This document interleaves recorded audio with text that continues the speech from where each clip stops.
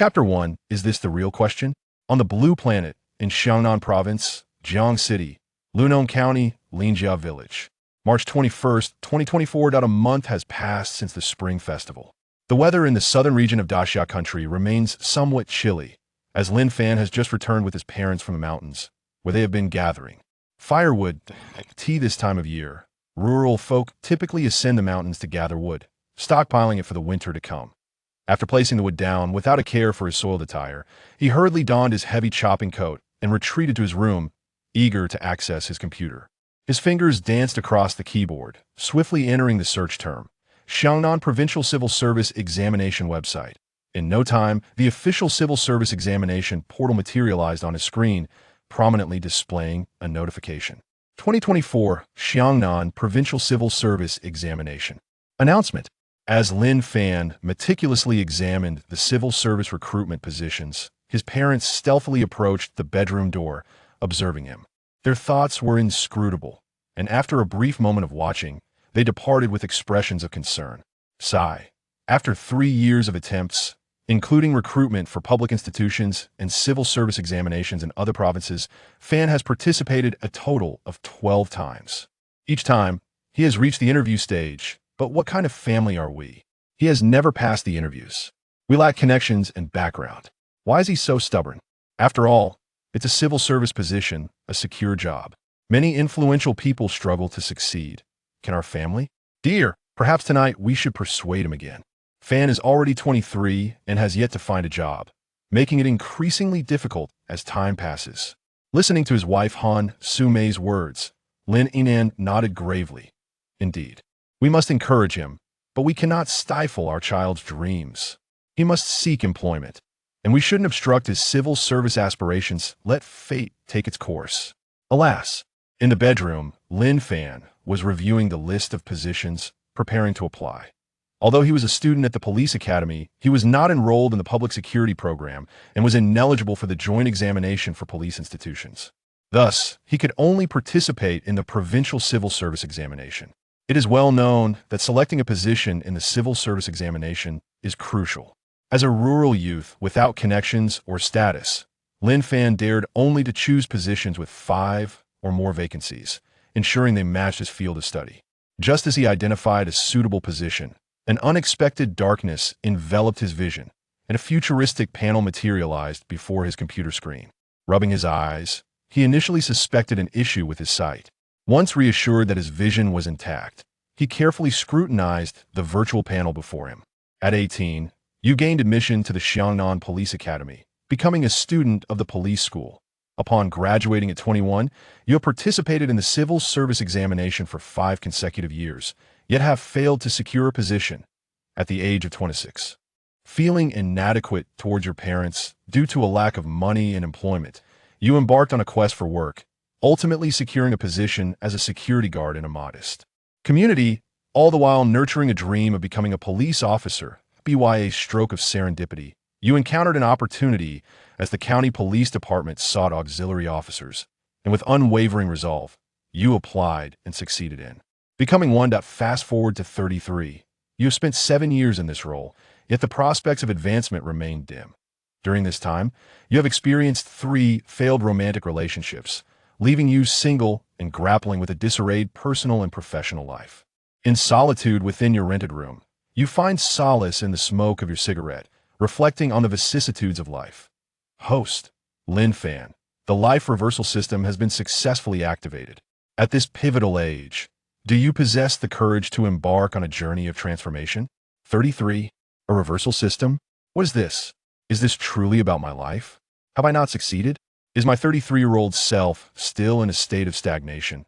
My parents toiled in the fields and worked tirelessly to fund my education at the police academy, only for me to end up as an auxiliary officer? As Lin Fan grappled with surprise and anxiety, the system prompted him once more. Host Lin Fan, do you have the courage to initiate a turnaround in your life? He gazed at the technologically advanced interface displaying the inquiry. Suddenly, a realization dawned upon him. Wait. This is a system. What a marvelous contraption. To hesitate for even a moment would be a disservice to the system. Dear system, aside from my financial constraints, I possess courage. I shall strive for a turnaround. Eagerly, Lin Fan spoke without reservation. Fortunately, his parents were not present otherwise. They might have assumed their son had gone mad with his civil service aspirations. Ding. Supreme Life Reversal System Binding complete. Host, Lin Fan. Age, 33. Occupation, Auxiliary Officer at Kwannon County Police Department. Salary, 3,200 yuan month. First task issued. You have not participated in the civil service examination for 7 years. Have you truly given up? Please summon your courage and reapply for the civil service examination. Task completed. Reward nearly a decade's worth of civil service examination questions and detailed answer analyses to aid your review. A.S. Lin Fan scrutinized the system interface. An unsettling feeling pervaded him. Something felt amiss, yet he could not pinpoint it. Additionally, he found the system somewhat absurd. Nearly a decade's worth of civil service exam questions are those not readily available. Furthermore, the task seemed overly simplistic. He was already prepared to register. Suddenly, Lin Fan froze, realizing the discrepancy. The system indicated his age as 33, yet he was merely 23. What on earth? This foolish system arrived prematurely. Then, another revelation struck him, filling him with exhilaration. Could it truly be as I suspect? To validate his hypothesis, he wasted no time logging onto the personnel examination website to register for the position he had selected. Kwannon County Police Department, Grassroots Police Officer 02, number of positions available, 8. After meticulously verifying his registration details, Lin Fan, without a moment's hesitation, clicked to confirm his application. Ding! Congratulations, host, for rekindling your courage and embarking on a journey of transformation. Civil Service Examination Registration task completed, rewarding nearly a decade's worth of civil service examination questions, now dispatched to the host's email. Please log in to view and study diligently. Upon learning that the reward had been sent, Lin Fan eagerly logged into his QQ email. Indeed, he discovered an unread message within. Clicking to explore, he noted the sizable attachment, a hefty 3 gigabytes. Without hesitation, he initiated the download, even opting for a premium membership, spending 18 yuan to expedite the process. 2 minutes later, the attachment was complete. Rather than opening it immediately, Lin Fan felt a surge of trepidation. Whispering to himself, 33 years old, 10 years of exam questions. Will there be questions from when I was 23? Oh heavens! My Lin family, 4 generations, has toiled as farmers, facing the earth and turning away from the sky. Let it be that my family's fortunes begin to turn with me. After concluding his fervent prayer, he finally opened the attachment. As his gaze settled, Lin Fan's eyes widened in astonishment. What did he behold? 2024 Xiangnan Province Civil Service Examination Questions. 2025 Xiangnan Province Civil Service Examination Questions. 2034 Xiangnan Province Civil Service Examination Questions. What on earth? Is this an open book exam now? Chapter 2. The Worries of Parents. In short order, to avert any subsequent complications, Lin Fan cleared his inbox, retaining only the 2024 examination questions while erasing all others. After all, should this information come to light, it would be catastrophic. He would likely find himself on the wrong end of a sewing machine. In the following days, aside from assisting his parents with farm work, Lin Fan devoted every other moment to studying the 2024 exam questions. During this time, the system remained unresponsive. Regardless, Lin Fan was unconcerned with these questions in hand. How could he possibly fail to succeed this year? The notion of failing would be tantamount to rendering himself utterly worthless. One day, as he stood at the doorway preparing pig feed, a few local women from the village information center happened to pass by. Seeing the young college student, Lin Fan, they cheerfully remarked, "Oh, a college student.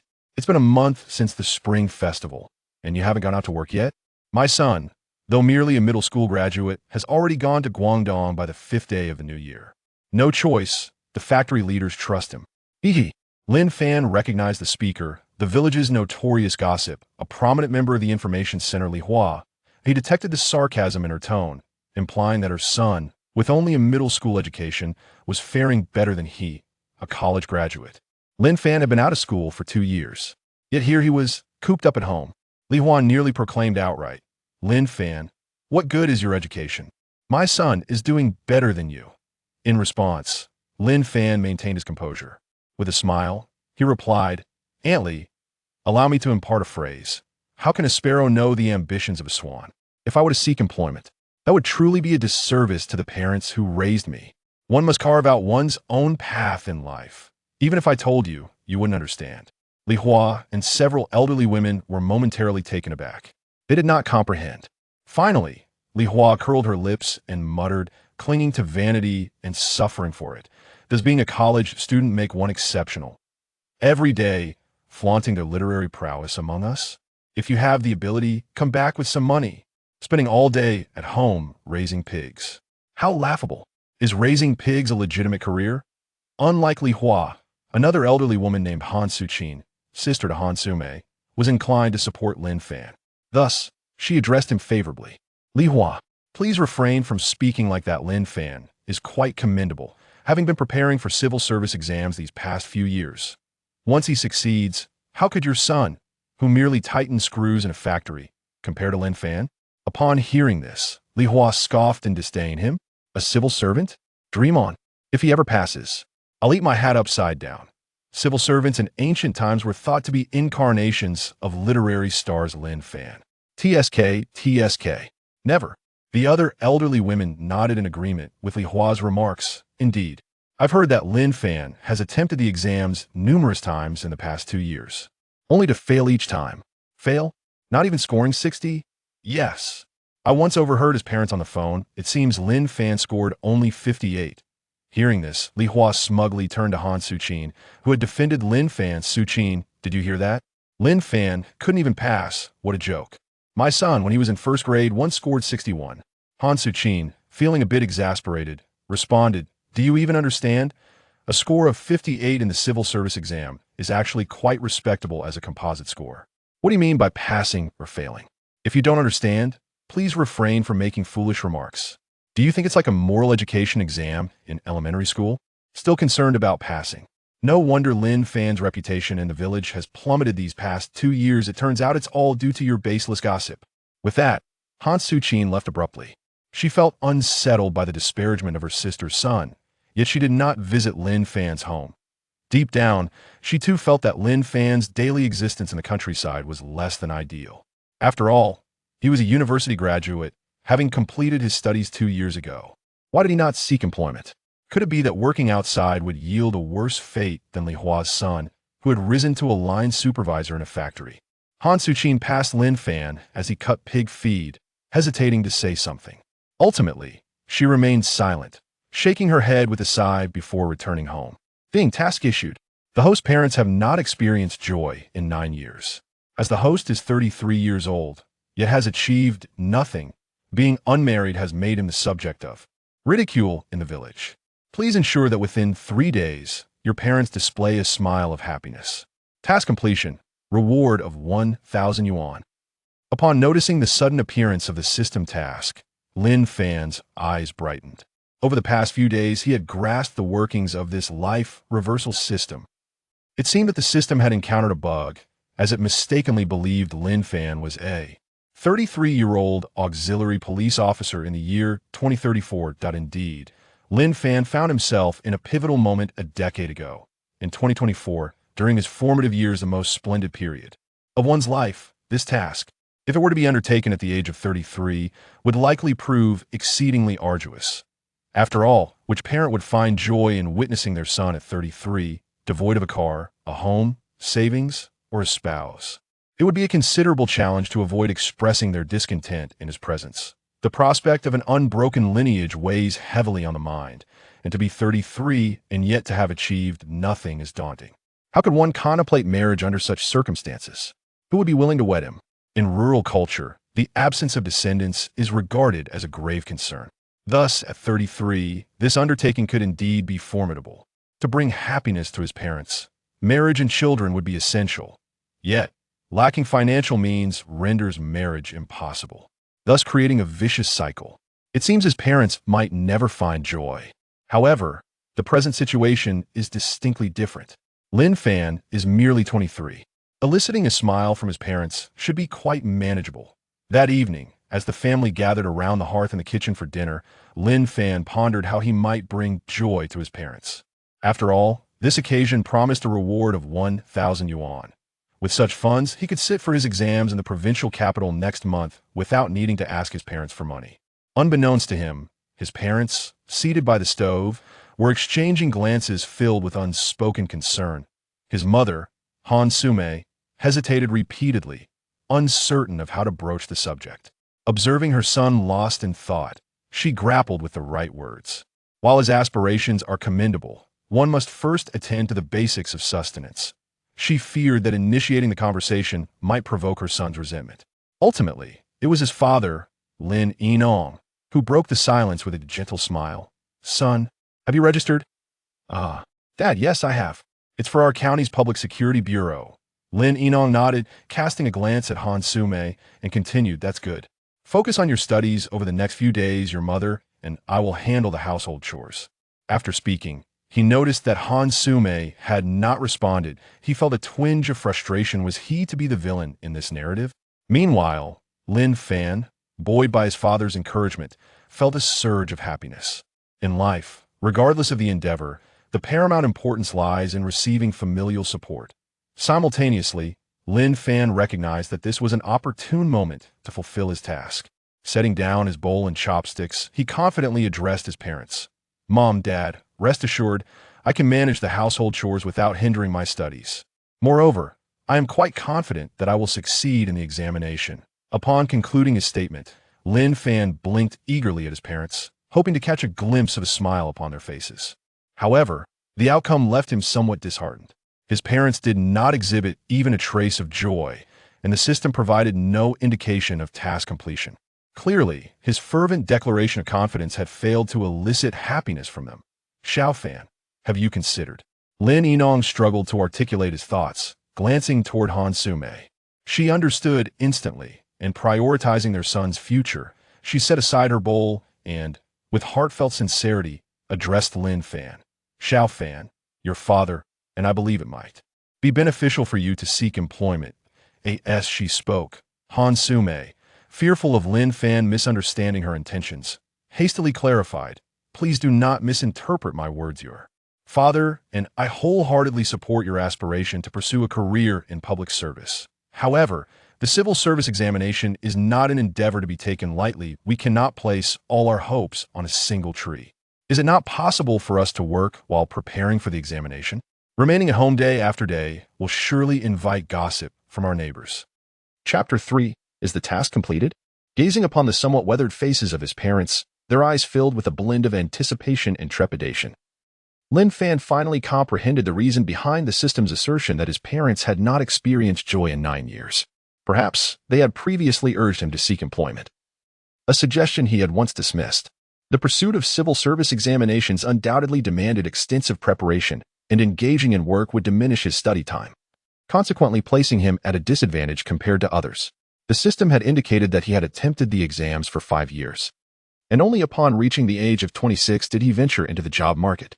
It dawned on him that in rejecting his parents' counsel, he had likely caused them considerable sorrow. As he once again met the gaze of his parents, filled with hope, a sudden pang of guilt pierced through him. Which parent does not wish for their child to achieve greatness? They undoubtedly had his best interests at heart, having already caused them pain once. He resolved to accept their guidance this time. After all, he believed he could succeed without extensive revision. With these thoughts swirling in his mind, Lin Fan smiled and spoke. "Mom, Dad, I understand that you are looking out for me. I realize that staying at home all day is not a viable option. So, once I bring back the timber, I will head to the city to seek employment. In the future, I will earn money and take good care of you." Upon hearing Lin Fan's words, Han Sume finally felt the weight lift from her heart. A smile of relief graced her features. "Excellent, excellent. Finding a job is a good idea. My son is a university graduate from a police academy. How can his prospects be worse than Lin Dong's?" Lin Dong, mentioned by Han Sume, was the son of Li Hua, and both young men were of the same age, 23. During the recent Spring Festival, Lin Dong returned home not only driving a small car but also accompanied by a fashionably dressed girlfriend, much to Li Hua's delight. This had certainly elevated Li Hua's stature in the eyes of others. Once, Lin Fan had been the village's legendary figure, a role model for all the children of his age. At that time, Both Hansume and Lin Fan had basked in reflected glory. However, the realms of academia and the workforce are vastly different. Presently, Lin Dong was faring far better than Lin Fan, possessing a car, a girlfriend, and savings. While Lin Fan toiled daily chopping wood and feeding pigs. Aside from his university degree, he had little else to show for himself. All right, let us strive together and aim to bring back all the firewood in the next 2 days.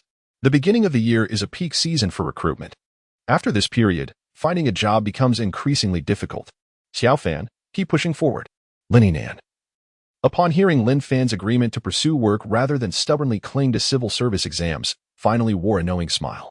At that moment, a virtual panel appeared before Lin Fan. Ding.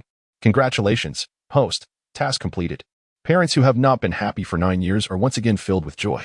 Reward of 1,000 yuan has been credited. Please check your account. Lin Fan was momentarily taken aback. Was it truly this simple? While elated, he also recognized a troubling thought. It seemed the system had encountered a glitch. The tasks it sets forth are indeed quite challenging. However, due to a decade's worth of advanced preparation, they have become remarkably manageable. In the future, when the system issues new tasks, it must not be executed with such swiftness. In the unfortunate event that the system discovers this, it may revert back, returning only at the age of 33. What then? Time passes swiftly. In the blink of an eye, 2 days have elapsed. The firewood for the upcoming winter has been gathered. Today marks the moment when Lin Fan is set to journey to Jiang City in search of employment. He has meticulously planned. With a month remaining until the civil service examination. Following the written test, there will be interviews, political reviews, medical examinations, and onboarding. If all proceeds smoothly, by mid-June, he will officially become a civil servant, a police officer. Thus, he has 3 months at his disposal. He is resolved to follow the path outlined by the system, working as a security guard in Jiang City for 3 months. After all, as a police academy student, transitioning to a security role is instantaneous. This way, he can avoid 40 years of misdirection. As Lin Fan shouldered his backpack and bid farewell to his parents, the matrons from the intelligence center once again passed by his doorstep. Oh, a university student. Has he come to his senses? Is he forsaking a bureaucratic position to work instead? All those years of study, for naught? How unfortunate. Witnessing Li Hua's smug demeanor, Han Sumei's expression turned sour. Your son is merely a lowly squad leader, yet you parade about so boastfully. Now my son is entering the workforce as well. He will undoubtedly outperform yours in no time. Lin Nan's countenance also reflected displeasure, yet he maintained his courtesy, replying, Li, Xiao Fan is going to work in the city. Lin Nan deliberately emphasized the words work. The son he had painstakingly nurtured, if he were to achieve less than Lin Dong, where would he find solace? Your son is working. Mine is embarking on a career. He will be a white-collar worker, seated in an office. Li Hua failed to grasp Lin Nan's underlying implication. With a smile, she adopted an instructive tone. Well, Xiao Fan, it's good to have clarity. Civil service isn't a realm for us farmers' offspring. One must first recognize their station. If employment proves elusive, inform your Aunt Li, and I can easily secure a position for you with my current standing. As Lin Fan absorbed Li Hua's words and observed her conceited expression, annoyance surged within him. Aunt Li, I reiterate, how can a sparrow comprehend the aspirations of a swan? Why has our Lin family village remained impoverished for so long? It is precisely because of individuals with your mindset. What do you mean by asserting that civil service is beyond the reach of farmers' children? The civil service examination in the Great Xia Kingdom is open, fair, and transparent. I am merely slightly less capable than others, but I am certain I will succeed. I hope you maintain your sense of superiority when that time comes. Lin Fan's words bore no fault. He spoke not only to Li Hua, but also to his parents. The civil service examination does not require connections or favoritism. As long as one's merits are sufficient, employment is attainable. Certainly, in order to ascend and develop within the system, one must rely on connections and background. However, that is a matter for the future, not something achievable by a single generation. Lin Fan's aspirations are quite straightforward. For his generation, the priority is simply to enter the gates of the system. The question of promotion can be addressed in the next generation. Li Hua, once again confronted by Lin Fan, refrained from losing her temper, as they are all from the same village. At most, she exchanged a few sarcastic remarks. Departing with a group of older women, she muttered under her breath, "Humph. After all, they are merely young people. Do they really think they can become civil servants? They are too naive, having never endured the trials of society. And do they genuinely believe they can pass the exams? Their failures are not yet sufficient. They have yet to learn their lesson. Aunt Lee, perhaps you should temper your words, considering Lin Fan is the only university student from our village. What if he truly succeeds in the exams? In the future, if anything arises in our Lin family village, wouldn't it be advantageous to have someone within the cadre who can speak on our behalf? Li Hua was taken aback, glancing at the woman who spoke, feeling somewhat displeased. Am I wrong? I am merely speaking out of concern. Is it really that easy to become a civil servant? Don't you all follow the news? There are thousands competing for a single position. What capabilities does Lin Fan possess? A police academy? Isn't that merely a vocational degree? My son had to drop out due to our financial struggles. Otherwise, with his intelligence, he would certainly have achieved a bachelor's degree. This child, Lin Fan, is simply too ambitious, thinking he is the best. Just wait and see. One day, he and his family will surely regret it. Listening to Li Hua's words, the group of women nodded in agreement, as if she spoke the truth. Becoming a civil servant is indeed not an easy feat once one becomes enchanted by the notion. Unwilling to humble themselves to work diligently, forever believing themselves to be superior due to their education, they ultimately harm only themselves. And indeed, this is the case. Were it not for the system arriving a decade early, Lin Fan could have become the very individual Li Hua described, stuck in limbo, toiling all his life, and achieving nothing in the end. However, this time, Lin Fan is determined to seize his opportunity for a remarkable transformation. At long last, he boarded a private car heading to the county town, filled with the hopes and expectations of Lin Yinong and Han Sumei as he embarked on his journey. Chapter 4. The pretentious classmates on shore. Meanwhile, at the village's information center, under the influence of Li Hua, the local aunties shifted their focus of discussion to Lin Fan's family. What is the use of going to university? In the end, one still has to work. This perspective seemed to suggest that higher education was futile. Ah, Li Auntie, your family is truly accomplished, they exclaimed. Sigh, my own good-for-nothing still needs to strive harder. While she lamented her son's shortcomings, Li Hua's face blossomed with a radiant smile. Soon, the conversation turned to Lin Fan's pursuit of a civil service position. After Li Hua's elaborate commentary, the consensus was clear. Lin Fan would not succeed and was merely squandering his time. As Han Sumei and Lin Yinan passed by and overheard the gossip, they chose to remain silent and quickened their pace to depart. Did you see that? Even they know Lin Fan won T-Pass. Becoming a civil servant is no simple feat without money or connections. How could one possibly succeed?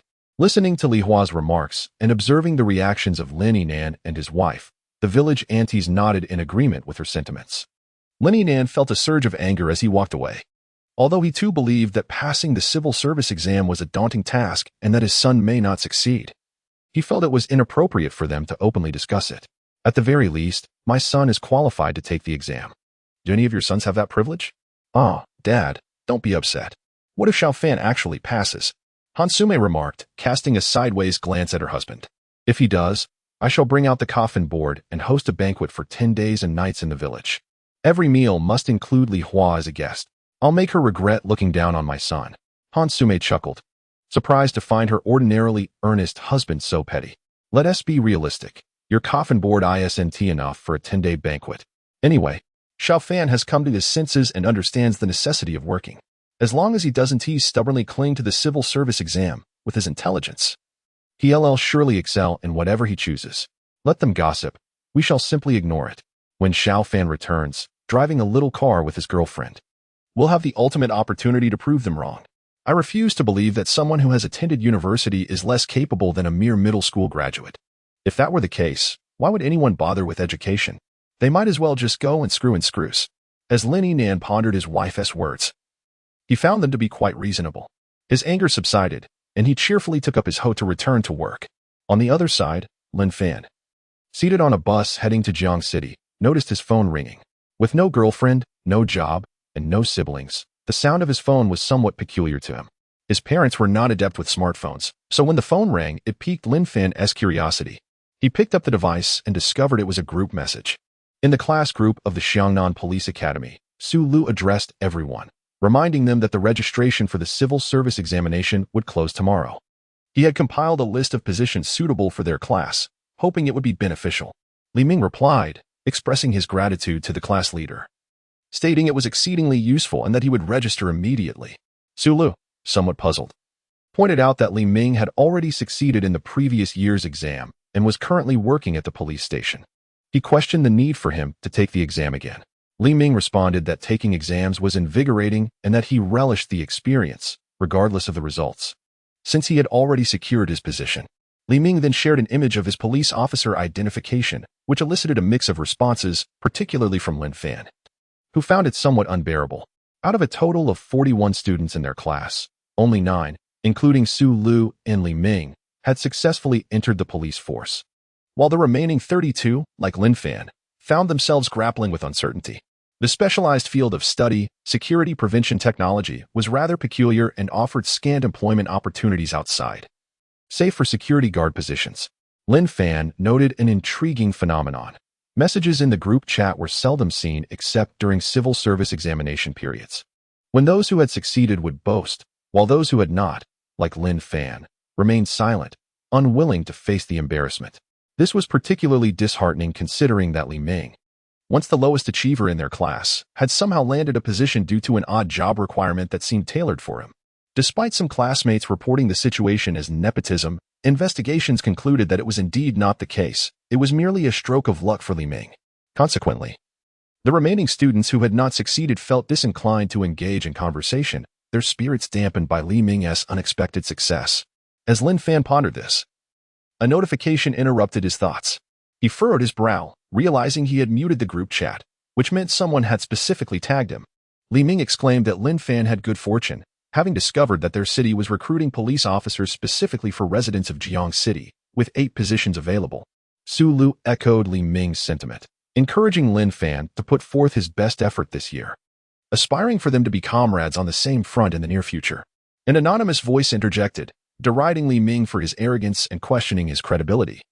Given that he had never even made it to an interview, Li Ming retorted defiantly, challenging the anonymous individual to confront him directly, asserting that if he lost, it would be considered normal law enforcement, but if he won, it would be deemed an assault on a police officer. Li Ming, anonymous, come out. This is infuriating. Luck is also a part of strength, you know. Lin Fan observed the commotion in the chat group without any emotional disturbance.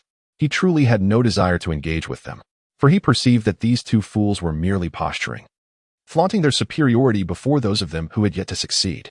He feigned ignorance, too apathetic to respond. Naturally, there would be those with a short temper who would interject a few remarks. After all, it is only natural for a sensible person to be intolerant of fools' pretentiousness. Ding. Task issued. Dear classmate, at the age of 33, you have been a deputy police officer for so long that you have lost contact with your university classmates. You feel a sense of shame. Out of 40 classmates from university, all have become official police officers except for you. To reverse the course of your life requires courage. So, dear host, do you possess the fortitude to announce in the class group that you are embarking on a new journey? Reapplying to become a civil servant at the age of 33? Task completion. Reward of 2,000 yuan. Lin Fan gazed at the suddenly appeared system panel and smiled wryly. If it were indeed the case that at the age of 33, all his classmates had succeeded while he remained adrift, he truly wondered whether he would have the courage to surface in the group and declare that he had registered for the civil service examination. But now, is it not simply a matter of taking action?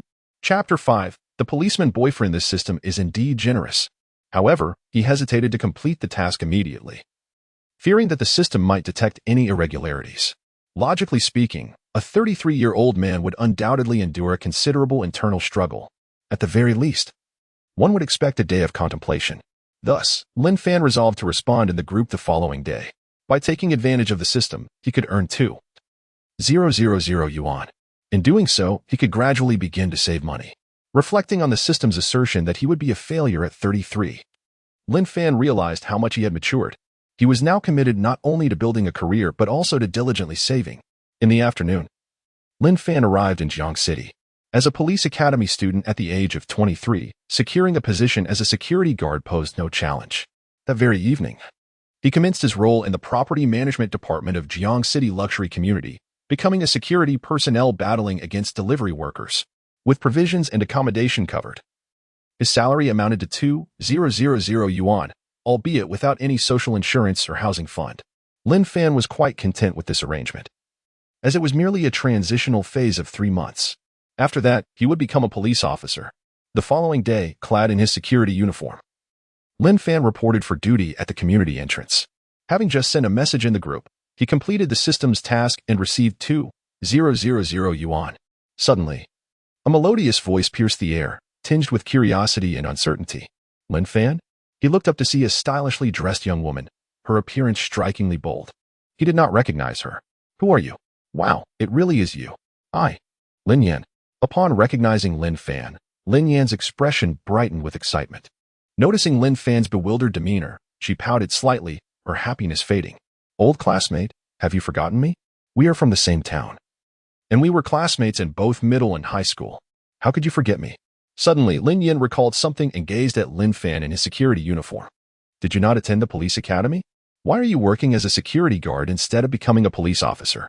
As Lin Yan exuberantly engaged, Lin Fan finally remembered who she was. Indeed, she was a classmate. Lin Fan had always been rather introverted.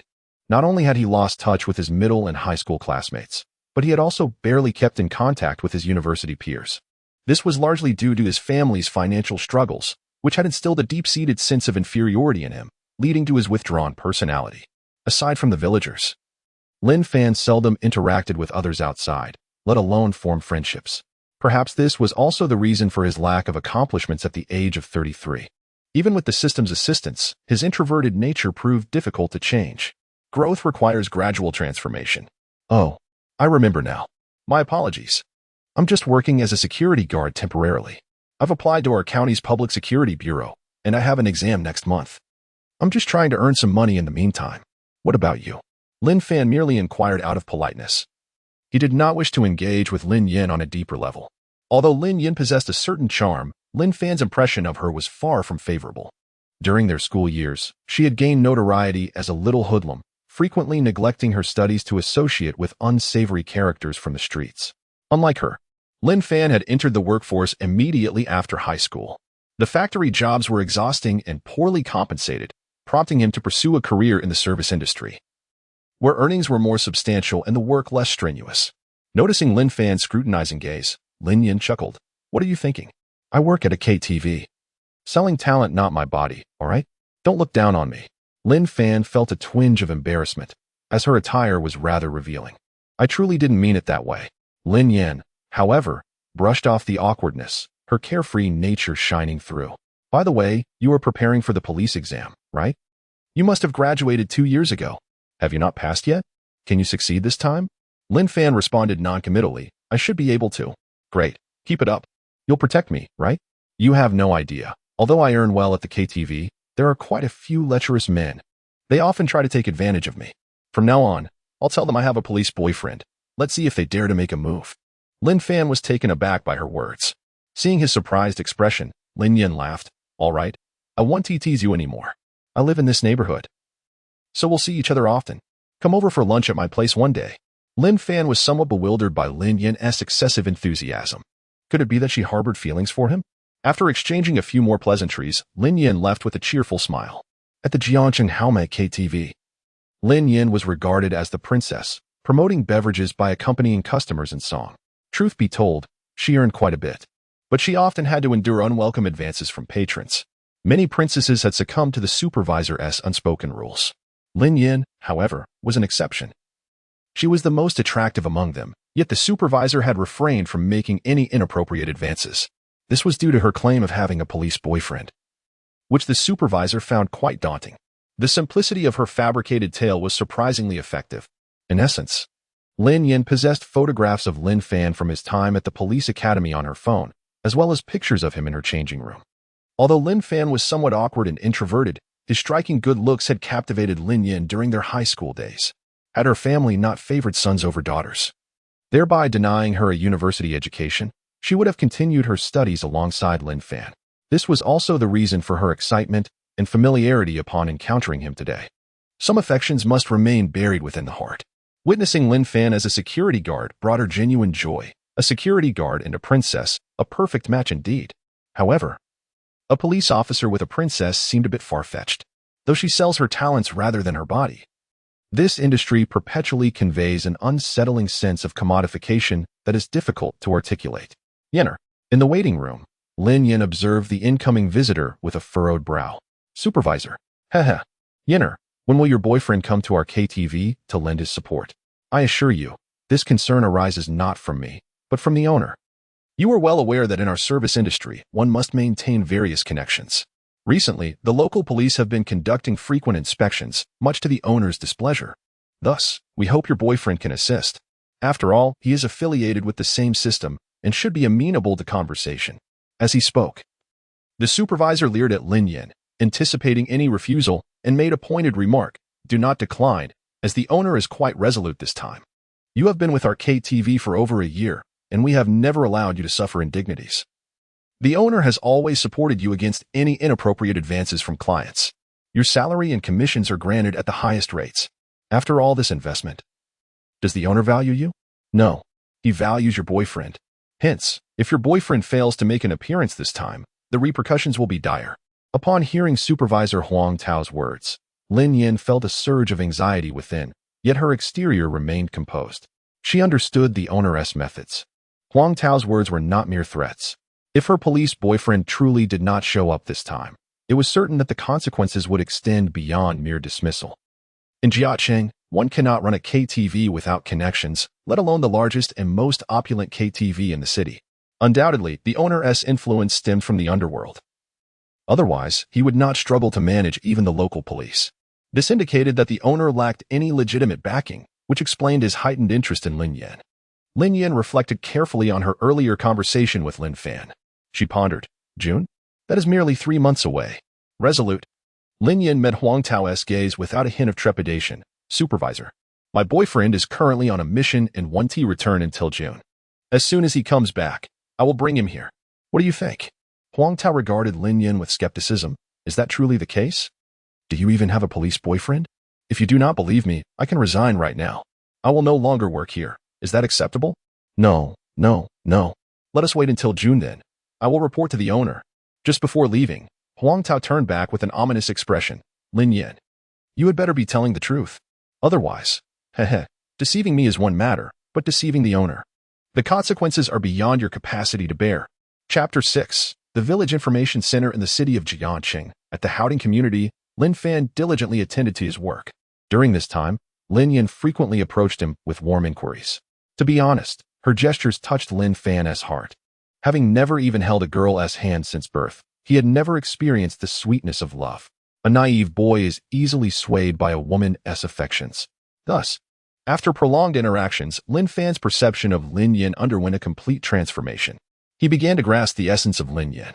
On the surface, she appeared carefree and extroverted, often using coarse language. These were merely her methods of self-protection. Deep down, she yearned for love, for someone to cherish her, and for a shoulder to lean on. If it were not out of sheer necessity, who would willingly go to a karaoke venue to sing? If she were not afraid of being bullied at school, how could she have mingled with the delinquents of society during her studies? After all, considering her family's circumstances at that time, if she did not take measures to protect herself, she could easily become a target of bullying. All of this was simply an unprotected girl striving to shield herself, stemming from having a gambling father, ailing mother, and a fractured home. On this particular day, Lin Fan had just finished lunch at Lin Yan's home. The two were strolling within the community, exuding a semblance of a couple. Suddenly, Lin Fan's phone rang, displaying the contact name Dad. He hastily swiped to answer. "Xiao Fan, what are you doing in Jiacheng?" "Dad? What do you mean? I ask you, what job are you doing?" The furious voice of his father, Lin Nan, echoed through the phone. Lin Fan did not need to ponder. It was evident that his father had discovered his job as a security guard. However, this information should not have reached anyone in the village. They were so far apart. Unless... He quickly covered the microphone, gazing at Lin Yan with confusion. Lin Yan comprehended Lin Fan's expression and shook her head. "I haven't said anything. Besides, I don't even know who Uncle and Annie are." Lin Fan considered her words and realized that they merely belonged to the same town. With so many villages, how could this news have reached his parents? It was likely that someone from the village had seen him. As Lin Fan surmised, Lin Nan soon provided the answer. It turned out that a woman from Linjia village had come to Jiangcheng for some errands and happened to pass by the Hauding community, where she fortuitously spotted Lin Fan in his security uniform. What a significant news event for Linjia village. The woman immediately took a photo and joyfully returned to the village to share the juicy tidbit with the other women at the information center. "Did you know?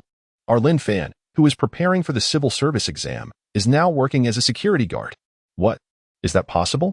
Why would a university graduate do such work? Didn't his parents say he was working in an office in Jiaqing? Why would I lie to you? Come take a look. See for yourselves. There is evidence. Oh dear. What good is education? I could do that security job too. Oh dear. Oh dear. Lin Fan is truly remarkable. Are Lin Yinong and his wife aware of this matter? Should we inform them? Or perhaps it is best to keep it to ourselves, after all.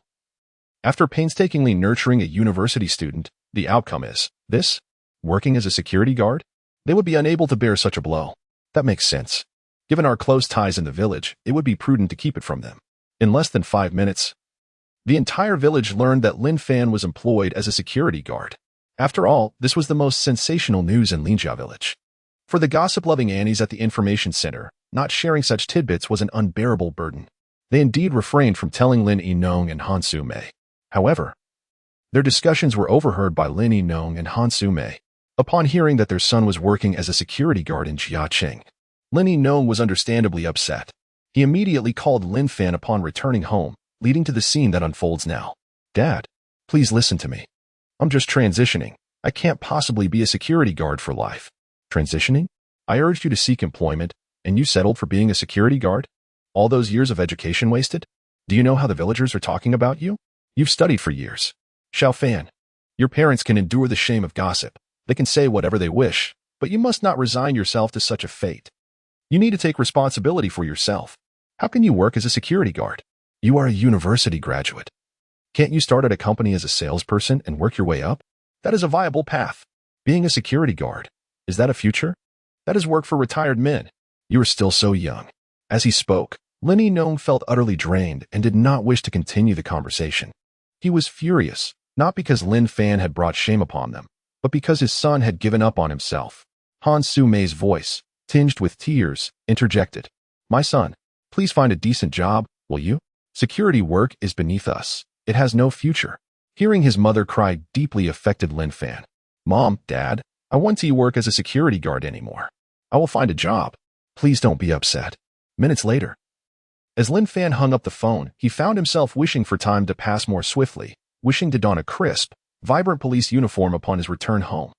To show the villagers that he, Lin Fan, was not the good-for-nothing they perceived him to be. After this incident, Lin Fan truly resigned from his security job, with the system's reward of 3,000 yuan in hand. If he managed his expenses wisely, he would be able to sustain himself until he commenced his new position in June. Furthermore, perhaps during these 3 months, the system would issue additional tasks, leading to further financial gains. Time passed day by day, swiftly ushering in the month of April. It was April 24th, 2024. The day before the civil service examination in Xiangnan province.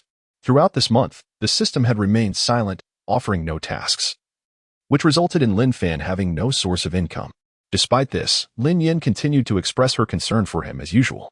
Upon learning that Lin Fan would be taking the exam in the provincial capital the following day, she arrived at his rented room early in the morning. Lin Fan, take this money. You're going to the provincial capital for the exam. With so many people, the hotel will surely be expensive. The exam is crucial. Don't hesitate to spend money. Rest well to perform well. Seeing the stack of red bills in Lin Yan's hands, Lin Fan estimated it to be around 2,000 yuan. He felt a deep sense of gratitude. Aside from his parents, Lin Yan had been the one person who had treated him with such kindness over the years. Acknowledging the hardships she had endured, he waved his hand in refusal, saying, No need. I have money. Stop with the nonsense. Just take it. Lin Yan insisted, boldly shoving the money into Lin Fan's embrace. She was well aware of his financial struggles and feared that he might resort to sleeping in an internet CAF to save money, which would adversely affect his performance on such an important occasion, one that could shape his entire future.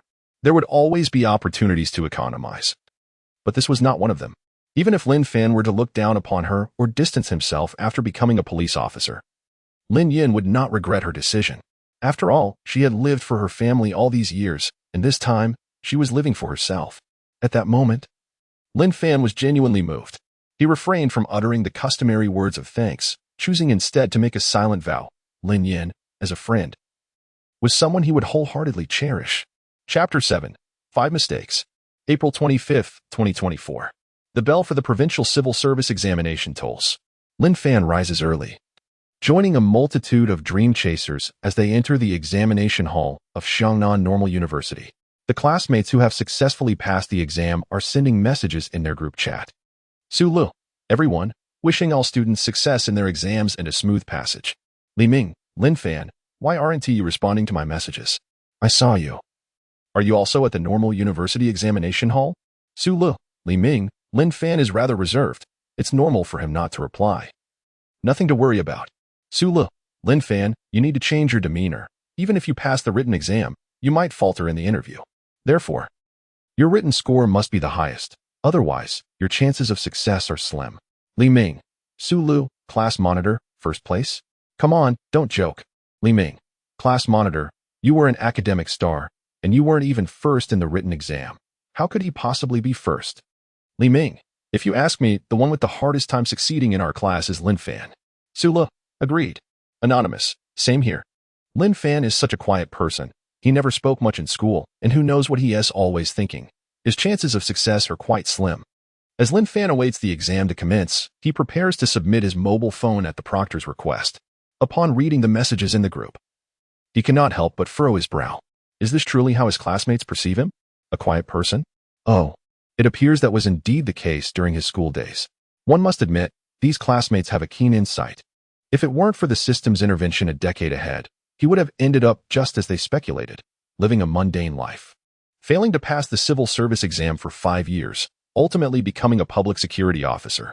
He refrains from speaking in the group, opting instead for a silent show of prowess, intending to astonish his classmates. This time, achieving first place in the written exam? That is merely a matter of skill. To put it bluntly, the first exam, administrative professional ability test. I don't even need to glance at the questions. I already know the answer. The first question must be B. Just as Lin Fan prepares to submit his phone, the familiar interface reappears before him, igniting a spark of joy within. Ding. Mission issued. The exam commences. The host, at the age of 33, steps into the examination hall, facing a cohort of individuals in their 20s. Is there pressure? Does the host possess the courage to stand up in front of those 10 years his junior, proclaiming his age and the position for which he is applying? An extraordinary life requires courage. Please, host, stand tall. Mission completion reward, 2,500 yuan. Holy cow, this system certainly knows how to play. The moment Lin Fan glimpses this task, he realizes the system is truly clever. Fortunately, he is merely 23. If he were indeed 33, facing a group of candidates aged 21, 22, and 23, standing up to introduce himself would indeed demand considerable courage. After all, at 33, taking the civil service exam might invite discrimination and ridicule. But now, it is different. He is only 23. What is there to fear? That amounts to 2,500 yuan. Why not take it? Yet, Lin Fan suddenly realized a dilemma. The system required him to disclose his age. Should he state 23 or 33? After a brief contemplation, Lin Fan opted for the more conservative choice. He abruptly rose to his feet and surveyed the room filled with candidates. Some were younger than him, while others were older. Hello, everyone. I am Lin Fan, hailing from Quanlong County. This year, I am applying for a position at the Quanlong County Public Security Bureau. I am 33 years old. Thank you all. A collective look of bewilderment washed over the faces of the other candidates. Is this person out of his mind? 33?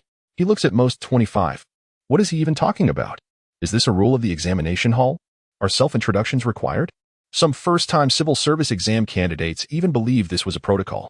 Disregarding the murmurs around him, Lin Fan submitted his mobile phone and other electronic devices, then quietly took his seat, awaiting the commencement of the exam. Let them gossip. After all, he would soon have 2,500 yuan in his account. Earning this money felt remarkably effortless.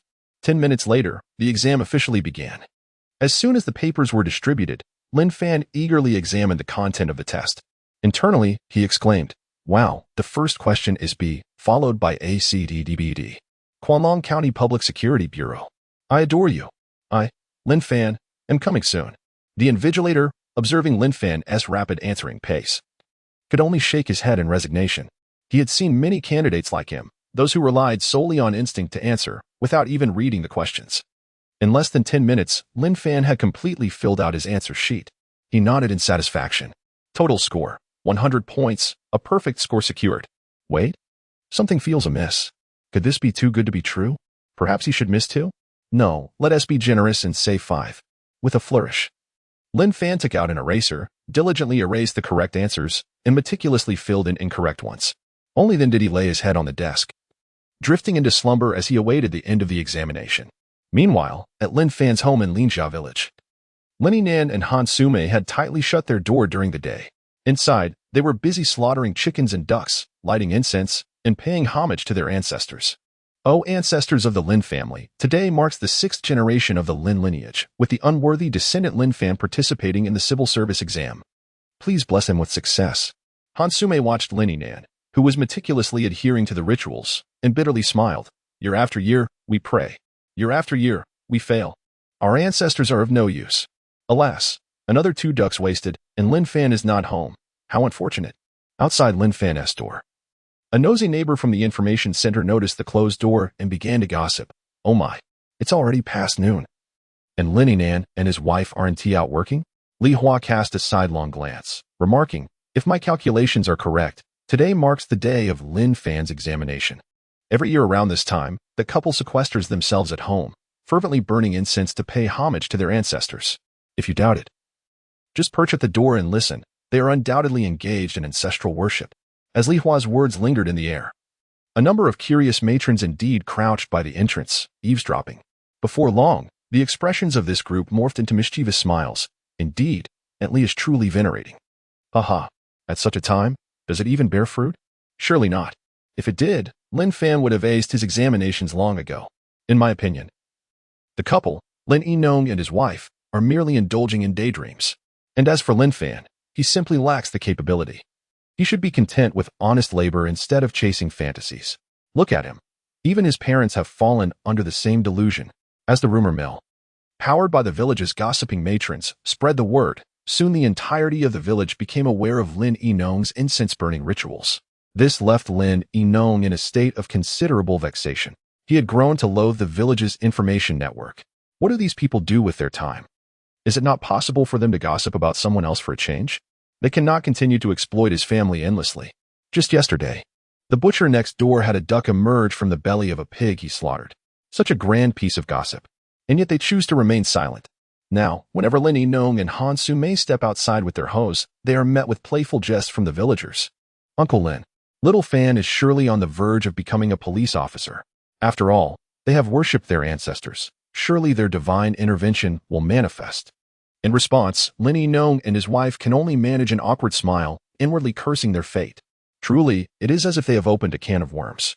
Chapter 8. If you can't tolerate it, confront it. The first administrative professional competency examination has concluded. Lin Fan leisurely followed the throng as they exited the normal university examination hall.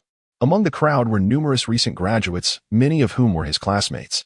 They engaged in animated conversations. Their expressions varied. Some wore faces of excitement, clearly believing they had performed exceptionally well, while others appeared troubled, likely fearing they had faltered. To this, Lin Fan could only reflect, one must never be blindly confident in examinations. In his own past, he had once believed he had done splendidly, only to find himself at the bottom of the rankings, barely qualifying for the interview stage with a 1:3 ratio. Thus, when one thinks they have excelled, the results may be shocking. Conversely, if one believes they have performed poorly, the outcome might still astonish them, perhaps even with a top score. Why did Lin Fan hold such beliefs? It was simply because of the exuberant classmate, who insisted to his companions that the answer to the first question was A, while the despondent classmate had opted for B. After an extensive explanation from the excited student, the worried classmate was swayed, convinced he had erred. Lin Fan merely smiled at this exchange. Being 2 years older than these fresh graduates, he deemed it prudent to remain low-key. Upon exiting the campus, he made his way to a restaurant and ordered a rice bowl, preparing to eat. Just then, his phone rang. He initially assumed it was a classmate wishing to flaunt their superiority. Instinctively reluctant to answer, he glanced at the screen and saw it was Lin Yin. A warmth spread through him. Though they had only known each other for a brief month, Lin Yin had already carved a small yet significant space in his heart. Lin Fan, you've finished the exam, right? I specifically checked the process for your civil service exam. You have the essay exam at 1400 hours, which means you have 3 hours left. First, have your meal, then take a short rest at the hotel. Recharge yourself, so you can perform well this afternoon. Listening to Lin Yin's incessant chatter, Lin Fan smiled slightly and replied, I understand. All right then, I won't disturb you further. Just remember to eat and rest. After hanging up, Lin Fan continued his meal, lost in thought. The system had mentioned that he would experience 3 unfulfilled romances before the age of 33. Was Lin Yin one of them? If he were to become an auxiliary police officer, would Lin Yin still consider marrying him? Perhaps it was best to tread carefully. Gratitude is one thing, but emotions are another. No room for jest in matters of the heart. After finishing his meal, Lin Fan returned to the hotel. Most candidates for other positions had already checked out, yet he could not do so, as he had another examination for police specialty subjects the following day. He opted not to take a nap, as it was the easiest way to be deceived. The sky could appear brilliantly bright while he slept, only for him to awaken to darkness. What a predicament that would be. Reclining on the grand bed of the hotel, Lin Fan envisioned his future days as a police officer. In light of the current system's glitches, could it potentially aid one's ascent in their career? After all, the system has advanced a decade ahead. The tasks it assigns seem to be reflective of events projected 10 years into the future. What if the system were to issue tasks aimed at apprehending criminals? Wouldn't that equate to foreseeing the future? The more I ponder this, the more plausible it appears. With each thought, my excitement intensifies. Lin Fan found himself increasingly reluctant to sleep, invigorated as if he had been injected with adrenaline. Should everything proceed smoothly? Perhaps the Lin family could transform its fortunes within his generation. Lying in bed, he stared blankly at the ceiling, murmuring to himself, perhaps I could become Director Chi. Ding, ding, ding, as Lin Fan was lost in his daydreams of a splendid future. His phone buzzed with a series of WeChat notifications. He picked it up only to find yet another group message. Sula, everyone. Huagong Education has released the answers to the Administrative Professional Ability Test. Classmates can estimate their scores. Li Ming, thank you, class leader. Lin Fan glanced at the messages, feeling an overwhelming urge to reply. Su Lu and Li Ming were merely indulging in idle chatter. Were they not busy? Every day. They flaunted their superiority in the chat. How absurd. What is so remarkable about getting ahead? If they had the capability, they should strive for the position of director. Let them not forget, once I attain that rank, there will be no classmates left to boast to. They all looked down upon me, claiming I was the most challenged in securing a position. In our class, there were 9 individuals who had entered law enforcement, and the others remained silent, clearly engrossed in their careers. Su Lu and Li Ming, on the other hand, were evidently stagnating in their roles, resorting to seeking validation among their peers. Just as he was contemplating this, Su Lu called him out again. Su Lu, Lin Fan, hurry up and check the answers. If you don't come in first, you have no hope. This time, Lin Fan could no longer remain passive. He felt compelled to respond. Lin Fan, Su Lu, what do you mean? Getting ahead is so impressive. Lin Fan, Su Lu, you've been assigned to the Household Registration Division, Haven TU. Destined for a life without advancement, merely seeking validation among classmates. Lin Fan, Su Lu, my success or failure has nothing to do with you. Lin Fan, Su Lu, I have little respect for people like you, who, with nothing better to do, masquerade as helpful while merely seeking attention. Do you see anyone engaging with you? Su Lu, Lin Fan, haha. The useless one is getting anxious. You'll never succeed, you poor fool. Su Lu, Lin Fan, you stutter during speeches at school, and you think you can become a civil servant? Dream on. Su Lu, Lin Fan, yes. I am currently in the Household Registration Division, but my family is making connections, and soon I will be transferred to the Criminal Investigation Team of the Jiang City Public Security Bureau. Just wait. Su Lu, Lin Fan, Jiang City is your hometown. Don't cross me, or you'll be in for a rough time. No favors among classmates, you fool. As the group chat erupted into chaos, many of the classmates who had yet to secure positions began to chime in. They were all speaking on Lin Fan's behalf. It was truly, Su Lu was rather skilled at pretending. They could hardly endure it any longer. Lin Fan chose not to respond to Su Lu. If what Su Lu said were to come true, he would indeed be transferred to the Criminal Investigation Team of the Jiang City Public Security Bureau, which would likely make him Lin Fan's superior, a situation he could not tolerate. It would be wiser to focus on personal development for the time being. After all, in this society, connections hold significant weight. Su Li's family undoubtedly had some influence, while Lin Fan's background was utterly unremarkable. Lin Fan had matured considerably. He now understood the weight of being 33 and achieving nothing.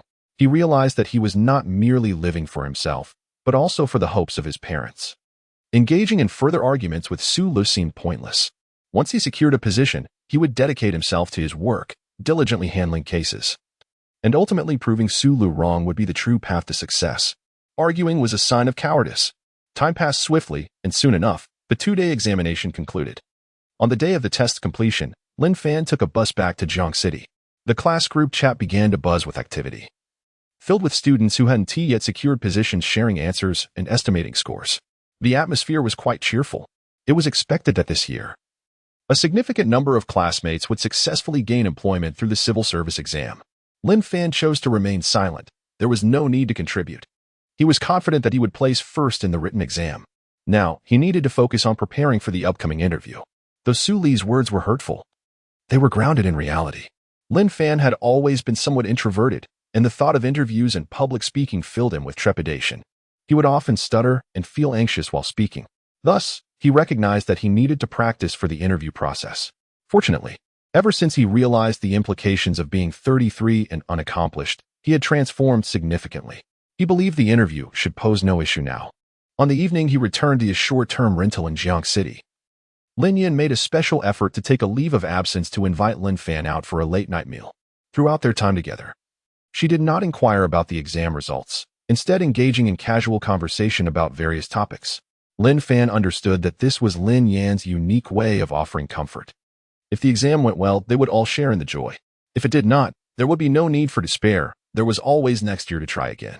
Chapter 9. The results are out. Time flies swiftly, and in the blink of an eye, it is now May 13th. This date may not hold any significance for the common folk of the Great Xia Kingdom, but for Lin Fan, who is participating in the civil service examination, it is a day of utmost importance. Today marks the release of the written test results alongside the announcement of the interview list.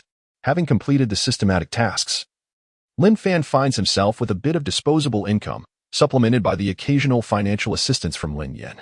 At this moment, he no longer needs to seek employment. His savings have surpassed 6,000 yuan. At 10 a.m., Lin Fan is awakened by the incessant chimes of his mobile phone. Upon glancing at it, he finds, unsurprisingly, messages from his classmates' group chat. Su Li, everyone, the results are out.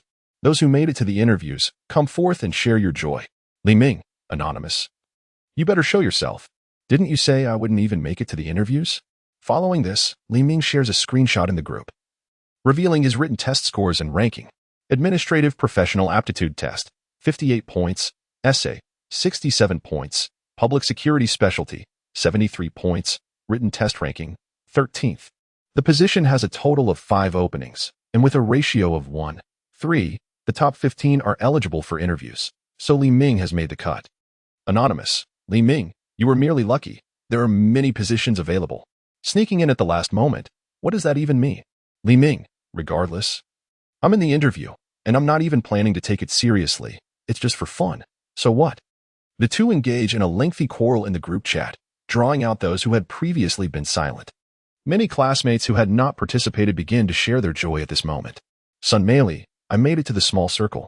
I really made it to the small circle. Sun Meili, Su Lu, class monitor, there are 4 openings for my position. And I ranked 3rd in the written test. Do I have a chance? Should I enroll in a training class for the interview? Seeking your guidance. It is evident that Sun Meili is genuinely thrilled. Unlike Lin Fan, who seldom speaks up, she has taken the initiative to tag Su Lu, indicating her earnest desire for advice on whether to enroll in an interview preparation class. After all, her chances of success have significantly increased. As long as she performs adequately in the interview, the likelihood of being surpassed by lower-ranked candidates is quite slim. Soon, several others emerge, similarly announcing their success and making it to the small circle. The term small circle refers to the candidates whose written test scores fall within the top ranks for a given number of positions available. For instance, if 6 positions are open and the top 18 candidates are considered for interviews, the top 6 would be in the small circle. In response, Su Lu and Li Ming provide answers to their classmates, which essentially amounts to showing off. They uniformly recommend that their peers enroll in training classes to prepare thoroughly for structured interviews. After all, having made it to the small circle, this opportunity must be seized. Lin Fan observes the lively group messages, feeling joy for those classmates who are on the verge of securing their positions this year. However, he remains silent in the chat, as he lacks a computer in his short-term rental accommodation. He needs to check the scores and the score differences for the interview list, which is not clear on his phone. He must find a computer to download the list for his position. After a brief morning routine, Lin Fan stepped out of his rental apartment and made his way to a nearby internet CAF. He quickly accessed the Hunan Provincial Personnel Examination website, feeling assured of his performance yet nonetheless anxious as he gazed at the familiar interface. With a murmured incantation, he entered his name and identification number before clicking to confirm the query. Perhaps due to the high volume of candidates checking their results today, the system loaded slowly, causing a flicker of nervousness to creep into Lin Fan's mind. At last, after 3 long minutes, the familiar results page appeared before him. Candidate, Lin Fan. Position applied, Basic Police Officer, Kwanlong County Public Security Bureau 02. Administrative Professional Ability Test, 94 points. Essay, 90 points. Police Professional Subject, 97 points. Written Examination Ranking. First. Breathlessly, Lin Fan's fingers trembled slightly at the sight of his first-place ranking. He exhaled deeply, his face radiating with excitement and joy. He then proceeded to download the shortlist for the interview for his position. First place, Lin Fan, total score, 281. Second place, Li Hao, total score, 197. 24th place, Zhou Kai, total score, 146. Upon viewing the shortlist, Lin Fan could not help but smile. The score difference was substantial. Even though the written exam accounted for only 60 and the interview for 40, he felt an overwhelming confidence that he would succeed. As long as he spoke during the interview, he would secure at least 60 points. With a score of 60, even if others scored 90 or even perfect marks, it would not jeopardize his standing. At that moment, Lin Fan was elated beyond measure.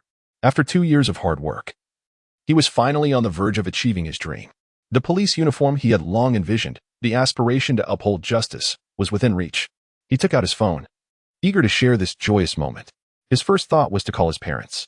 However, after some contemplation, he refrained from doing so, knowing they would not comprehend the significance of his results and might only worry. In the past 2 years, every time he entered an interview, his parents would sigh with trepidation. To them, the written exam was Lin Fan's domain, while the interview represented a matter of connections and influence, something they felt responsible for. Consequently, they would often seek help from various contacts. Lin Fan recalled a time when they even approached the gatekeeper at the Jiangxing Public Security Bureau. In an effort to spare his parents any additional anxiety, Lin Fan suppressed his elation and chose not to call them. Of course, his parents, Lin Yinan and his wife, would not reach out to inquire about the results either. They understood that their son would inform them. If he didn't, it meant he had not succeeded, and probing would only agitate him. As he contemplated whom to call, his phone suddenly rang. Unsurprisingly, for a single and introverted individual like him, the caller could only be Lin Yan. Lin Fan, are you still in bed? I stand at your doorstep, knocking persistently. I have perused the announcement on the Human Resources Examination website, and the results have been released. Shall we check them together? Hearing Lin Yan's earnestness regarding her matters, Lin Fan felt a genuine sense of gratitude. I am at the Eternal Internet CAF downstairs. Do come over. 10 minutes later.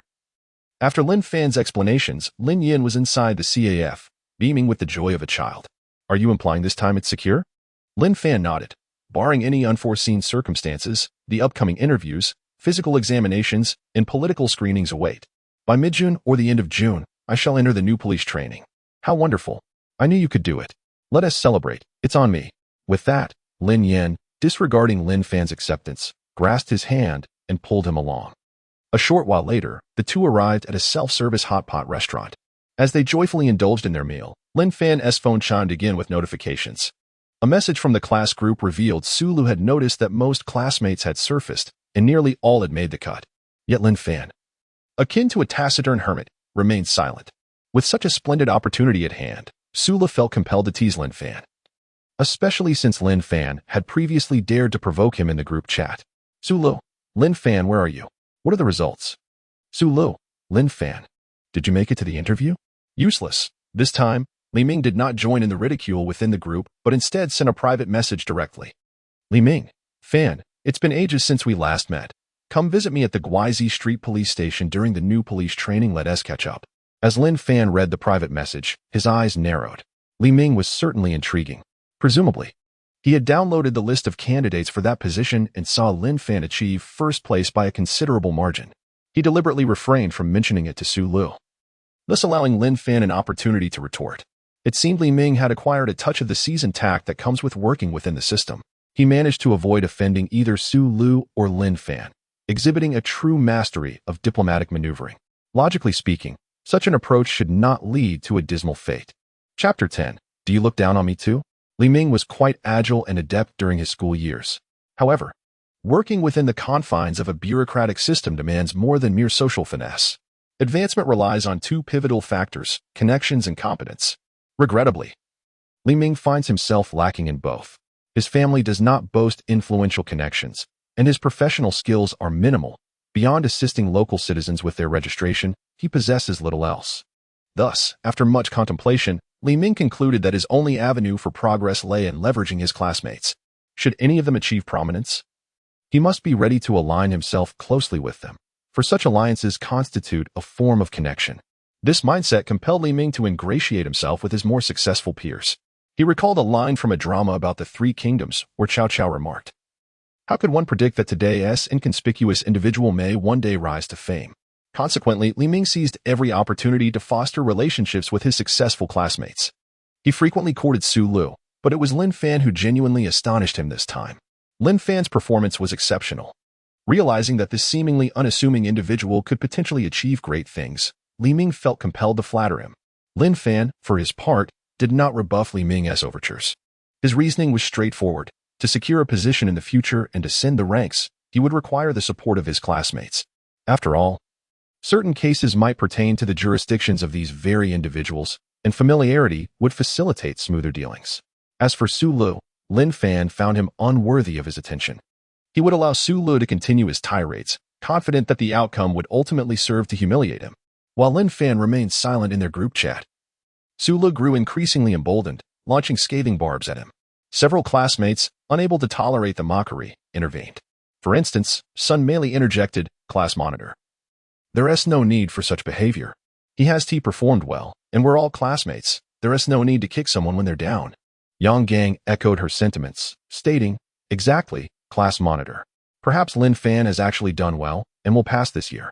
Undeterred, Su Lu retorted him, "Pass? Huh. If he manages to do so, I'll livestream myself eating excrement." At this juncture, Lin Fan decided to speak up. "Su Lu, I have evidence to back my words." "Do not speak without accountability," he asserted. "Su Lu, I have tolerated your antics for far too long.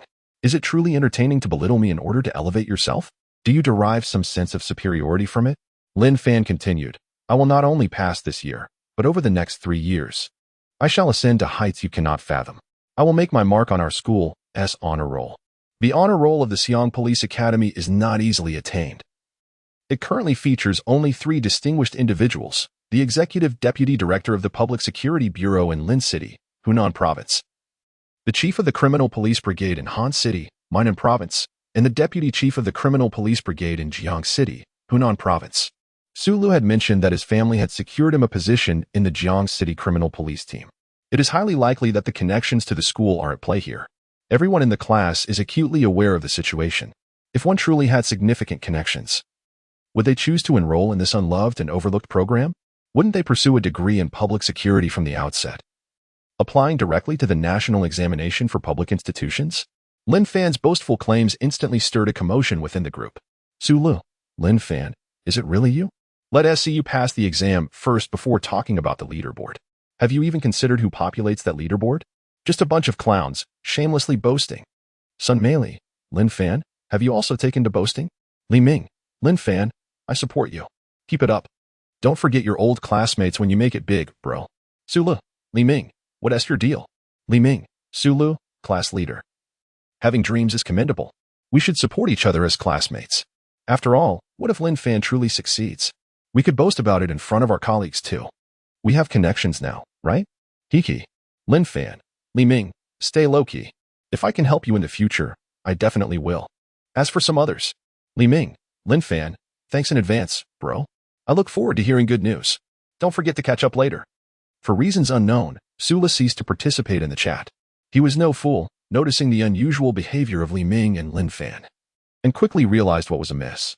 He downloaded the short list for the position Lin Fan was applying for, and upon viewing it, he was left utterly astonished. Live streaming humiliation? No way. I could just feign ignorance, couldn't I? Meanwhile, Lin Fan and Lin Yin finished their hot pot meal. Lin Yin, resembling a parent, confidently took Lin Fan to the Qingda shopping plaza. Ignoring his protests, she assertively selected a shirt for him to wear during the interview. While he tried on clothes, she even researched online about the requirements for passing the civil service exam and what to pay attention to during the interview. With the information gathered, she enrolled Lin Fan in a structured interview preparation class at Huagong Education, costing 880 yuan, with a full refund if he did not pass the interview. Of course, this class had the condition that the candidate must be shortlisted. When Lin Fan emerged and beheld all that Lin Yan had done for him, he was genuinely moved. His innocent heart touched deeply. Lin Yan was also struggling financially, working diligently each day, and yet she had already spent nearly 8,000 yuan on him. Despite Lin Fan's objections, Lin Yan ultimately paid the 880 yuan with a cheerful laugh to the customer service representative at Huagong Education. They must think this person is quite the fool, training for a position in which his results are so meager. What a windfall. Upon returning to their rented apartment with Lin Fan, Lin Yan glanced at the time. It was already 3:00 p.m., time for her to go to work. She looked at Lin Fan, wanting to express something, but ultimately held back. With a smile, she said, "Lin Fan, I'm off to work. Focus on your interview. You can do it." Lin Fan gazed at Lin Yan, who was dressed so flamboyantly. "Lin Yan, you could actually consider changing your job." Upon hearing Lin Fan's words, a flicker of disappointment crossed Lin Yan's eyes. She forced a bitter smile and asked, "Do you also look down on me?" "No," Lin Fan replied in a fluster. Before he could finish, Lin Yan, her face laden with sorrow, interrupted, "Enough. I understand what you mean. But my mother has been bedridden for years, my younger brother still needs to go to school, and my father spends every day playing cards, neglecting everything. The entire family relies on me. If I don't work at the KTV, what else can I do? I only have a high school diploma. Should I work in a factory? 12-hour shifts yield a mere 9,000 a month, yet my brother's tuition, living expenses, and my mother's medical bills amount to 14,000 each month. What am I to do? Let us leave it at that. You focus on your studies. I must go." With that, Lin Yan turned and left, leaving Lin Fan with a sense of desolation. Lin Fan initially thought Lin Yan had merely gone to work. He never anticipated that she had truly departed. In the days that followed, Lin Fan did not see Lin Yan again, nor did he encounter the fiercely protective person who had shown him such care. He attempted to call Lin Yan, but his calls went unanswered. His messages on WeChat received no response. Only then did he realize that perhaps his words had hurt her that day. Yet, Lin Fan never looked down on Lin Yan. In fact, he admired her greatly. A fragile woman shouldering the weight of her family alone. He merely felt a pang of sympathy, wanting to convey that once he became a police officer, he could help share her burdens, allowing her to leave the KTV and escape the judgment of others. After all, he had the system to complete tasks and earn money. Throughout their interactions, Lin Fan had developed a genuine fondness for Lin Yan. He wanted to seek her out, but he was unaware of which KTV she worked at. He even staked out the Houting community, yet he did not see her familiar silhouette. Were it not for a former security colleague telling him that Lin Yan had been circling around him, he would have feared that something had happened to her. As the days turned into weeks, Lin Fan sent Lin Yan messages daily, attempting to clarify his intentions from that day. However, Lin Yan continued to remain silent.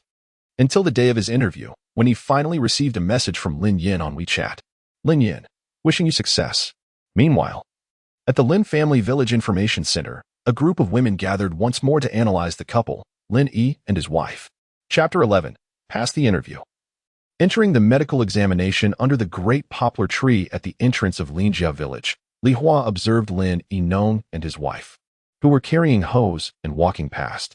With a sidelong glance, she thoughtfully remarked, in previous years at this time, Su Mei and her husband would be bustling about, inquiring if anyone knew someone at the Public Security Bureau, as Lin Fan was seeking connections to assist him after successfully passing the interview.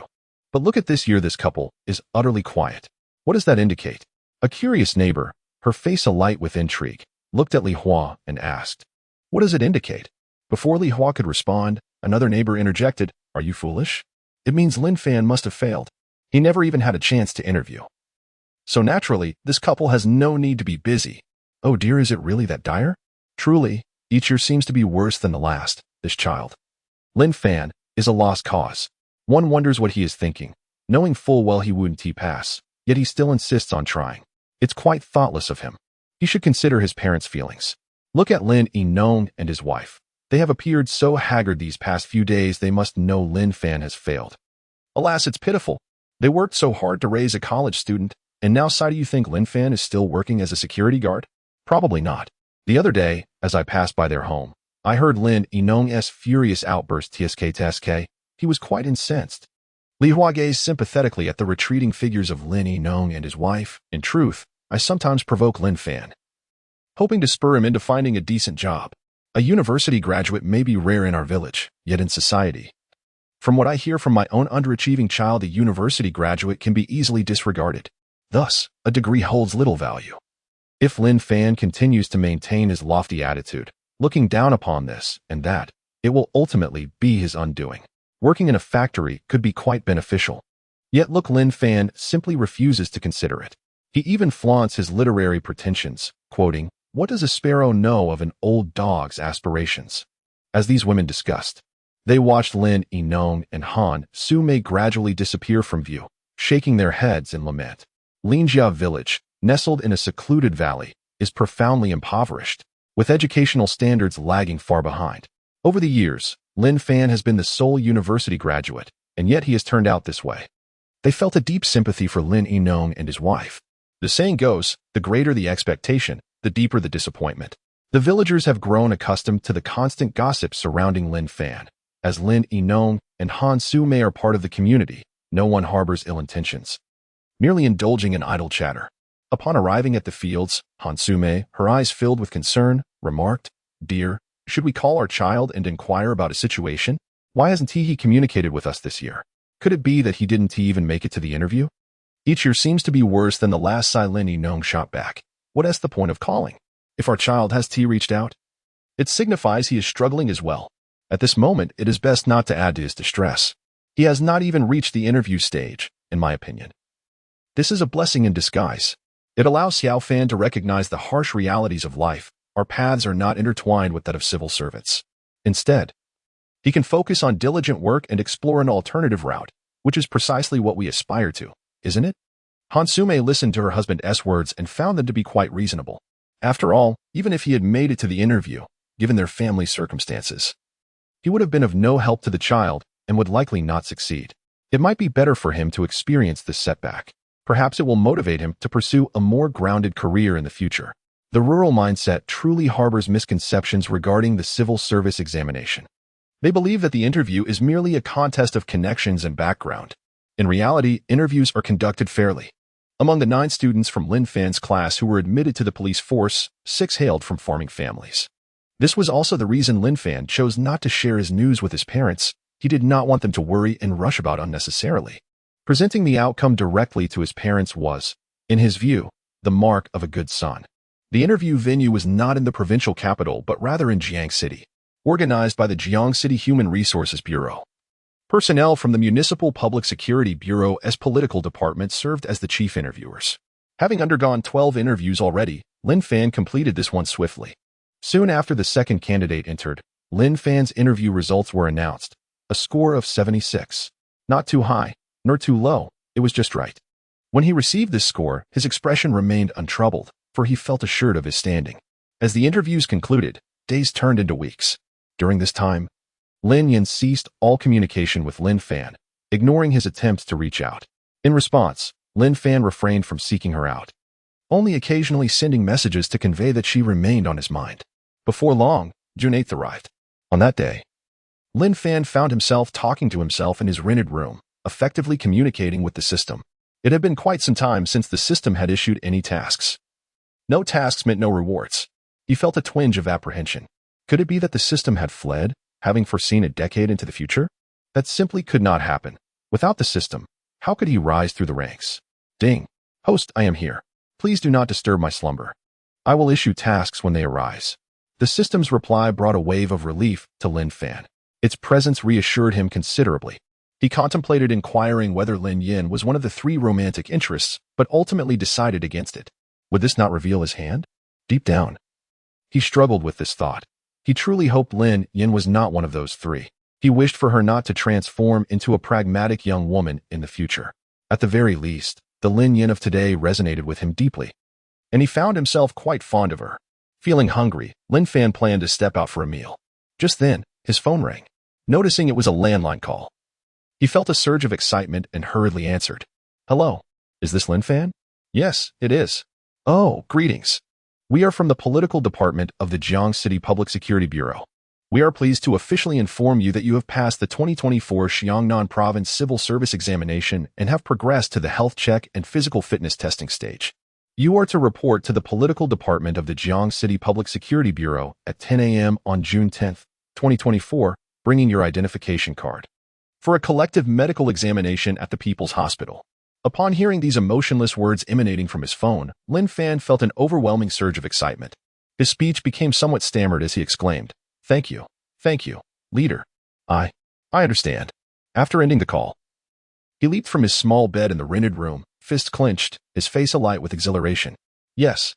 It is well known that once a candidate for the civil service examination progresses to the medical examination stage, barring any unforeseen circumstances, they are already half a foot into the ranks of civil servants, officially becoming an administrative officer, with the medical examination and physical fitness test looming in 2 days. Lin Fan diligently prepared, continuously practicing his physical abilities. As a rural dweller accustomed to arduous tasks such as chopping wood and engaging in heavy labor, the fitness test seemed trivial to him. To mitigate any potential setbacks, he decided to visit the People's Hospital that very day, personally covering the costs for a preliminary health check. After being reassured by the doctor that he was in perfect health, Lin Fan felt a wave of relief wash over him. Time swiftly passed, and soon the day of the medical examination and fitness test arrived. Over 40 new faces gathered at the Public Security Bureau, most of whom were around Lin Fan's age, with a few appearing to be in their 30s. He admired their tenacity. Had the system not been in place for an additional decade, he would have ceased his pursuit by the age of 26. Yet, these individuals had persevered. Observing the uncontainable excitement on their faces resonated deeply within him. Perhaps he was the only one present who could truly empathize with their sentiments, especially since the system had once informed him that by 33, he would amount to nothing. Chapter 12. Has something happened in your home? Soon, a middle-aged police officer emerged from the Public Security Bureau building, holding a list in his hand. He began to call out names, and when he reached Lin Fan, he scrutinized him with particular interest. Lin Fan understood that this attention was undoubtedly due to his astonishing performance on the written examination. It seemed that Li Ming's sudden attempt to curry favor with him was not without reason. Achieving the top score in the written test was commendable. However, such exceptional results would certainly attract the gaze of certain leaders even before officially commencing his duties. Now that everyone is present, let us not waste time. I assume you're all on an empty stomach. We will conduct our medical checkup this morning, followed by a physical fitness test at Jiangqing 3 High School in the afternoon. Barring any unforeseen circumstances, you will all soon become true people's police officers. I would like to extend my heartfelt congratulations to each of you. Now, please board the bus in sequence. As the leading officer concluded his remarks, Lin Fan and the other candidates boarded the police bus with excitement, heading towards the People's Hospital. Shortly after the bus departed, a striking figure appeared at a nearby convenience store. Her eyes bore a hint of melancholy. Congratulations, Lin Fan. It was Lin Yin, dressed modestly and wearing light makeup. Unfortunately, Lin Fan did not notice her.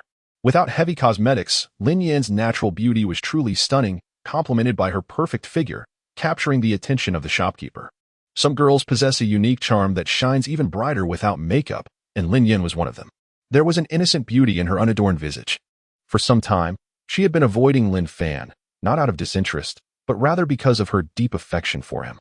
She feared that her profession might bring unnecessary complications to his life.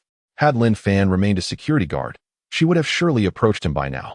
But now, with Lin Fan's dreams on the verge of realization, coupled with his previous words that made her feel somewhat inadequate, she believed herself unworthy of him.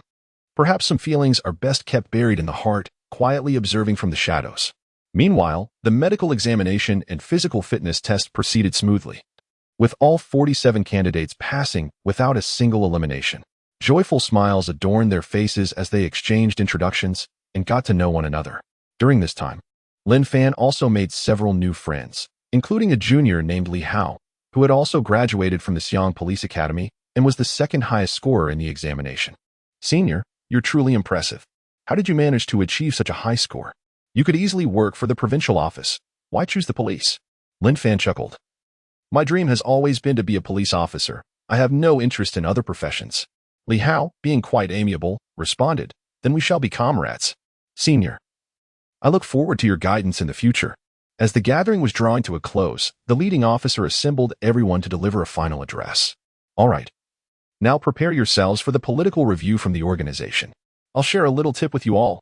Prior to engaging with their parents, it would be prudent to encourage them to communicate with the neighbors, ensuring no disparaging remarks are made about them, as this could adversely affect their employment prospects. With that said, the meeting concluded. It is my fervent hope that during the new police training, the same individuals are present. For I would not wish to see anyone absent, as they are all remarkably talented. At this, the officer cast a significant glance at Lin Fan and Li Hao. Lin Fan, in response, displayed a hint of skepticism. He could understand the attention directed at him, given his exceptional written examination results.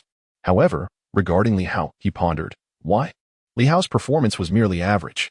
This led Lin Fan to a crucial realization: Li Hao was no ordinary individual. He either possessed extraordinary professional capabilities or hailed from an impressive familial background. It seemed prudent to engage in further discussions with this junior in the future. With this thought, Lin Fan chose not to rush, knowing that they were vying for the same position and would likely encounter each other frequently, perhaps even being assigned to the same department. Following the completion of the physical examination, they would swiftly proceed to the political review stage, followed by a month-long training session for new officers in the provincial capital. Upon returning to his rental apartment, Lin Fan's first impulse was not to contact his parents, but rather Lin Yan. Without hesitation, he retrieved his phone and dialed her number. Regrettably, the call rang unanswered. He was left with no choice but to send a WeChat message. Lin Fan, Lin Yan, I passed the physical examination and fitness test. I will soon begin the political review. Once everything is confirmed, I will head to the provincial capital for new officer training. Lin Fan, I realize that my previous words may have hurt you, but that was not my intention. I miss you a bit. Would you like to celebrate together? At the Haomai KTV, Lin Yan was in the lounge awaiting customer orders. Upon reading Lin Fan's message, particularly the phrase "I miss you a bit," her eyes glistened with emotion, a small spark of surprise igniting within her. Yet, reason triumphed over sentiment, and she chose not to respond. Perhaps, refraining from intrusion was the best way to cherish her feelings for Lin Fan. On the other hand, Lin Fan, having been single for 23 years, was experiencing the nuances of love, only to find that it had seemingly ended before it truly began. His mood soured, leading him to forget about calling his parents to inform them that the police department would soon initiate the political review process. This matter slipped his mind entirely. Meanwhile, the police department was expediting the political review, driven by a pressing need for personnel in the county, which boasts a population of 2.6 million yet has less than 800 officers dispersed across various stations, resulting in a significant shortfall in law enforcement. Among the 47 newly appointed officers in Jiang City, 27 were assigned to the police department of Quanlong County. When Lin Fan finally remembered to call his parents the next day to discuss the political review, he was surprised to find their phone line unreachable. During the day, his parents typically labored in the fields and did not carry their mobile phones. Consequently, Lin Fan resolved to wait until the evening to reach out, confident that the political review would not commence that day. However, to his astonishment, the Quanlong County Police Department had already begun the political review process for the 27 new officers that very day. Linjiakan belongs to Niaoshu Township, and naturally, the political review work of Lin Fan is the responsibility of the local police station. An old Jetta police car slowly rolled into Linjiakan. The appearance of the police car was indeed a major event for the village. The elderly women gathered under the willow tree at the village entrance immediately became intrigued. They did not approach, but instead engaged in serious discussions. Oh dear, since the establishment of our village, a police car has never visited us. Who could have gotten into trouble? Who knows, could it be that Lin Yidong has gotten into some trouble outside? What nonsense!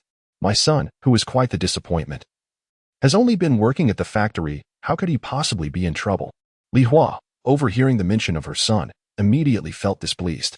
However, the elderly woman did not relent and continued her analysis. Bentley, I am not simply speculating. Just look. So many young men from our village go out and return home each year for the new year. And only Yuridong comes back driving a car, bringing home a different girl each time. The others return by train. How could they be the ones getting into trouble? Who would be in trouble and still have no money, living in such poverty? Therefore, if someone is to get into trouble, it must be your son. The others nodded in agreement, seemingly convinced by this woman's reasoning. Even Li Hua felt a tremor in her heart, her eyes betraying a hint of panic. As she watched the police car come to a halt and two officers gradually approach them, Her heart raced to her throat. Chapter 13. Lin Fan has gotten into trouble. This time, the responsibility for Lin Fan's political review fell upon Han Meng, a diligent officer from the Niaoshu Township Police Station. Upon arriving at Linjia Village, he spotted a gathering of elderly women beneath a willow tree. Without hesitation, Han Meng halted the police vehicle. This was an intelligence hub, and it would be most prudent to gather insights about Lin Fan's character here. Known for his meticulous nature, Han Meng never indulged in superficiality. His guiding principle was clear: within the police force, there should be no room for the unscrupulous. Thus, he refrained from disclosing his purpose, aware that such revelations might lead the villagers to speak untruths. Approaching the willow tree, he greeted the group of matriarchs with a smile and activated the body camera affixed to his chest, initiating his inquiries. "Good day, villagers. Is there someone by the name of Lin Fan residing in your midst?" Upon hearing the officer's question, Li Hua let out a sigh of relief. It was not her son, Lin Dong, they were inquiring about. They were asking about Lin Fan. However, a flicker of anxiety crossed her face as she asked, "Officer, has Lin Fan gotten into some trouble?" The other ladies, equally intrigued, directed their curious gazes toward Han Meng. It was understandable. With a police vehicle and uniformed officers questioning Lin Fan, what other conclusion could one draw? They could not fathom any other motive for such an inquiry. Unbeknownst to Han Meng, one of the elder women discreetly slipped away. Once at a distance, she broke into a sprint towards Lin Nan and his wife S. Fields, shouting, Sume, something has happened to your Lin Fan." In pursuit of the true nature of Lin Fan's character, Han Meng turned to Li Hua, not clarifying whether Lin Fan had indeed committed any misdeeds, but rather maintaining a light-hearted demeanor. "Oh, it's nothing serious, merely a routine investigation. Dear Aunt, how would you describe Lin Fan? Has he ever engaged in any petty mischief? How does he treat his parents?" As he spoke, his accompanying officer produced a clipboard on which a form was affixed. While preparing to mark checks or crosses on the form, he fixed his gaze intently on Li Hua. "Officer, this child Lin Fan would not get into trouble, would he? Surely, there has been some mistake. Although he often daydreams about becoming a civil servant, dreaming of positions that seem as unattainable as the stars. In truth, Lin Fan is quite a decent boy, excelling in his studies. The petty thievery you mention is inconceivable. Such behavior does not exist in Linjia Village. As for his parents, Lin Fan is very filial, always assisting them at home, unwilling to let them endure any hardship. Though Li Hua frequently teased Lin Fan, it stemmed from her discontent with him idling at home. This demonstrated that beneath her penchant for gossip and amusement, she possessed a kind heart. Upon learning of Lin Fan's potential troubles, she felt compelled to elucidate his character to Han Meng. The other matriarchs chimed in, eager to share their perspectives. "Ah, officer, you must have made a mistake. Xiao Fan is the only university student in our village. He would never commit a crime. Please investigate thoroughly." "Indeed, officer, this child is respectful to the elderly and caring towards the young. He is very filial. He shows great respect not only to his parents but also to us elders." Observing the anxiety in the eyes of the group of women and listening to their words, Han Meng felt quite pleased with Lin Fan. He turned to the auxiliary officer, pointing at the board and murmuring, "Mark a check here. And here as well." "Yes. This too." After completing the task, Han Meng cheerfully expressed his gratitude and continued into the village with the auxiliary officer. The political review process must be meticulous and comprehensive in evaluating Lin Fan's character. Once Han Meng and his companion had moved on, Lin Nan and Han Sume hurriedly made their way to the village entrance. Upon seeing them, Li Hua rushed over, pointing at the police car stationed at the village entrance. "Oh no. Are you still working? Did you see? The police have come to arrest Lin Fan. Quickly call him and ask what is going on, if necessary. Let him turn himself in. If he has been wronged, he has nothing to fear. We, the Lin family village, will support him in seeking justice." The group of women chimed in, "Yes. We will help Lin Fan together. Don't be too anxious. It's likely that the police have made a mistake. Let us first find out the situation." Lin Nan remained relatively composed, though a hint of panic crossed his face. He bowed to the neighboring women, saying, "Thank you. Thank you all. I will return and ask Lin Fan what has happened." However, Han Sume was not as steady.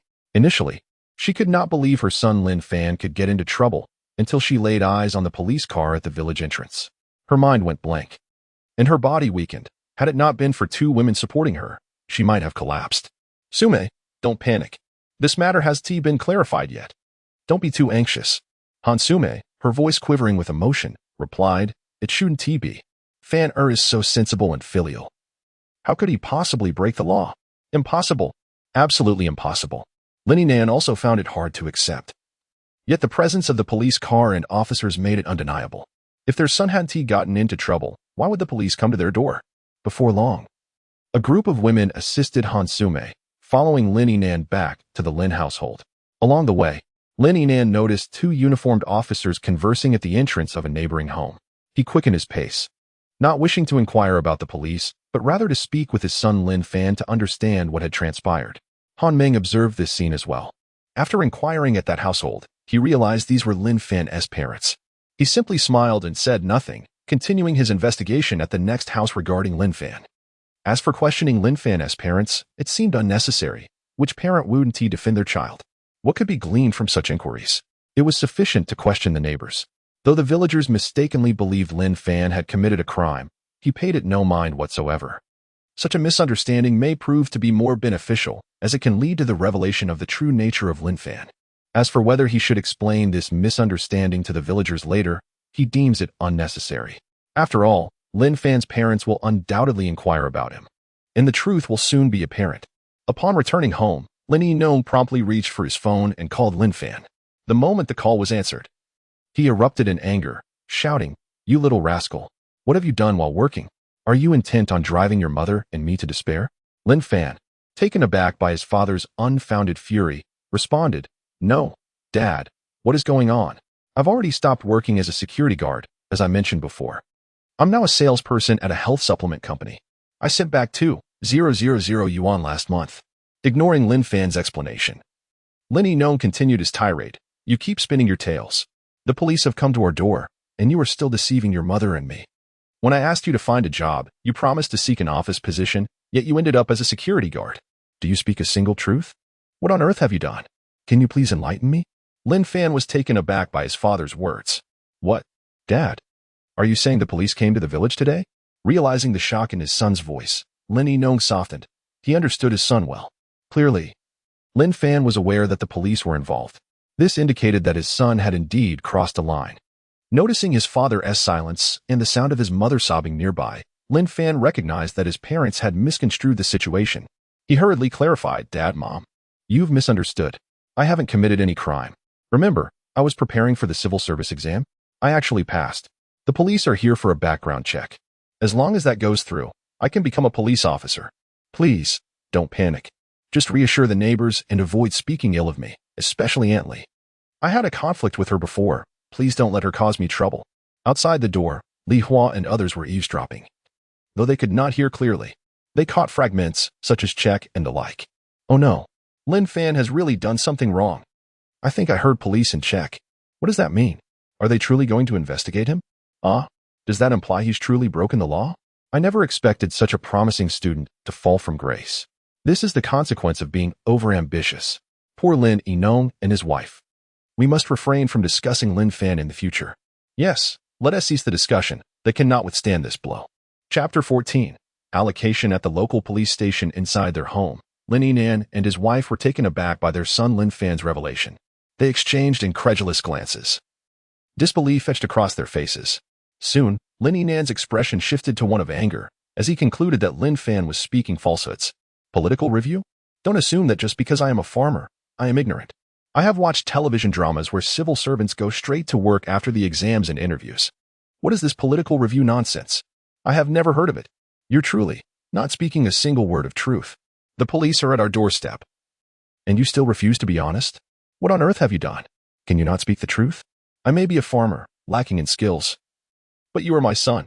Regardless of what has transpired, your father is here. Our home is here. Lin Fan desperately tried to explain, but Lin Fan had already formed his judgment. Setting aside the immense difficulty of civil service examinations, Lin Fan had said nothing. If he had truly passed, wouldn't he have shared the joyous news immediately? Even those who merely reach the interview stage typically rush home to celebrate. Now, there was utter silence, and suddenly a claim of success. What a farce. Helpless, Lin Fan could not make his father believe him, and finally uttered, "Dad, Mom, I truly have passed. If you do not believe me, you can ask the police. They are here for the political review, not to arrest me. If you still doubt, wait until my first day on the job. I will return home in uniform, bearing my badge, so you can see." Your son has not brought shame upon you. Your son has made you proud. After hanging up, Lin Fan pondered over his son's final words.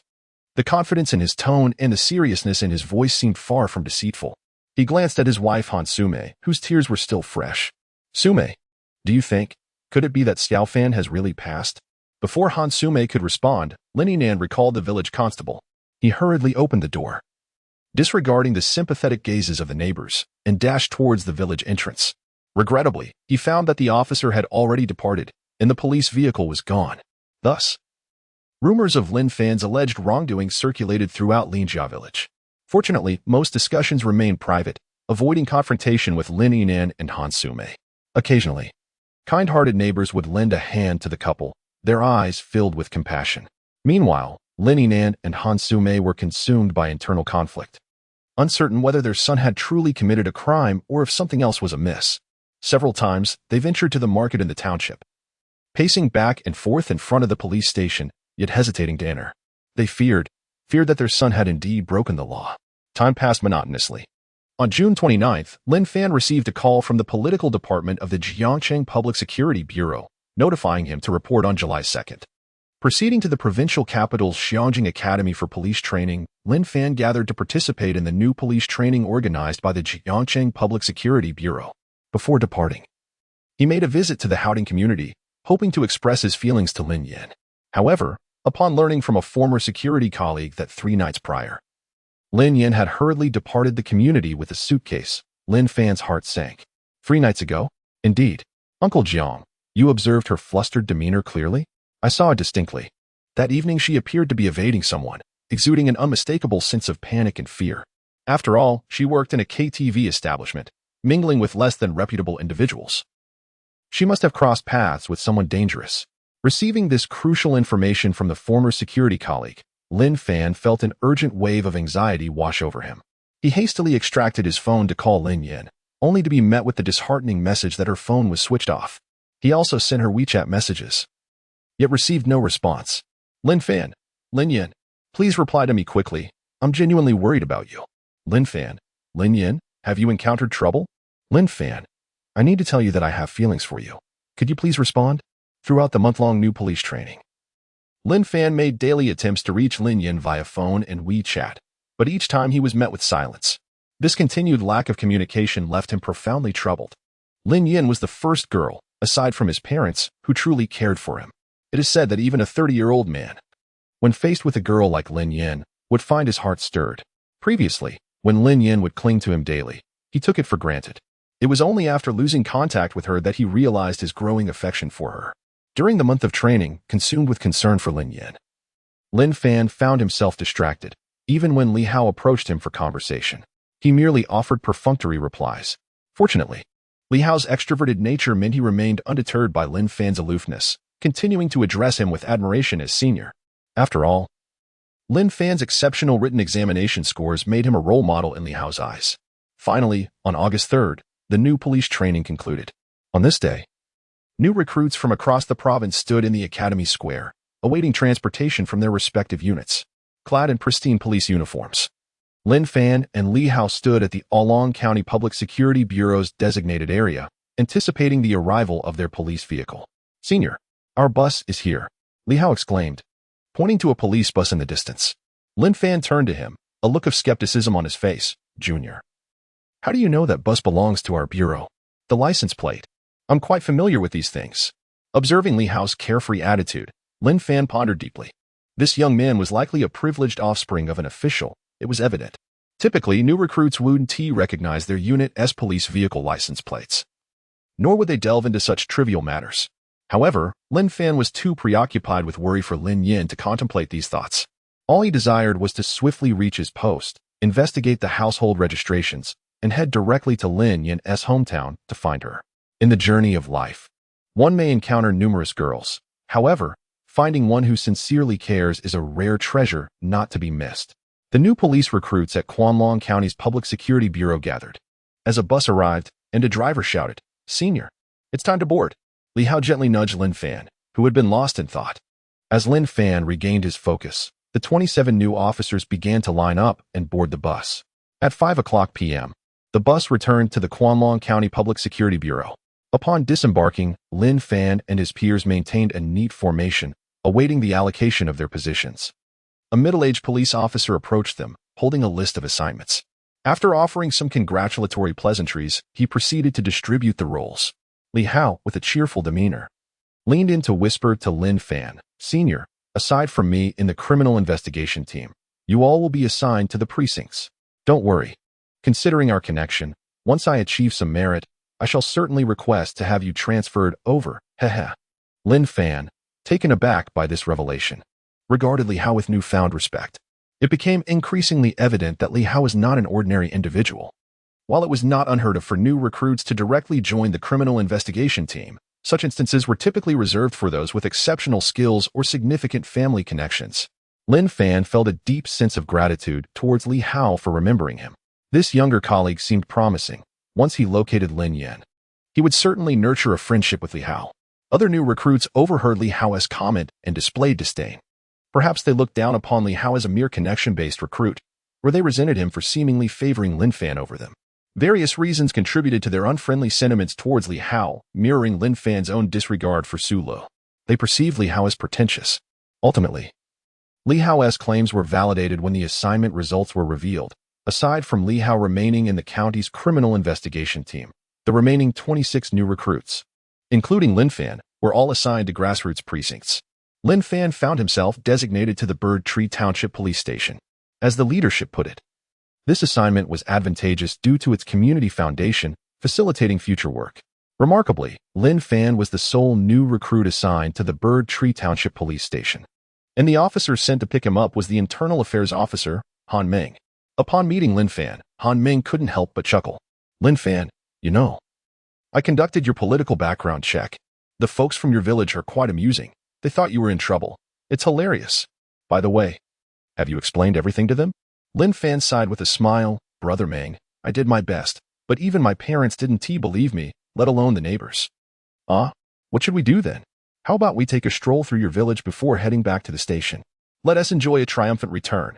Rest assured, both our director and the instructor are quite approachable.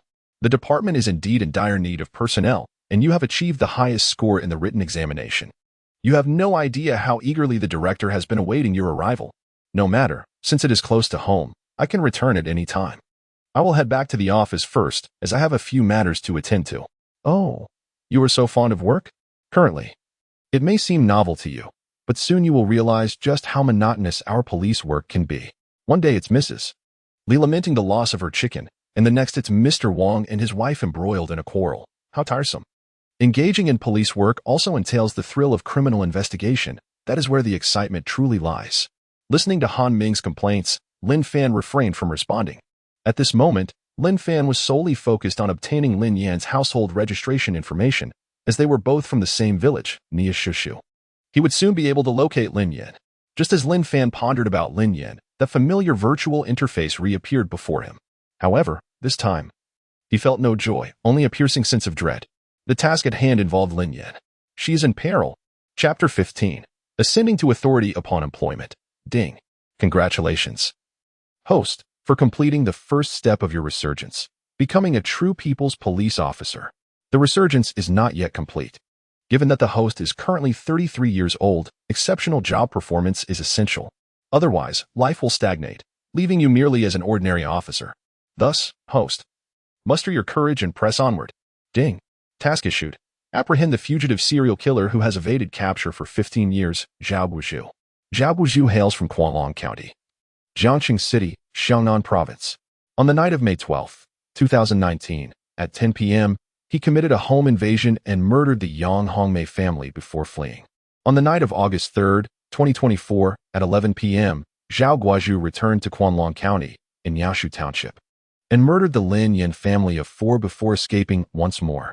These two cases remained unsolved until 2034, when the Quanlong County Public Security Bureau identified the suspect. Zhao Guozhu, while reviewing cold cases. Host, showcase your skills and apprehend Zhao Guozhu, earning the admiration of your superiors. Task completion, reward of 10,000 yuan. Upon reading this task, Lin Fan felt a jolt of energy surge through him. He murmured to himself, August 3rd? ISNT that today? Were it not for the task's connection to Lin Yan, Lin Fan would undoubtedly feel elated, for the system had indeed aligned with his expectations, issuing tasks to capture fugitives, a scenario from a decade hence. Yet, it was now 2024, implying that the system had unveiled the fugitive's current whereabouts. Capturing him? Surely. It requires more than just mere hands. If this task were genuinely set in 2034, its difficulty would be monumental. Even seasoned detectives struggled to apprehend Zhao Guozhu, a man no officer in Xiongnan province could catch. How could a mere novice like him succeed? By sheer audacity? What of today and tomorrow? As Han Meng drove, he cast a skeptical glance at Lin Fan. Oh, it's nothing. Just suddenly recalled a friend's birthday. Lin Fan casually deflected. Aware that such sentiments would be met with disbelief, he resolved to return to the station, waiting until his formal induction to stake out Lin Yan's residence under the guise of routine patrol. With this thought in mind, he checked the time on his phone, 1800 hours. There were still 5 hours until 2300 hours. A little over 20 minutes later, the police car arrived at the Niaoshu Township Police Station. The station appeared deserted, with only a few lights aglow. Upon hearing the return of the police vehicle, a shy young woman emerged from the office building. She appeared to be around 21 years of age, possessing a delicate beauty, clad in a blue police uniform, with 2 stripes on her shoulder akin to Lin Fan's. However, her insignia differed from his. Hers began with FJ, while his commenced with 126. It was evident she was an auxiliary officer, while Lin Fan was a trainee officer. Brother Meng, you've returned. Yes. Xiaoyu, allow me to introduce our station's new officer, hailing from Linjiakan in our township. This is Lin Fan. Liu smiled and nodded at Lin Fan, appearing somewhat shy. Lin Fan also noticed a hint of envy in her eyes. Upon seeing the police badge on her chest, a mix of emotions stirred within him. If it weren't for the system arriving 10 years earlier, he too might have been an auxiliary police officer. New recruits likely felt a similar sense of envy as Liu. As Han Meng guided Lin Fan to the dormitory, he provided a brief introduction. Lin Fan. Our station has a total of 4 regular officers and 7 auxiliary officers. Oh, now that you are here, we have 5 regular officers. Our jurisdiction in Niaoshu Township encompasses 11 villages, which is quite expansive, and we are somewhat understaffed. The chief must have taken some officers out, so currently, only the young lady you just met, Liu, remains. She is also a university graduate who did not pass the exam this year. As the top scorer in the written test, perhaps you could offer her some guidance when you have the time. We are all colleagues, after all. Yes, I will, Mengu. Lin Fan felt an odd sensation towards the auxiliary officers, as if he were witnessing a reflection of his 33-year-old self. Therefore, without needing Han Meng to say it, he would lend a hand whenever possible. However, being a lackluster student himself, he was uncertain about his ability to assist. All right, this is your dormitory, a 2-person room. The other bed is mine. We will share the space. The room is equipped with broadband, a water heater, a washing machine, everything you need.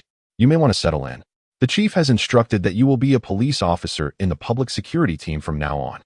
You will be responsible for patrol duties, which can be exhausting and demanding, so prepare yourself mentally. As Han Meng glanced at the time, he continued, all right, at 8 o'clock. Come to the Internal Affairs office to find me. I will issue you a firearm, and tonight I will familiarize you with your patrol area. You have received your firearms training, right? Yes. Yes. Lin Fan nodded, unable to contain his excitement. He then expressed his gratitude to Han Meng. Thank you, Mengu. We are all colleagues and comrades, so no need for such formality. With that, Han Meng departed, likely to attend to numerous reports for the county bureau. He was unaware of the true reason behind Lin Fan's gratitude. Lin Fan was astonished at receiving a firearm on his very first day, and the prospect of patrolling that night. He wouldn't need to concoct excuses to stake out Lin Yan's residence anymore. Most importantly, he now had a firearm in the guidance of Han Meng. Tonight, would Zhao Guozhu still attempt to flee? Lin Yan, I am determined to save her. Typically, newly appointed officers at grassroots police stations are not immediately issued firearms. However, the situation in Niaoshu Township is somewhat intricate. The local populace is fierce, and the police force is inadequate. Without firearms, it would be challenging to deter the villagers. This directive was issued by the Gong County Public Security Bureau, mandating that all officers be armed while on duty. As he surveyed the tidy dormitory, complete with air conditioning, a color television, a bathroom, and 2 comfortable beds, it felt akin to luxurious hotel accommodations. The treatment of police officers is indeed distinct. During his time at the police academy, he had interned at a police station where he shared bunk beds with auxiliary officers, eating and sleeping in the same quarters. In contrast, the difference in treatment between regular officers and auxiliary officers is stark. The bedding was readily available, and Lin Fan noticed it was new to the touch. After placing his change of clothes down, he stepped out of the dormitory and approached the mirror, admiring the handsome figure of a police officer reflected back at him. A smile crept onto his lips. Lin Fan, this is the place where your dreams take flight. Keep pushing forward. As Lin Fan prepared to head to the administrative office to find Han Ming and collect his firearm, an old Jetta police car, flashing its lights, returned. This made Lin Fan a bit anxious. He stood quietly in the lobby of the office building, awaiting the arrival of the station chief or the instructor. Old Wang and Old Ma play chess every day. They start arguing, and then it escalates to a fight. It's truly absurd. Do we even have any days off left? At this rate, my girlfriend might break up with me. Who are you? Two young men emerged from the police car, armed and with utility belts around their waists. Upon seeing Lin Fan, they paused momentarily. Lin Fan scrutinized the two, noticing their shoulder insignia and the police badge starting with FJ on their chests. He did not adopt an air of superiority simply because they were auxiliary officers. Maintaining a humble demeanor, he greeted them gently. Hello, seniors. I am the new officer, just started today. At his words, the two auxiliary officers snapped to attention, saluting. Hello. Officer Lin. I am Lu Fang Zhou from the Public Security Squad. Officer Lin? Lu and Zhou exchanged glances, realizing the gravity of their jest. Their playful banter left Lin Fan feeling a tad awkward. Yet, Lu Fang and Zhou recognized Lin Fan's modesty, appreciating that he did not look down on them simply because of his rank.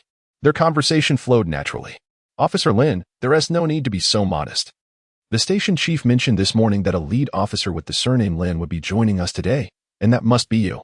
Our station has only 5 police officers in total. As Lu Fang spoke, he began counting on his fingers. The station chief, the deputy chief, the instructor, 3 so far. Then there is Director Han from administration, and Ming Go 4. So, you must be the captain of the public security squad? If you don't take charge, how could we auxiliary officers? Hearing Lu Fang's words, Lin Fan momentarily lost his train of thought, internally exclaiming, wow, I've only just started. And I'm already in a position of authority? It seems that in Yushu Township Police Station, any regular officer is considered a figure of authority. Chapter 16, Security Patrol Mission. Undoubtedly, this title was merely a nominal one, lacking formal recognition from the organization. It was simply a makeshift designation due to insufficient personnel. Lin Fan's status remained that of a trainee officer, yet he found great satisfaction in it. After all, a title is still a title, and he could certainly bring joy to his parents upon returning home. Upon hearing the sound of a vehicle approaching, Han Ming emerged to see Lu Fang and Zhou. A smile graced his lips, alleviating some of his concerns. Lin Fan, let us proceed to the armory. He called out. Lu Fang, Zhou, please wait a moment and accompany Captain Lin on a thorough exploration of the security team's responsibilities, safeguarding the community and ensuring public safety. Yes, Director Han. This time, Han Ming did not instruct Lin Fan to educate Lu Fang and Zhou about civil service exams, as it was evident that the two lacked the qualifications to take the tests. Perhaps they would remain as auxiliary officers for the entirety of their careers. 10 minutes later, when Lin Fan reemerged, he noticed a glimmer of envy in Lu Fang and Zhou's eyes. He had fastened a tactical belt around his waist, which bore an essential addition, a Type 54 pistol. Mingo, are you not coming with me? With them around, what purpose would I serve? I have a plethora of reports to submit to the county bureau. Oh. Lin Fan furrowed his brow, attempting once more to persuade him. Mingo, why not accompany me? My left eyelid has been twitching. Something may occur tonight. It is often said that a twitching left eye heralds fortune. Han Ming chuckled at Lin Fan's antics. Do you think I am not exhausted enough? Get lost. If you come into some wealth, just treat the brothers to a meal. I shall not join. With that, Han Ming turned to Lu Fang and Zhou. You too. Ensure Captain Lin becomes well acquainted with the surroundings. Yes, rest assured, Director Han. Lin Fan genuinely wished to share the experience and dine with his senior, but alas, Han Ming declined. Shortly thereafter, Lin Fan settled into the dedicated 562 patrol vehicle of the security team, with Lu Fang at the wheel and Zhou in the passenger seat, while Lin Fan reclined in the back. Just as they made a turn, 2 more police vehicles entered the scene, a brand new SUV and an old Jetta. Captain Lin, the chief and the instructor have returned. Lin Fan felt a surge of urgency. He needed to present himself favorably before the leadership. He hastily opened the car door, adjusted his attire, and stood at attention. Little Lin, is it? Welcome. A middle-aged man, approximately 37 years of age, emerged from the SUV, bearing a warm demeanor and 2 stars on his epaulette. Lin Fan was unfamiliar with him and could not discern whether he was the chief or the instructor. Fearing he might address him incorrectly, he promptly saluted. "Greetings, leader. I am here to report." Good. What brings you here?" "Sir, due to our insufficient manpower, I wish to quickly familiarize myself and assist in alleviating your burdens. I am now preparing to explore the security patrol areas." Shendong nodded, appreciating the enthusiasm of this young man. In previous years, new officers, like Han Meng, would typically remain idle upon their arrival at the station. However, this young man was different. He eagerly embraced his duties from the very first day. "Very well. Off you go, and do take care." "Yes, sir." Upon Lin Fan's departure, another officer, distinguished by 1 stripe and 3 flowers, alighted from the SUV. He appeared slightly younger, around 33 years of age. Lin Fan hurriedly exited the vehicle to greet the superior before they set off on their patrol. Through Lu Fang's explanations, Lin Fan clarified the ranks. The officer with 2 stripes and 1 flower was Chief Shendong, while the one with 1 stripe and 3 flowers was Instructor Xia Sr. There was also a deputy chief who, during a previous incident involving a pig, had inadvertently been gored and was now recuperating at the local hospital. Both the chief and the instructor displayed remarkably amiable dispositions, making interactions quite pleasant for Lin Fan, which filled him with joy. As the police vehicle departed from the station, its lights flashing, it cruised at a modest speed of 20 miles per hour along the brightly lit main street of Niaoshu Township. The intention was to inform the villagers that the police were on duty, urging them to refrain from any altercations. "Lin team, this is our primary patrol area, and it's actually quite small. We usually park the vehicle in a designated spot and then proceed on foot for our patrols. Due to budget constraints, the instructor had advised them to conserve fuel." Gazing out at the myriad of lights and the bustling marketplace, even in the night, Lin Fan felt a deep sense of contentment. He had even caught a glimpse of Li Hua. Initially, he contemplated stepping out to impress her with a greeting, but his thoughts drifted to Lin Yan, and he ultimately decided against it. "Brother Fong, accelerate. We are heading to Shirtang Village." "What? Why go to Shirtang Village?" "Lin team, the station specified that we shouldn't visit the villages unless on assignment. Our task is to maintain order in the township.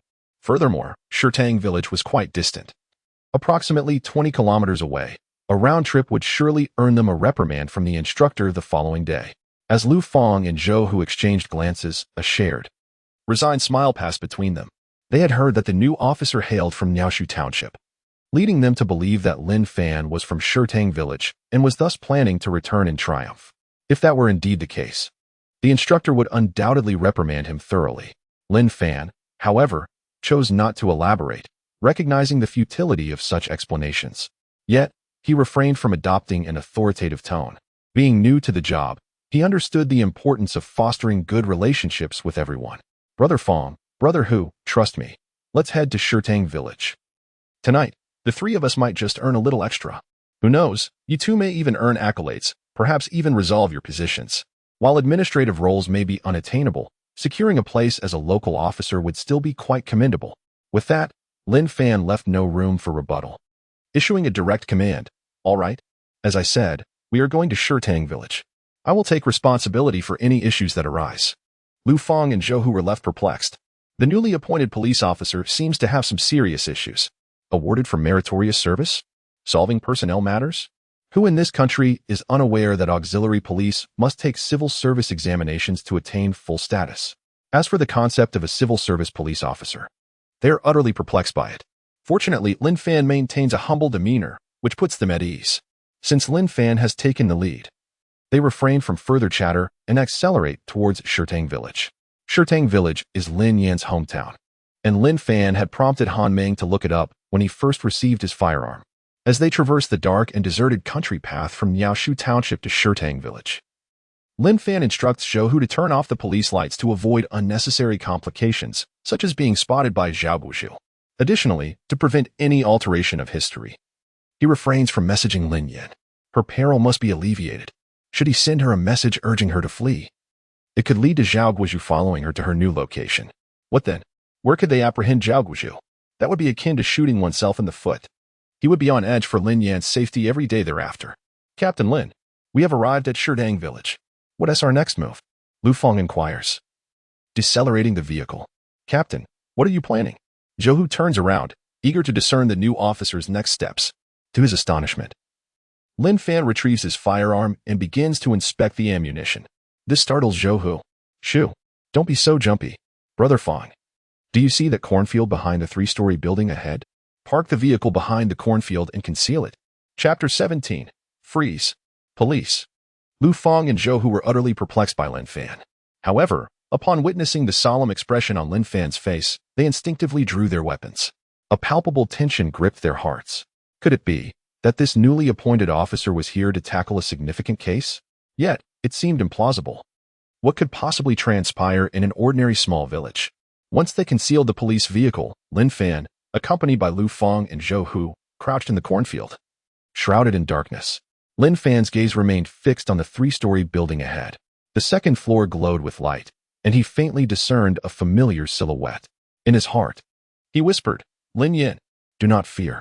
I am right outside. Fong Gu, Hu Gu, keep a vigilant watch for anyone entering the house."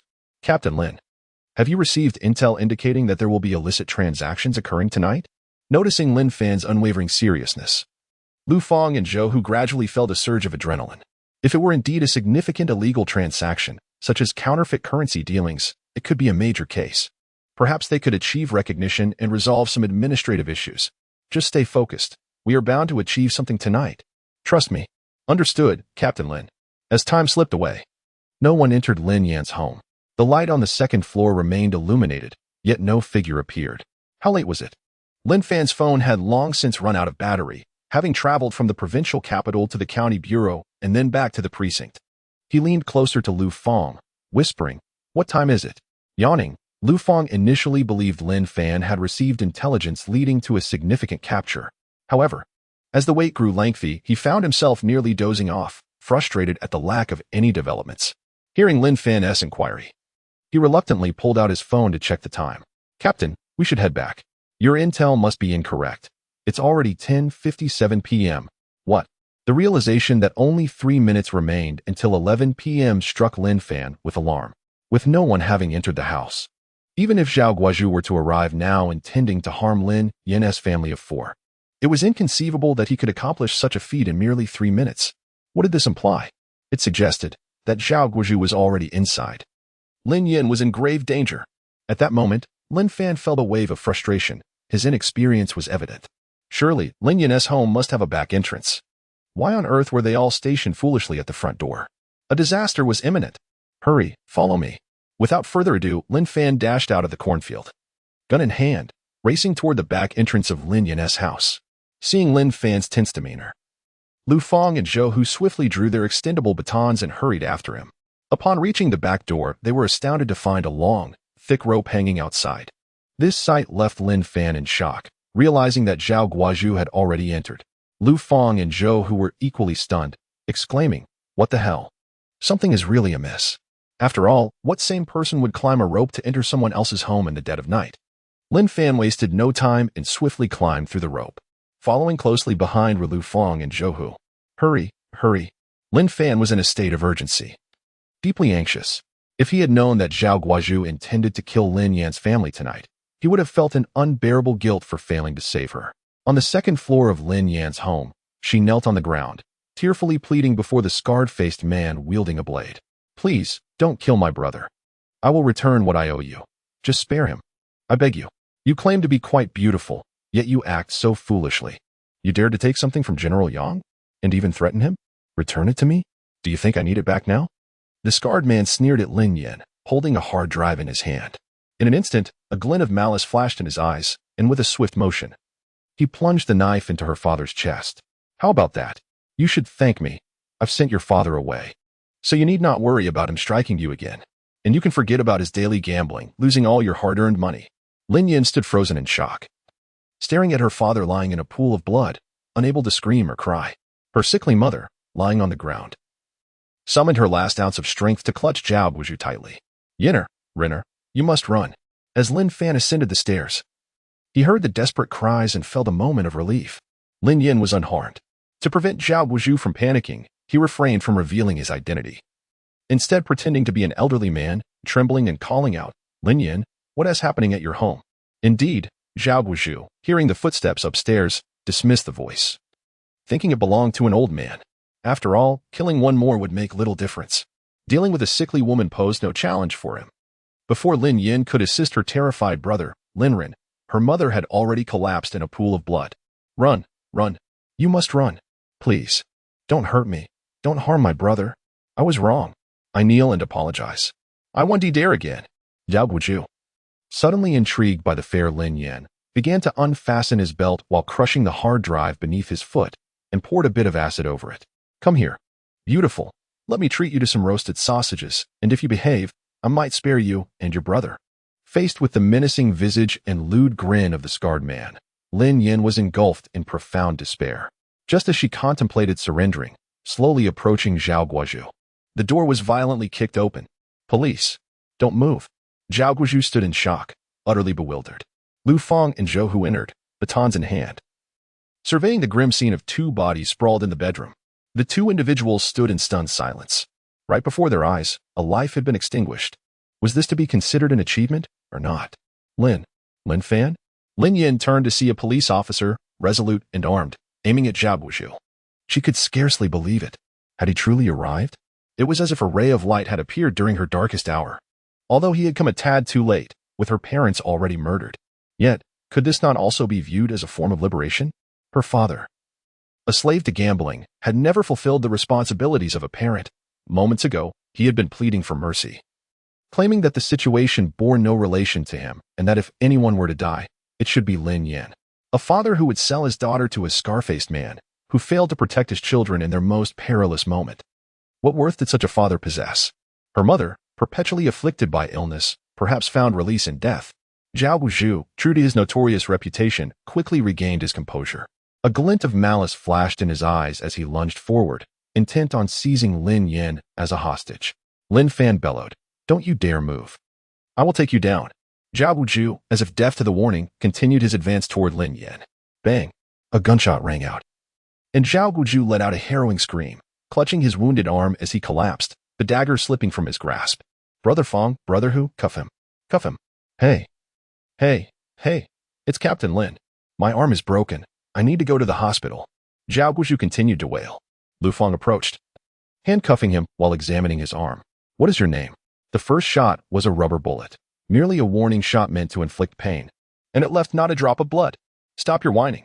With Zhao Guozhu subdued, Lin Fan rushed over to console Lin Yin. Gazing at the lifeless body on the ground, he was engulfed by a tumult of emotions.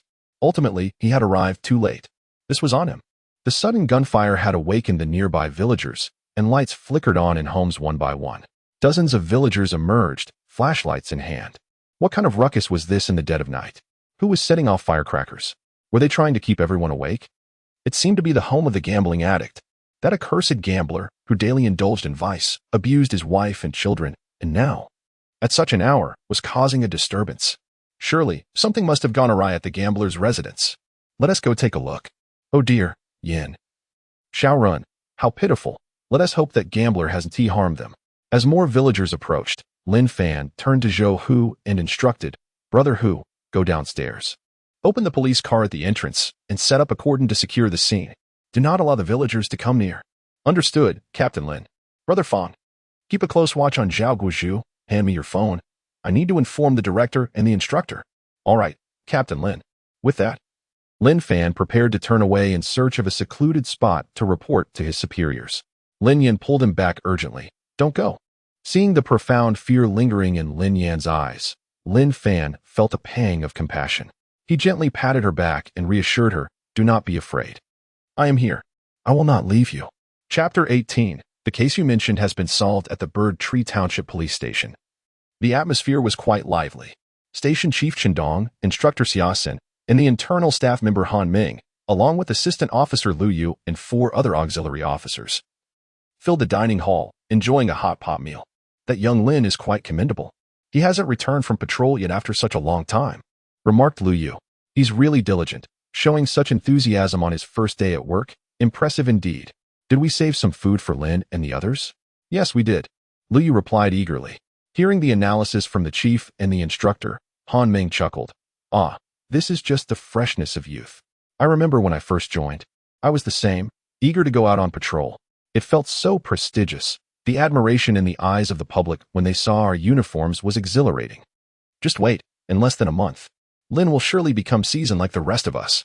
Bah, you think it's all about you? Qindong shot Han Ming a disapproving glance. Unfazed, Han Ming retorted, Chief, that's not fair. I work very hard. Thank you very much. Yes, you're the most diligent. Come, have some lamb kidneys. You need to replenish your strength. The work environment in Bird Tree Township was notably pleasant, as evidenced by Han Ming's demeanor towards the chief and the instructor.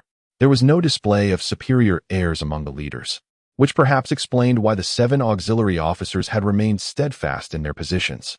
In other police stations, auxiliary officers often couldn't endure the pressure for more than 3 months, as the official officers treated them with condescension, which was intolerable. Yet, such a scenario had never occurred in Bird Tree Township, as everyone continued their lively meal. Discussing where to procure additional funding for the station, Chen Dong's phone rang. He casually answered, Hello. Who is this? Oh, Lin. Hurry back. I was just about to call you. We're having hot pot here. Patrols are a breeze. Our public order is quite commendable. The others chuckled at the chief's words. Despite Bird Tree Township's reputation for tough folk, under Chen Dong's leadership, public security was indeed satisfactory. Aside from the occasional brawls, there hadn't been a theft in 3 years. The township was consistently recognized as a model of public security by the county bureau. Suddenly, Chen Dong sprang to his feet, his face paling. What did you say? A murder? The others immediately set down their bowls, gazing at Chen Dong in disbelief. Instructor Xiaosan furrowed his brow. This year, they were to maintain their status as a model township for public security, and there was potential for further advancement. Naturally, Chen Dong could also be promoted to lead the county's narcotics team. How can this be? A murder? Isn't this a barrier to my promotion? Is Lin truly a harbinger of misfortune? How could he arrive and immediately have such a grave incident occur? Xiaosan did not wait for Chen Dong to finish his phone call before issuing an order. Han Ming, have everyone change their equipment and prepare to dispatch. Notify Deputy Liu, who is idling at the county hospital, to return immediately. Set up checkpoints at the main traffic intersections to intercept the suspects. If we manage to apprehend them, this incident could provide us with a satisfactory explanation in front of the county bureau's leadership. But if we fail, it would be disastrous. Han Ming, not daring to delay, called upon 4 male assistants to get ready for the operation. Chen Dong's astonished voice echoed again, infused with a hint of delight. What did you say? The assailant has been apprehended on the spot, and 2 potential victims have been rescued? Excellent. Wonderful. Shaolin, make sure to secure the scene. Support will arrive shortly. Wait for us. Xiaosan, whose brow had been tightly furrowed, gradually relaxed upon hearing that the perpetrator had been captured. This situation is rather promising. If the assailant had come from outside the area, it suggests that our usual work is unaffected. Instead, the swift apprehension demonstrates the strong commitment of the Niaoshu Township Police Force. Most importantly, from the director's words, it implied that the assailant was still in the midst of committing the crime when Lin Fan intervened, halting further violence and saving the intended victims. This transcends mere case resolution. Even if we solve the case, a victim lost is a tragedy that cannot be reversed. What is the role of the police? To safeguard the community and ensure public safety. While others may falter, the Niaoshu Township Police have succeeded. They detained the assailant just as the crime was unfolding. Incredible. The moment the call ended, Chen Dong's expression was a mix of seriousness and a touch of joy. Xiao Yu, stay behind. The rest of you, everyone, get in the vehicles. Destination Shirtang Village. With that, the Niaoshu Township Police Force surged forth. 3 police cars, flashing their lights, sped away with sirens blaring. Inside the vehicle, Instructor Xiaosan timidly inquired, Director, should we notify the county criminal investigation team now? No. Our Niaoshu Township hasn't had a major case in years, now that we have one. And we've caught the suspect on the spot. This credit, we must savor it ourselves first. Once we've extracted everything we can, then we'll inform the criminal investigation team. Understood, Xiaosan replied with a smile. Such a daring assailant, if not driven by impulse, must certainly have a story to tell. He is like a mobile repository of intelligence. Why hand him over directly to the criminal investigation team?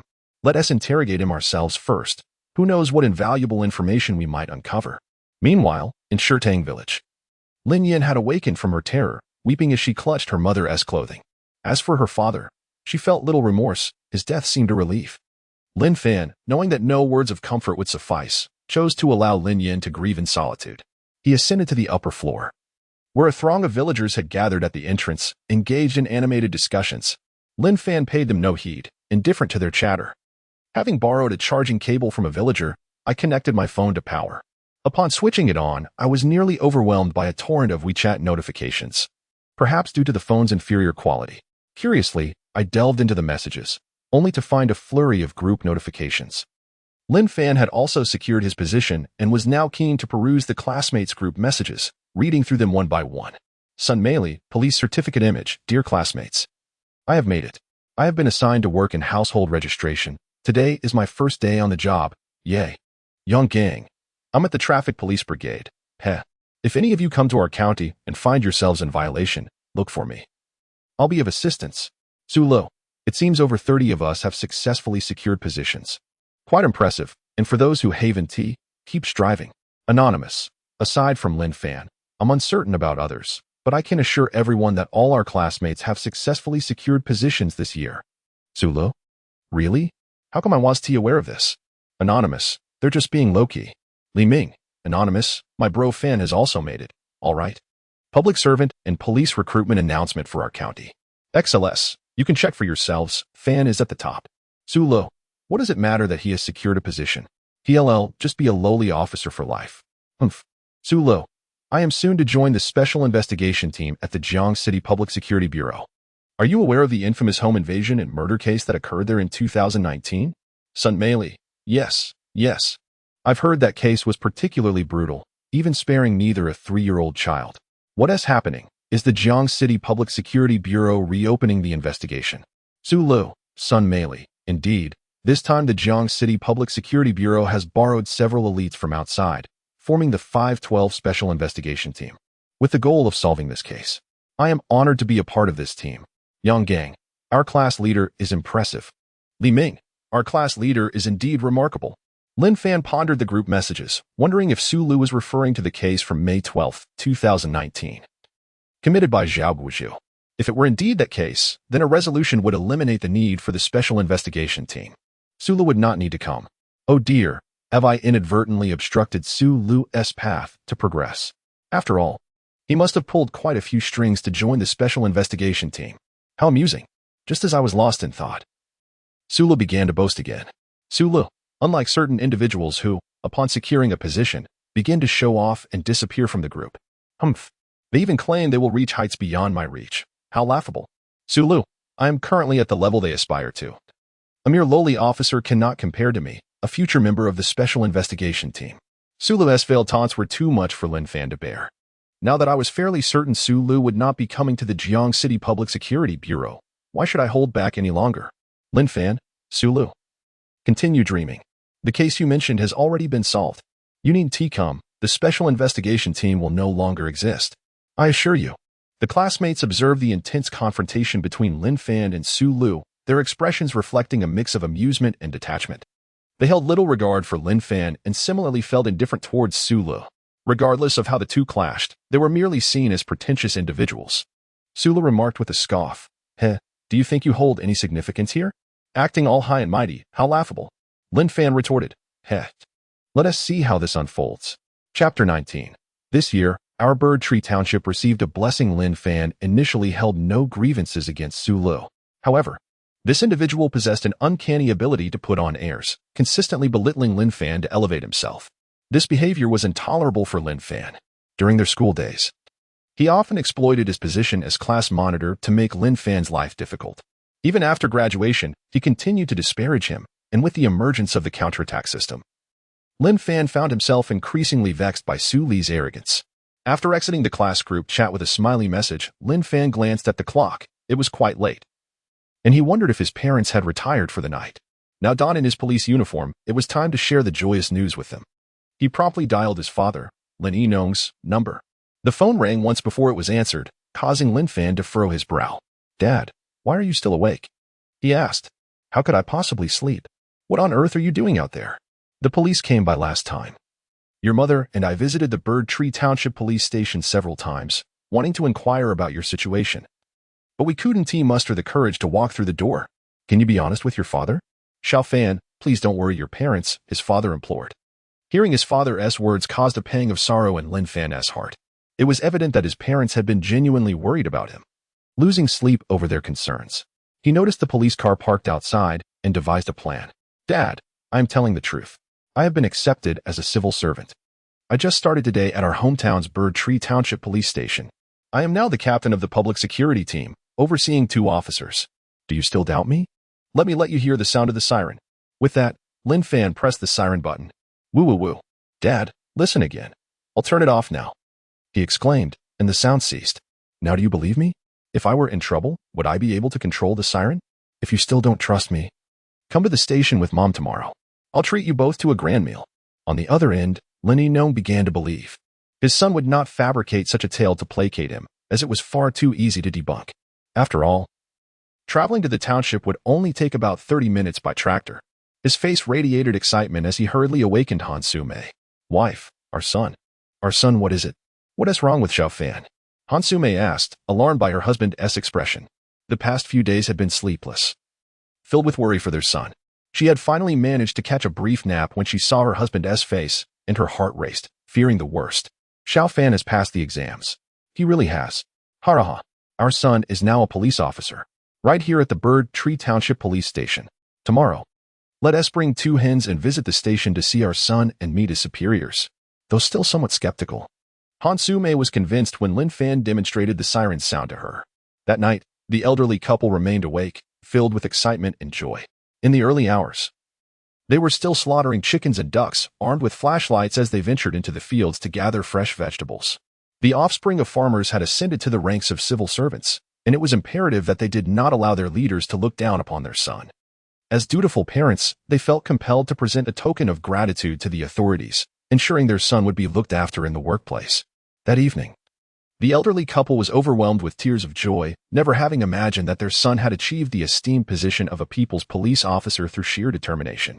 It felt like a dream come true. Lin Yino was eager to knock on every door, proclaiming the news to the entire village. Lin Fan had become a civil servant, now an upright people's police officer, not the fugitive that rumors had suggested. Ultimately, it was a single remark from Han Su-mei that deterred Lin Yino from his enthusiastic outburst. Let us wait until we see Xiao Fan tomorrow. What if he is just spinning tales? Thus, the elderly couple remained busy until dawn. As the first light of day broke, they set off with a yoke on their shoulders, one side laden with vegetables and the other with poultry. Excitement radiating from their faces as they made their way to Niaoshu Township. Meanwhile, hours earlier, Shirtang Village had received reinforcements. Director Chen Dong, accompanied by the entire team of auxiliary police, arrived to support Lin Fan. They quickly secured the scene, apprehending the suspect, Zhao Guju, and escorting Lin Yin and her brother to the guest house adjacent to the police station. The bodies of Lin Yin's parents were also notified for retrieval by the funeral home. 2 auxiliary officers remained on site for protection. The group made their way back to the police station, with Chun Dong and Xia Xin filled with curiosity, relentlessly questioning Lin Fan. Xiao Lin, how did you end up patrolling in Shirtang Village? Normally, you would just circle around the township. It's improbable you'd venture here. Lin Fan had anticipated this inquiry and prepared an excuse. Director Chen, instructor, to be honest, the victim, Lin Yin, is my girlfriend. He spoke, his head lowered in slight embarrassment. Xia Xin immediately grasped the situation. Oh, I see. You wanted to impress your girlfriend and ended up in this predicament? What a close call. Zhao Guju was clearly a habitual offender, and had Lin Fan not come to show off, Lin Yin and Lin Ren might have faced grave danger. Listening to Xia Xin's words, Lin Fan pondered the implications. Who could argue otherwise? The system had already indicated that the entire family had been slaughtered. Chun Dong's expression mirrored the gravity of the situation. Indeed, that was perilously close. Fortunately, Lin Yin is Xiao Lin's girlfriend, otherwise. Xia Xin released a long sigh, sharing in the relief.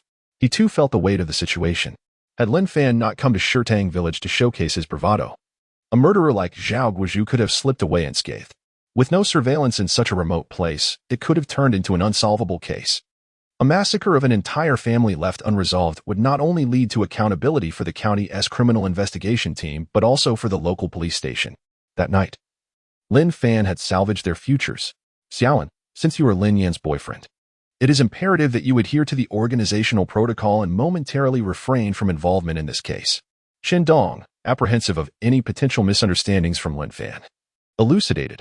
Of course, your contributions will undoubtedly be reported, and the organization will provide due recognition. At this juncture, it is essential that you devote time to your girlfriend, as she has been suddenly thrust into a tragic situation, which may be particularly overwhelming for her. Your presence is vital during this time. Indeed, Director. Instructor Xia Sun further added. Additionally, Xiaolin, you ought to subtly inquire from Lin Yan. What could have prompted Zhao Guodong to annihilate her entire family? As law enforcement officers, we must firmly believe that there exists neither hatred without cause nor love without reason. If this case does not stem from a transient criminal engaging in random burglary and murder, then it is indeed a case within a case. Lin Yan stands as a pivotal witness. Lin Fan, adopting a posture of humble eagerness to learn, nodded vigorously. Yes, instructor. I shall take note. Chen Dong and Xia Sun exchanged satisfied glances at Lin Fan's earnest demeanor. This young man shows promise. Our Bird Tree Township has been graced with a fortunate star this year. Chapter 20. That is my son. Upon returning to the precinct and escorting Zhao Guozhu to the interrogation room, Chen Dong promptly sent Lin Fan away, instructing him to spend some quality time with Lin Yin at the nearby guest house. Just as he turned away, a notification from the system chimed in. Ding. Congratulations to the host for successfully capturing the A-level wanted criminal, Zhao Guozhu. The reward of 10,000 has been credited. Please check your account. With wealth and authority, a bright future lies ahead. Lin Fan began to grasp the workings of the system. The timing of task assignments was rather random, not fixed. Moreover, it appeared that the cash rewards were determined by the difficulty of the tasks. The greater the challenge, the more substantial the reward. Yet, unbeknownst to the system, what it deemed a high difficulty was, for Lin Fan, remarkably simple and effortless. 5 minutes later, Lin Fan arrived at the room of Lin Yin and her brother. Lin Yan's brother, clearly traumatized, was still just a 10-year-old child. Fortunately, when Zhao Guozhu struck, Lin Yin had shielded Lin Ren's eyes. Otherwise, the boy might have been driven to madness. Noticing the sorrow etched on Lin Yan's face, Lin Fan refrained from asking unnecessary questions and offered her comfort instead. That night, he stayed with the siblings, providing solace. Regarding the motive behind Zhao Guozhu's attack on Lin Yan's family, Lin Fan had gleaned information from the system and, upon analysis, concluded that Zhao Guozhu was the type to commit random home invasions resulting in murder, devoid of any apparent motive. Such cases were among the most challenging for law enforcement to resolve. Typically, cases could be categorized into 3 types: crimes of passion, revenge killings, or murders stemming from financial disputes. Each of these had tangible leads, often rooted in the social relationships of the victims, with the perpetrator likely hidden within those connections. But how does one solve a case like Zhao Guozhu's? He had no prior acquaintance with Lin Yan's family. Before tonight, they had never even crossed paths. Thus, such a case felt akin to searching for a needle in a haystack. Perhaps this was why Zhao Guozhu's case remained unsolved. Consequently, he refrained from inquiring of Lin Yin why Zhao Guozhu had targeted her. Lin Yin, clearly shaken, displayed reluctance to discuss the matter, especially now that the evidence was destroyed. She had already lost her mother and did not wish to risk losing her brother and Lin Fan over this calamity. Some secrets are best left buried deep within one's heart. Sleep now. Do not dwell on it. What has passed is gone, Lin Fan reassured her. As you said, this may be a release for your mother. As for your father, I shall say no more. So, do not be too sorrowful. Your mother is watching over you from above. Will you stay? Lin Yin, weary and with eyes swollen from tears, asked. I will not leave.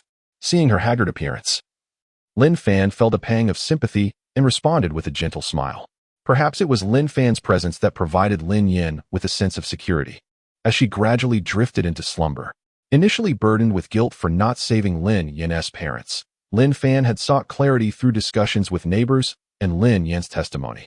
With Lin Yin coming to terms with her loss, he found himself more at peace. Death, for Lin Yin's mother, truly represented a release from the relentless torment of her illness that plagued her nightly. Had it not been for her lingering attachment to Lin Yin and Lin Run, she would have long succumbed to the poison of despair.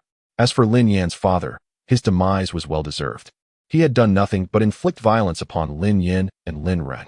Lin Yin was simply unable to grasp the permanence of her mother's absence, which left her in profound sorrow. Lin Fan understood that this period of grief would soon pass. Freed from the bonds of parental ties, Lin Yin would be able to focus on her work and earn a living, no longer needing to frequent nightclubs to serve as a companion. As dawn broke, casting a pale light across the sky, Lin Fan found himself perched beside Lin Yan's bed, their fingers entwined tightly.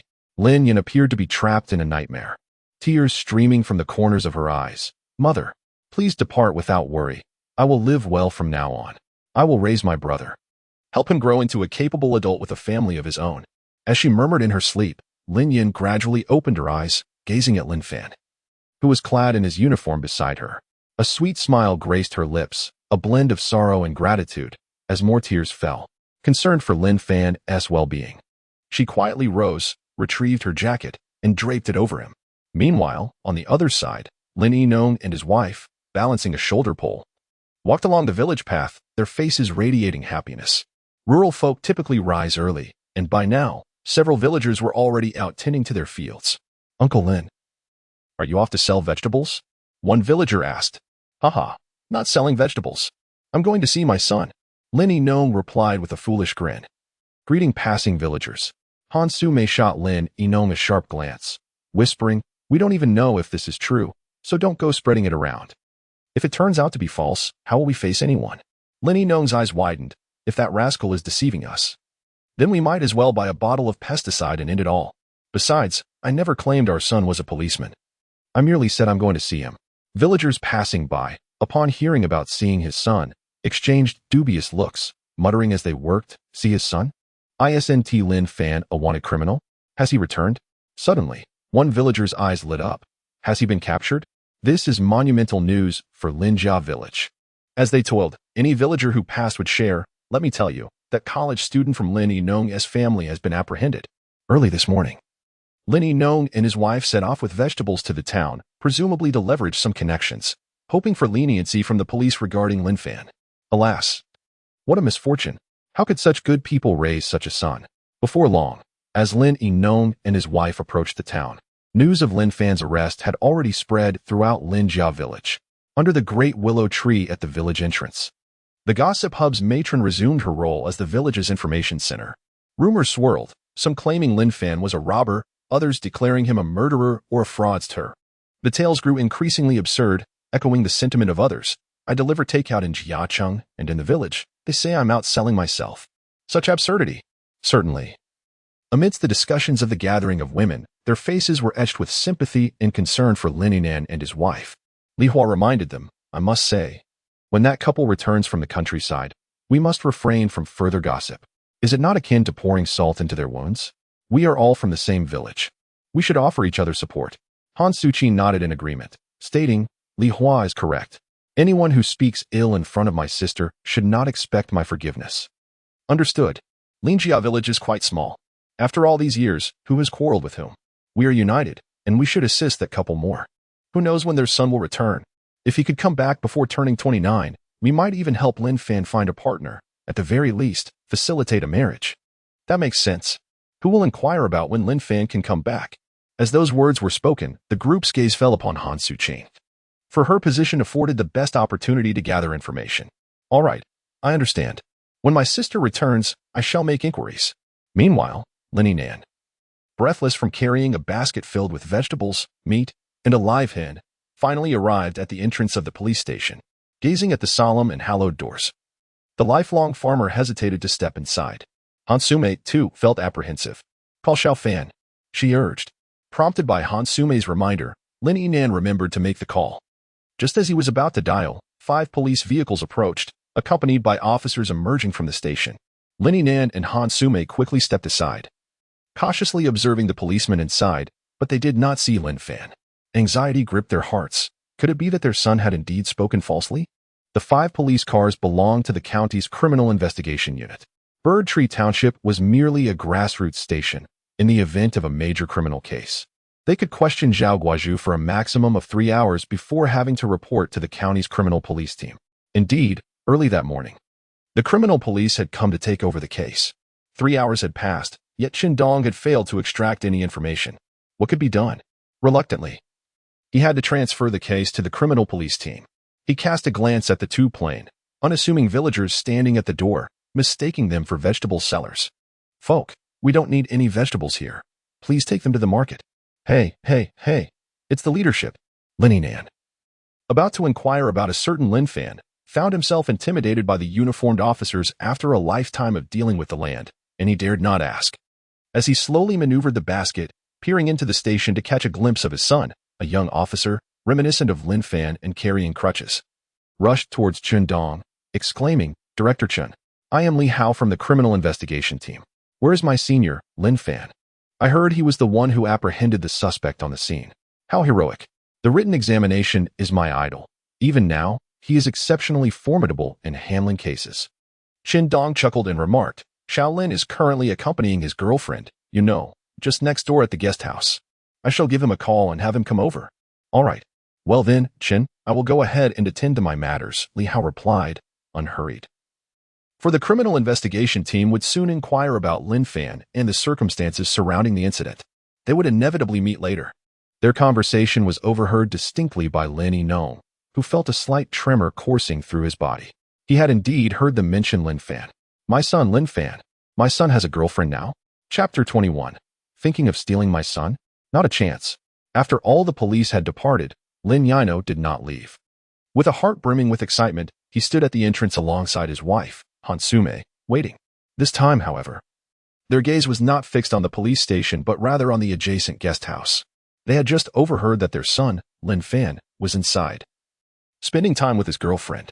They felt compelled to witness this moment for themselves, rather than making a phone call.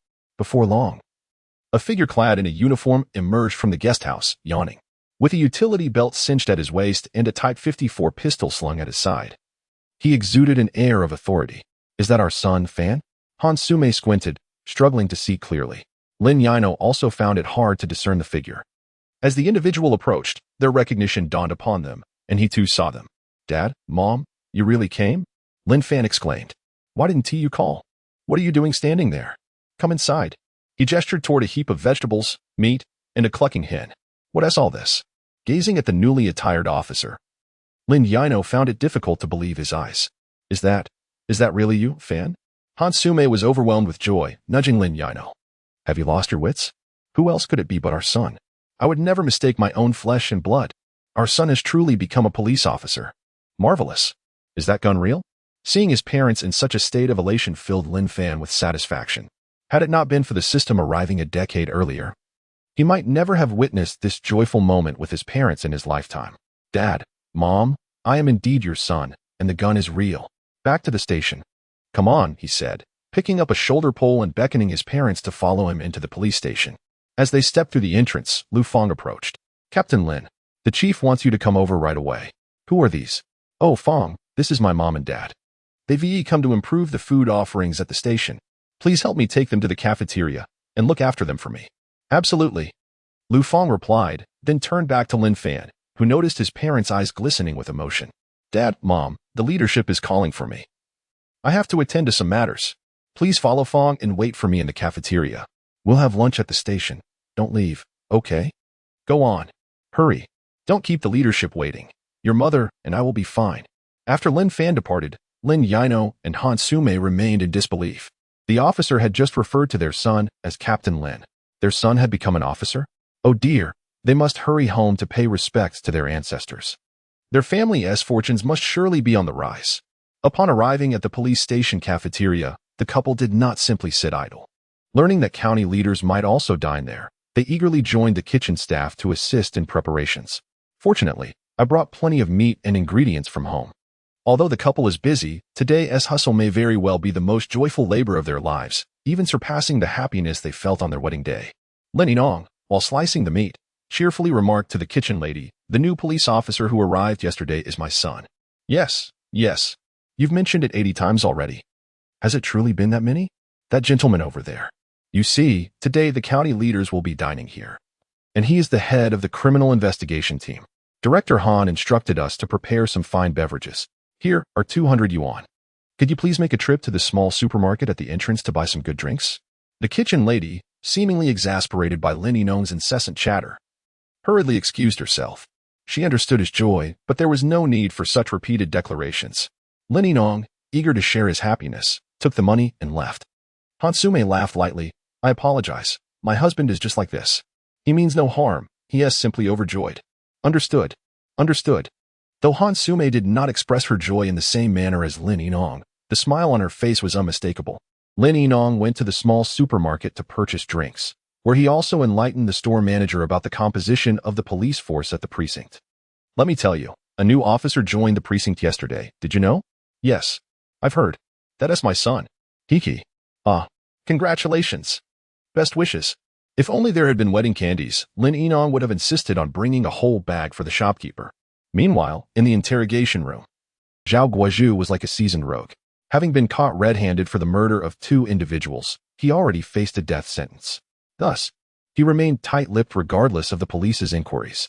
The head of the criminal investigation team, Wei Chonglin, was too disinterested to engage in pointless conversation. The evidence was irrefutable. They could close the case and transfer it to the procuratorate without his confession, which would still lead to his execution. If it weren't for the need to train the newly arrived Li Hao, he wouldn't have wasted any time on this old trickster. Meanwhile, Lin Fan in the observation room furrowed his brow. Zhao Guozhu was not only implicated in this case, he had also been involved in a 2019 incident. It was imperative for him to speak. If Zhao Guozhu were executed, as Sulu had said, a special task force for the 5/12 case would be established, rendering their efforts futile. If the culprit was executed, what more could they investigate? Shaolin, do you have any thoughts? Director Qindong inquired. Noticing Lin Fan's troubled expression, a subtle smile gracing his lips. Last night, he had already learned the truth from Lu Feng and Zhou Hu. This young man had foreseen the events of that night and acted decisively, maintaining composure while even impersonating an elderly person to prevent Zhao Guozhu from taking desperate measures. All of this indicated that Lin Fan was a promising talent. He felt he had struck gold. Therefore, he refrained from sharing any details of Lin Fan's actions with the criminal investigation team. What a jest! After finally discovering a promising talent, you have taken him away. What am I to do? Unless unforeseen circumstances arise, Qindong will likely transfer to the narcotics team next year, and Lin Fan must accompany him. Upon hearing the director's words, Lin Fan spoke earnestly. Director, you see, Zhao Guozhu is evidently a seasoned criminal. A person like him cannot possibly be involved in just one case from last night. He undoubtedly has other incidents, and judging by the scene, this individual is ruthless, capable of taking a life without a second thought. Thus, he might very well be linked to a homicide. That makes sense. Qindong's eyes brightened at this revelation. He had been responsible for the interrogation last night and had found it peculiar how difficult it was to get Zhao Guozhu to speak. He did not seem like a first-time offender. Rather, he resembled a habitual criminal. Now, upon hearing Lin Fan's words, Qindong suddenly realized that Zhao Guozhu could indeed be involved in another homicide. After contemplating, Qindong shook his head. The case had already been handed over to the criminal police. The subsequent matters were now the responsibility of the criminal police, unrelated to the precinct. Regardless, the more cases Zhao Guozhu had, the greater the merit for the Bird Tree Township Police Station. All he needed to do was to subtly remind Wei Chonglin. After exiting the interrogation room, Qindong discreetly alerted Wei Chonglin. Meanwhile, Lin Fan subtly cautioned Li Hao. Haozi, this Zhao Guozhu is involved in something significant. Do not hastily transfer him to the prosecutor's office. There will be surprises. Just look at his fearless demeanor. Last night was certainly not his first time committing murder. You should investigate his criminal record. There is not a trace of prior offenses. This indicates there are unresolved cases, and he is the perpetrator. This was about as far as he could go with his warning. After speaking, Lin Fan patted Li Hao on the shoulder, a smile gracing his lips. Li Hao, eyes wide in disbelief, stared at Lin Fan. Wow, senior, are you really that remarkable? No way. I must petition the leadership to transfer you to the criminal police. Team leader. Hey, young comrade. Qindong, in a moment of panic, quickly pulled Li Hao aside, disregarding any notions of seniority, and covered Li Hao's mouth. Are you trying to steal my thunder? Not a chance. Lin Fan felt a warm surge of gratitude at this display. He was indeed eager to join the criminal police, yet, at this moment, he preferred to cultivate his connections. Director Xia had treated him well. Therefore, he was not inclined to leave for the criminal police just yet. Ultimately, at Lin Fan's insistence, Li Hao relinquished his intention to report to Wei Chonglin. This delighted Qindong immensely. Young Lin is a commendable individual, one who understands gratitude, and he can be nurtured well. Chapter 22. Lin Yinan prepares for the feast after a busy morning. Noon arrived. Qindong and Xiaosun warmly invited their comrades from the county police criminal investigation team to join them for lunch. One by one, They exited the office building and made their way to the cafeteria. Along the way, Lin Fan and Li Hao conversed like longtime brothers. "Senior, thank you. I understand. You are allowing me to earn merit," Li Hao exclaimed. "This favor, I shall remember. Just remember, and don't forget me in the future. I am merely an ordinary farmer's son." Lin Fan did not express his thoughts overtly, yet Li Hao grasped the underlying message. Sometimes, one should not be overly ambitious in seeking merit. Much like indulging in alcohol, excess can lead to trouble. For instance, Lin Fan had already drawn attention to himself by assisting in the apprehension of the suspect Zhao Guozhu with 2 auxiliary officers. If he continued to seek the spotlight and unravel Zhao Guozhu's case, it would not merely be a matter of gaining recognition, but rather courting disaster. What would the leaders think? With so many seasoned officers, why should a newcomer like him stand out? The most critical factor was that this newcomer hailed from a humble background, devoid of any connections. Such a situation could undoubtedly invite calamity. Hence, Lin Fan decided to wisely navigate the waters, attributing the credit to Li Hao as a gesture of goodwill. Undoubtedly, Li Hao had some background. This too was an investment on Lin Fan's part. As they approached the cafeteria, Lin Fan, keen to thwart Su Li's daydreams, once again pulled Li Hao aside and subtly advised, "Haozi, you might want to investigate the unresolved cases in Jiangqing or even the entire known county over the past 5 years. Don't ask me why. I just have a feeling. Zhao Guozhu is from Nong County, so his first crime is likely to have occurred here." Li Hao's eyes lit up upon receiving the hint. "Senior, you won't believe it, but 5 years ago, there was indeed a tragic family massacre in our county. That remains unsolved. In recent days, I heard the leaders mention forming a special task force. My goodness, if this was indeed the work of Zhao Guozhu, then we would achieve significant merit." Seeing that Li Hao was contemplating the matter, Lin Fan felt a sense of relief. It was not that he held a grudge. But individuals like Su Lu, with their pettiness, should not be part of the criminal investigation team. He thought, "If you wish to join the special task force, I shall solve the case first and see how you gain entry." Li Hao, increasingly convinced, resolved to seize this opportunity. He mused to himself, "This time, I must showcase my capabilities before my father. Don't think I rely solely on connections. I am capable in my own right." The group arrived at the cafeteria, where the director, instructor, and leaders of the criminal investigation team proceeded to a private room. The other officers and auxiliary officers settled in the main hall. "Well, Senior, is the food in your cafeteria always this good? This is far superior to what we have in our criminal investigation team." Lin Fan smiled. "These dishes are brought from my home. It's not usually this lavish. Enjoy." Li Hao, unconcerned with the details, was truly famished and immediately filled his plate, prompting the others to devour their meals ravenously. In the kitchen, Lin Nan and his wife held their bowls, dining alongside the kitchen staff. From time to time, they would glance out at their son seated outside. How dapper he looked in that outfit, although they could have joined him at the table. The sheer number of guests today necessitated that even Lu Feng and Shou had to squat at the doorway with their bowls. Naturally, Lin Fan wouldn't allow his parents to take a seat at the table. "Su Mei, before we head home, let us wander through the village and gather more ingredients. Upon our return, I shall inform the entire village. I, Lin Nan, will host a continuous banquet, lasting 10 days and nights. Let all the villagers come and partake." This time, Han Su Mei did not object, nodding in agreement. Indeed, it must be done. The kitchen staff shot Lin Nan a sidelong glance, thinking how relentless he was. How joyous this was. Though pleased, she felt a twinge of exasperation within. If only he were my son, I would host a banquet too. After lunch, the county police's criminal investigation team escorted Zhao Guozhu away, preparing to transfer him to the detention center. In any case, this case was no longer the concern of the Bird Tree Village Police Station. Before departing, Captain Wei Changlin of the county criminal police team addressed Qin Dong. In the 8-3 burglary and murder case, the Bird Tree Village Police Station responded promptly. The county will submit the list of relevant personnel and auxiliary police to the Municipal Bureau for commendation. Hearing Captain Wei's words, Qin Dong felt a surge of happiness. Had it not been for Lin Fan, there would have been no commendation, but rather accountability. Lin Fan was indeed a lucky star. As Zhao Guozhu was taken away by the criminal police, the Bird Tree Village Police Station returned to its usual tranquility. Qin Dong, Xiaosen, Han Meng, and Lu Yu gathered around Lin Fan, cheerfully congratulating him. On his very first day, he had apprehended a murderer and thwarted a crime, saving 2 innocent civilians.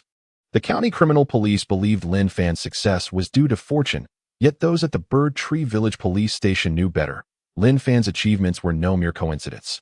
They refrained from inquiring about his sources of information, as in law enforcement, intelligence and informants were paramount, typically communicated through a single channel. After finishing their tasks in the kitchen, Lin Yinan and Han Sume prepared to head home, observing their son's popularity among his colleagues, their faces beaming with pride. They felt utterly reassured now. Xiao Fan. Lin Yinan called out to Lin Fan, who was engaged in conversation with Chun Dong, Xia Sun, Han Meng, and others. Only then did Chun Dong and Xia Sun notice the humble couple. Director Chun, instructor. These are my parents. They specially brought some home-raised chickens and ducks, as well as vegetables to visit me. Oh, it's elder brother and elder sister. Haha, I thought you were here to sell vegetables. My apologies for the oversight. Elder brother, elder sister, you have raised a wonderful son. As he spoke, Chin Dong gave Lin Yinan and Han Sume a thumbs up. Lin Fan is exceptional. In the future, Lin Fan will undoubtedly become a commendable police officer for the people. Xia Sun echoed the sentiment. Even before officially joining, he had gained an informant, enabling him to obtain first-hand intelligence. Such a police officer possesses boundless potential for the future. Lin Yinan, who has spent his life working the land, felt a twinge of trepidation in the presence of a significant leader like Chin Dong. However, witnessing the leader's favorable regard for his son, Lin Fan, brought him immense joy. Thank you, leader.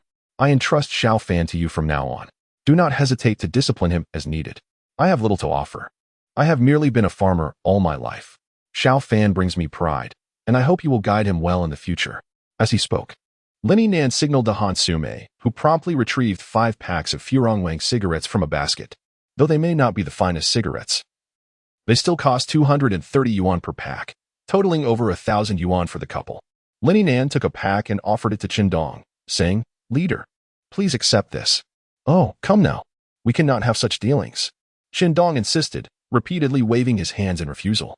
He could see that Lin Fan's father was genuinely unpretentious, offering gifts openly and without pretense, perhaps believing that such gestures would garner favor for his son. After some back and forth, it was Lin Fan who finally interjected, Director, just 1 pack of cigarettes, please accept it. It holds little value and is not a bribe for favors. It is merely a token of goodwill from a colleague's family. Lin Yinan quickly echoed his son's sentiments. Yes. Yes, leader. As Lin Fan's father, I wish to express my gratitude. With Lin Fan's words holding no fault, Chin Dong felt compelled to accept the gift. After all, he smoked as well. Lin Yinan then offered a pack to Xia Sun and Han Meng each. Although several auxiliary police officers were present, Lin Yinan was unaware of their identities. He also approached Lu Fong with another pack, which thrilled Lu Fong, an auxiliary officer, as he received a gift akin to that given to the director.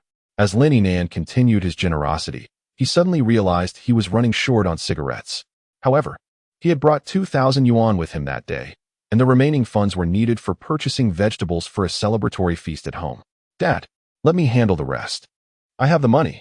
Lin Fan quickly interjected, sensing his father's discomfort. You can head back. I will return home during my time off. Oh, the remaining officers can ask my son for cigarettes later. The hearts of Zhou Hu and several auxiliary officers were touched. They felt the respect emanating from this humble man. They also appreciated Lin Fan, the new officer, for treating them with equality and without discrimination. In truth, Lin Fan could have intervened when Lin Yinan offered Lu Fong a pack of cigarettes, and even if he had, Lu Fong would not have objected. Yet, Lin Fan chose not to stop it, unaware that his actions not only moved Lu Fong and the other auxiliary officers, but also earned the recognition of leaders like Chun Dong and Xia Senator ultimately. After confirming Lin Fan's leave with Director Chin Dong, Lin Yinan exited the police station joyfully, carrying a shoulder pole and humming a cheerful tune. The couple did not return home directly. Instead, they proceeded to the local agricultural market. Sume, I just inquired with Director Chin. On August 18th, he will grant Xiao Fan a day off. Let us host the banquet on that day. We should acquire plenty of meat to bring back. Before the banquet, let us not disclose Xiao Fan's situation to the villagers. Once Xiao Fan returns, we shall revel in our pride. Hiki. Amidst the tranquility of Niaoshu Township, the Special Task Force of the Jiangcheng City Public Security Bureau for the 5/12 case had already been established. Several officers from other regions were dispatched as well. Naturally, those transferred from afar were individuals who had leveraged connections from home to enhance their careers. Sulu also received the notification to report to the task force. This filled him with elation as he packed his belongings while boasting in the student group chat. Chapter 23. Lin Nan's desire to return home. Su Lu. Everyone, classmates, comrades, notification for the 512 Special Task Force. Attached is a screenshot. Su Lu. If anyone has any clues, feel free to share with me. Lin Fan glanced at the group messages, a faint smile gracing his lips. Every classmate had successfully secured their positions, leaving Su Lu unable to flaunt his civil servant status. Instead, he began to parade his role as a member of the Special Task Force, reveling in his sense of superiority. As long as Su Lu did not disparage him, Lin Fan chose to ignore him. Sun Meili. Su Lu, our class leader is impressive. We just started our jobs. And the class leader is already a member of the Special Task Force. Young Gang. Su Lu, class leader, since everyone from our class has found jobs, I propose we organize an annual reunion to share our work experiences and support one another in our progress. Li Ming agreed. 139. Out of the 41 classmates, aside from Lin Fan, all expressed their desire to hold an annual gathering. Su Lu observed the messages with a smile of satisfaction. He understood his classmates all too well. Organizing reunions was merely a way for him to showcase his achievements. They sought to cultivate a relationship with him, hoping he might assist them in the future. Su Lu relished this feeling, but Lin Fan's silence, as he chose to disregard Su Li's pretentiousness, left him somewhat unsettled. Su Lu. Sounds great. Let us hold an annual reunion, though some individuals might not show up. Su Lu. Lin Fan, do you dare to come? If you do, I might share some investigative insights with you as a fellow classmate. Su Lu. Otherwise, with your introverted nature, you may never make a name for yourself. Yang Gang. Lin Fan, come on, don't be a downer. Lin Fan truly had no desire to engage with Su Lu. As for the class reunion, he would certainly attend. However, Su Li's need to tag him in his messages was clearly an attempt to flaunt his superiority once again.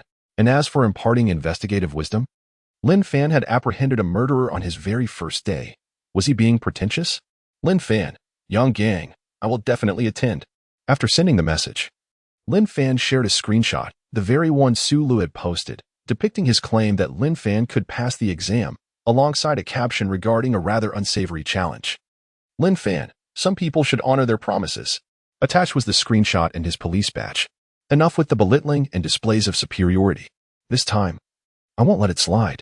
Do you truly believe I lack a temper? I had initially intended to overlook this, but you seem incapable of letting it go. Li Ming.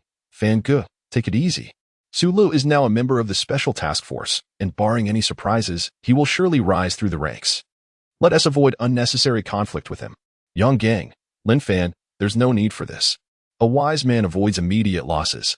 Though Su Lu can be quite irritating, he is a member of the Special Task Force and from Jiang City. Are you not concerned about potential repercussions? Sun Meili. Lin Fan, please retract your message. We are all classmates. There's no need for such unpleasantness.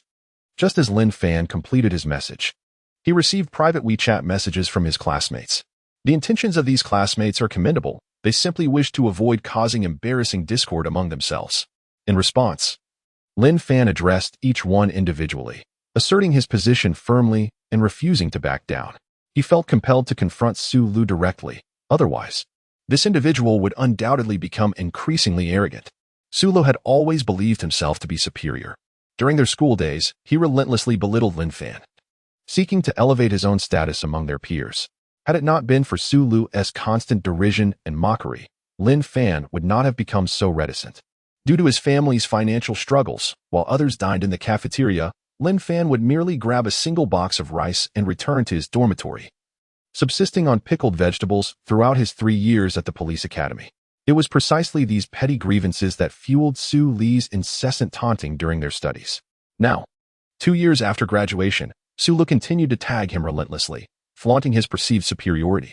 Even after securing a position as a civil servant, Su Lu still found ways to belittle Lin Fan. Lin Fan, however, had acquired a system now. Was he to be intimidated? Su Lu. Lin Fan, you are remarkable. I have taken note of you. Su Lu. I admit my misjudgment. I never anticipated that even someone like you could pass. Su Lu. But remember, passing does not equate to being impressive. You remain that same inconsequential person, destined to languish in a rural police station. Su Lu. Everyone. If I attend the reunion, Lin Fan will not be there. If he is present, I shall not attend. I'm quite busy with cases. Farewell. The prospect of enduring humiliation was utterly unacceptable to Lin Fan. Sula boldly declared that if Lin Fan were to show up at the reunion, he would not attend. He was confident that the intelligent classmates would know whom to favor. What could Lin Fan possibly offer? He held no sway in their careers. Unlike Su Lu, a member of a special task force who frequently interacted with high-ranking officials, a true symbol of power. As Su Lu's message circulated through the class group chat, numerous classmates expressed their preference for Su Li's attendance while suggesting that Lin Fan's presence was unnecessary. In response, Lin Fan simply smiled. If they chose not to attend, so be it, who cared? They could continue to flatter this pretentious individual.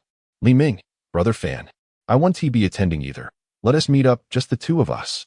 Upon seeing Li Ming's private message, Lin Fan smiled faintly, beginning to view Li Ming in a new light. He was indeed a talent, capable of perceiving what others could not. Li Ming's willingness to express camaraderie was evidently rooted in his recognition of Lin Fan's resilience. Lin Fan, all right, old classmate. I'll come to the provincial capital to visit you, or you can come to Jiangcheng to see me. Meanwhile, in the household registration office of the police station on Guizi Street, Li Ming remained quiet in the group chat. In truth, he had not only messaged Lin Fan, but had also sent a private message to Su Lu. This strategy of not offending either side, while seeking to please both, was a calculated gamble, waiting to see who would ultimately thrive before choosing whom to associate with. In the dormitory of the Bird Tree Township Police Station, Lin Fan opened his mobile banking app to check his balance. 12,963. 02 yuan. Not too bad. Over 10,000 yuan already. A few more challenging system tasks, and 100,000 is not a dream. One must realize that Lin Nan and his wife toiled their entire lives, yet their savings barely amount to 30,000. With a bit of money in hand, Lin Fan recalled that Lin Yin and her brother had not yet dined. The cafeteria staff had already finished for the day, and the facility was no longer serving meals. He promptly exited the dormitory, intending to purchase lunch for Lin Yin and her sibling. Captain Lin. Greetings, senior. Captain Lin. Greetings, senior. Shaolin, where are you off to? Oh, instructor, my girlfriend hasn't eaten yet. I'm going out to buy her lunch. Oh, I neglected to consider that. I completely forgot about her. Very well, you may go.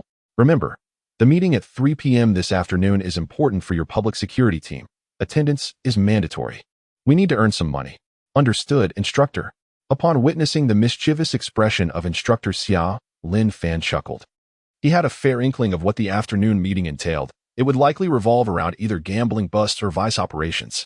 He had previously interned at the police station, where these two methods were consistently employed to address funding shortages. Watching Lin Fan's departing figure, Xia nodded in satisfaction. This young man apprehended a murderer on his very first day, yet remained humble and composed. He treated the auxiliary police with kindness. Quite commendable, indeed. He is a promising candidate. The auxiliary police also held Lin Fan in high regard, primarily because he afforded them the dignity they deserved. A mere 10 minutes later, Lin Fan had prepared a couple of simple dishes, spending 37 yuan, and he made his way towards the guest house with the takeout. Knocking on Lin Yan's door, he was momentarily taken aback upon entering. Lin Yan, devoid of makeup and with faint tear stains at the corners of her eyes, appeared strikingly beautiful. The previous night had been tumultuous, and in his desire to comfort Lin Yan, he had overlooked her appearance. Now, seeing her anew, he was astounded. Lin Yan was truly stunning. Are you hungry? Please eat. Lin Yan barely touched her food. It seemed Lin Ren was genuinely starving, as he quickly devoured a few bites. After finishing, he blinked with a confused expression, glancing between his sister and Lin Fan. In regard to their parents' passing, this 10-year-old boy appeared to cope better than his sister. After all, since he could remember, it had always been his sister caring for him. Their mother had been frequently hospitalized, while their father was often absorbed in card games. There was little emotional bond with their parents. Lin Yin was the only one he truly cherished. As long as she was present, he felt no fear. Noticing Lin Yan's silence, Lin Fan spoke up. Yinner, regarding Uncle and Auntie's funeral. The criminal investigation team will likely need to collect evidence for the next few days, so we cannot proceed just yet. After a couple of days, I will inform the director, and I will go to the county to bring Uncle and Auntie's remains back, and we can arrange the funeral then. Lin Yan pressed her lips together. As she looked at Lin Fan seated on the sofa, tears began to well up in her eyes. The previous night had truly terrified her. In the final moments of life, her thoughts were solely of this man before her. Unexpectedly, he appeared like a radiant beam of light. At this moment, she could no longer contain the tumult of her emotions and rushed into Lin Fan's embrace, choking back tears. Lin Fan, thank you. Without you, my brother and I, do not fear, I am here. In this silence, more profound than words, Lin Fan found himself at a loss for what to say, only able to hold Lin Yan tightly. Meanwhile, Lin Yinong and Han Su-mei were returning to the village with a basket full of ingredients. We have yet to meet Xiao Fan's girlfriend. Hearing Han Su-mei's words, Lin Yinong was momentarily taken aback. Oh yes, how could I have forgotten about that? Han Su-mei shot him a glance. You, who were so eager to return to the village to show off in front of everyone, what else can you remember? Really? What would that girl think if she learned we went to the police station but did not visit her? Although Han Su-mei spoke the truth, Lin Yinong would never concede. What are you thinking? Our Xiao Fan is now a civil servant, a police officer, armed. Do you think that girl would create trouble just because we returned to the village first? Spoiling her. If she truly seeks trouble, let her forget about entering the Lin family home. Xiao Fan can find someone far better if he wishes. Let us go home. Observing her husband's proud demeanor, Han Su-mei smiled. Previously concerned about their son's work and love life, now he is both a job and a partner. The couple felt a profound sense of joy. Chapter 24, The Establishment of the 512 Special Investigation Team. The 512 Special Investigation Team meeting convened at the Jiang City Public Security Bureau. With advancements in technology, the rate of solving cases has consistently risen while the crime rate has steadily declined. The Hunan Provincial Public Security Department issued directives across the province to address lingering cases and significant crimes. Among these, the tragic massacre of the Yang Hongmei family, which occurred on May 12, 2019, in Quanlong County, has become a focal point for provincial oversight. The Special Investigation Team comprises not only members from the Jiang City Criminal Police Unit, but also elite officers from the Provincial Department and various prefectural police forces. Notably, Lin Fan's classmate, Su Lu, is among them. However, he is not a direct participant in the investigation. Rather, he leveraged familial connections to secure a position as a liaison officer within the team. His primary responsibilities include documenting meeting minutes and facilitating communication and collaboration between officers from other regions in the Jiang City Criminal Police. Although Su Lu does not actively partake in the investigation, this experience presents him with valuable exposure to influential leaders, undoubtedly aiding his future career. Yet, this opportunity hinges on one critical condition: the successful resolution of the case by the 512 Special Investigation Team. The establishment of this team has publicly embarrassed the Quanlong County Public Security Bureau, as none of its members hail from the county's police force. As articulated by leadership, how can the Quanlong County Public Security Bureau claim capability when, after 5 years, they remain unaware of the gender of the criminal suspect? In light of this, both the director, Li Qingshan, and the various police station heads within the county find themselves unable to hold their heads high, rendering the entire Quanlong County Public Security Bureau a subject of ridicule within Hunan Province. Just then, Wei Changlin, the captain of the Criminal Police Unit, returned to the bureau from the detention center. A female officer hurriedly approached him, exclaiming, "Captain Wei, the director is looking for you. Be cautious." His expression is more unpleasant than one who has consumed excrement. Wei Changlin raised an eyebrow and pulled the female officer aside, whispering, "Is it about the 512 Special Investigation Team?" The female officer grimaced. What else could it be? Early this morning, when you were at the Nyashu Township Police Station, someone from the city arrived and confiscated all the files related to the 512 home invasion and massacre case. Isn't that a slap in our faces? Captain Wei, you were involved in the investigation back then. Logically, you are the most familiar with the circumstances at that time. Yet, the team comprises no one from our county's police force. How could the director not be furious? Upon hearing this, Wei Changlin's brow furrowed. The city bureau has indeed gone too far. It feels as if they are grinding the faces of all the criminal police officers in Quanlong County into the dirt. He can only imagine the extent of the director's fury, although this incident is somewhat distant from him, considering it pertains to a case from 5 years ago when he was merely a patrol officer and not the captain. The director's pent-up frustration must find an outlet.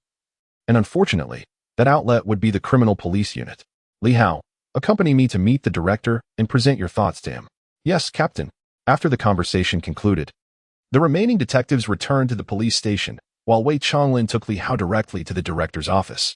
The reason for bringing Li Hao along was twofold. First, Li Hao was the son of director Li Qingshan. Second, during their return from the detention center, Li Hao had provided an insightful analysis of the suspect Zhao Guizhou in the 8-3 home invasion murder case. In truth, Wei Chonglin had already sensed the situation himself, having spent a lifetime as a detective. However, he did not anticipate that a newly appointed officer like Li Hao could reach such conclusions. Thus, he intended to report alongside Li Hao, subtly flattering Director Li in the process.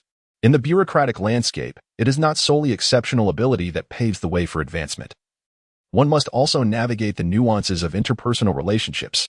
Lin Fan had also considered this, which is why he had willingly allowed Li Hao the opportunity to shine. Conversely, Wei Chonglin was aware that without such strategic maneuvering, he would remain merely a team leader, never ascending to the position of detective captain. Upon entering the director's office, they immediately sensed a chill in the air and an atmosphere of seriousness.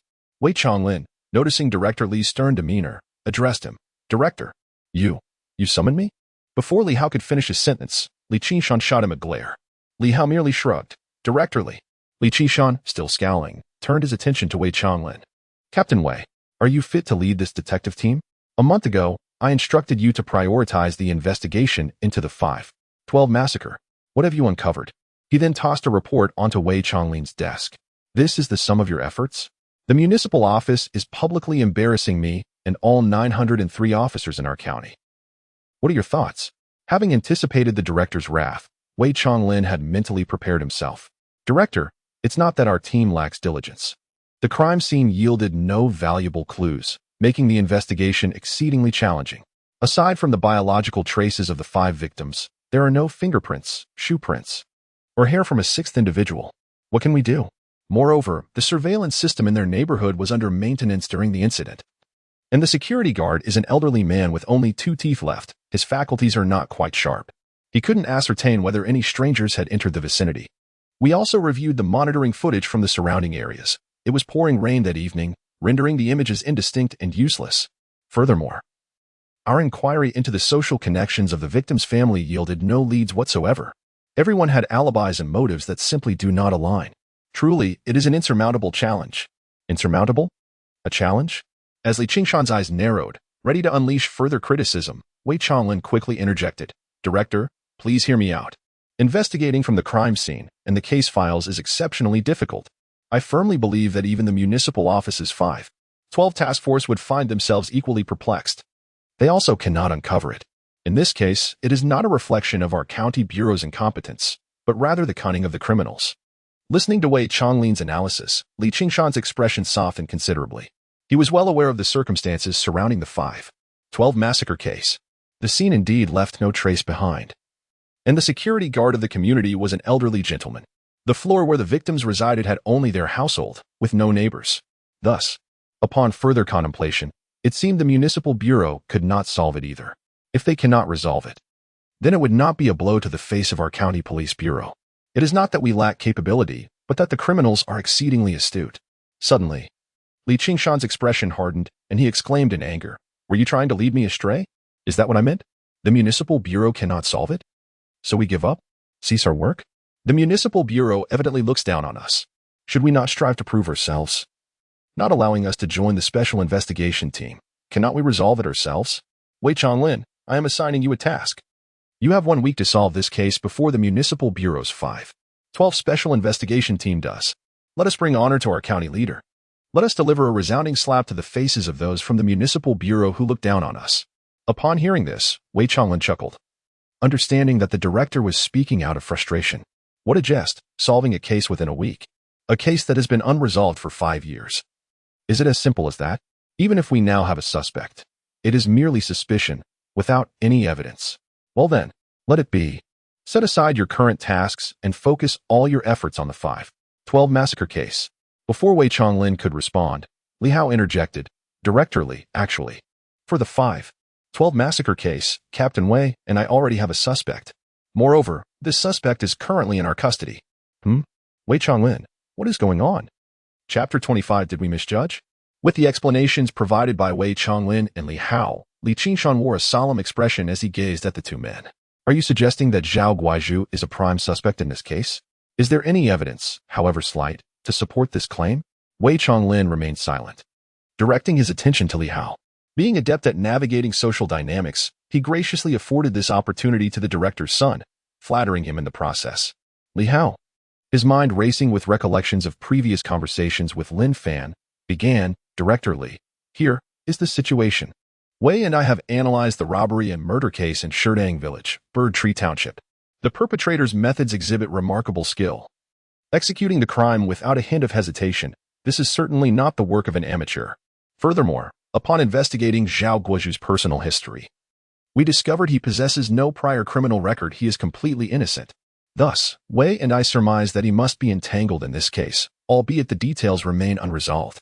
Given that Zhao Guozhu hails from our own county, it is highly plausible that the unresolved case pertains to the 512 family annihilation incident. Listening to Li Hao's analysis, Li Qingshan nodded thoughtfully, his expression grave as he inquired, "Has he spoken?" Li Hao shook his head. No, he remains as unyielding as a pig, refusing to divulge any information. Perhaps he is aware of his impending doom and has chosen silence as a means to waste our time. Rising from his seat, Director Li Qingshan began to pace the office. It must be acknowledged that his son Li Hao's analysis held considerable merit. After years of service in law enforcement, hearing his son's detailed account of the Sherdang village scene allowed him to conclude that this was certainly not the work of a novice. Thus, Zhao Guozhu must be an experienced criminal. The case in Sherdang village cannot be his first offense. After a prolonged period of contemplation, a glimmer of excitement crossed Li Qingshan's face. Shanlin, let us focus our efforts on cracking the 512 case, with the aim of coaxing a confession from Zhao Guozhu. This may very well be our only lead. Although this lead is presently founded on mere speculation, it is better than flailing about like a headless chicken. Suddenly, recalling something, Li Qingshan cautioned, additionally ensure that confidentiality is maintained regarding Zhao Guozhu.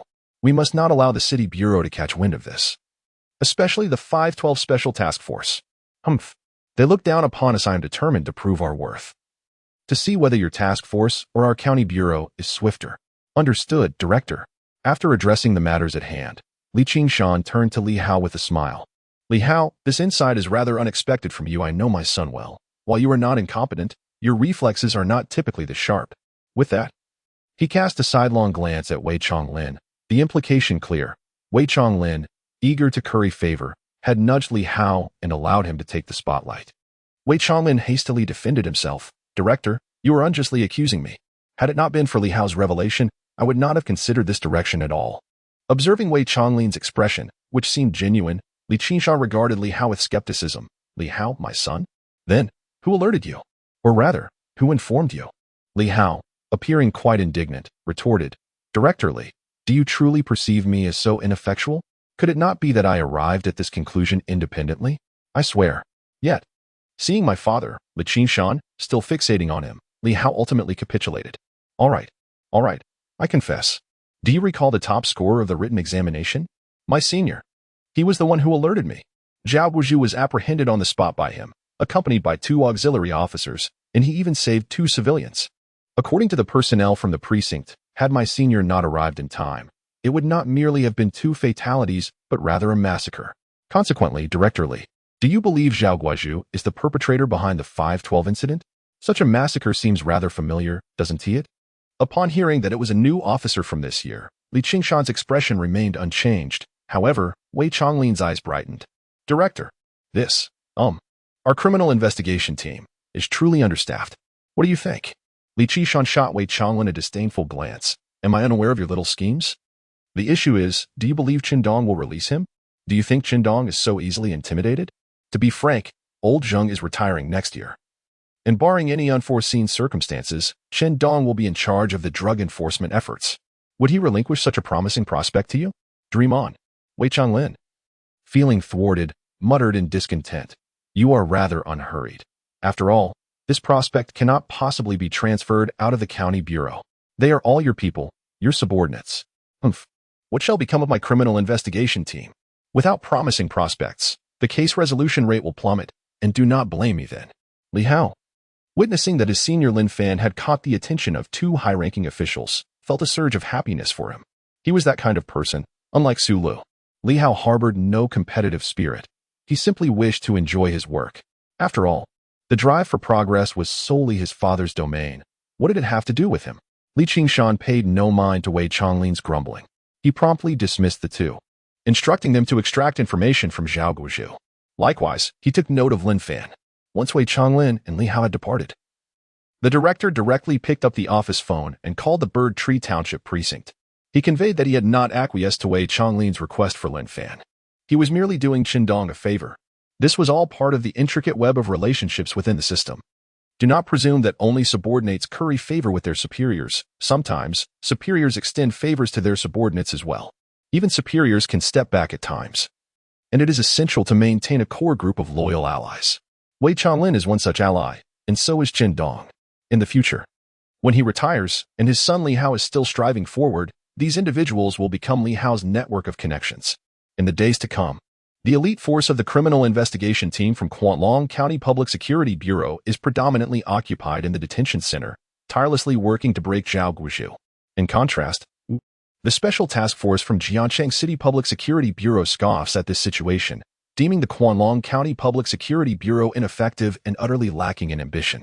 Director Zhao Dahan of the City Bureau merely intended to admonish the Kwanlong County Public Security Bureau, expecting them to seek information from the City Bureau and shamelessly join in the investigation efforts. This way, when the case was solved, their reputation would not suffer too greatly. And it could be shown that Kwanlong County had contributed as well. However, the reality was that each officer remained ensconced in the detention center, seemingly oblivious to their duties. Zhao Dahan felt profound disappointment towards Li Qinshan and the Criminal Investigation Team of Kwanlong County.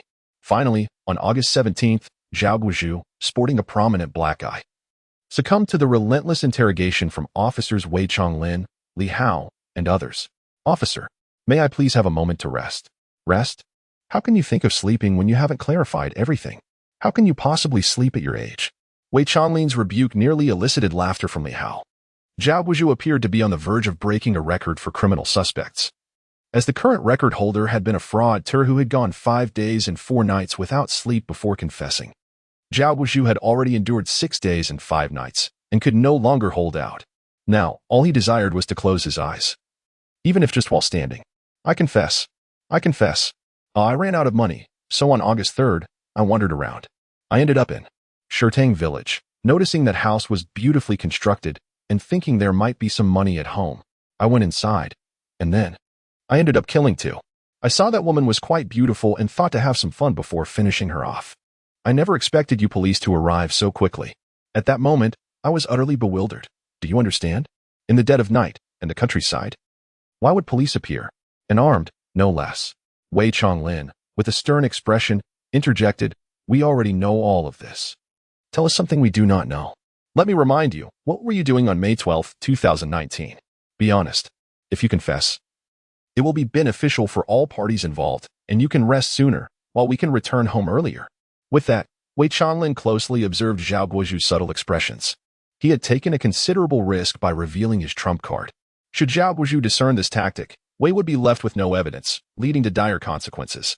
Similarly, if Zhao Guizhou displayed even the slightest hint of panic or surprise, it would undoubtedly indicate that he was the perpetrator of the May 12th case. Were it not for the evident exhaustion of Zhao Guizhou, Wei Changlin would not have dared to reveal such a critical piece of information. The outcome, however, was disappointing for Wei Changlin. Whether it was Zhao Guizhou's mental fatigue or something else entirely, there was not the slightest change in his expression. Yawning repeatedly, he responded, "Officer, what are you talking about? What happened in 2019? That was ages ago. Who can remember such details? Allow me to rest, for I am destined to perish. What more is there for me to convey? I have only undertaken a single case in Shirtang village, yet before I could see it through, I was apprehended by you. My misfortune is already considerable." Li Hao's brow twitched in surprise as he gazed at Wei Changlin. Wei Changlin, equally astonished, returned Li Hao's look. It seemed as though both were silently questioning. Did we misjudge the situation? Chapter 26. The sentencing docket. It is entirely reasonable for Wei Changlin and Li Hao to entertain such thoughts. Zhao Guizhou truly could not endure any longer. No one can withstand continuous interrogations without sleep. Furthermore, Zhao Guizhou was acutely aware of his impending death sentence. Given that he could no longer bear the pressure and was cognizant of his fate, there was no need for him to continue concealing the truth. Hence, there was but one conclusion to draw. Zhao Guizhou was not the perpetrator of the May 12th incident. Was this not absurd? The director was eagerly anticipating a revelation. And yet, this was the outcome? Reluctantly, Wei Changlin persisted with the interrogation of Zhao Guizhou. The latter only acknowledged his involvement in the incident at Shirtang village. categorically denying any connection to the other matters at hand.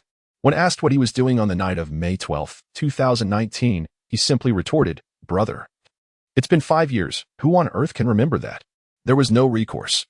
Wei Chonglin had no choice but to concede and conclude that Zhao Guizhou was indeed not the culprit. After all, there was no reason for Zhao Guizhou to continue hiding anything. Soon after, they departed the detention center and returned to the bureau to report their findings to Director Li Qishan. Li Qishan shared Wei Chonglin's perspective. His expression clouded with concern and his voice tinged with fatigue. "Let us expedite the case closure and transfer it to the prosecutor's office. The victim's family is awaiting arrangements for the aftermath. Shindong has called me several times. It seems the victim's daughter is the girlfriend of one of our officers. We must resolve this promptly so they can make their arrangements. As for the May 12th case, we shall continue to seek breakthroughs. We can inquire for intelligence at the Municipal Bureau. We cannot simply stand by and allow the Municipal Bureau to embarrass us." "Understood, Director." At the Niaoshu Township Police Station, when Lin Fan learned that the Zhao Guizhou case had been closed, allowing for the return of Lin Yan's parents' remains from the funeral home for final rites, he felt a surge of surprise. It seemed that Li Hao had indeed achieved something significant. "Chief, it appears our station has made a considerable contribution as well. I heard that the Municipal Bureau has established a special task force for the May 12th massacre. We have managed to crack this case. Our reputation has been elevated." Shen Dong listened to Lin Fan's words, observing the young man's slightly exhilarated expression. He was aware from the director's remarks of Lin Fan's earlier analysis with Li Hao. Like Wei Chonglin, he regarded Lin Fan as a promising talent. Realizing that Lin Fan had misunderstood the situation, he smiled and said, "Little Lin, it is commendable to think critically when faced with challenges. As police officers, we should indeed ponder deeply. However, I must clarify that Zhao Guizhou is not the perpetrator of the May 12th incident. Our investigative work must be grounded in evidence. We cannot rely solely on conjecture.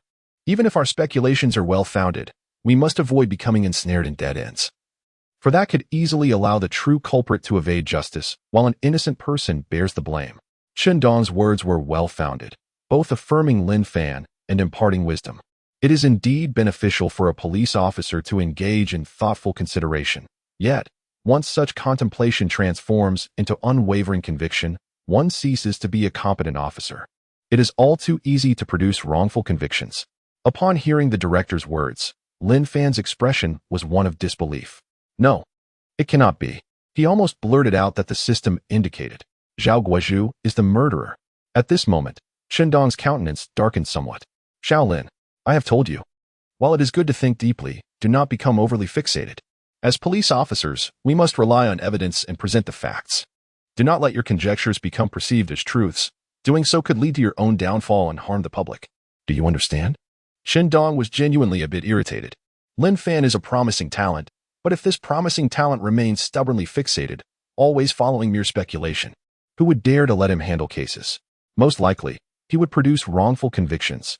The entire criminal investigation team has already concluded that Zhao Guizhou is not the murderer. Yet you still harbor doubts and believe him to be the killer. Is that not being overly fixated? Is that not attempting to solve a case based on conjecture? This is a grave taboo for a police officer and is absolutely intolerable. Of course, if Lin Fan can provide evidence that Zhao Guizhou is indeed the murderer, that would be another matter entirely. Lin Fan perceived the director's demeanor and pursed his lips. Humbly accepting, "Yes. Director, I understand. Thank you for your instruction. In the future, I will think more. But the foundation will always be evidence and facts. Deep thinking will be my approach to solving cases, while evidence and facts will be my bedrock."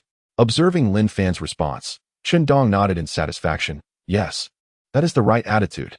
By the way, your father came by the station today. He mentioned there will be a banquet in the village tomorrow. I will grant you a day off.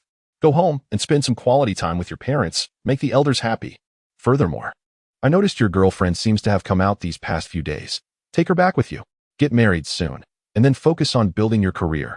Also, I heard from your father that everyone from Linjia village will be attending the banquet tomorrow. What a wonderful community foundation. Has your public security team conducted anti-fraud outreach in the village yet? Tomorrow, take Lu Fang and Zhou Hu and conduct the anti-fraud campaign at the banquet." Lin Fan smiled slightly. "Thank you, Director. Who wouldn't want to return home in glory? The Director is quite considerate, granting a day off for me to show off. Importantly, having Lu Fang and Zhou Hu accompany me. This isn't merely a holiday, it's work. We can take the police car to the village, conduct anti-fraud outreach in the morning, and then enjoy the banquet in the afternoon. Upon returning to the dormitory, Lin Fan promptly called his parents. Dad, I will return to the village tomorrow. Ah, great, great. We are waiting for you. Xiao Fan, remember to wear your police uniform when you come back. You have no idea. Everyone in the village has been saying you have been sentenced. Haha. When you return tomorrow, the three of us will show the villagers a thing or two. Let us bring honor to our family. Dad, what is it? No police uniform? That simply won't do. Without wearing the police uniform, those women might think we are boasting, right? That's not what I meant. I was saying, I would like to bring my girlfriend home tomorrow. Oh, Lin Nan's eyes brightened. This is wonderful, truly wonderful. Dad, I must tell you. My girlfriend has encountered some family issues recently, so please, do not inquire about her parents. Remember this crucial point. Oh. I will remember. Just bring her home, and let your mother and I have a good look. Rest assured, I certainly won't ask about her parents. Well then, you and Mom should not tire yourselves too much. I can work and earn money now. The household is quite busy, so I'll hire a catering team. A flowing feast is not something you two can manage. I understand. I've already hired them. They are busy preparing now. Hiki. After hanging up the phone, Lin Fan's face radiated with a blissful smile. As a child, bringing joy to one as parents is perhaps the greatest filial duty. Listening to his father's voice, Lin Fan could feel the immense happiness of his parents at that very moment. And indeed, the reality mirrored this sentiment. Lin Nan spent a significant sum of 3,000 yuan to hire a local team specialized in organizing celebratory feasts for joyous occasions. They were bustling with activity. This left the villagers of Linjiao village utterly bewildered. The ladies at the information center began to speculate about what the Lin couple was up to. What kind of celebration is this? Has Lin Fan been sentenced, and they are hosting a feast in celebration?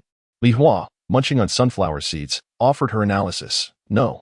I believe it is because Lin Fan has had his sentence reduced. That must be why they are so joyful, celebrating. Ah, that makes sense. So, should we attend the feast tomorrow? What is an appropriate gift? Oh my. This will be the first time in my life I've attended a feast for a sentence reduction. I wonder what we should be mindful of. Of course. We must go. Just look at the joyful expression on Han Sumei's face. How could we not attend? We are all from the same village. It would be disheartening for them if we don't show up. I propose we bring a gift of 20 yuan, just like for other celebratory occasions. Once a consensus was reached among the group, it meant that the entire Linjiao village had made up its mind.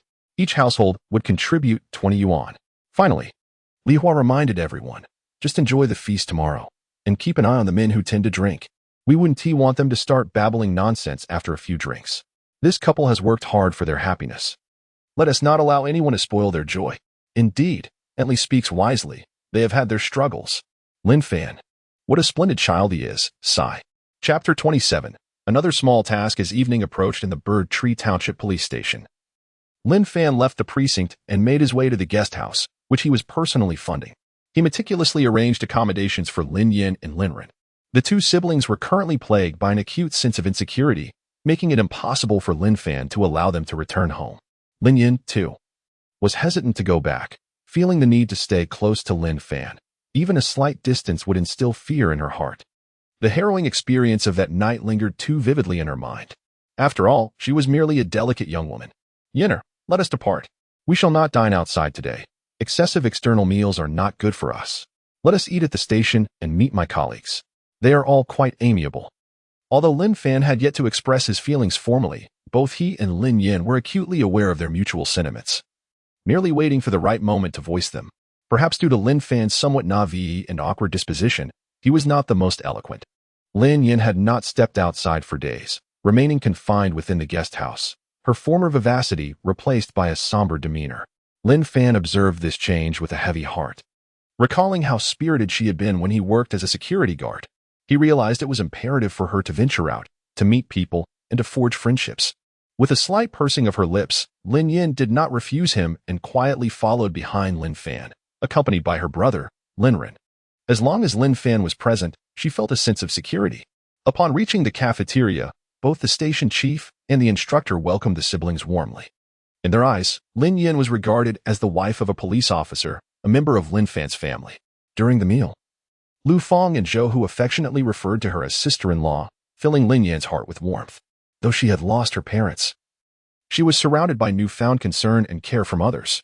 Lin Fan noticed a flicker of a smile on her face, which did not go unnoticed by Chief Chendong, who discreetly remarked to Lin Fan, "Xiao Lin, you should have brought your girlfriend here much sooner. What good is it for her to remain cooped up in the guest house? Look at how well she is doing now. She is young and can certainly emerge from the shadows of her loss." "Thank you for your concern, Chief," Lin Fan replied, genuinely appreciative of Chief Chen's kindness. Although he had only been on the job for half a month, he had already grown fond of the atmosphere at the Bird Tree Township Police Station. The camaraderie among colleagues transcended mere professionalism. They felt like a family. Perhaps this was the reason so many aspired to become police officers, not only to uphold justice but also to forge genuine friendships and brotherhoods. After dinner, in an effort to lift Lin Yan's spirits, Lin Fan opted to conduct a walking patrol with Lu Fong and Zhou Hu that evening. Naturally, Lin Yan and Lin Ren trailed behind them. "Captain Lin, how delightful. Balancing work and romance, are we?" Lu Fong remarked. "Ah, I ought to call my girlfriend and invite her to join me in the township during my patrol. It would be a lovely way to avoid her incessant demands for a breakup." Lu Fong gazed enviously at Lin Fan and Lin Yan, who walked ahead, while Zhou Hu scratched his head, saying, "I truly envy those of you who are in relationships. You are rather lacking in camaraderie. I have inquired numerous times. Your girlfriend's close friend has a single acquaintance. Could you introduce me?" Upon hearing the mention of a potential introduction, Lu Fong promptly sought an excuse to divert the topic.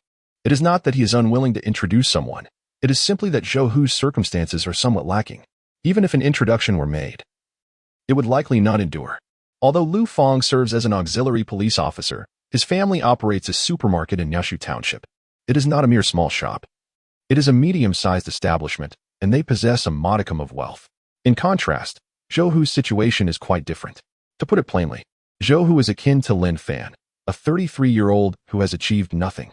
His parents are farmers with no substantial assets or background. "Yenner, what are your plans for the future?" During a patrol, Lin Fan gazed at Lin Yan with a gentle smile. Lin Fan, I have been contemplating something. Would you consider it? You are currently employed in Yaoshu Township, and my younger brother studies here. I do not wish to work far away. In the past few days, I have explored numerous job postings on my phone. I noticed that many hotels in the county are hiring receptionists, offering around 200 a month. If I apply, do you think it would be feasible? Lin Yan spoke, unable to meet Lin Fan's gaze, fearing he might look down upon her. Now, Lin Fan not only serves as a police officer but is also highly regarded by his superiors, promising a bright future ahead. She increasingly felt unworthy of him. Yet, love is inherently selfish. She was unwilling to surrender Lin Fan so easily. Returning to work at a KTV establishment was no longer an option, as her mother had passed away, relieving the family of that burden, while working in a factory elsewhere might yield higher earnings. The distance from Lin Fan posed a significant concern, as long-distance relationships often face complications. Thus, Lin Yan was reluctant to pursue that path. In truth, she had contemplated her options over the past few days. Working in Yushu Township would be ideal, but she had observed a lack of job opportunities on the recruitment website. The nearest openings were in Quinlong County, where several hotels were seeking receptionists. She felt confident that, given her appearance and qualifications, she would surely succeed in her application. Upon learning that Lin Yan was genuinely considering employment, a flicker of joy crossed Lin Fan's eyes. The matter of money was inconsequential since he had a system that could generate income. Lin Yan's willingness to work indicated that the lively and cheerful girl would soon return, signifying that she had emerged from the trauma of the 8-3 incident. Of course, working as a receptionist in the county is very much possible. This way, we will be close to one another and can meet frequently. The county is quite nice. The chief has mentioned that he may transfer to the county bureau as the team leader next year, and he would take me along. At that time, we could be together every day. Listening to Lin Fan's words, a rosy hue adorned Lin Yan's cheeks. As long as he did not disdain her modest education and lower earnings, she felt immense happiness. Countless nights had been spent yearning for a shoulder to lean on. Now, it seemed that the shoulder had finally arrived. She lifted her gaze to the sky, a blissful smile gracing her lips, silently thinking, "Mother, can you see this? He has saved me. He is destined to be my husband. I now have a man I can rely on. Rest assured. By the way, Yenner, return home with me early tomorrow." Lin Yan, who was blissfully lost in happiness, felt a wave of nervousness at Lin Fan's sudden proposal to meet the parents. Lin Fan turned to see her apprehension and smiled reassuringly. "There is no need to be so tense. You are so beautiful. My parents will surely adore you. Alas, it seems the villagers believe I've been sentenced, and my parents, valuing their reputation, are quite concerned. This is a celebration for my passing the civil service exam, after all. Tomorrow, my parents will host a grand feast. I thought it would bring them even more joy to introduce my girlfriend. A direct triumph in both love and career. Lin Yan lowered her head deeply, her ears flushed. Yet, her heart brimmed with sweetness. Could this be a confession? Was it so casual? No flowers, no lights, no ceremony. Noticing Lin Yan's silence and her bowed head, Lin Fan suddenly realized something and nervously explained. Yenner, I'm sorry. I know this isn't the right time. Perhaps I should take you home another time. Lin Fan considered that Lin Yan's parents had only recently departed. Indeed, bringing her home now might be inappropriate. Wouldn't that just put Lin Yan in a difficult position, forcing her to feign joy? However, upon hearing that she wouldn't be taken home, Lin Yan became anxious. In truth, she had come to terms with her parents' situation, she had moved on, and there was nothing to be sorrowful about. It was merely a matter of adjusting to the sudden reality of being orphaned alongside her brother. She needed a bit of time to transition. Yet, the chance to meet the parents of the man she adored was an opportunity she was unwilling to let slip away. Deep down, she felt unworthy of Lin Fan. What if his parents thought she was being aloof by not going? That might offend them. Wouldn't that only serve to complicate their romantic journey? I insist. Just come and pick me up tomorrow. Really? Lin Fan exclaimed with joy. Then it's settled. We'll head home tomorrow morning. Shaoran, tomorrow we'll go to my home, and I'll treat you to some delicious food. After finishing his night patrol and escorting Lin Yan back to the guest house, Lin Fan returned to the police dormitory. After a quick wash, he prepared to sleep when the familiar interface appeared once more. Ding. Merely capturing one fugitive is insufficient for a reversal in life, given that the host is 33 years old and still a minor police officer. If the host fails to gain the recognition of the superior, even if he achieves merits, his future will remain stagnant. Thus, the host must earn the approval of Director Liu within 5 days. A friendly reminder, Director Liu is a capable woman, diligent in her work. And without exceptional skills, it's challenging to gain her recognition. Moreover, she is 2 years younger than the host. We hope the host possesses the courage to showcase an extraordinary side before Director Liu, earning her acknowledgement. Task completed. Reward of 8,000 yuan. Chapter 28. The establishment of the 512 Special Case Team. Gazing at the virtual, technologically advanced panel before him, Lin Fan's lips curled into a subtle smile. The name and age aligned perfectly. Without a doubt, it was Director Liu Yu, the one tasked by the system. Surely, she must be Liu Yumei, the diligent auxiliary police officer at the Nushu Township Police Station. Lin Fan's eyes sparkled with intrigue. Gaining the approval of Liu, that bashful girl, should be rather straightforward. It's astonishing. In 2034, this adorable young woman has ascended to the rank of director. How remarkable. If it weren't for the system, Lin Fan would still be serving as an auxiliary officer in 2034. In comparison, he felt a pang of inadequacy. He couldn't even match a girl's accomplishments. It was no wonder he found himself at 33, still unaccomplished. Moreover, Lin Fan pondered the nature of the tasks issued by the system, which were indeed quite challenging. It was merely due to a time discrepancy and a system glitch that they had become extraordinarily manageable. Imagine if it truly were 2034. With 33-year-old Lin Fan facing off against 31-year-old Liu Yu. Given Lin Fan's introverted disposition and the fact that he was 2 years her senior, it was evident that she had already become a director while he had only just passed his civil service examination. In a span of 5 days, or even 10, he wouldn't dare approach Liu Yu for conversation. How embarrassing. However, the circumstances had shifted. Lin Fan had devised a strategy to earn Liu Yu's admiration. Han Ming had previously mentioned assisting Liu Yu with her revision, offering her some examination techniques. To his surprise, Lin Fan indeed possessed such techniques.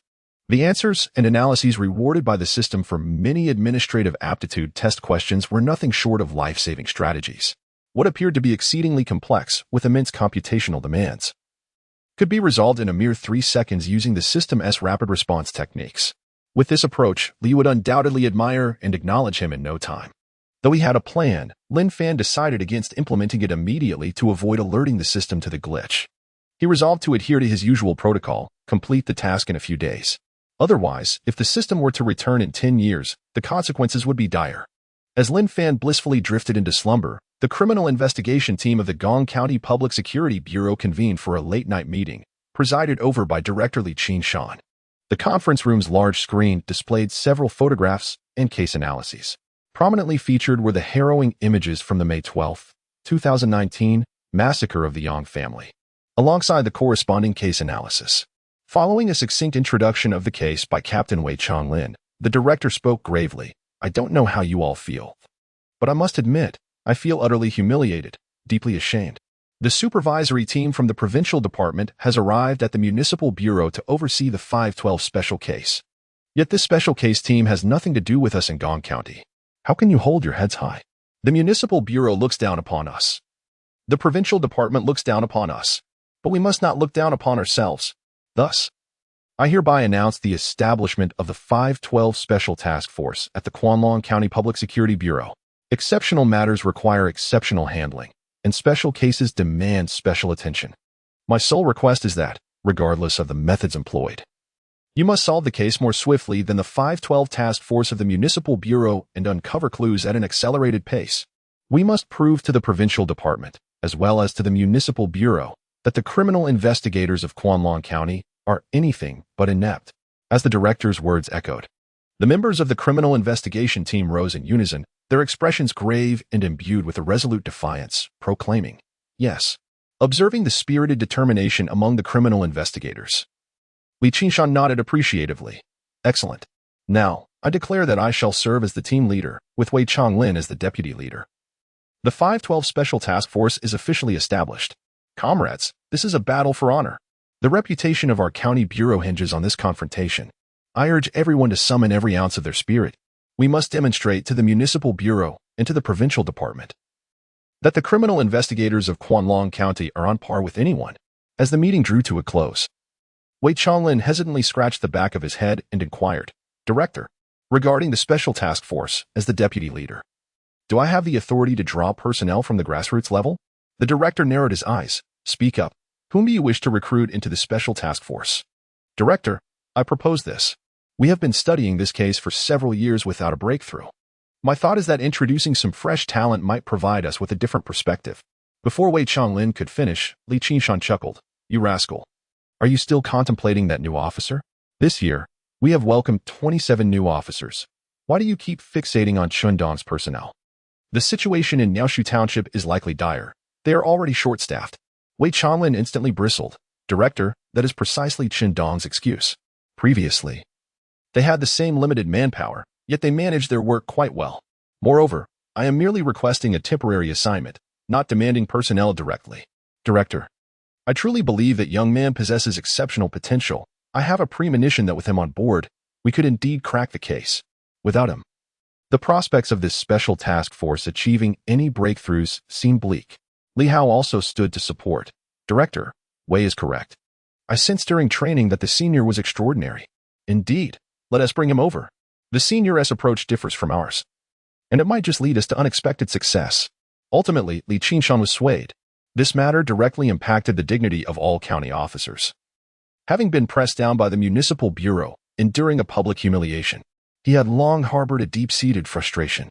Otherwise, he would not have openly challenged the municipal bureau by forming a 512 Special Task Force. "Very well, let us proceed with the transfer. Tomorrow, I shall call Chundong." Having concluded, Li Qinshan warned Wei Chonglin. "Chonglin, Chundong is not to be underestimated. Do not harbor any ulterior motives. This is merely a loan. It must be returned." "Hiki. Understood." Wei Chonglin chuckled slyly, thinking to himself, who ultimately holds the reins? Chundong may be formidable, but does that make me any less so? It's time to put him to the test. If this Lin Fan truly possesses extraordinary talent, there is no way he can escape. Wei Chonglin's interest in Lin Fan stemmed from the Zhao Guizhou case. Rumors circulated in the Bird Tree Township police station, claiming that the timely apprehension of Zhao Guizhou was due to Lin Fan wanting to impress his girlfriend. On his first day at work, he had the audacity to patrol near his girlfriend Lin Yan's home. However, such fabrications might deceive others, but they certainly wouldn't fool the seasoned detective Wei Chonglin. Lin Fan enjoys showing off. Yet, he hasn't returned home since starting work? Does that even make sense? More critically, he had previously investigated the vendors at the Bird Tree Township night market. On the night of the incident, the patrol car set off shortly after 8 p.m., whereas Zhao Guizhou committed the crime around 11 p.m. The drive from the township to Shirtang village takes merely 20 minutes. According to Lin Fan's statement, he did not visit Lin Yin immediately upon arriving in Shirtang village, but rather only barged into her home at the time of the incident. So, what was Lin Fan doing during those intervening hours? All of this points to one conclusion. Lin Fan was lying in wait. Already aware that something would occur at Lin Yin's house that night, he must have access to unique intelligence sources, a rookie cop establishing his own informants and sources of information. Isn't that the hallmark of a promising detective? Keeping him at the station would be akin to using a cannon to kill a mosquito. Who knows? Lin Fan's intelligence could even aid in the 5-12 case. Currently, the 5-12 case is utterly stagnant, trapped in a deadlock. Wei Changlin had inquired through connections about the Municipal Special Investigation Team, but they were equally at a loss. The forensic experts from the provincial department and criminal psychology specialists had no insights, no leads. If the county's detective team were to solve this, it would be quite the embarrassment. The next day, at 5 a.m., Lin Fan was awakened by a call from his father, Lin Yinan. Xiao Fan, it's time to set off. Today is the day our Lin family will shine in front of the whole village, so no tardiness is allowed. His mother, Hansume, chimed in, Xiao Fan, come home early. Your father has prepared a feast, even revealing the family's savings for the occasion. We're just waiting for you, the star of the show. To bring honor to his family in front of the village, his father had truly gone to great lengths, even keeping it a secret from his Aunt Suqing. All right, Dad. Mom, I'm on my way. Lin Fan could sense his parents' excitement and joy. Their happiness filled him with a deep sense of satisfaction. After ending the call, he promptly got out of bed and donned his gear. Han Meng groggily opened his eyes and asked, Lin Fan, what are you up to this early? Meng Gu, go back to sleep. I'm heading to the township for anti-fraud outreach and will bring my girlfriend home to meet the family. Haha, you rascal. How impressive. Han Meng let out a yawn, expressing his envy. I truly admire you for living so close to home. I, unfortunately, cannot enjoy such a privilege. Alas, I shall continue to sleep. Chapter 29. The police intend to report upon hearing Han Meng's words. Lin Fan smiled. Han Meng was not originally from Xiangnan province. Rather, he hailed from the eastern part of Xiang province. He too had endured a tumultuous journey in pursuit of a public service position, ultimately succeeding in a province far from home. The distance was considerable, compounded by the demands of police work which often required him to work overtime. Consequently, he seldom returned home, only managing to visit during the spring festival. The station chief would cover for Han Meng, allowing him to spend 8 days with his family, which was why Han Meng worked in the administrative department. In Bird Tree Township, the locals predominantly spoke in dialects, rendering it difficult for Han Meng to comprehend their conversations if he were assigned to law enforcement duties. Occasionally, Chun and Xia would lament the underutilization of Han Meng's imposing stature. At 5 o'clock in the morning, the sky over Bird Tree Township remained shrouded in darkness. After completing his morning routine, Lin Fan refrained from waking Lu Feng and Zhou Hu right away. Instead, he proceeded to the storeroom to load the anti-fraud promotional posters into the trunk of his car. Following this, he drove to the local advertising shop, knocking on the door regardless of whether it was open. The owner, initially groggy and irritable, instantly transformed upon realizing the visitor was a police officer. Greeting Lin Fan with a smile. Apologies for disturbing you at such an early hour. Have the anti-fraud banners that Officer Han ordered been prepared? Yes. I'll get them for you right away. Thank you. No need for thanks. We owe our gratitude to you, officer. Without your presence, how could we conduct our business peacefully? A few years prior, the security situation in this area had been dire, and the owner had to pay protection fees just to keep his shop open. However, since Director Chen's arrival, his decisive measures had successfully dealt with the thugs and troublemakers. Enough about that. Officer, please take a look at these banners. Are they satisfactory? They are quite good. Could you kindly help me place them in the trunk? This was Lin Fan's first encounter with the notion that Director Chen had once been involved in combating organized crime. He certainly did not appear to be the type. Being a reserved individual who had spent many years studying away from home, Lin Fan was not well acquainted with the history of bullies in Bird Tree Township. It was no wonder the new officers were issued firearms upon their arrival. Evidently, the legacy of previous battles against crime lingered on. After completing his errands, an hour had elapsed before Lin Fan returned to the police station, still choosing not to wake Lu Feng and Zhou Hu, allowing them to enjoy a few more hours of sleep. He first headed to the nearby guest house, initially intending to rouse the two, but was taken aback when Lin Yin appeared before him, fully dressed and wearing light makeup.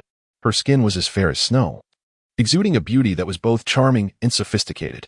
In Lin Fan's eyes, she was truly stunning. Are we ready to depart? Let us go. With that, Lin Yin turned and picked up 2 gift bags, carefully closing the door behind her. Isn't Sharon coming with us? Lin Fan asked, surprised. Is that all right? A glimmer of joy flashed in Lin Yan's eyes. To be honest, she was somewhat uneasy about leaving her younger brother behind. However, this trip was to Lin Fan's home to meet their parents, and it felt natural to bring him along. She was once again afraid of Lin Fan's displeasure, as well as the excessive concerns of his parents. Observing Lin Yan's cautious demeanor, Lin Fan felt a pang of sympathy. Silly girl, what are you pondering? During the period I was preparing for the civil service exam, you were my support.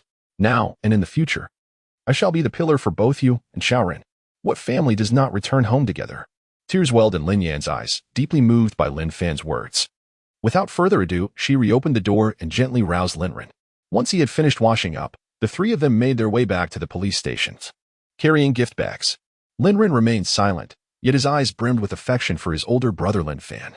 His silence was not a sign of rudeness, rather, it stemmed from a high fever he had suffered at the age of 6. His father, engrossed in playing cards, paid no heed to Linren's plight. His mother, perpetually unwell, was unable to help. When Lin Yin received the news and returned home, Linren's life had been saved, but he could no longer speak. This was also a source of Lin Yan's insecurity, leading her to believe she was unworthy of Lin Fan. In the future, she was determined to care for her brother. Even if he excelled academically, being mute would likely hinder his job prospects. Thus, being with Lin Yin entailed accepting the responsibility of looking after her brother. To this, Lin Fan was indifferent. With a system that enabled him to earn money and solve cases, what was taking care of Lin Yin and her brother? It was a small matter. In this life, he knew not when he might encounter another girl like Lin Yin.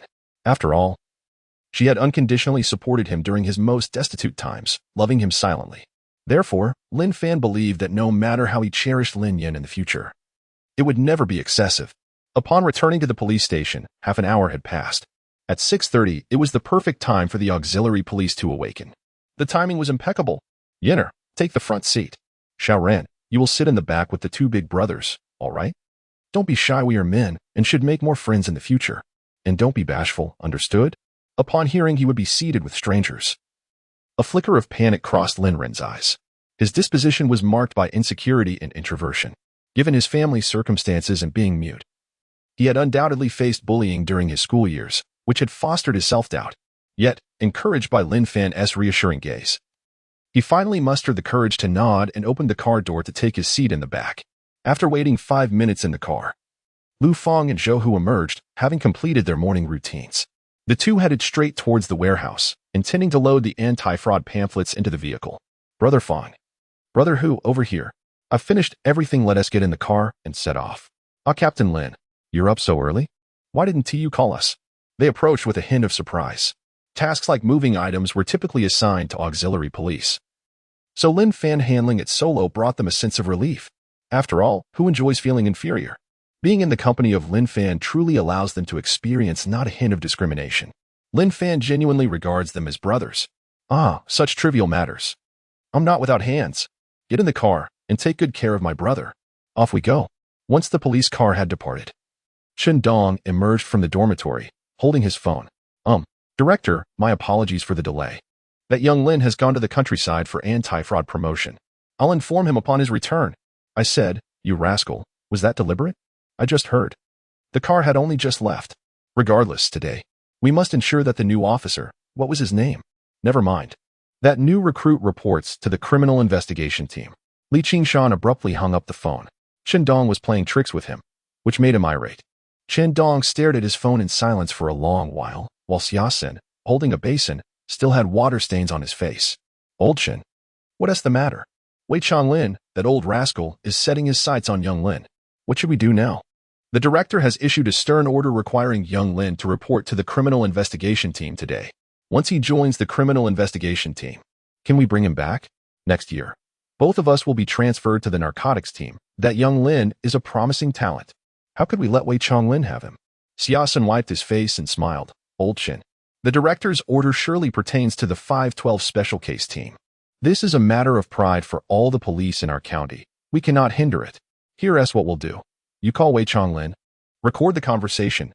Emphasize that it's a loan, not a transfer. If that rascal dares to refuse to return him, we'll deal with him ourselves. That's a splendid idea. If he dares to refuse. As he spoke, Dong squinted his eyes, his tone taking on a menacing edge. We have recorded evidence. I'll report it directly to the police. Xiaosun was momentarily taken aback, glancing at Dong's uniform and then at his own. One must wonder, has old Shin lost his wits? A police officer calling the police? Chapter 30. The Anti-Fraud Campaign in Shaoxuan, Linjia Village, Niaoshu Township. Before dawn, the entrance of Lin Yino's farmhouse was already bustling with activity. A large oil drum was set over a wood fire, as chickens and ducks were being slaughtered, pork, beef, and mutton were being prepared. The atmosphere was lively and industrious. This feast would cost Lin Yino nearly 10,000 yuan. Yet, he felt no remorse. Money cannot buy my happiness. Thank you all for your hard work. Today marks a momentous occasion for my family. Let us make sure to raise our glasses. Lin Yino's face radiated excitement as he busily expressed his gratitude to the hired banquet staff. Not only were the hired hands assisting, but also Aunt Li Hua and other villagers had arrived early to lend a hand. In their close-knit community, whenever there was a celebration, everyone would pitch in to help. Hey, you all are from Linjia Village. What great event are we celebrating? Just look at how cheerful the host is. We've been here all day and still can't figure it out. Indeed, you're from the same village. Do share the details with us. A wedding? It doesn't seem like it. There isn't even a red character for celebration. Not a birthday either. I'm at a loss. One aunt overheard the conversation among the workers and, casting a glance at the busy Lin Yino and his wife in the distance, spoke mysteriously. You all don't know, do you? It's about their son. Hey, watch your mouth. Aunt Li Hua snapped, abruptly cutting her off. This is a scandal for the Lin family. We can't let outsiders know. Can't you see how tightly Lin Yino and his wife are keeping it under wraps? The aunt was somewhat indignant. Oh, come on, Aunt Li. The feast has already begun. Sooner or later, everyone will find out. What is there to hide? You just wait. Let us see if Suchin scolds you. Kiki. I'm off to help with the chicken feathers. See you. The exchange between Aunt Li Hua and the other aunt piqued the curiosity of the hired hands. Hey, tell us, what is going on with their son? This must be a significant event to warrant such a grand celebration. I roughly calculated, this feast must cost nearly 10,000. One of the workers approached Aunt Li Hua. Wearing an eager expression, Aunt Li Hua smiled awkwardly. It's certainly a good thing, but I can't share the details. Now, let us get back to work. The drive from the Niaoshu Township Police Station to Linjia Village takes just about 20 minutes. The sky had fully brightened, and the time was now 7:30. The workers and neighbors who had come to help were each enjoying a bowl of noodles for breakfast. However, Lin Fan had yet to return. Hey, Dad, what's going on with Xiao Fan? Why hasn't he come home yet? Could you call and check? Hansume, happily eating her noodles, kept glancing towards the road. Lin Yino nodded. I'll ask. Saying this, Lin Yino set down his bowl, took out his old mobile phone, and deftly input Lin Fan's phone number. Hello, where are you? Why haven't you arrived home yet? What? A flat tire? Oh, is it fixed now? All right. Leave some noodles for you all. How delightful. Hurry back. Lin Nan called out, his voice raised, naturally capturing the attention of the villagers and the workers. This scene sparked yet another wave of speculation among the villagers. One elderly woman, slurping her noodles, glanced at Li Hua with a curious expression. Aunt Li. That couple has been peering down the road. What are they waiting for? Could it be? Lin Fan is not only getting a reduced sentence today, but also returning home for a family visit? Li Hua swallowed a mouthful of noodles and thoughtfully replied, No, it's not Lin Fan. He always returns home alone. Did you not hear what Lin Nan said? He mentioned you all, not you. Another elderly woman interjected, challenging Li Hua's assertion. Perhaps it truly is Lin Fan returning home for a visit. After all, he is a convict. And there must be police escorting him. That means it's you all, not just you. Li Hua was momentarily taken aback. That makes sense. Suddenly, a light bulb went off in her head. I know. Lin Fan must have done something commendable to earn a reduced sentence. That is why Lin Nan and his wife are so joyous, hosting a banquet to celebrate. They want to convey to us that despite Lin Fan's mistakes, he has shown a good attitude in correcting them and has received forgiveness from the government. It's a subtle reminder for us not to look down upon Lin Fan in the future. Oh, this couple has truly gone to great lengths for their son. Preparing such a feast. Are we the kind of people who would look down on him? Even without a banquet, we are all from the same village. It's impossible for us to disdain Lin Fan. As the villagers listened to Li Hua's reasoning, they nodded in agreement. It was logical and well-founded. This must be the truth. They looked at Lin Fan and his wife, still waiting at the road, their expressions softening with sympathy. This couple has had a tough time. Suddenly, they noticed Han Sume, ecstatic and dancing with joy, even tossing her noodles aside. The VE arrived. Li Hua and the others, along with the workers, turned to follow Han Sume's gaze. An old Jetta police car slowly rolled into view. The workers looked on in confusion. A police car? Li Hua exchanged glances with others, as expected. Lin Fan really is being escorted back for a family visit. Li Hua urged everyone. We are all from the same village, so let us make sure to speak kindly of Lin Fan to the officer later. Let us strive for another reduction in his sentence. Absolutely. Don't worry, Aunt Li, we are clear-headed. Then let us go welcome the officer. Lin Fan and his wife must be eager to see their son, not wanting to overlook the officer. With Li Hua's words, the group of elderly women began to make their way to the road. As Lin Fan drove past the village's large willow tree, news of another police car entering Linjia village had already spread. A throng of villagers followed the police car, eager to witness the unfolding drama. Primarily curious to learn of Lin Fan's alleged crime. Within the police car, Lin Yin gazed at the dense throng of people ahead. Steam rising from the large iron pot. A sense of anxiety washed over her as she pressed her lips together, her small hands tugging nervously at each other. What should her first words be upon disembarking? Long face, oh dear. Not only did he return home in uniform, but he also drove the car back?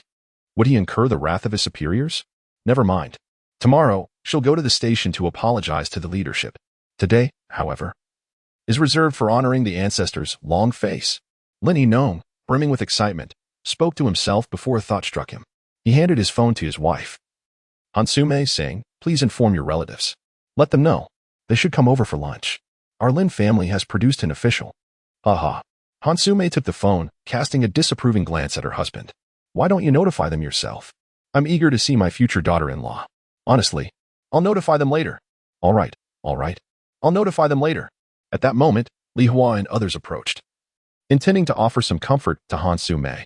However, before they could speak, Han Sume, having held back her excitement for long enough, was the first to exclaim. Grabbing her sister Han Suchin, her face alight with joy, tears glistening in her eyes, she declared, Xiao Fan has passed the civil service examination. Today, his superior granted him leave, and he is bringing his girlfriend home. Look, that's my son driving. Just look at how handsome he is in his police uniform. What? Han Suchin, Li Hua, and others appeared incredulous. Isn't he just being escorted back for a family visit? He has become a police officer? The crowd regarded the officer behind the wheel with skepticism, squinting as they scrutinized him. It seemed he did bear a resemblance to Lin Fan. Chapter 31. The proud Lin Fan. As the police car came to a halt, Lin Fan and his wife swiftly approached. Lin Fan made his way to the driver's seat to greet his son, while Han Sume took her place in the passenger seat to welcome her future daughter-in-law. Although she hadn't seen clearly through the car window, she could discern that the girl was exceptionally beautiful, with an admirable figure and face far superior to the girl Lin Dong had brought home. Li Hua and the others hurried over, their vision not entirely clear. Could it really be Lin Fan? It wasn't until Lin Fan alighted from the vehicle that their mouths hung agape in astonishment. Oh my, it truly is Lin Fan. Surely this car isn't a counterfeit? Upon hearing this, Lin Fan's demeanor soured instantly. What nonsense is that? Can a police car be fake? If the police car is a sham, then what about the uniforms? He proudly patted Lin Fan's tactical belt, exclaiming, Do you see this equipment? It's the real deal. Just recently, my son used this very thing to apprehend a murderer. Haven't you heard? My son was the one who solved the murder case in Shirtang village. Son, come, show your uncle and aunt your police badge. Dad, Lin Fan. Upon hearing his father mention the Shirtang village incident, felt a flicker of urgency in his eyes as he glanced at Lin Yin. Seeing Lin Yin engaged in light-hearted conversation with her mother, he felt considerably reassured. Go on, show them. Lin Yan declared, reaching into Lin Fan's pocket without hesitation. To his delight, he indeed retrieved the badge, brandishing it as if it were a personal trophy. Look, this is the real deal, Aunt Li. Take a closer look. Such items are quite rare. After Li Hua and the others had examined the badge, Lin Yan did not return it to Lin Fan, treating it as if it were a family heirloom, clutching it tightly. He eagerly introduced it to everyone he encountered. This is my son's police badge, the genuine article. My son is a police officer. Han Sumai shot her husband an exasperated glance. Xiao Fan, Xiao Yin, ignore him. You must be hungry. Let me prepare some noodles for you. Come along, come along. And who are these two officers? Suddenly noticing Lin Ren, Han Sumai appeared puzzled. Lin Yin bit her lip and replied, "And this is my younger brother, Lin Ren." "Oh, hello, Sharon. What a charming child. Come, come. Let us sit inside. I'll make you some noodles." From the moment Han Sumai laid eyes on Lin Yin, she was enamored with the girl. Beautiful. Indeed, a worthy match for Fan. The way she carried herself suggested that she was still a young maiden. Such exquisite young women were rare in this day and age. Lu Fong and Shou Hu were still planning to distribute flyers when Lin Fan raised his hand to halt them. "Brother Fong, Brother Hu, there is no rush. First, let us go to my home and have a meal." "Absolutely. Team Leader Lin." Lin Fan's home remains modest, a simple one-story red brick house. The interior is unadorned. To put it succinctly, quite dilapidated. After Han Sumai brought Lin Yin back home, she harbored concerns that the girl might disdain their humble abode. However, upon observing Lin Yin's lack of any disdainful expression, Han Sumai felt a surge of satisfaction. It appeared that this young lady was genuinely fond of her son. When Lin Fan and the others returned home, news of his success in becoming a civil servant and a police officer spread throughout the village. Villagers occasionally came to visit, extending their congratulations to Lin Fan, treating him as if he were a national treasure. The worn red brick house was filled to capacity from the hall to the bedrooms. "Congratulations, Xiao Fan. The moment I saw you, I knew you were destined for greatness. Our village's first university student, and now the first police officer. You bring honor to our Lin family," they exclaimed. "From now on, dealing with the police will be much more convenient. We need not fear encountering an officer anymore." "Uncle Lin San, you exaggerate. My colleagues at the station are quite amiable. Even without me, you need not fear them." Lin Fan replied with a smile. "Ah, but it's not the same, is it? Having acquaintances makes all the difference," laughed one villager. Li Hua squeezed her way in, a hint of embarrassment on her face. Primarily concerned that Lin Fan might harbor resentment towards her. "Xiao Fan, you don't bear any ill will towards Aunt Li, do you?" Lin Fan smiled gently. "Aunt Li, I understand that you had my best interests at heart. My parents have told me everything. When I was away for my exams, they faced quite a bit of difficulty. Thank you." Seeing that Lin Fan was not upset, Li Hua exhaled in relief. "Oh, no need for thanks. We are all from the same village. Supporting one another is only natural. Xiao Fan, your achievement brings joy to my heart. Keep up the good work and bring honor to our village. Aim for the position of director." "Hiki, thank you for your kind words, Aunt Li." Lin Fan replied, though inwardly he mused. "Director? With my system, my sights are set on the position of Minister Lin." As wave after wave of village elders arrived, their faces bore no signs of jealousy, only joy. They celebrated Lin Fan's success and felt elated for Lin Yinong as well.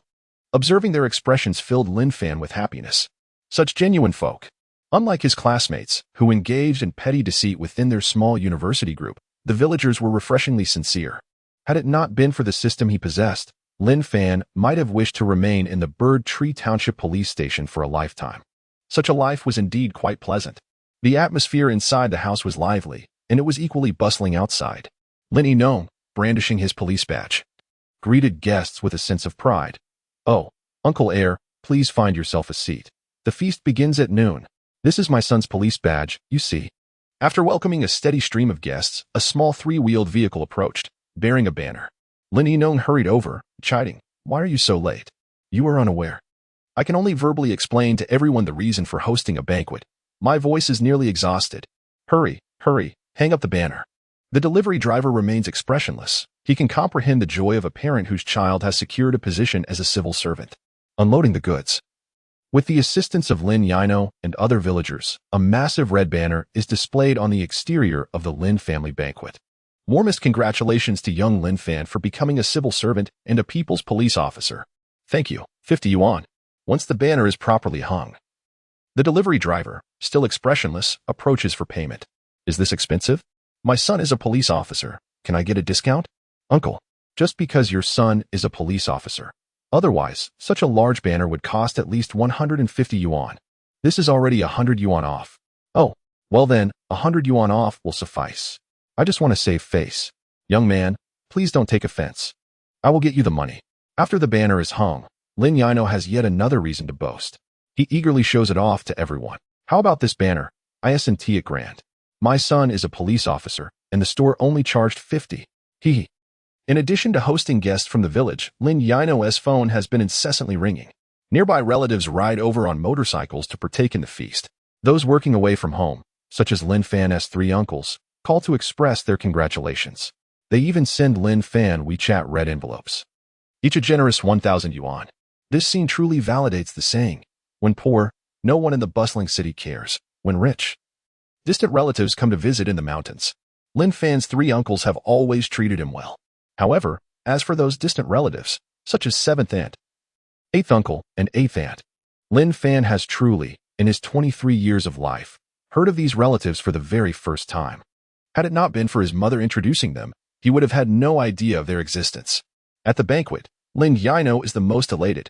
Perhaps this day marks the pinnacle of his happiness. Having indulged in ample wine, he becomes utterly inebriated.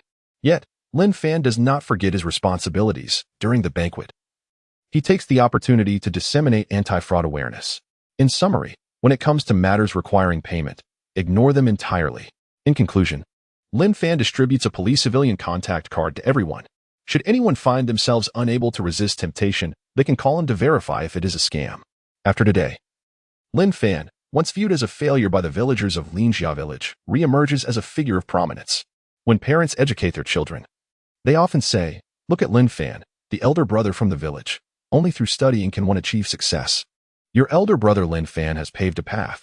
If you study diligently, you too can become a civil servant. At that time, we can seek your elder brother Lin Fan's assistance for the interview." How wonderful. It's much easier than how your elder brother Lin Fan entered the civil service. He did it all on his own. How difficult that was. Hurry and study well. If you don't study, we'll send you to work in a factory tightening screws. Upon returning to the station, Lin Fan is promptly summoned to the office by the chief. Am I going to the criminal investigation team? Lin Fan's voice carried a hint of confusion, mingled with a trace of sorrow. He had just begun to acclimate to the work environment in Bird Tree Village, which he found quite pleasant. He genuinely enjoyed it. Most importantly, the leadership was commendable. As for the criminal investigation team, he was uncertain about how amicable the leadership would be there. Dong, noticing the grimace on Lin Fan's face, felt a flicker of delight within. As long as Lin Fan appreciated him as a leader, everything would be manageable. Little Lin, he reassured, it's merely a temporary assignment. The county has established the 512 Special Task Force and is in need of personnel. Fear not. I will ensure you return. I won't let you work with anyone else. Upon hearing about the 512 Special Task Force, Lin Fan's brows knitted together in concern. The culprit has already been apprehended. It is your own ineptitude that has failed to extract a confession from Zhao Guozhu. Now you create a special task force. What is the purpose of this? Must I play the role of a showpiece?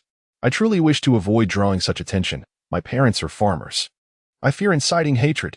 Chapter 32. The acknowledgement of Lu Yu. To be candid, Lin Fan was genuinely reluctant to go. The reasoning was quite simple. Working within the system, drawing too much attention was hardly advantageous. Being overly conspicuous could easily ruffle feathers and offend many. Thus, Lin Fan was truly hesitant to seek the limelight so soon.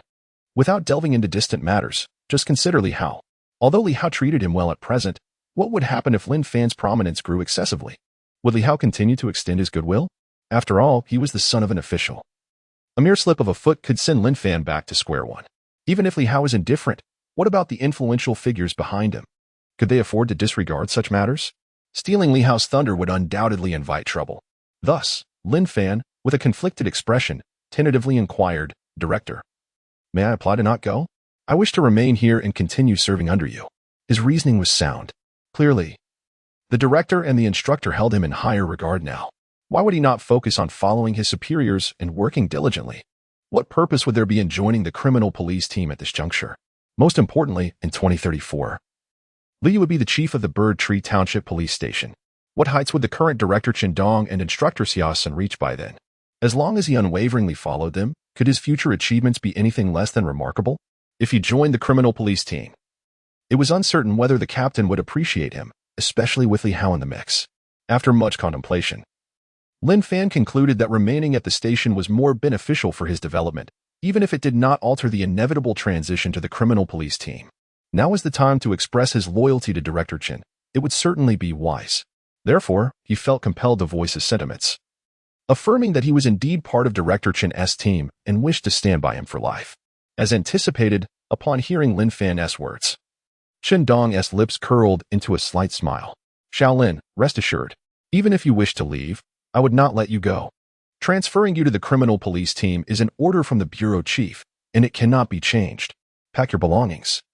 Let Han Meng take you to the criminal police team. Remember, you will always be a member of the Bird Tree Township Police Station. Well then, Lin Fan felt a surge of reassurance at Chen Dong's response. To be frank, he simply wished to develop quietly, avoiding competition with Li Hao, which would be unwise and thankless. His career plan was straightforward, with Li Hao in the criminal police team. He would follow Director Chan to the narcotics team in due course. Each would pursue their paths independently, without interference. This time, he would adhere to the original plan and continue to allow Li Hao to take the credit. After all, he was the son of an official, and it was prudent to curry favor. If Lin Fan were to monopolize the accolades, it would surely incite envy and resentment. Though he remained unaware of Li Hao's true background, he could surmise that it was anything but ordinary. Upon exiting the director's office, he immediately dialed Lin Yan's number. Darling, pack your belongings. I have transferred to the criminal police team today. Let us head to the county together. You might as well seek employment there. On the other end of the line, Lin Yan was momentarily taken aback upon hearing Lin Fan's address, her expression shifting to one of delightful surprise. After hanging up, Lin Yan found it hard to believe. When did this blockhead become so perceptive? Where did he learn such endearments? As Lin Fan was finishing his packing, Han Meng awaited him by the police vehicle, urging him to get in. What are you still doing? Get in already. Hold on, Mango. I can't shake the feeling that there's something significant I have yet to do, but I just can't recall what it is. Lin Fan stood at the entrance of the dormitory, clutching a bag of clean clothes, his hand resting on his forehead in deep thought. He had a vague sense that an important matter was overlooked, yet the specifics eluded him. Han Meng chuckled. Is it your girlfriend? Ah, there she is. As he spoke, Lin Yan appeared, one hand dragging a suitcase while the other held her younger brother's hand. Upon spotting Lin Yan, Lin Fan called out from the dormitory, Darling, you wait in the car for a moment. I'm trying to remember. There's definitely something I forgot. Lin Yan felt her cheeks flush as Lin Fan shouted darling at the police station, leaving Han Meng feeling somewhat annoyed. He turned to the passing Lu Fang. Lu Fang, you're taking your captain today? Damn it, I don't want to be inundated with lovebirds' antics. Lin Fan is not exactly a saint. Am I allowed to do that? What if the inspector catches me? Lu Fang hesitated. Driving patrol within the jurisdiction was a common practice for auxiliary police. But escorting the captain to the county criminal police team was a different matter entirely. If caught by an inspector, the station's leadership would likely receive a minor reprimand. What inspector? If I say you can do it, then you can. The inspector is a friend of mine. It's just a phone call away. Han Meng insisted, shoving the car keys into Lu Fang's hands.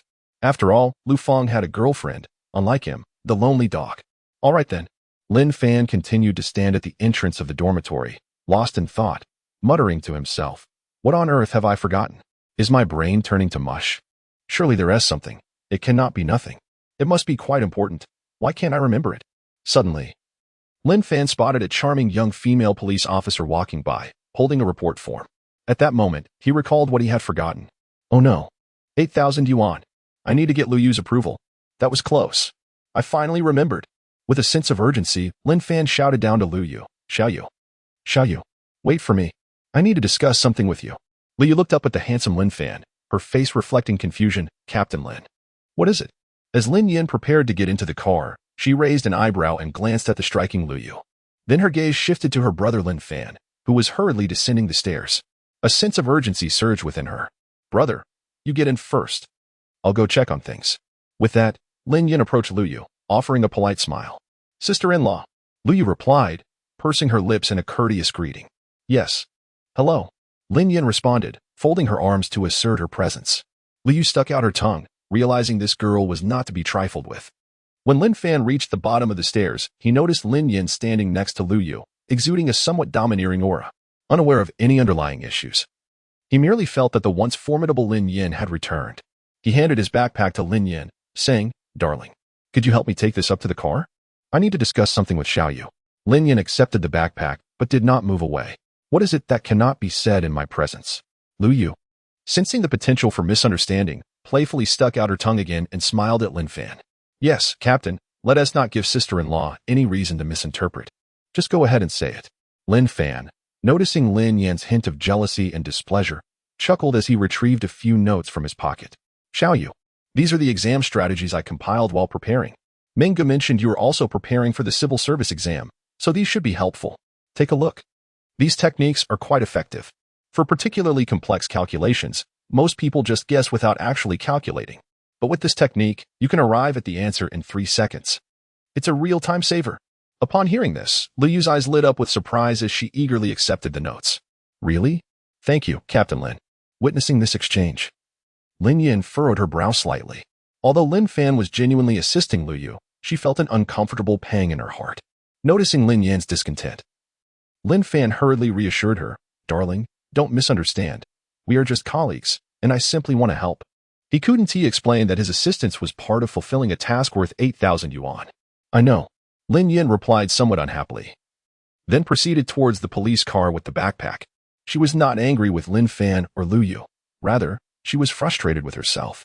In that moment, she quietly resolved to investigate whether her self-taught diploma would qualify her for the civil service exam. If others could achieve it, so could she. She wouldn't be a hindrance to him. Once Lin Yin departed, Lin Fan remained focused on the matter at hand, sporting a cheerful expression as he rubbed his hands and turned to Liu. So, how is it? Well, thank you, Captain Lin. This is incredibly useful. No wonder you ranked first in the written exam. I truly appreciate it. Do you acknowledge me? Lin Fan's question momentarily took Liu aback. How could she even begin to address such recognition? As a civilian police officer, could she not acknowledge him, a full-fledged officer? Yet, seeing Lin Fan's eager expression, she nodded to indicate her acknowledgement. In an instant, Lin Fan's face broke into a jubilant smile. Well then, I'll take my leave. Goodbye. At last. As Liu wore a bewildered expression, the police car sped away. She touched the back of her head, pondering, what is up with Team Lin? It feels rather odd. Nevertheless, wow, this instant kill technique is truly remarkable. Next year, I shall surely succeed. Hiki. Meanwhile, as Lin Fan made his way to the county police station, a wave of jubilant cheers erupted within the office of the 512 Special Investigation Team at the Municipal Police Department. I hereby announce that the lead concerning Li Chong has been upgraded to the primary lead in the 512 case. All personnel involved in the investigation converge on the primary lead and dedicate yourselves wholeheartedly to solving this case. Let us provide an account to the provincial department, to the citizens of Jiacheng, and to the family of the victim. Yes, the faces of the special investigation team members were alight with excitement, their eyes gleaming. This is a significant criminal case that has been pending for 5 long years. And at last, a glimmer of hope for its resolution has emerged. Chapter 33. What a great accomplishment. Upon Lin Fan's arrival at the county police station, Li Hao had been waiting for quite some time. Seeing Lin Fan standing beside a police car with a suitcase and backpack in hand, accompanied by a girl and a child, Li Hao approached with a smile. Senior, you finally made it? I've missed you. Come.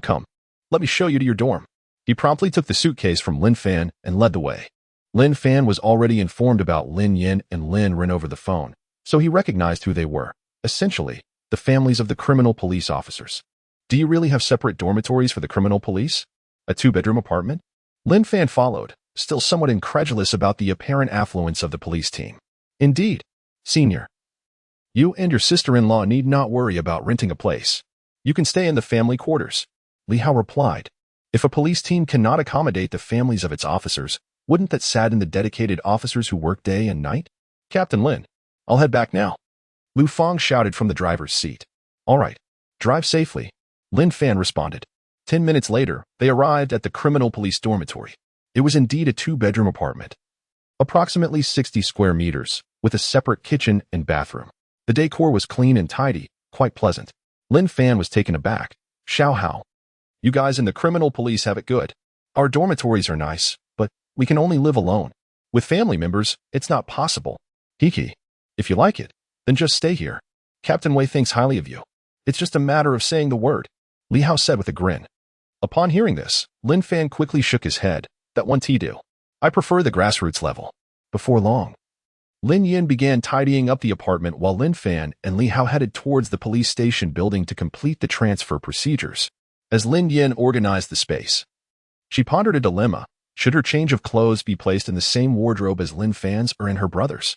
With only 2 rooms available, she had 2 choices, to sleep with her brother or with Lin Fan. Of course, there was a third option, Lin Fan could sleep with her brother. However, that choice was swiftly dismissed. Lin Ren was already 10 years old, and it seemed inappropriate for two men to share a bed, especially considering Lin Fan's exhausting job. At that moment, she stood in the room, holding her change of clothes, lost in thought. Lin Ren appeared to sense his sister's dilemma, though he could not speak. His eyes darted around. Seizing the moment when Lin Yin was distracted, he snatched her backpack and marched towards Lin Fan's bedroom, tossing the bag containing Lin Yan's clothes onto the bed. Hey, you, don't you want to sleep with your sister?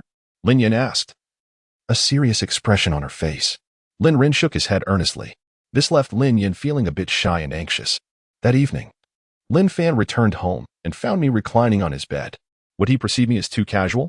Would he think I am the kind of girl who is reckless and promiscuous? Suddenly, she recalled the scene at the police station earlier that day. Lin Fan was so handsome, having just been in the job for less than half a month. Yet already recognized by the leadership of the criminal police team and assigned to their ranks. Such an attractive and accomplished man surely had no shortage of those unscrupulous women around him. I must take the initiative. I must secure him first. Afterward, let us see who dares to covet my boyfriend. After all, I am a virtuous maiden, and I refuse to believe that after tonight, Lin Fan would consider me a loose woman. Humph. With these thoughts, Lin Yin decided not to dwell on her doubts any longer. In order to protect the hard-won love and preserve this precious moment of happiness, she resolutely began to tidy up the little love nest she shared with Lin Fan. Unbeknownst to him, as he was completing his transfer procedures, a delightful surprise awaited him that night. Having been single for 23 years, Lin Fan was, after all, a normal man. Usually, he could only indulge in watching adult films and resorting to his own hands. And Lin Yin was so extraordinarily beautiful. In truth, he had long harbored intentions. The reason he asked Lin Yin to clean the house was that he felt too shy to directly invite her to share a room with him. After all, he was somewhat bashful and feared she might think he was trying to take advantage of the situation. Just after completing his transfer procedures, Li Hao prepared to take Lin Fan for a stroll in the cafeteria when suddenly his phone rang. We got it. The senior has arrived. We're together now. Yes. Wait, team. On my way. Hanging up the phone, Li Hao's expression turned grave as he said, Senior, let us go. There's a major lead. Emergency meeting. A significant lead regarding the 512 incident? Lin Fan's face was filled with skepticism. The system had indicated that the perpetrator of the 512 case was Zhao Guozhu. If there truly was a significant lead, it would imply that they could identify the suspect. Shouldn't that warrant a meeting? Shouldn't they be heading to the detention center to pry the truth from Zhao Guozhu? To confront him with evidence, compelling him to feign innocence once more. Li Hao offered no explanation, as he too was unaware of the details, and hurriedly led Lin Fan toward the meeting room of the criminal police team. When Lin Fan and Li Hao arrived at the meeting room, it was already filled to capacity. As the newcomers, they found seats in the farthest corner. Li Hao leaned in beside Lin Fan, whispering introductions. The man at the front with a perpetual scowl, as if someone owes him 5 million, is our county's police chief, Li Qishan. The one standing in front of the display screen is our criminal police team leader, Wei Changlin. The first person on the left is the deputy team leader, Zhou Fuhai. And next to him, the stunning female officer. Did you see her? The one with the beautiful ponytail, fair skin, and high attractiveness. Hiki. That's my girlfriend, Tang Shui. Hiki. I just won her over last night. As he spoke, Li Hao raised 4 fingers. That's the number from one night. It nearly exhausted me. Silence. Li Qishan shot a fierce glare at Li Hao. Li Hao smirked and patted Lin Fan on the shoulder, saying, Senior, do not fear him. He is merely like this. He added that he would not introduce the others, as they would gradually become acquainted through their work. Just endure him for now. Lin Fan, taken aback, sensed a hint of trepidation in Li Hao towards Wei Changlin, and even Zhou Fuhai. Yet, he felt no fear towards the director, which struck him as quite peculiar. Moreover, he regarded Li Hao with a strange expression, doubting his capabilities. 4 times in one night? Could he be boasting? His gaze then shifted to Tang Shui, who was indeed quite attractive, with a hint of heroism in her demeanor. Nevertheless, compared to his beloved, she fell short. His beloved was the most beautiful. The truth was, Lin Yin had once been the star attraction at the Haomai KTV. There was a wealthy patron who offered 500,000 just to spend a night with her. Lin Yin, of course, declined. Eventually, the wealthy suitor raised his offer to 1 million, and then to 2 million, yet Lin Yin remained resolute. Without a certain level of charm or allure, how could one possibly entice a lavish spender to the brink of desire? In less than a minute, 3 police officers entered the room, completing the gathering. Wei Chonglin, with a serious demeanor, surveyed everyone and addressed them gravely. Comrades, we have received the latest news from the Special Investigation Team at the Municipal Bureau. Significant clues have emerged regarding the 5/12 massacre case. Please direct your attention to the big screen. As he spoke, a large photograph appeared on the screen, depicting a menacing bald man, accompanied by a line of text reading, Li Chang, age 39, unemployed drifter. Lin Fan squinted, curiosity piqued. Why would the Municipal Bureau's Special Investigation Team suspect this Li Chang? Although the man certainly appeared to be of ill repute, was the true culprit really Zhao Guozhu? Simultaneously, a thought crossed his mind. This could work to his advantage. If the Municipal Bureau's investigative direction faltered, and soon the County Bureau followed suit, then he could endeavor with Li Hao towards Zhao Guozhu, thereby reaping significant rewards. Of course, the initial credit should go to Li Hao. He must not be greedy. Otherwise, he would receive no rewards and face reprimand from his superiors, which would be unwise. He pondered, seeking a strategy that would allow him and Li Hao to operate independently in their investigation. Otherwise, following a misguided path would only waste their time and efforts. Chapter 34. The true culprit was also present at the scene immediately. Wei Chonglin's voice resonated once more. Li Chang, a resident of Qiandong County, has long been engaged in nefarious activities, resorting to deception and theft. In 2016, he was sentenced to 3 years in prison for theft and was released in April 2019. According to investigations conducted by the Special Task Force of the Municipal Bureau, Li Chang, in May 2019, sought treatment at Hongmei Clinic for an illness. An altercation ensued between him and the victim, Yang Hongmei, over the cost of the intravenous strip. Li Chang threatened to kill Yang Hongmei and her entire family. Subsequently, on the night of May 12th, the family of Yang Hongmei was tragically murdered. Remarkably, Li Chang vanished without a trace thereafter. The Special Task Force, through diligent analysis, has deemed Li Chang a prime suspect in this heinous crime. This lead has now been elevated to the status of the primary lead. Comrades, whether we can restore the dignity of our county's police force hinges on who apprehends Li Chang first. Therefore, I hereby announce that the 5/12 Special Task Force has escalated Li Chang's lead to the top priority. Qiandong County is our domain. We must now compete with the Municipal Bureau in terms of time and speed. I do not care what methods you employ. Even if it means digging 3 feet into the ground, we must capture this bald-headed fugitive before the Bureau does. Let us safeguard our reputation. Can we achieve this? Before Lin Fan could fully grasp the situation, he witnessed the assembled officers rising in unison, a palpable intensity in the room as they shouted in agreement. Yes. What else could Lin Fan do but rise, albeit a beat behind everyone else, meekly echoing, yes. The officers beside him stifled their laughter, finding amusement in the new recruits' inability to keep pace with their fervor. Observing the spirited detectives, Li Qingshan's demeanor turned grave. Comrades, 5 years ago, why did no one uncover the lead concerning Li Chang? It took until today for our colleagues at the Municipal Bureau to discover this clue. It is a disgrace, comrades. As he spoke, Li Qingshan lightly slapped his own cheeks. I wonder if any of you feel a sense of shame. As for me, I can hardly face the Bureau when I report our progress. Comrades, shall we strive to redeem ourselves? Is that acceptable? I implore you all. Seize Li Chang and restore our honor.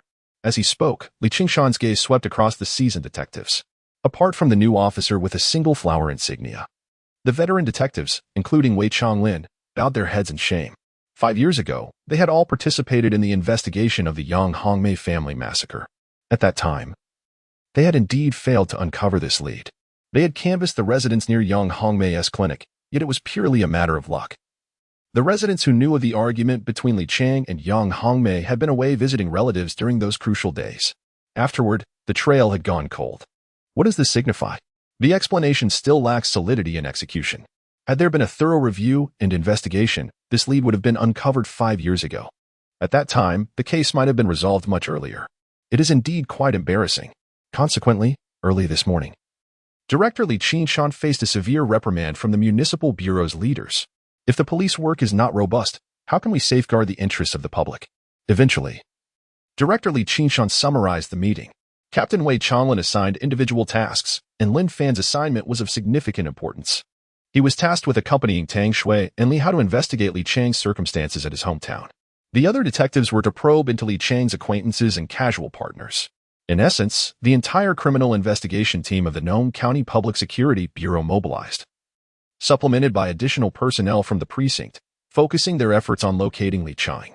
Alive or deceased, he must be found. Li Chang hails from Shimintown in Nome County. Lin Fan drove while Tang Shui and Li Hao occupied the back seat as the trio set off for Shimintown. Li Hao, rather unrestrained, continuously made advances towards Tang Shui in the back seat, prompting Lin Fan to frown. Did he think of me merely as their chauffeur? Could he at least be a bit discreet? Tang Shui furrowed her brow and scolded.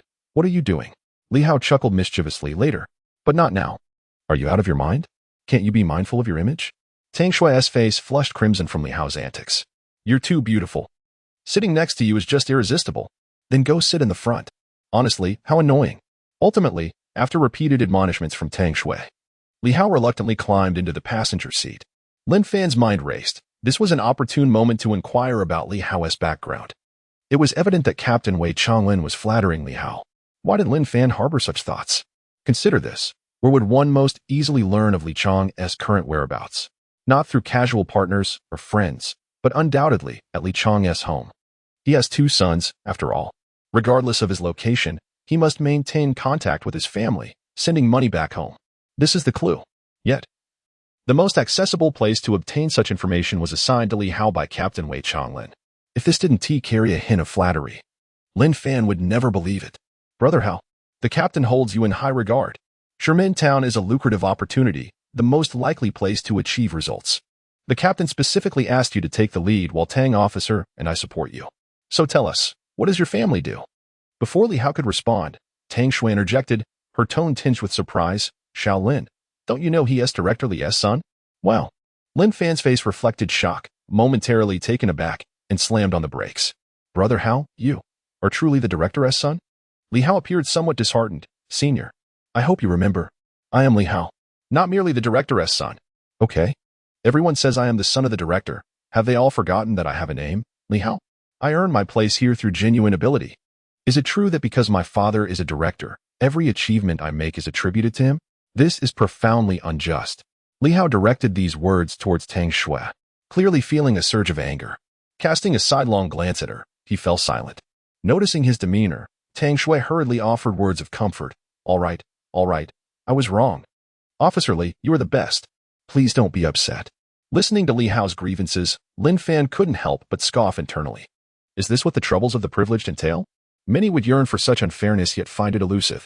Nonetheless, Lin Fan found Li Hao's stubborn nature quite admirable. Indeed, Li Hao had never mentioned his father's identity. Whether during physical exams, fitness tests, or new police training, he had always relied solely on his own merit. This indicates that Director Li's upbringing was commendable. Moreover, now that Lin Fan had uncovered Li Hao's true identity in the broader context, he contemplated the possibility of the trio acting independently to achieve merit. They still needed to proceed to Shimintown, as the mission must be fulfilled, and the case solved. 40 minutes later, the 3 arrived in Shimintown, and with the cooperation of local police comrades, they quickly made their way to Li Chang's residence. Lin Fan refrained from asking any questions, as he was certain that Li Chang was not the murderer. He deliberately sent Tang Shui away, leaving Li Hao behind. Brother Hao, Li Hao exclaimed. Hey, senior. What is up? Call me Haozi, it's more endearing. Lin Fan chuckled. All right then, Haozi. Do you truly believe Li Chang is the murderer? Otherwise, why would he run? Li Hao shrugged. Lin Fan shook his head, adopting a serious tone.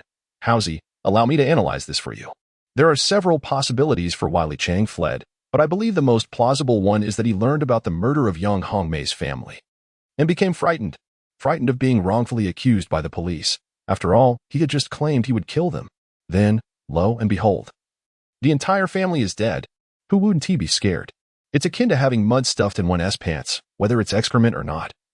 It will certainly smell foul. Consider this. Who, after committing murder, would boast about it? Those who brag would never actually carry out such deeds. It is the silent ones who are the true threats. At this point, Lin Fan suddenly paused, pondering. Could it be that when Li Chang and young Hongmei had their altercation, Zhao Wuzhu was also present? Li Hao, absorbing Lin Fan's analysis, found it quite reasonable. However, he posed another question. Then, senior, who do you think is the murderer? Where are the clues? Regarding the lead on Li Chang, we should refrain from overthinking and focus on apprehending him first. If the municipal bureau gets to him first, it would spell disaster for us. Lin Fan squinted, murmuring to himself, no, that's not right. Not right at all. He fell into deep contemplation. Zhao Guozhu is already sentenced to death. Why does he not confess to the murder of Yang Hongmei and her family? Is he attempting to tarnish the reputation of the police even after his demise? To implicate the innocent? Thus, it is quite plausible that Zhao Guozhu was indeed receiving Infor at the Hongmei clinic at that time. He must have realized that the police would suspect Li Chang, which is why he has consistently denied it. He aims to have Li Chang wrongfully accused. Achieving two goals with one action. A person as malevolent as Zhao Guozhu would certainly be capable of harming anyone indiscriminately. He was not simply committing a random burglary and murder, rather, he was executing a plan to frame someone else. From Lin Fan's perspective, if he were in need of money and stumbled upon two individuals arguing, he too might resort to framing someone else. This also elucidates why Zhao Guozhu was aware of the necessity to clean the crime scene in his first case. He intended to frame Li Chang. Hence the need for concealment. Enlightened by this realization, Lin Fan's eyes sparkled, and he grasped Li Hao's hand firmly, exclaiming, "Haozi, let's go." The Hongmei clinic holds crucial evidence regarding the true culprit. With that, Lin Fan pulled Li Hao along as they hurried away. Hey, senior. My wife. You must call her. Stop investigating Li Chang. It is unequivocal that he is merely hiding out of fear of being wrongfully accused. Capturing him would be futile. Chapter 35 Senior, do you have confidence? Before Li Hao could rush into Li Chang's house to call Tang Shui, another police car with flashing lights approached. Li Hao furrowed his brow as he glanced at the license plate. Senior, this is bad. The city bureau's personnel have also arrived. Upon hearing this, Lin Fan turned to look back as a fairly new SUV police vehicle came to a gradual halt. All four doors swung open, and 5 uniformed officers emerged. Lin Fan raised an eyebrow. He recognized one of them, a sergeant with a single stripe and a flower insignia. It was Su Lu, the leader of their police academy class. Su Lu was equally taken aback upon spotting Lin Fan. After a brief moment of surprise, a slight smirk appeared at the corners of his mouth as he leaned toward a middle-aged officer adorned with 2 stripes and a flower, whispering something. The middle-aged officer, with a stern expression and an air of authority, approached Lin Fan and Li Hao. Comrades, we are from the 512 Special Investigation Team. You have no business here. Go back and inform your bureau chief. Just stay put and observe how we solve the case. Do not interfere. Xiaosu, keep an eye on them. Don't let them cause any trouble. We're leaving. With that, the middle-aged officer, along with 3 other officers, strode directly into Li Chang's residence. Su Lu, crossing his arms, regarded Lin Fan and Li Hao with an air of smugness. Lin Fan, I heard you were assigned to the Bird Tree Township Police Station. What brings you to Shirtang Town? Noticing Lin Fan's silence, Su Lu chuckled. Oh, I heard your county bureau has set up that ridiculous 512 Special Investigation Team. Surely they had no one else to send but you, right? Haha. No wonder your county has been unable to solve a family annihilation case for 5 years. It falls to the city bureau leadership to clean up the mess. With a bunch of useless officers like you, how could any case be solved? Li Hao could no longer contain his anger. While criticizing others was permissible, disparaging the entire county bureau and his father was crossing the line. Who the hell do you think you are? Are you out of your mind? We are all part of the same system. Can't we maintain a semblance of respect for one another? Are you so sure that one day we want to call upon the entire county police department? Furthermore, this is Shirtang Town in Chuannong County, and we are the local police, conducting our legitimate duties. What are you blabbering about? Li Hao was genuinely infuriated.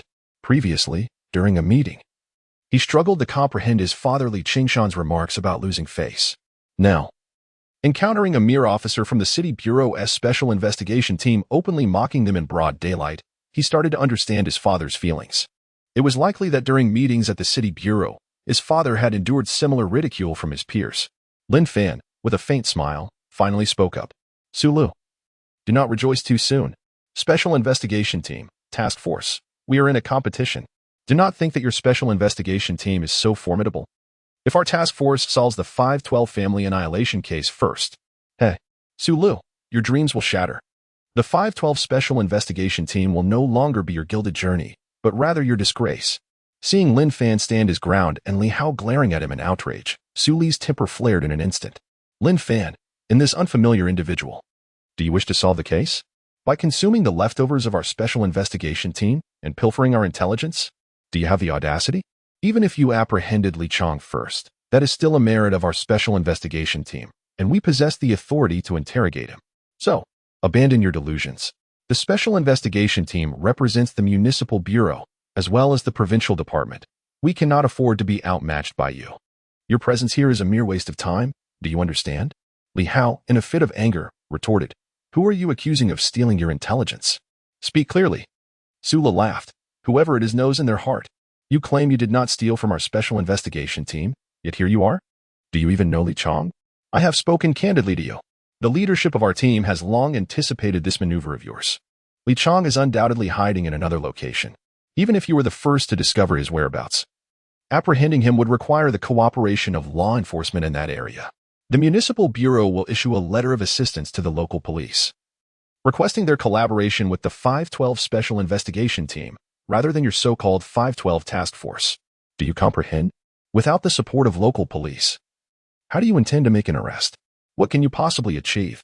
Seeing that Li Hao was still intent on arguing with Su Lu, Lin Fan stepped in to restrain him. Howsy? There is no need to argue with a fool.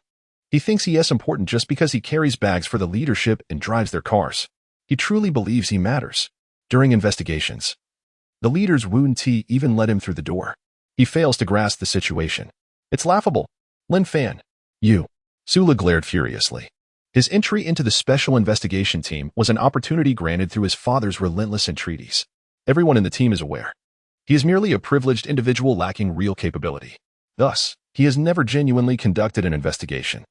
His role has primarily been to drive the leaders and carry their bags. If this matter were not addressed, Sula might retain a sense of superiority. However, upon Lin Fan's candid revelation, Sulu's facade began to falter. Soon enough, Sula ceased to be angry, a smirk playing on his lips as he regarded Lin Fan. Yes, just as you say, although I may not compare to others. So what? In comparison to you, I have at least entered the special investigation team. What about you? What use are you? Can you rival me? Do not presume that simply passing the entrance exam makes you exceptional. A miserly pauper surviving on plain rice and pickled vegetables during university. Employment within the system relies on connections and relationships. What do you possess? What does your family possess? Lin Fan, remember my words. I will undoubtedly climb higher and faster than you. It would be best if you do not fall into my hands. Otherwise, I will ensure that your shoes fit uncomfortably. Li Hao gazed at the self-satisfied Su Lu, his face a mask of astonishment. Internally, he thought, what an eccentric individual. So adamant about connections and background? Is this how it works? My father is the chief. Should I take pride in that? Just as he was about to support Lin Fan in confronting Su Lu, he suddenly heard his girlfriend's voice calling out. What are you doing? Is your city bureau truly remarkable? You wish to handle cases. So do I. Is it now a blatant theft? Competing for credit with our county bureau. Where is your dignity? Do not push me. Just wait. I shall certainly file a complaint against you. Just wait. Sula suddenly turned to glare at Li Changjia. Then, with a cheerful demeanor, he addressed Lin Fan and Li Hao. Oh, I wonder why you two were so unfazed. It turns out there is someone else here. You've been standing guard, haven't you? To think our special investigation team is stealing your credit. How utterly ridiculous. The lead on Li Chang was uncovered by our special team first. It's the wicked who cry foul. Truly, the county bureau is inept. After 5 years, you still fail to recognize the significant suspicions surrounding Li Chang. Look at our special team. We identified Li Chang in merely half a month. Lin Fan. This is what strength looks like. What say you? Li Hao bristled with anger. His father, the director, the entire county bureau was being berated by Su Lu. It was unbearable. Damn it. You. As Li Hao moved to confront, Lin Fan quickly grasped his arm. A police brawl. If this were to leak, it would escalate dramatically. Howsy? Mind your image. He then whispered urgently in Li Hao's ear. Do not rush. However arrogant he may be now, his future shall be equally grim. Trust me. Li Chang is not the murderer. Let them pursue Li Chang. We must focus on our own tasks. Go, bring Tang Shui back. Do not argue with the special investigation team. They have leadership present. How can the three of us contend with them? Li Hao stood there, dazed, grappling with conflicting thoughts. First, failing to uncover Li Chang's hiding place, only to be expelled by the city bureau. Returning would surely leave him unable to explain himself to his colleagues, the entire county force, or his father, the director. Second, if he refused to leave and continued to argue with the special team, as Lin Fan indicated, they had leadership backing them, and they could not win. Higher authority crushes all. He was caught in a dilemma. Neither leaving nor staying seemed viable. Unless, of course, Li Chang truly was innocent. Then all would be resolved. Let the special team pursue Li Chang. If they ultimately apprehended the true murderer, it would be a resounding counterattack. A severe blow to their pride. For the first time, Li Hao's expression turned grave as he confirmed, "Senior, can you truly be certain? This situation is not one that permits a simple departure. If we leave, we shall be scorned by our comrades. This is the reputation of all county officers at stake. Do you genuinely have confidence in this?" Chapter 36. The Battle for Reputation. Lin Fan nodded solemnly. "Go fetch Tang Shui. We must depart." After a moment's hesitation, Li Hao gritted his teeth. "All right, Senior.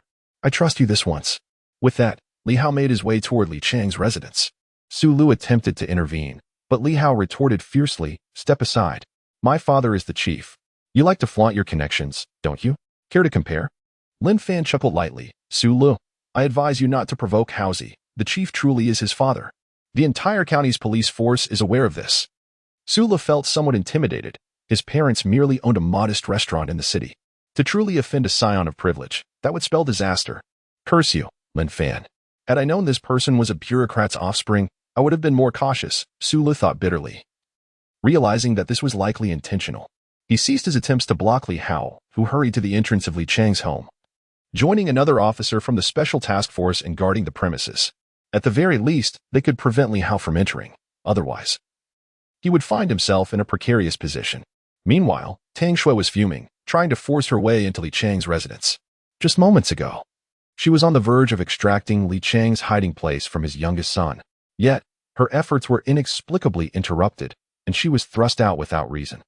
She watched helplessly as her hard-earned opportunity slipped away. She was genuinely furious. "Sister Shui, let's go. Let us go." "Li Hao, why are you pulling me? Where are we going? They've already bullied us right in front of our eyes. Where do you think we can retreat to? If we slink back like this, the comrades in our team will surely ridicule us behind our backs. Humph. If I can't get in, neither will they come out. This is Shirtang Town. This is our county's territory. I refuse to believe that in broad daylight, they can brazenly seize our merit. Are they truly underestimating our county bureau? Li Hao, quickly call the bureau for reinforcements." Tang Shui, with her arms crossed in indignation, resisted all of Li Hao's attempts to pull her away. Li Hao understood her frustration. She recognized the stakes. If they could ascertain Li Chang's hiding place today, it would be advantageous. However, failing to do so would render their standing at the county bureau untenable, particularly within the criminal investigation unit. Should the city bureau apprehend Li Chang and resolve the 5/12 massacre case, all blame would inevitably fall upon the three of them, as they lacked the courage to confront the city bureau directly. Thus, they truly could not leave at this moment. A police officer with 3 stripes on his shoulder addressed Su Lu. "Comrade, it would be wise for you to depart swiftly. The city bureau has established a special task force for the 5/12 case and has assumed full control over it. This matter no longer concerns you all from the county police, understand? We are merely cleaning up after you. That should suffice. Do not create unnecessary trouble here. If you persist in your obstinacy, it will only bring embarrassment to your bureau's leadership. While our superiors remain calm, it would be prudent to leave." "I'm acting in your best interest." Su Lu also echoed, "Indeed. Let's hurry and leave. This case has nothing to do with you. Do not cause further disruption that could hinder the special task force's investigation. You cannot bear the consequences." Tang Shui was about to continue her argument when Lin Fan approached. Frowning, and addressed Li Hao and Tang Shui, "We must depart swiftly. Time is of the essence." Tang Shui looked at Lin Fan and Li Hao in disbelief. "Which side are you two on? Leave? How will we explain this upon our return?" "No way. If you want to go, then you go. I will not leave. I am calling the bureau right now. I refuse to believe that on our own turf, we can let others take credit." Seeing Tang Shui pull out her phone to report to the bureau, Lin Fan hurriedly snatched it from her grasp. "Lin Fan, what are you doing?" Tang Shui glared at him. "Officer Tang, I don't have time to explain right now, but please trust me. We need to leave quickly.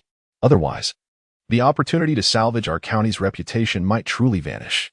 The reason Lin Fan prevented Tang Shui from contacting the county bureau was his fear of wasting precious time. Once the bureau received the news, they would undoubtedly insist that the 3 of them remain here, waiting for reinforcements. In the end, the county bureau and the city bureau would be entangled in discussions about Li Chang. That would merely be a waste of time, as it was clear that the city bureau would emerge victorious. During this time, Lin Fan could not guarantee whether other officers might conceive the same thoughts he had. After all, the city bureau's special task force was filled with talent. Whatever he could think of, they could likely consider as well. It was merely a matter of time. If the city bureau also arrived at this conclusion, then it would be too late, and the situation would revert to its current state. with the county bureau unable to compete with the city bureau. At present, the county police's only advantage lay in Lin Fan's certainty that Li Chang was not the murderer, but rather Zhao Guizhou was.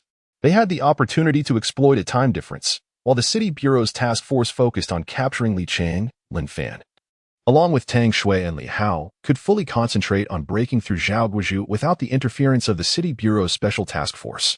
By that time, even if someone from the task force realized that Li Chang might not be the murderer, it would be too late, and the task force would not be able to outmaneuver the county bureau. This was the true way to reclaim their dignity, rather than wasting time here. Seeing that Tang Shui still had no intention of leaving, Lin Fan exchanged a knowing glance with Li Hao. Li Hao immediately understood and forcibly pulled Tang Shui away. Before departing, Lin Fan cast a half-smiling glance at Su Lu. "I wish you the best in achieving your dreams."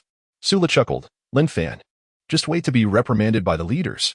Lin Fan ignored Su Lu and walked towards the police car, while Su Lu squinted, barely suppressing a laugh.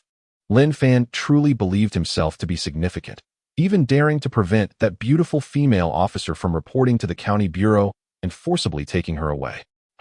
Just wait until the county bureau finds out. Does Lin Fan think he will come out unscathed?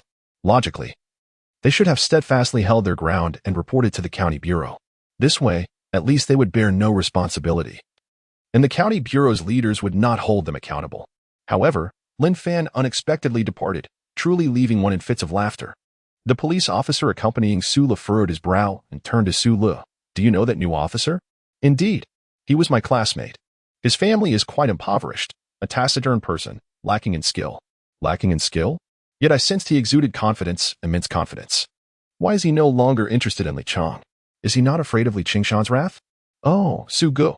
He is merely a new officer, just recently passing the civil service examination, thinking himself invincible. It is quite normal for him to be oblivious to the ways of the world. This greenhorn believes that by not offending the municipal bureau, he will earn accolades from the county." The officer addressing Su Gu continued to observe Lin Fan's retreating figure, muttering, "Perhaps. Yet I cannot shake the feeling. He possesses an unusual confidence. This confidence does not resemble that of a novice." Shortly after Lin Fan and his companions departed, the door of Li Chang's residence swung open. The lead officer of the special investigation team emerged, speaking excitedly into his phone. "Reporting to the team leader, we have located him. Li Chang is likely hiding in Linqing, Xiangdong province." Yes, team leader. I will set out for Linqing immediately to apprehend Li Chang." Suddenly, the middle-aged officer recalled something. "Additionally, team leader, the entire county's personnel have also traced Li Chang's whereabouts. We have driven the individuals away. There was no conflict. They did not obtain any clues regarding Li Chang's hiding place." "Understood, team leader. I will make the arrangements right away." After hanging up, the middle-aged officer stated solemnly, "Bring all of Li Chang's family members onto the vehicle. Transport them to the municipal bureau's guest house for temporary accommodation. The team leader has commanded that we must solve this case. We cannot afford to give the Public Security Bureau of Chuandong County any opportunity." Thus, the Municipal Bureau's Special Investigation Team completely severed the clues from the Chuandong County Public Security Bureau, as Li Chang's family was being sent to Jiang City. Su Lu and his group were also en route to Linqing, preparing to apprehend Li Chang. This delighted Su Lu immensely. Indeed, his father was right. One should not underestimate the significance of driving and carrying bags. Hidden within these tasks lay opportunities for merit. And here it was. The chance for distinction had arrived. Participating in the capture of the perpetrator of the 5/12 massacre, how could one not secure at least a third-class merit? If he were to sustain even a minor injury, he might even attain a second-class merit. Lin Fan, oh Lin Fan, how could you possibly compare to me? Chapter 37. The Angry Director Li. Meanwhile, Lin Fan accelerated the police car towards the Hongmei Clinic in the county town. Tang Shui, seated in the back, glared at Lin Fan with a face full of fury. "Lin Fan, look what you've done. How do you intend to explain this to the bureau? You want to be a hero, to ingratiate yourself with the city bureau. Why drag me and Li Hao into this mess?" Seeing Li Hao clinging tightly to her, Tang Shui snapped, "Li Hao, are you out of your mind? Lin Fan doesn't understand, but do you? Following Lin Fan's madness and taking me away. Now look where we are. Just wait. If the special investigation team from the city bureau does not relocate Li Chang's family, I will hold you accountable. Prepare to face the wrath of the director and Captain Wei." Her frustration mounting, Tang Shui forcefully broke free from Li Hao's grasp, her teeth clenched in anger. "Li Hao, do you really think Captain Wei sent you here for no reason? There are plenty of capable officers in the team. Why send you? You can't seriously believe Captain Wei is trying to curry favor with the director, can you? Does he need to? It's all because you are the director's son. Captain Wei knows we are likely to encounter the city bureau. He can't intervene. And neither can the director. Who dares to confront the city bureau? In the entire criminal police team, only you, Li Hao, have the audacity to snatch their food. Because even if you succeeded, the director and Captain Wei could simply laugh it off, claiming that the youth is impetuous and inexperienced. And what is the outcome? We fled. Oh, you two have driven me mad. Upon hearing Tang Shui's analysis, Li Hao's expression turned grave. My wife? Is it really like that? Tang Shui was even more infuriated. What else could it be? As she spoke, she exasperatedly rubbed Li Hao's head. You just follow Lin Fan's craziness. Just wait. The director's wrath will come swiftly. Now, Li Hao felt a tinge of fear. He had never considered this angle. He genuinely believed Captain Wei had allowed him to take credit due to his father's position. Little did he know. His father and Captain Wei intended for him to confront the city bureau directly. And now, he had fled. Wasn't he that a disaster? His father had already looked down on him a bit, and now he had truly failed. As a deserter, his father would probably be furious. Senior, I'm truly finished this time. What should I do? Are you still counting on him? Tang Shui retorted angrily. If it weren't for his incessant insistence that we leave, would we have gone? Throughout this exchange, Lin Fan remained silent. He understood the consequences of leaving Li Chang's home. Yet, he was indifferent. Capturing the true culprit would render those consequences moot. Enduring a little hardship now would be worthwhile. After all, life is rarely smooth sailing, is it? Haoko, stay steady. Trust me, Officer Tang. I have my own reasons for leaving. Please don't be angry just yet. A surprise awaits. Lin Fan casually remarked while driving, his tone brimming with confidence. A surprise. Tang Shui crossed her arms and turned her head to gaze out the window, too indifferent to respond to Lin Fan. As Lin Fan made his way to the Hongmei Clinic, in the office of the chief of the Public Security Bureau of Nonglong County, Li Qingshan finally received news from an acquaintance at the Municipal Bureau. What? The Special Task Force has already set out to apprehend Li Chang? Where's Li Chang? You don't know? What? My men were chased away from Li Chang's doorstep by the Special Task Force? Are you certain? Li Qingshan hung up the phone, his face turning a shade of green with anger. Without a moment's hesitation, he dialed his son's number. The phone rang. Sorry. The number you have dialed is currently unavailable. Not answering my call? What a useless brat. Where's the man's courage? Always challenging me. But now he shrinks away from the Municipal Bureau? A worthless thing. Keep calling. Sorry. The number you have dialed is currently unavailable. Keep trying. Sorry. The number you have dialed is out of service area. Please try again later. Li Qingshan? Change the number. Call Tang Shui. The result remained the same. First, it was unanswered, and then it simply indicated out of service. Wei Chanlin. Li Qingshan, now furious, strode to the office door and bellowed down to the criminal investigation team below. Chief, what's wrong? Wei Chanlin hurried up. Having been in the police force for many years, this was only the second time he had witnessed Chief Li so enraged. Something significant must have occurred. You. Quickly send someone to Li Chang's residence. We must locate his hiding place. Didn't Li Hao go? Wei Chanlin questioned, somewhat perplexed. Go to hell. That useless fellow. Chased off by the Municipal Bureau, he backed down. Do you understand? He has tarnished the entire county bureau's reputation. He has become a coward. It infuriates me. Now, I can't even reach that little brat or Tang Shui. He is acting like a coward. Just wait and see how I will deal with him. With that, seeing Wei Chanlin still frozen in place, Li Qingshan shouted, What are you waiting for? Hurry and send someone. No, don't send anyone. You go yourself. Once you uncover the clues, do not return. Directly proceed to apprehend Li Chang. We must catch him before the Special Task Force does. I do not wish to endure the humiliation of having the Municipal Bureau ridicule me, calling my team a laughingstock. Yes, Chief. I'll set out immediately.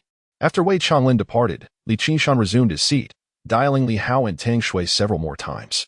No answer. He then called Shendong. Chief. Shendong. Send me that new officer's number. Shendong, sensing the chief's tone was less than friendly, cautiously inquired, Chief. What's the matter? Did Shaolin get into trouble? That shouldn't be the case. Just send it if you're going to send it. Why all the unnecessary chatter? This was the second time Shendong witnessed Director Li's explosive temper. The first instance occurred 3 months after the Yang Hongmei massacre, when there was no progress on the case. Had it not been for this case becoming a cold case, Director Li would not have borne such a stain on his reputation. By now, he had ascended to the position of Executive Deputy Director of the Jiangxing Public Security Bureau. The unresolved 512 case had hindered his advancement for 5 long years. In fact, last year, the leaders of the Municipal Bureau had attempted to discuss further promotions with Li Qingshan, but he declined. He did not wish to advance while carrying the burden of disgrace. Consequently, the Bureau leaders made no further demands. The Yanghongmei massacre was not merely a source of shame for Director Li. It was a humiliation shared by all the veteran officers in Nome County. This was precisely why the director challenged the special investigation team from the Municipal Bureau. The 512 case represented not only a personal disgrace for him, but also a persistent source of torment. He yearned to solve this case himself to redeem his honor. Soon enough, Qin Dong dared not to linger on unnecessary words. After hanging up the phone, he worried for Lin Fan while sending Lin Fan's phone number to Director Li. After that, he sent a message to Lin Fan. Xiaolin, have you gotten into trouble? Director Li is furious. An explosion of wrath. Take care. If it becomes too much, just return to the station. Upon returning to the county, Lin Fan found himself lost, glancing back at Li Hao and Tang Shui, who appeared pale and hesitant to answer calls. Seeing their expressions, Lin Fan felt a surge of amusement. Howsy, do you know how to get to Hongmei Clinic? No, I don't. Li Hao lay limply in the back seat, his mind a blank slate. Tang Shui shot Lin Fan a disapproving glance. Why do you want to go to Hongmei Clinic? That was 5 years ago. It has long since changed names. Now it's called Lin Panzai Northeast Dumpling House. Noticing Lin Fan's bewildered expression, Tang Shui continued, her tone still irritable. Head left on Jianxi Road. There's an alley called Fuling Alley. The Yang family also lived in the happy community on Fuling Alley. Once you exit the community, a few steps will take you to the clinic. That alley is still quite populated due to the cheap rent, especially since a massacre occurred there. The landlord has lowered the rent, so no one wants to come. Although she didn't understand Lin Fan's intentions, she felt she had no choice but to follow him. After all, what other option was there? To return to the bureau and face the director's wrath? Now calmer, she could only hope Lin Fan had something remarkable planned. Otherwise, the thought of the director's roar was terrifying indeed. Chapter 38. Senior, I will save you. Lin Fan glanced at the still somewhat irate Tang Shui and chuckled. Thank you. Rest assured, I'll shoulder the burden. Any accolades we shall share among the 3 of us. If the chief and team leader Wei wish to reprimand someone, let it be me. Just tell them it was I who forcibly dragged you away. Tang Shui retorted with a hint of annoyance. It was you who coerced Li Hao and then pulled us away. This blame squarely falls on you. As Lin Fan drove the police car towards Fuling Alley, he nodded repeatedly. Yes, it's my fault. I accept it. Though he verbally conceded, internally, he felt somewhat exasperated.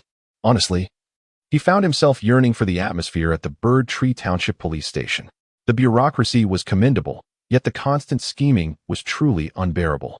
Despite Tang Shui's attractive appearance and her being a woman, Lin Fan knew from her words that upon returning to the bureau, she would undoubtedly shift all the blame onto him. Although, there was indeed some truth to it. But did Li Hao and she bear no responsibility at all? Did they truly think he could drag 2 individuals away all on his own? Lin Fan had noticed how, when Li Hao was pulling Tang Shui, she hardly resisted. Was this not merely bullying a countryside lad? Humph. He resolved to avoid Tang Shui in the future. She was too calculating, a realist. It was best to keep a distance. While driving, Lin Fan's phone rang. First, it was a WeChat message from Chen Sua, which he glimpsed at a red light and took a moment to respond. Lin Fan, silly grin. GIF, no problem. Thank you for your concern, leader. I can handle it. Just as he finished replying, his phone rang again. An unfamiliar number. Whose call could this be? If it's my dad's, don't answer. Li Hao instinctively leaned forward. Tang Shui squinted her eyes and advised, Lin Fan, you should take the chief's call. If the 3 of us ignore it, the chief will certainly be furious. Hearing Tang Shui's reasoning, Li Hao seemed to understand. If all 3 of them vanished, wouldn't he chiefly be driven to madness? Just as Lin Fan was about to swipe to answer, Tang Shui tapped his shoulder. Lin Fan, you know what to say, right? This matter is not our fault. Lin Fan turned to look at Tang Shui, a faint smile gracing his lips. Internally, he mused, it's evident that someone who has spent considerable time in the bureaucracy understands the dynamics well. No wonder she initially prevented Li Hao from answering the call. And she herself refrained as well. She had clearly devised a plan, intending for me to bear the blame. Fine. I never intended to evade responsibility. With that thought, Lin Fan shifted his gaze back to Li Hao. He genuinely valued the opinions of this junior and cherished their relationship. He truly did not wish for this innocent young man, a blank canvas, to be sullied by the same machinations as Tang Shui. Senior, answer it. Just say it was my decision to leave. Worst case, I'll just go home and face the music. Li Hao, are you out of your mind? Tang Shui shot him a fierce glare. What is wrong with you? My dear wife, it was I who led you away. At that moment, I felt that what the senior said held some truth. Ah, such a trivial matter. I have already braced myself for the consequences. It's fine. Senior, please answer the call. Lin Fan gazed at the innocent Li Hao, his heart filled with satisfaction. He genuinely hopes that Li Hao and he continue in this manner, free from deceit. One must admit, the upbringing at the director's home is truly commendable. They have raised a fine son, a blank slate, the pure-hearted Li Hao. He bears none of the airs typical of a second-generation official. And it is nearly impossible to find fault with him. You will drive me to madness, Tang Shui exclaimed helplessly, crossing her arms and turning her head to gaze out the window. Observing the genuine emotions reflected in Tang Shui's eyes, Lin Fan smiled faintly. After witnessing Tang Shui's earlier scheming, he felt somewhat reluctant to allow her to take credit. However, it was evident that Tang Shui genuinely cherished Li Hao, not merely because he was the director's son. For this reason alone, and considering Li Hao's connections, Lin Fan discerned that Tang Shui was not overly demanding nor relentless in her expectations of him. He realized that while Tang Shui had her little schemes, she was not the type to hold a grudge. For these two reasons, Lin Fan resolved to continue including Tang Shui in the endeavor. Without hesitation, he swiped to answer the call, and before he could utter a word, the voice of Director Li boomed from the phone. You rascal. Lin Fan. Have that little brat answer the phone. Driven away by the municipal bureau, and now you dare to ignore my calls. All the sons of the Li family are men of valor. Li Hao is truly bringing shame to the Li name. Where is his courage? Where is his spirit? You rascal. Fortunately, Lin Fan had not put the call on speaker, so Li Hao could not hear it very clearly. Otherwise, it was likely that the two would have clashed. Had it not been for Lin Fan telling Li Hao that Li Chang was not the culprit, given Li Hao's temperament, he certainly would have confronted the municipal bureau. Thus, it was clear that the director's son possessed courage and spirit. He had nearly challenged Su Lu to a duel. After all, Director, please listen to me. It is not as it seems. Officer Li Hao nearly came to blows with the municipal bureau personnel. They were all in uniform, and it would have been quite detrimental if a fight had broken out. After all, there were many civilians present. Therefore, I took it upon myself to lead Li Hao away. This matter is unrelated to Li Hao and Tang Shui. It was I who pulled them away. As Lin Fan spoke, Tang Shui looked on in astonishment, a hint of disbelief etched on her face. She truly did not expect Lin Fan to shoulder all the responsibility alone. One must remember, Lin Fan is merely a new officer, and according to Li Hao, he is a new officer without any connections. How could he dare to do so? Li Hao had already mentioned taking responsibility. Why would he choose to bear it all himself? Was he not afraid that the director, in a fit of anger, would make things difficult for him? On the other end of the line, Li Qingshan was momentarily taken aback by Lin Fan's words. 3 individuals had been sent to investigate the Li Chang case. He pondered with his toes, realizing that only his son, Li Hao, would dare to leave without investigating further. Lin Fan. Would he have the audacity to walk away? Was I not sufficiently clear during the meeting? This concerns the dignity of the police officers across the entire county. How could he be so reckless? Upon hearing Lin Fan's words, Li Hao hurriedly approached, ready to shoulder the responsibility. However, Lin Fan gently raised his hand to stop him, offering a reassuring smile. All right, Lin Fan, you are remarkable. I understand. With that, Li Qingshan abruptly ended the call. Silent fury is the most terrifying. Lin Fan, you have landed yourself in deep trouble. Why must you bear this alone? Tang Shui, noticing Lin Fan set down his phone, immediately inferred that Director Li had hung up. The absence of any trace of the director's wrath spoke volumes. The current rage of Director Li is beyond what Lin Fan can withstand. In fact, Lin Fan felt somewhat bewildered. He hadn't anticipated that Director Li would simply terminate the call. He still had significant matters to report. Li Hao, well acquainted with his father's temperament, spoke up. Senior, do not worry. When we return home tonight, I will clarify everything with him. Alas, it seems my father is genuinely angry. Otherwise, he wouldn't have hung up so abruptly. If he were to berate you, it would indicate you still hold a place in his heart. If he were to speak softly, then that would spell disaster. However, Senior, rest assured, I will certainly come to your aid. Lin Fan also recognized the gravity of the situation. Having been employed for less than a month, he had already found himself on the blacklist of the top authority. Was this the end for him? Yet, he felt no panic. This blacklist was merely temporary. He just needed to endure. Thus, he smiled and glanced back at Tang Shui and Li Hao, saying, "The director is not as petty as you think. He certainly wouldn't want to scold a newcomer like me. It's all right. Haha, you were truly optimistic." Tang Shui was left unsure whether to laugh or cry. Chapter 39. Clues to find the true culprit? Is this a joke? In the office of the director of the Kwanlong County Public Security Bureau, Li Qishan had just hung up the phone when the landline rang again. His mood, already quite poor, was further soured, and he spoke with a palpable edge of irritation. "Hello? Who is this?" "Director, it's me, Wei Changlin." Upon hearing Wei Changlin's voice, Li Qingshan's mood slightly improved. "Have you found anything?" "The personnel from the Municipal Bureau are traveling by high-speed train. We are racing against time. You need to take a flight there immediately.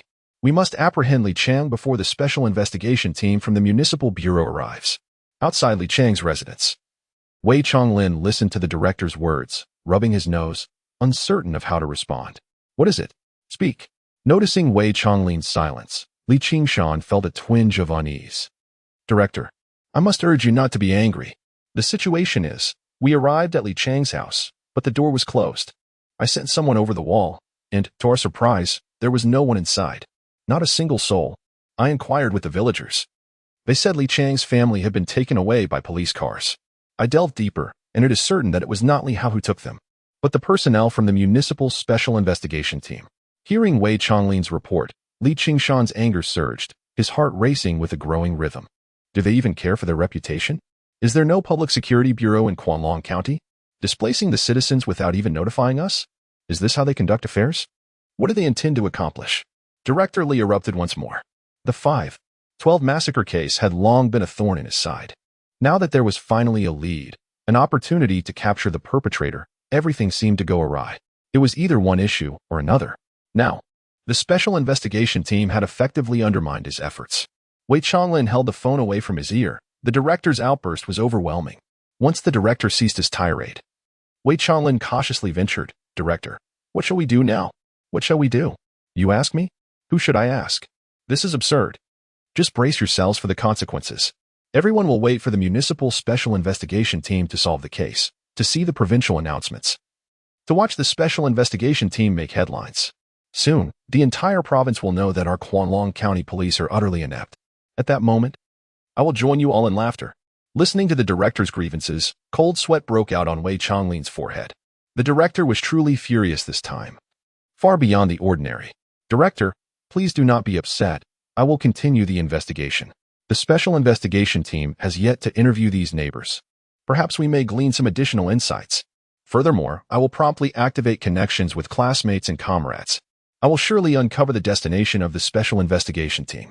Li Qingshan remained silent, neither responding nor ending the call. Wei Changlin continued, "Director, what do you think? Should Li Hao and the others be reassigned to visit the neighbors of Li Chang's family? Additionally, there is something I believe I must report to you. I heard Lin Fan mention. He is currently—" Before Wei Changlin could finish his sentence, Li Qingshan erupted. "What do they matter? Mind your own business. And that Lin Fan, wherever he came from, let him return there." "No, Director," Lin Fan said. "What did he say?" "A new officer. Throwing my face to the ground, disgraceful to all the police in the county. Does what he says even matter? Tell him to get lost." Realizing the director was indeed furious, Wei Changlin ceased his explanations. "Understood, Director." After hanging up, Wei Changlin did not act according to the director's orders. He recognized that the reputation of the Kwanlong County Public Security Bureau was irreparably tarnished. The notion of apprehending Li Chang before the special investigation team was mere nonsense. In the future, the director would undoubtedly harbor great anger. Lin Fan now returning to the Niaoshu Township Police Station. Who would bear the brunt of the director's wrath? Me? Nonsense. Furthermore, although Wei Changlin was skeptical of Lin Fan's claim that Li Chang was not the murderer and that they were investigating leads on the true culprit, there was nothing else to be done but to treat a dead horse as if it were alive. What if Li Chang were indeed innocent? What if Lin Fan actually found the real murderer? Though the likelihood was slim, it still presented an additional avenue for the Kwanlong County Public Security Bureau. Returning Lin Fan to the Niaoshu Township Police Station would yield no benefits whatsoever. Thus, Wei Changlin would not engage in such foolishness. While his refusal to execute the director's command stemmed from the lack of opportunity to voice his concerns, Arranging for the criminal police to investigate and visit Li Chang's neighbors before directly driving back to the county bureau without executing the director's orders was still a serious matter. He felt it necessary to report to the director in person. At the family quarters of the county police officers, it was now the lunch break, and officers were gradually returning to their dormitories. Lin Yan had tidied up her room and was busy in the kitchen. After calling Lin Fan and learning he would not be home for lunch, she only prepared meals for herself and Lin Ren. Lin Yan had an extroverted personality. Upon hearing voices in the corridor, she, as Lin Fan's partner, wished to support him. Nurturing good relations with his colleagues and their families could naturally aid Lin Fan. Therefore, she covered the pot, steaming the rice noodles with meat, and directly took a bag of apples from the living room, opening the door. As she spotted two uniformed female police officers approaching from afar, Lin Yan smiled, mentally organizing her words. As the officers drew nearer, she could clearly hear their conversation. Oh, today the director was quite furious. I never expected the newcomer to be so bold. I could hear the director's roar even from the first floor. Please tell me, what on earth is going on? Why did the director suddenly lose his temper? What could it possibly be? You are aware that the Special Task Force for May 12th has been established, right? Of course. The May 12th Task Force was formed as a challenge to the City Special Task Force, initiated by the director to restore the dignity of our county's police. You know that, don't you? Yes, I know, and the director is under immense pressure from the city's leadership because of this matter. Indeed. Let me tell you. Initially, the Bureau had obtained a crucial lead and dispatched personnel to pursue it. One of the leads was particularly promising, so Captain Wei sent Li Hao, Sister Tang Shui, and the newcomer. And then, can you guess what happened? Another female officer wore a curious expression, tinged with a hint of excitement. Girls are inherently drawn to gossip, aren't they? What happened? Lin Yan furrowed her brow, listening intently with a hint of anxiety. Unsurprisingly, the newcomer they were discussing was Lin Fan. That newcomer. During the investigation, he encountered members of the city's special task force, and as a result, he led Li Hao and Sister Tang to withdraw immediately. Do you think the director wouldn't be furious? Who in the Bureau doesn't know that our May 12th task force is a direct challenge to the city's special task force? How could they withdraw? They had to confront them head on. Now, look at the situation. The lead has been lost. And I've heard that the special task force is already on their way to capture Li Chang. And what about us? Captain Wei is still in Shitang Town. We've fallen significantly behind. By the time the special task force brings Li Chang back, the face of our county's police will be utterly tarnished. Another female officer, with an expression of disbelief, exclaimed, how could he do this? He may choose not to go himself. But how could he prevent Li Hao and Sister Tang from going? Truly. Lin Yan listened, momentarily lost in thought. She didn't even notice when the two female officers passed by her. Had Lin Fan just arrived and already caused trouble? Had he offended the director? What to do? No, it can't be like that. Lin Fan was too afraid even when facing a murderer like Xiao Guozhu. How could he possibly be as they described? At that moment, Lin Yan felt a deep resentment towards herself, resenting her inability to do anything or help in any way. It seemed she needed to find a job quickly and pursue self-study. Meanwhile, in the director's office, Li Qishan listened to Wei Chonglin's explanation, chuckling. What did you say? Lin Fan claims he is leads on the true culprit? Is he joking? Is he more capable than the members of the city's special task force? Li Chang. Even if he is not the murderer, he must have an inseparable connection to the perpetrator. Otherwise, why would he run? Not capturing Li Chang, but leading Li Hao and Tang Shui to seek some leads on the true culprit. What exactly is he trying to accomplish? Chapter 40. The truth often lies in the impossible. To be honest, Wei Chonglin himself did not believe it. Yet, there was no alternative. He could only continue to explain, Director, please listen to me. We have already fallen significantly behind the task force. Whether we can apprehend Li Chang before them remains uncertain. Instead of sending Lin Fan back to the police station in Niaoshu Township, it would be more prudent to allow him some leeway. Just consider the possibilities. Director, think about it. What if Li Chang is not the murderer? What if Lin Fan uncovers the true culprit? Wouldn't that restore our reputation and credibility? Listening to Wei Chonglin's words, Li Qishan furrowed his brow and nodded in agreement. What you say makes considerable sense. Very well. Let him proceed with his efforts. We shall disregard him for now. Suddenly, Li Qishan recalled something and shot a penetrating gaze at Wei Chonglin. Wait, Captain Wei, did you return solely for this matter? Where's Li Chang? Have you tracked him down yet? I need to know. Immediately. Right away. Right away, Director. Seeing the director's anger rising, Wei Chonglin hastily departed. Once Wei Chonglin had left, Li Qingshan squinted, leaning back in his chair to rest his eyes. He found the situation almost laughable. A rookie officer like Lin Fan investigating the true culprit? Surely, there was something amiss with his judgment. Ah, let it be. Let him try. At the very least, it would demonstrate that the county has not given up and is still pursuing the investigation. That would salvage some of our dignity. Li Chong, do not let me catch you, or else I shall unleash the great memory restoration technique and the soul enlightenment package upon you.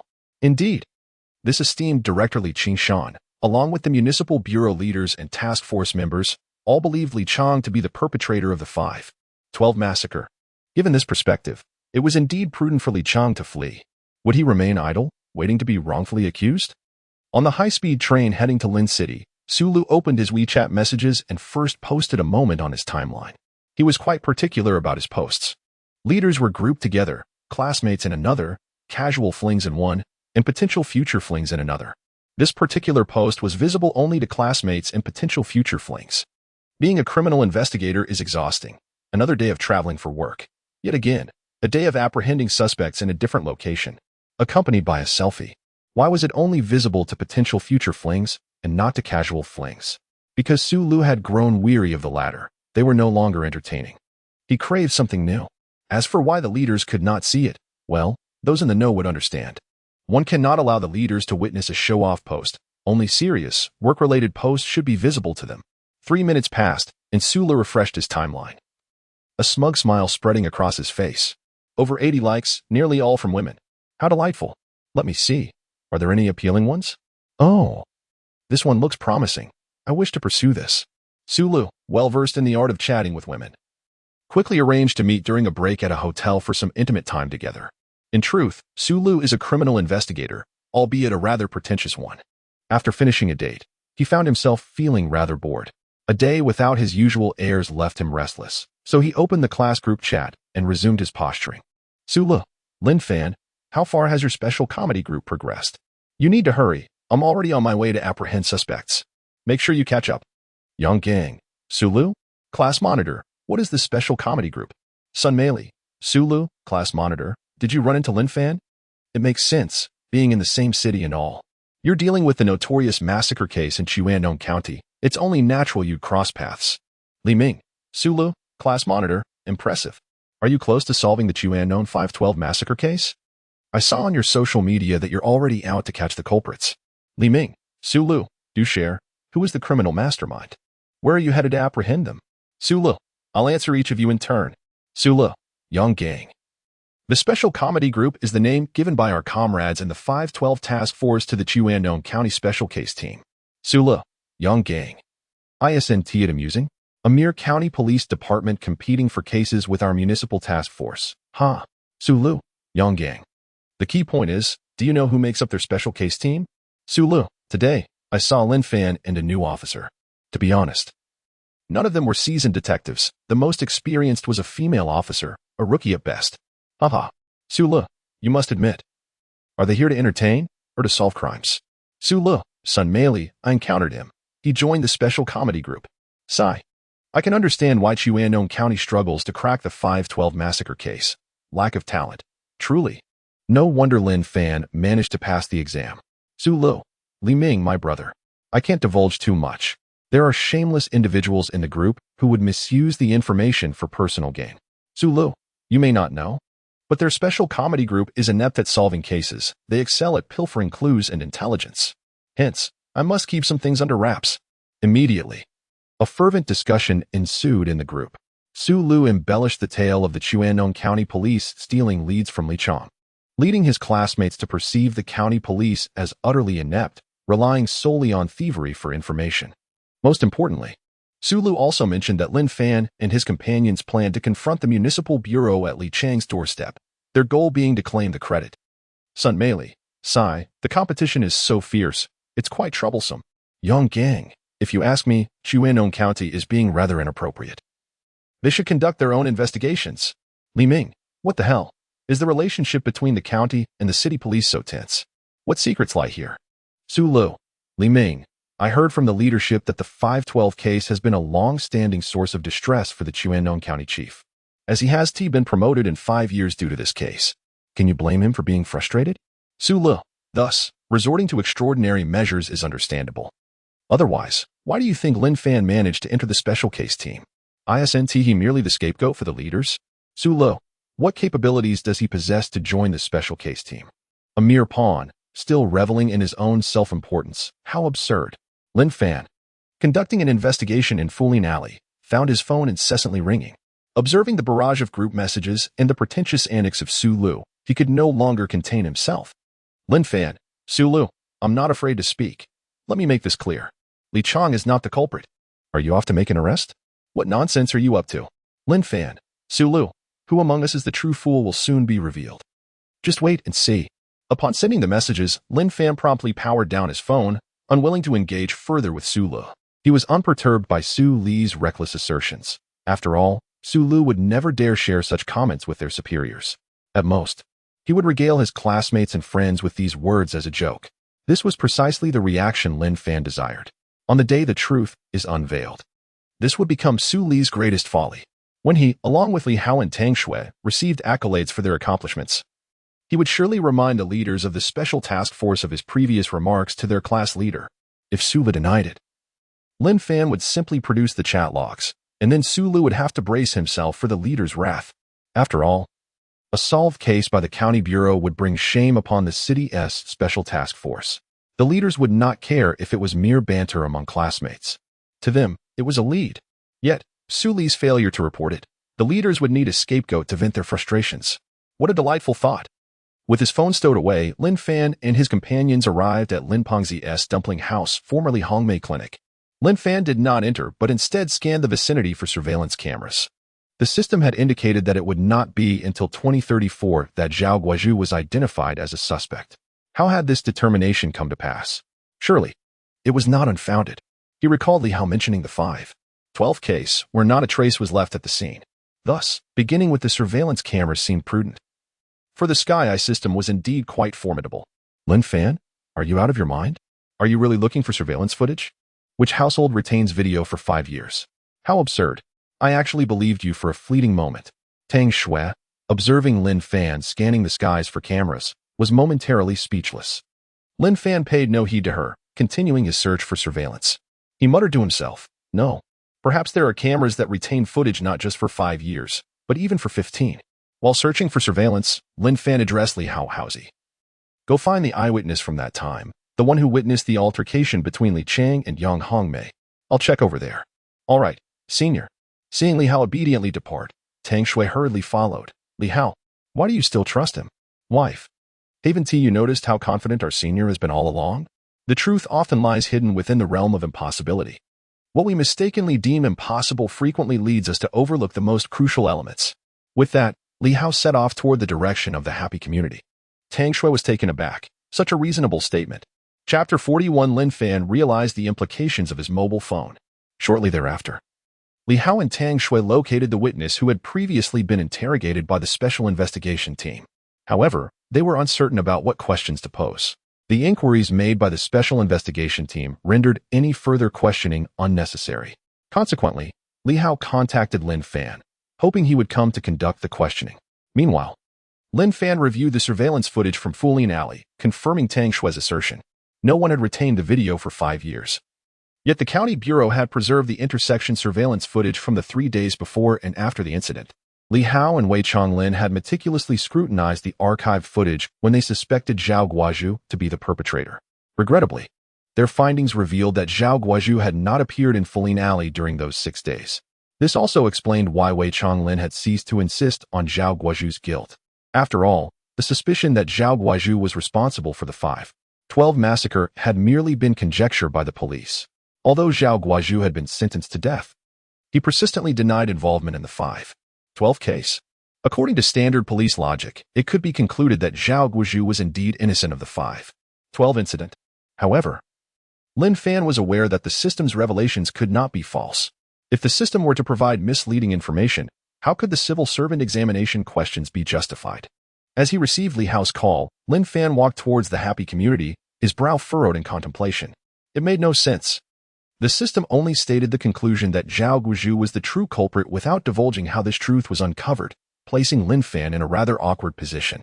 Moreover, he felt uneasy about inquiring further. Should he do so, the system would undoubtedly question the current timeline. After all, if he were genuinely in 2034, he would not be ignorant of how Zhao Guozhu was identified as the murderer. What if he posed a question, and the system retreated to 2034 only to return later? How would that unfold? How, in fact, did the police discover Zhao Guozhu's culpability? It took 15 years to reach this conclusion. If not for the video leading the police to this clue, what could have been the cause? Surely, it couldn't be that Zhao Guozhu drunkenly confessed in 2034. How would that aid in solving the case? That would be utterly nonsensical. Lin Fan had just traversed nearly all the surveillance footage, only to find that no one retained the recordings from 2019. This disheartened him, prompting him to quicken his pace. Now, he could only inquire about the witness. His primary question would be whether others were present in the clinic when Li Chang and Yang Hongmei had their altercation. If the witness could confirm the presence of a third party at the scene and recognize that individual as Zhao Guozhu, everything would fall into place. Although it would not directly implicate Zhao Guozhu, it would be sufficient to persuade Captain Wei and Director Li to reopen the investigation into Zhao Guozhu's case. From Li Hao, Lin Fan had already learned that Zhao Guozhu had been swiftly transferred to the procuratorate. The facts were clear, and the evidence was compelling. The public prosecution had been completed yesterday, resulting in a death sentence for Zhao Guozhu, with execution by injection scheduled for 1 month from now. Time is of the essence for him. Once Zhao Guozhu departs from this world, the case of May 12th will be irrevocably lost. Even if it were to be resolved subsequently, the family of Yang Hongmei, consisting of 5 members, would never acknowledge the perpetrator proclaimed deceased by the police. They would merely assume that the authorities had scapegoated a random corpse. Zhao Guozhu was apprehended a decade early and sentenced to death prematurely. All of this falls squarely on Lin Fan's shoulders, and he must rectify this predicament. Greetings, dear viewers. I find myself in Fuling Alley, Quan'an County, Jiangxing City. You may not be familiar with this alley, but I believe the tragic massacre that transpired here in 2019 will ring a bell. Indeed. On the fateful night of May 12, 2019, a horrific family annihilation occurred in this very location, wherein a couple and their 3 children met a grisly end within their home. To this day, the perpetrator remains at large. This has directly resulted in the remarkably low rental prices here, making it a preferred choice for migrant workers seeking accommodation. Allow me to share a secret. Many individuals employed in Jiangxing City choose to reside here. Now, please do not leave the live stream, as I will guide you through a recollection of that unsolved case. Lin Fan, deep in thought and furrowing his brow, made his way toward Li Hao. Suddenly, a youthful girl wielding a selfie stick appeared beside him, repeatedly addressing the audience with family. Lin Fan smiled, contemplating how far today's streamers are willing to go for views. Suddenly, Lin Fan's expression shifted, his gaze fixated intensely on the phone attached to the girl's selfie stick. A phone. Yes, a phone. It can take photographs and record videos, and many elderly individuals, after recording, are often unaware of how to delete the footage. Could it be that the video remained preserved for 15 years? In 2034, was it the very phone that led to Zhao Guozhu's exposure? Perhaps a recording captured the interaction between Zhao Guozhu and Yang Hongmei, prompting the police to begin their suspicions? Elated by this thought, Lin Fan hastened toward Li Hao. A minute later, Lin Fan spotted 2 young officers and a man in his 50s standing at the entrance of Xingfu community. Tang Shui rolled her eyes, knowing full well that Lin Fan had uncovered nothing. The surveillance footage, it was meticulously scrutinized by the criminal police 5 years prior. What could Lin Fan possibly hope to glean from it now? However, with outsiders present, Tang Shui refrained from voicing her thoughts, not wanting to diminish the police's reputation in front of onlookers. Li Hao introduced, "Senior, this is Uncle Long." He was the one who witnessed the altercation between Li Chang and the victim. Then, turning to the older man, he added, "Uncle Long, this is Officer Lin from our criminal investigation team." "Hello, Officer Lin." The man greeted with a smile, with a newfound direction. Lin Fan lacked the inclination for pleasantries and dove straight into the matter at hand. "Uncle Long, I have a few more questions to ask you." "Officer Lin, it is my duty to assist the police in apprehending the murderer." Lin Fan furrowed his brow in contemplation and spoke.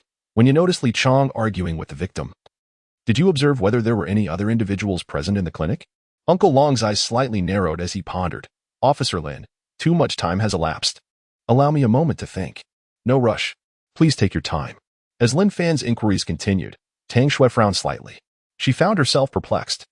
Why was Lin Fan so certain that Li Chang was not the perpetrator? Why was he persistently searching for a third party? If Li Chang were innocent, why did he flee? He had not returned home in 5 years, neglecting his own son. Uncle Long maintained a serious demeanor as he contemplated. And Lin Fan did not rush him, patiently waiting. After about 4 minutes, Uncle Long finally turned to Lin Fan. "My apologies, Officer Lin. It was like this. It was during noon. The weather was hot, and the alley was nearly deserted. Everyone was resting at home for lunch. I happened to pass by Hongmei Clinic and saw a bald man arguing with young Hongmei. They were embroiled in a fierce dispute over a medical fee of 260 yuan, nearly coming to blows. After paying, the bald man menacingly declared he would kill young Hongmei's entire family. Sigh. That bald man clearly wasn't a decent person. Before leaving, he even threatened me, saying, 'What are you looking at? Want to fight?' Faced with such a brute, I dared not provoke him and left immediately. Thus, I did not pay attention to whether there were others inside the clinic at that time." Hearing Uncle Long's earnest response, Lin Fan felt a twinge of disappointment. Tang Shui maintained a curious expression, eager to see what Lin Fan would do next. The special investigation team had already questioned this witness. Could it be that a clue overlooked by them could be uncovered by Lin Fan? What a farce. Li Hao stood nearby, wearing a troubled expression. However, the ensuing questions posed by Lin Fan, along with Uncle Long's responses, left both of them utterly astonished. Chapter 42. During Zhao Guozhu's crime, someone was filming. Lin Fan gazed at Uncle Long with a serious expression, inquiring once more, "Uncle Long, I implore you to reflect more thoroughly. At the time of the altercation between Li Chong and the victim, was there truly no one nearby? Perhaps individuals with mobile phones, spectators engrossed in the commotion, recording the incident?" The reason Lin Fan posed such a question stemmed from his deep-seated belief that the police's suspicion of Zhao Guozhu 15 years later was undoubtedly linked to video evidence. Why? Because, at the scene of the 5/12 incident, there were no biological traces of any sixth party, no fingerprints or DNA to implicate Zhao Guozhu. The only thing that could have exposed him was a video that could endure for 15 years. Surveillance footage was indeed implausible, as Tang Shui remarked. No one retained such recordings for an extended period. According to police regulations, such footage is typically preserved for a mere 3 months. Thus, if a video had persisted for 15 years, the sole explanation would be a mobile phone, particularly one belonging to a user who does not delete videos. Lin Fan had discovered something intriguing. He had ostensibly deleted a certain video, yet it could still be found within his phone. Tang Shui and Li Hao, upon hearing Lin Fan's inquiry, were left pondering their own thoughts, their gazes fixed intently on Uncle Long. Tang Shui understood that this question had likely never been posed by the task force. Who would inquire about such a trivial matter? What significance could filming hold? Nevertheless, she recognized that Lin Fan was diligently pursuing leads in his unique manner. There was no hope of retrieving anything from surveillance footage. Lin Fan was now focusing on mobile devices. For this reason alone, Tang Shui held a degree of admiration for Lin Fan's quick thinking, his ability to identify overlooked details. Although she was uncertain of Lin Fan's intentions in seeking the video, her curiosity was piqued, particularly regarding whether anyone had indeed recorded the event. Li Hao's thoughts were aligned with Tang Shui's. Uncle Long fell back into contemplation, and after 3 minutes, he shook his head. "Officer Lin, I have reflected carefully. And I assure you, there were absolutely no onlookers. The street was entirely deserted, let alone someone filming. That bald man was quite menacing. If he spotted anyone recording him, wouldn't a confrontation ensue?" Lin Fan, growing anxious, pressed, "No, Uncle Long, please think again. Was there truly no one filming?" He was genuinely distressed, fearing that in 2034, Zhao Guozhu's drunken ramblings might inadvertently expose him. If that were the case, his prospects would be irreparably damaged. Noticing Lin Fan's agitation, Uncle Long pondered once more. After 2 minutes, he still shook his head. "Officer Lin, I assure you, there was no one. Surely, I cannot fabricate such a claim. Thank you, Uncle Long, for your cooperation. It is no trouble at all. The collaboration between the police and the community is essential. I hope the authorities apprehend Li Chang soon and deliver justice for young Hongmei's family. Alas, that family has suffered greatly. It is truly tragic. Even their 3-year-old child was not spared. Such savagery is beyond comprehension." Tang Shui and Li Hao expressed their gratitude once more to Uncle Long. Lin Fan, feeling despondent, prepared to turn away with Li Hao and Tang Shui, while Uncle Long also intended to return home to his grandson. "Lin Fan, this place has already been thoroughly investigated by the Special Task Force. It is improbable that any clues remain. Let us return to the station, after all. The 3 of us are certain to face reprimand today. The sooner we confront it, the better. Wandering about aimlessly outside is causing me great unease." Observing Lin Fan's troubled demeanor, Tang Shui abandoned any lingering hopes. It would be best to return early and face the chief as scolding, allowing this matter to be put behind them so they could refocus on their work. Li Hao, however, did not urge them. His desire to achieve something significant and prove himself to his father remained steadfast. Thus, he silently followed Lin Fan. Meanwhile, Lin Fan walked slowly, disregarding Tang Shui. Lost in contemplation, it cannot be. There are no biological traces, no surveillance footage, and no one took photographs with their phones? So, how did the police identify Zhao Guozhu 15 years later? It makes no sense. The logic escapes me. Lin Fan still believed it had something to do with a mobile phone. He turned to Li Hao. Howzy. Let us go back and change our clothes. We should collect second-hand phones. Huh? Collect second-hand phones? Tang Shui, exasperated, could no longer contain herself. Scolding Lin Fan. I say, Lin Fan, when will you cease this relentless pursuit of videos, surveillance, and mobile phones? The task force has determined that Li Chong is a prime suspect, and you have already ruled him out. Now you wish for Li Hao to accompany you in collecting second-hand phones? Do you truly believe there are clues to be found among those devices? Have you lost your senses? It has been 5 years. 5 long years, Lin Fan. Do you think many of those who lived here 5 years ago still reside in this area? How much money will you invest in collecting second-hand phones? And can't you guarantee there will be any valuable leads? Tang Shui unleashed a barrage of criticism, her words flowing like an unrelenting stream. Li Hao hastily attempted to mediate. Just as Tang Shui was about to continue her tirade, a voice suddenly called out from behind them. Officer. 3 officers, please wait. I just remembered something. Lin Fan, having just endured Tang Shui's reprimand, felt somewhat embarrassed. Indeed, collecting second-hand phones is not a viable solution. It is akin to searching for a needle in a haystack. The sudden call caused the 3 to instinctively turn around. They saw Uncle Long jogging to catch up with them. Upon reaching the trio, Uncle Long turned to Lin Fan. Officer Lin. You just asked me if anyone had taken photographs with their phones. I can confirm that no one did. However, as I was returning home and spotted a stray cat at the entrance of the community, an idea suddenly struck me. Yang Hongmei's eldest daughter harbors a passion for photography. However, due to her academic commitments, Yang Hongmei and her husband refrained from purchasing a mobile phone for their daughter. While the residents of the community may remain oblivious, I am aware that Yang Hongmei's daughter has saved a considerable amount of her allowance and purchased a phone independently. On one occasion, I chanced upon her capturing images of stray cats within the neighborhood. The girl seldom parts with her phone, not for making calls, but solely for the purpose of photography. I wonder if this clue might prove beneficial to the case. Upon hearing Uncle Long's words, Lin Fan's expression brightened, revealing his excitement as he looked towards Uncle Long. Thank you. Thank you so much. This clue is of utmost importance. Tang Shui and Li Hao also displayed expressions of astonishment. Indeed, there is such a thing? Could it be that Li Changzhen is not the murderer? After Uncle Long departed, Lin Fan, disregarding the anxious inquiries from Tang Shui and Li Hao, fell deep into contemplation once more. It became evident that the crux of the matter lay here. The truth of the situation was that on the night of the incident, Yang Hongmei's daughter had recorded the entire occurrence, capturing even the visage of Zhao Guozhu. Henceforth, all that remained was to locate that mobile phone, which would serve as irrefutable evidence. But why did Zhao Guozhu not destroy that phone? Chapter 43. Discovery of significant clues. Why is Lin Fan so certain that Zhao Guozhu did not destroy that mobile phone? If he had indeed destroyed it, would the incident have occurred in 2034? Thus, the next focus of our efforts must be to locate that phone. Contemplating this, Lin Fan glanced at Li Hao and Tang Shui. Noting their expressions brimming with anticipation, Lin Fan smiled and said, "Let's go. I'm quite hungry. Let us head to Lin Fatty's Northeast Dumpling House for a feast. It's on me." As he spoke, Lin Fan waved his phone with a flourish, adding, "Do not underestimate me. I am financially secure." Joking aside, with the system at his disposal, Lin Fan truly had no concerns regarding money. As long as he continued to engage in tasks, wealth would follow. Coupled with his salary and benefits, a promising future awaited. 5 minutes later, the trio arrived at Lin Fatty's Northeast Dumpling House. 3 officers. What would you like to eat? The server inquired. Just order whatever. Pork and chive dumplings, along with some pigeon soup and mountain chicken soup. Howzy, Officer Tang, feel free to order anything. I insist.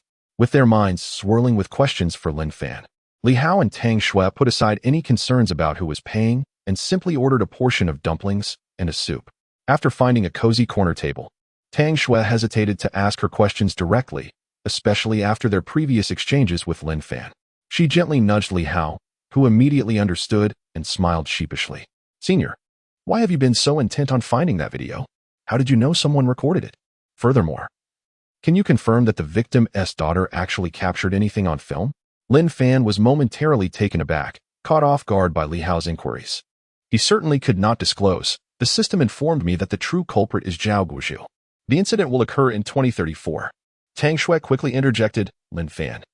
How can you be so certain that Li Chong is not the murderer? She was beginning to trust Lin Fan.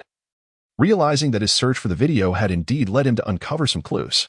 Perhaps the victim's daughter truly had recorded something.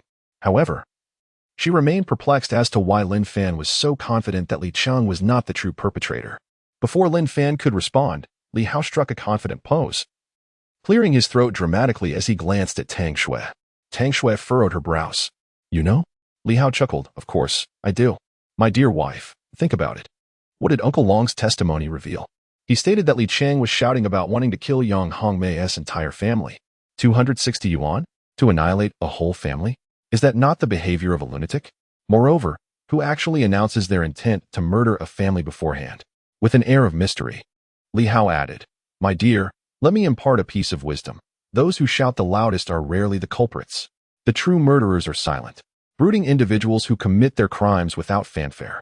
Therefore, it follows that Li Chang's suspicion is not as substantial as the special investigation team suggests. With that, Li Hao wore a subtle smile, eagerly awaiting Tang Shui's praise.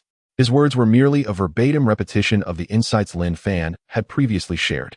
Tang Shui looked at Li Hao with a hint of surprise. That's impressive. Suddenly, she seemed to realize something and scrutinized Li Hao with a skeptical gaze. This made Li Hao a bit anxious. Wife, why are you looking at me like that? Tang Shui chuckled. Do you truly not know why Lin Fan is searching for the video? Li Hao shook his head and shrugged his shoulders. Why should I know? Is it necessary for me to? Tang Shui explained. You just stated that those who loudly proclaim their intent to kill are unlikely to commit the act. It is the silent ones who pose the real threat.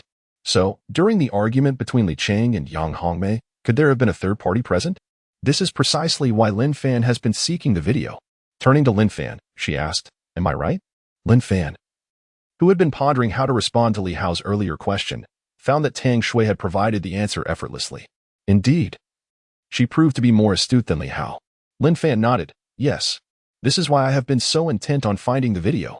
Because I suspect that there was a third person present at the scene who happened to witness the altercation between Li Chang and Yang Hongmei. They might have even heard Li Chang threaten to kill her entire family. Therefore, if I were to commit a robbery and murder, I would undoubtedly target Yang Hongmei.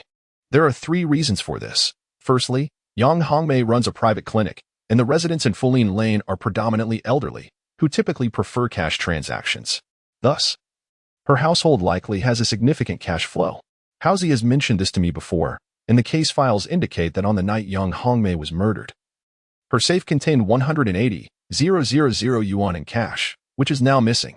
Secondly, Yang Hongmei had a verbal altercation with Li Chang, and there were eyewitnesses present. The murderer must have seen Uncle Long, although Uncle Long did not notice him. Therefore, targeting Yang Hongmei minimizes the risks involved. This would lead the police to consider Li Chang a prime suspect, and indeed, that is the case. Li Chang is currently a key suspect in the eyes of the police. As Tang Shui and Li Hao gazed at him with anticipation, Lin Fan smiled. As for the third point, I have not yet fully formulated it. However, I suspect that the murderer possesses detailed knowledge about Yang Hongmei, such as the number of people in her household and their sleeping patterns. Tang Shui nodded earnestly. Lin Fan, your analysis is quite persuasive, but it remains merely an analysis. As of now, there is no concrete evidence. It is merely our speculation. Presently, Li Chang remains the prime suspect, as he has fled. Li Hao supported Lin Fan, countering Tang Shui. Wife, although this is only our conjecture, we have at least uncovered clues that the special investigation team has overlooked. Yang Hongmei's daughter has a penchant for filming. Tang Shui replied, Yes, this is our advantage. According to Uncle Long, that little girl is rarely without her phone. She does not make calls but rather enjoys filming. On the night of the incident, it is highly likely that she captured the unfolding events. Thus, with this thought in mind, Tang Shueding rose and proclaimed, Therefore, Lin Fan, Li Hao, our primary focus must be to locate that mobile phone. I shall report to the Bureau immediately. I can only hope that the device indeed recorded the perpetrator. Simultaneously, She expressed her hope that Lin Fan's analysis was correct, that the true culprit was not Li Chong. Otherwise, even if we were to find the phone, the case would ultimately be solved by the municipal task force. As she spoke, Tang Shui took out her phone, preparing to report to Captain Wei. Today's discovery was indeed a significant lead. Lin Fan did not intervene, not due to a lack of desire for recognition, but because his background and capabilities did not permit him to take the lead. Just as Tang Shui was about to make the call, Li Hao snatched the phone from her grasp. "What are you doing, Li Hao?" Tang Shui questioned. "Nothing much. Just looking for the phone, right? With a senior present, why should we involve the bureau? Hasn't he always considered me useless? This splendid opportunity is my moment to vindicate myself and demonstrate my prowess," Li Hao declared, filled with determination. "I firmly believe in our senior. Li Chong is not the killer. We shall report to the bureau only after we apprehend the true culprit, proving my worth." Lin Fan chuckled helplessly at Li Hao's words. Both he and Tang Shui comprehended who he referred to: the director, Li Qingshan, Li Hao's father. Lin Fan's predicament lay in the fact that while Li Hao wished to impress his father, he was inadvertently sidelining Lin Fan's contributions. "Let me suggest, searching for the phone, with 3 of us? Surely, we cannot match the bureau's manpower in this endeavor," Lin Fan mused. Surprisingly, Tang Shui did not contest this notion but rather accepted Li Hao's proposal with enthusiasm. Lin Fan understood that achieving success as a trio was far more gratifying than having a multitude from the bureau involved. After all, who would begrudge a share of the accolades? Soon, dumplings were served, and Tang Shui summarized, "All right. Let us 3 dine first, and afterwards we shall convene to deliberate on how to find that mobile phone." She then turned to Lin Fan. "Officer Lin, this is where you must engage your intellect. After all, with Li Hao's capabilities, he certainly won't be of much assistance. We shall collaborate thoroughly." Chapter 44. Analyzing the disposition of the mobile phone after their meal. Lin Fan, Tang Shui, and Li Hao returned to the police vehicle for a brief meeting among the trio. The primary focus of the gathering was to establish 2 critical points. First, they resolved to refrain from reporting the clues discovered today to the bureau for the time being. They were keen on achieving results independently. Second, they determined that their subsequent efforts should concentrate on locating the mobile phone belonging to Yang Hongmei's daughter. "Senior, how are we supposed to find the phone?" Li Hao inquired with a mischievous glint in his eye as he looked at Lin Fan. Tang Shui also harbored some thoughts on locating the phone but was eager to hear Lin Fan's perspective first. Seated in the driver's position, Lin Fan pondered deeply. Having just dined, he had been contemplating this issue and had already formulated a plan during that time. "How's Tang Shui? Allow me to present my approach. Feel free to point out any shortcomings," he declared confidently. "As the saying goes, 3 cobblers can match Zhuge Liang. Together, we should be able to locate that mobile phone. I will commence with the phone's whereabouts. According to the evidence registry from the crime scene, both the victim Yang Hongmei and her husband were without their mobile phones at the time of the incident, correct?" Li Hao and Tang Shui nodded in agreement. Thus, it can be deduced that after committing the crime, the perpetrator began to plunder valuables. Naturally, mobile phones are among those valuables and were taken by the assailant. Therefore, the 3rd mobile phone, Yang Hongmei's daughter's, has also likely been seized by the perpetrator. Tang Shui nodded earnestly. "Yes, that's precisely the situation. I recall that the investigating officers categorized the mobile phones as crucial evidence. They conducted thorough inquiries at all mobile phone recycling outlets, closely monitoring the 2 phones belonging to the victim. They awaited the moment the assailant would dispose of the phones to trace the perpetrator. However, those 2 phones, now 3, have yet to surface in the market. Consequently, this lead has led to a dead end." Lin Fan acknowledged that it was indeed the standard investigative thought process for the detectives to trace the mobile phones. The assailant's failure to convert the phones into cash suggested a certain level of counter-detection awareness. Suddenly, Tang Shui realized something and her expression shifted to one of urgency. "Lin Fan, do you think we might have misjudged?" The report from the investigating officers concluded that the phones may have been destroyed by the perpetrator. "What are we still searching for? We suspected that the young girl recorded the murder scene. Might we then have reason to believe that the assailant also noticed her filming? To be cautious, he could have taken the phone not to sell it, but to obliterate the evidence?" In response to Tang Shui's skepticism, Lin Fan's lips curled into a subtle smile, indicating that he had an explanation. "What you suggest is indeed plausible. Yet, I wonder if you have observed a particular detail." "What detail?" Both Tang Shui and Li Hao squinted at Lin Fan, intrigued. Rather than directly answering, Lin Fan turned to Li Hao. "How's he? Bring out the photographs." Certainly, Li Hao replied, retrieving a stack of photographs from his police-issued bag. Tang Shui was taken aback. Li Hao, is this not a photograph from the 5/12 case scene? Wasn't this file transferred by the Municipal Bureau? How do you still have the photographs? Li Hao smirked with pride. Let them transfer it. But does that mean I can't make a backup? Not only do I have the photos, but I also backed up the case files from that time. Hiki. Lin Fan paid little mind to this and directly retrieved the photographs of Yang Hongmei's bedroom and living room from the multitude of images. Tang Shui. Take a look at these photos. Is there something missing? Hearing this, Tang Shui picked up the photographs and began to scrutinize them intently. Li Hao leaned in as well, frowning as he examined from left to right. After a few minutes, Li Hao scratched the back of his head. Senior, the blanket, the pillow, the toilet paper, they're all here. Nothing seems to be missing. Even the small umbrella in the drawer is present. Everything is accounted for. Lin Fan chuckled softly. Howsy, take a closer look. Tang Shui was still meticulously inspecting the photographs, driven by her competitive nature. She did not wish to lose face in front of Lin Fan, the new officer, since Lin Fan had posed such a question. It indicated that something was indeed amiss in the photographs.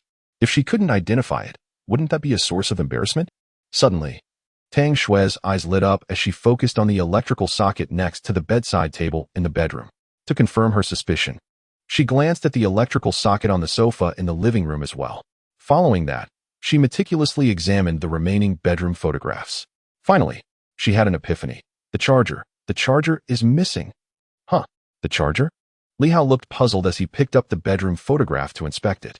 Indeed, he did not see a charger, but that did not necessarily imply its absence. It could be in the victim's bag, he suggested. Tang Shui shot him a disdainful glance. When you go home, take a good look at your dorm. Is there not always a phone charger plugged in next to your bed? And don't you have one in the living room as well? Yes, it could be in the bag, but when one returns home, a normal person would plug in the charger next to the bedside, charging while using the phone. Even if Yang Hongmei does not play with it, wouldn't he your husband? She urged him to scrutinize the photographs again. The bedroom, the living room. Where is the charger? Upon hearing Tang Shui's explanation, Li Hao finally had a moment of clarity. So it is. But where is the charger? It's not even worth much. Just a few dozen yuan. How could it go missing? Tang Shui's eyes sparkled at Li Hao's mention of a few dozen yuan. She exclaimed with excitement, Lin Fan, I understand. The murderer did not intend to destroy the phone, and he did not see the young girl filming a video. Of course. We also do not know if that young girl actually recorded anything, but based on Uncle Long's testimony, there is an 80% probability that she did film something. The fact that the murderer took even the inexpensive charger indicates a desperate need for money, revealing his intent to profit. Hence, he took the phone with the aim of selling it. Lin Fan nodded. I share the same sentiment. If the murderer intended to destroy the phones, there was no need to take the charger. With 3 phones, there should be at least 3 chargers, yet none were found at the scene. This leads us to deduce that the phones are still around. Tang Shui nodded in agreement, her face alight with excitement. If they could locate the phones. The 5-year-old cold case, a shocking massacre that shook Xiongnan province, could finally be solved by them. The thought alone was exhilarating. Yet, Tang Shui's expression soon turned troubled. In a vast sea of people, locating an individual was challenging, let alone a phone. Lin Fan, we have deduced that the murderer aimed to sell the phones. But the investigating officers at the time had arrived at the same conclusion. They surveilled second-hand phone shops and repair stores, but found nothing. She lamented. If they couldn't find it 5 years ago, how could we possibly find it now? Lin Fan smiled slightly. It's understandable that nothing was discovered 5 years ago when they staked out the phone shops. The murderer possessed a keen awareness of counter-surveillance. What was elusive 5 years ago may very well be easier to uncover now. Not only have the police forgotten, but the murderer likely has as well. With this thought, Lin Fan spoke confidently. Let's approach this methodically. According to witness testimony, the couple Yang Hongmei used Apple phones. Those phones were quite valuable in 2019. Worth a lot, but the screen repairer could hardly have been the murderer. He would need to seek out a professional repair shop. 5 years ago, fearing exposure, he certainly wouldn't have dared to visit a store for repairs. Therefore, Tang Shui, your primary task now is to investigate all the Apple repair shops in Long County. Focus particularly on those from 2019 to 2022, and keep an eye out for anyone who brought in 3 phones for repairs at once. I believe that if someone presented 3 phones, even after all these years, the shop owner would still remember them. Tang Shui nodded. Yes, that makes sense. I'll head back to the station to change into plain clothes and then set out. All right, let's return to the station. With that, Lin Fan started the police car. Driving towards the Public Security Bureau, he glanced at the still excited Tang Shui in the rearview mirror and smiled faintly. Sending Tang Shui to probe the repair shops was a deliberate maneuver by Lin Fan, intended to divert her attention. It was unlikely that any leads could be uncovered from the repair shops, given that Zhao Guizhou had not handled the phones personally. It indicated a high level of counter-surveillance awareness.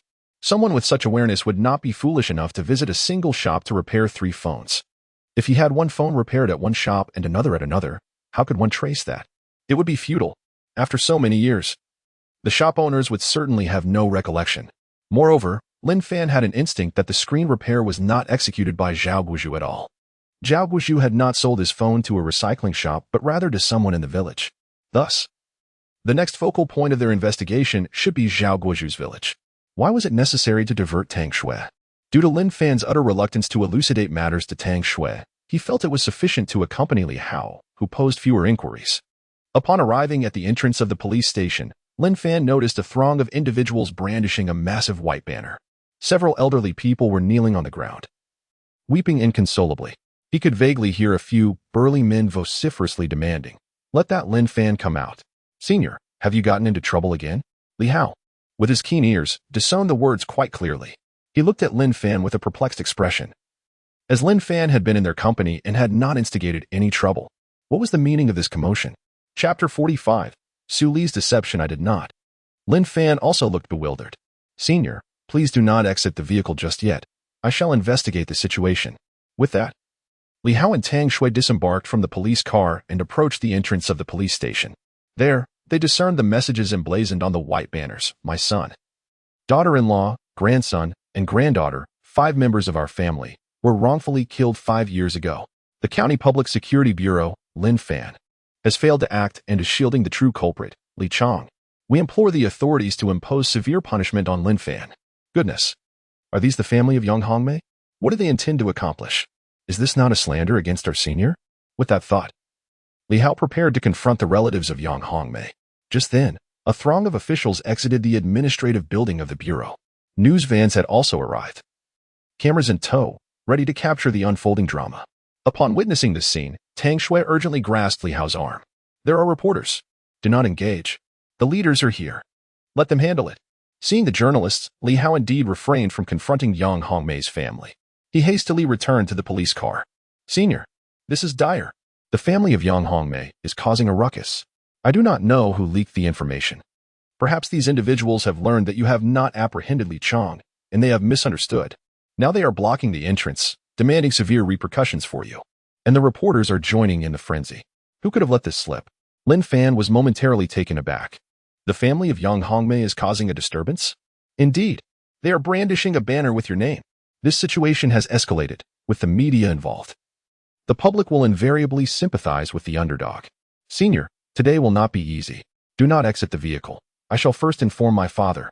With furrowed brows, Li Hao prepared to step out and clarify the situation to Director Li. He had no intention of continuing to feign ignorance. He would directly relay their findings to Director Li, believing that the director would soon recognize that the senior's line of reasoning was indeed correct. The truth was drawing nearer. "Howsy, no need. I shall handle my own affairs. I stand firm and unafraid." "Senior, this situation is far more complicated than you perceive," Li Hao insisted. "No. If I cannot withstand this minor turbulence, how could I aspire to?" Lin Fan quietly added, "Become Director Lin." With that, Lin Fan opened the car door, stepped out, and slowly made his way towards the entrance of the bureau. Halfway there, he caught sight of the reporters wielding cameras and suddenly grasped a grave realization. Have I been forced to maintain this facade? What was Li Hao pretending for? What would Director Li think? Was he not narrowing his own path? Did this not contradict his original intent? As a person of no power or influence, lacking any backing, once I appear on television, boasting that I have cracked the 5/12 case, and yet, I truly have solved it. Can I withstand such immense scrutiny? The greater the spotlight, the more adversaries I will incur. This credit should rightfully belong to Li Hao. Thus, I must not seek the spotlight. Realizing this predicament, Lin Fan turned to Li Hao. "Howsy, do you trust me?" Li Hao nodded. "I do. Are you willing to join me in explaining this to the family?" Li Hao momentarily looked perplexed. His initial thought was that his senior intended to involve him in facing the family's wrath, hoping that his connections would mitigate any consequences Lin Fan might face. In essence, his senior wanted him to share the blame. Lin Fan's intention was straightforward. He wished to bestow the credit upon Li Hao, allowing him to take the lead. One must possess a modicum of social acumen. Ultimately, the leadership would discern who the truly capable individual was. Demonstrating competence and interpersonal skills would be evident to the higher-ups. This is the authentic path to advancement within the system. If he were to absorb all the blame alone, despite appearing successful externally, his career would effectively be over. Lin Fan was acutely aware of this reality. Noticing the conflicted expression on Li Hao's face, a flicker of disappointment crossed Lin Fan's eyes. He understood that Li Hao had misconstrued his intentions, believing he was being asked to shoulder the blame. Misunderstanding can sometimes be a blessing, and Lin Fan would not clarify. Instead, he anticipated Li Hao's decision. However, Li Hao's silence left Lin Fan feeling somewhat disheartened. I consider you a true brother. How's he? Are you truly unwilling to share the burden with me? With a sense of dejection, Lin Fan turned away, since Li Hao was reluctant to join him. He would have to reorganize his words for the family's explanation. He could not overshadow the situation too much. Ultimately, he could only offer an apology to the family and accept whatever consequences arose. Senior, wait for me. After a brief moment of hesitation, Li Hao ultimately decided to follow. To be honest, he held a deep fondness for Lin Fan and cherished their bond. His reasoning was simple. Lin Fan came from a modest background and had worked hard to secure his civil service position. He could not allow Lin Fan's future to be jeopardized here. If he could lend a hand, he would, even if it meant facing his father's ire. Lin Fan beamed with appreciation. How's he? Thank you. Upon arriving at the bureau's entrance, they found Director Li Qinshan amiably explaining the situation to the family. Ma'am, please rest assured. We will conduct a thorough investigation. We will provide you with a satisfactory response. If it truly turns out, as you say, that Lin Fan acted negligently or sheltered a criminal, we will certainly impose severe penalties. As he spoke, Li Qinshan noticed Lin Fan and Li Hao approaching. His expression darkened, and he scolded. What took you so long to retrieve the documents? The leadership is waiting to see them. Hurry and bring them. Upon hearing his father's words, Li Hao instantly grasped the implication. This was a directive for him to swiftly escort Lin Fan away. With so many reporters present, the family was already emotionally distraught, having waited 5 years without capturing the perpetrator. If they realized Lin Fan was there, wouldn't it incite chaos? What would happen to Lin Fan then? Would he be dealt with appropriately? Lin Fan noticed Director Li casting him meaningful glances, warming his heart. Although Director Li appeared stern and intimidating, he exhibited a hint of protectiveness. Since the leader had paved the way for him, Lin Fan did not wish to squander Li's goodwill and was just about to enter with Li Hao when a man clad in mourning attire glanced at his phone, then at Lin Fan, and shouted, "That's him. Don't let him escape." Upon hearing the commotion, Lin Fan turned around and caught sight of the man alternating his gaze between his phone and Lin Fan. Narrowing his eyes, Lin Fan thought to himself, do you possess my photograph? Know my name? Aware that I am not apprehending Li Chong. Someone is deliberately targeting me. Su Lo, are you playing dirty? With a mere thought, Lin Fan could deduce who was behind the scheme. He had not offended anyone. Furthermore, possessing knowledge of his non-arrest of Li Chong, along with his picture and name, left only his colleagues and comrades in the county, with Su Lu being a prime suspect. Lin Fan recalled how he had previously lambasted Su Lu in their group chat before turning off his phone. His colleagues and comrades would not resort to such underhanded tactics against him, especially since he had not crossed anyone since his arrival. Thus, the truth was unmistakable. Even a simpleton would realize that it was that despicable Su Lu at play, being a member of the 512 task force. Having contact information for Yang Hongmei's family was entirely plausible. Lin Fan just never anticipated Su Lu could be so malicious.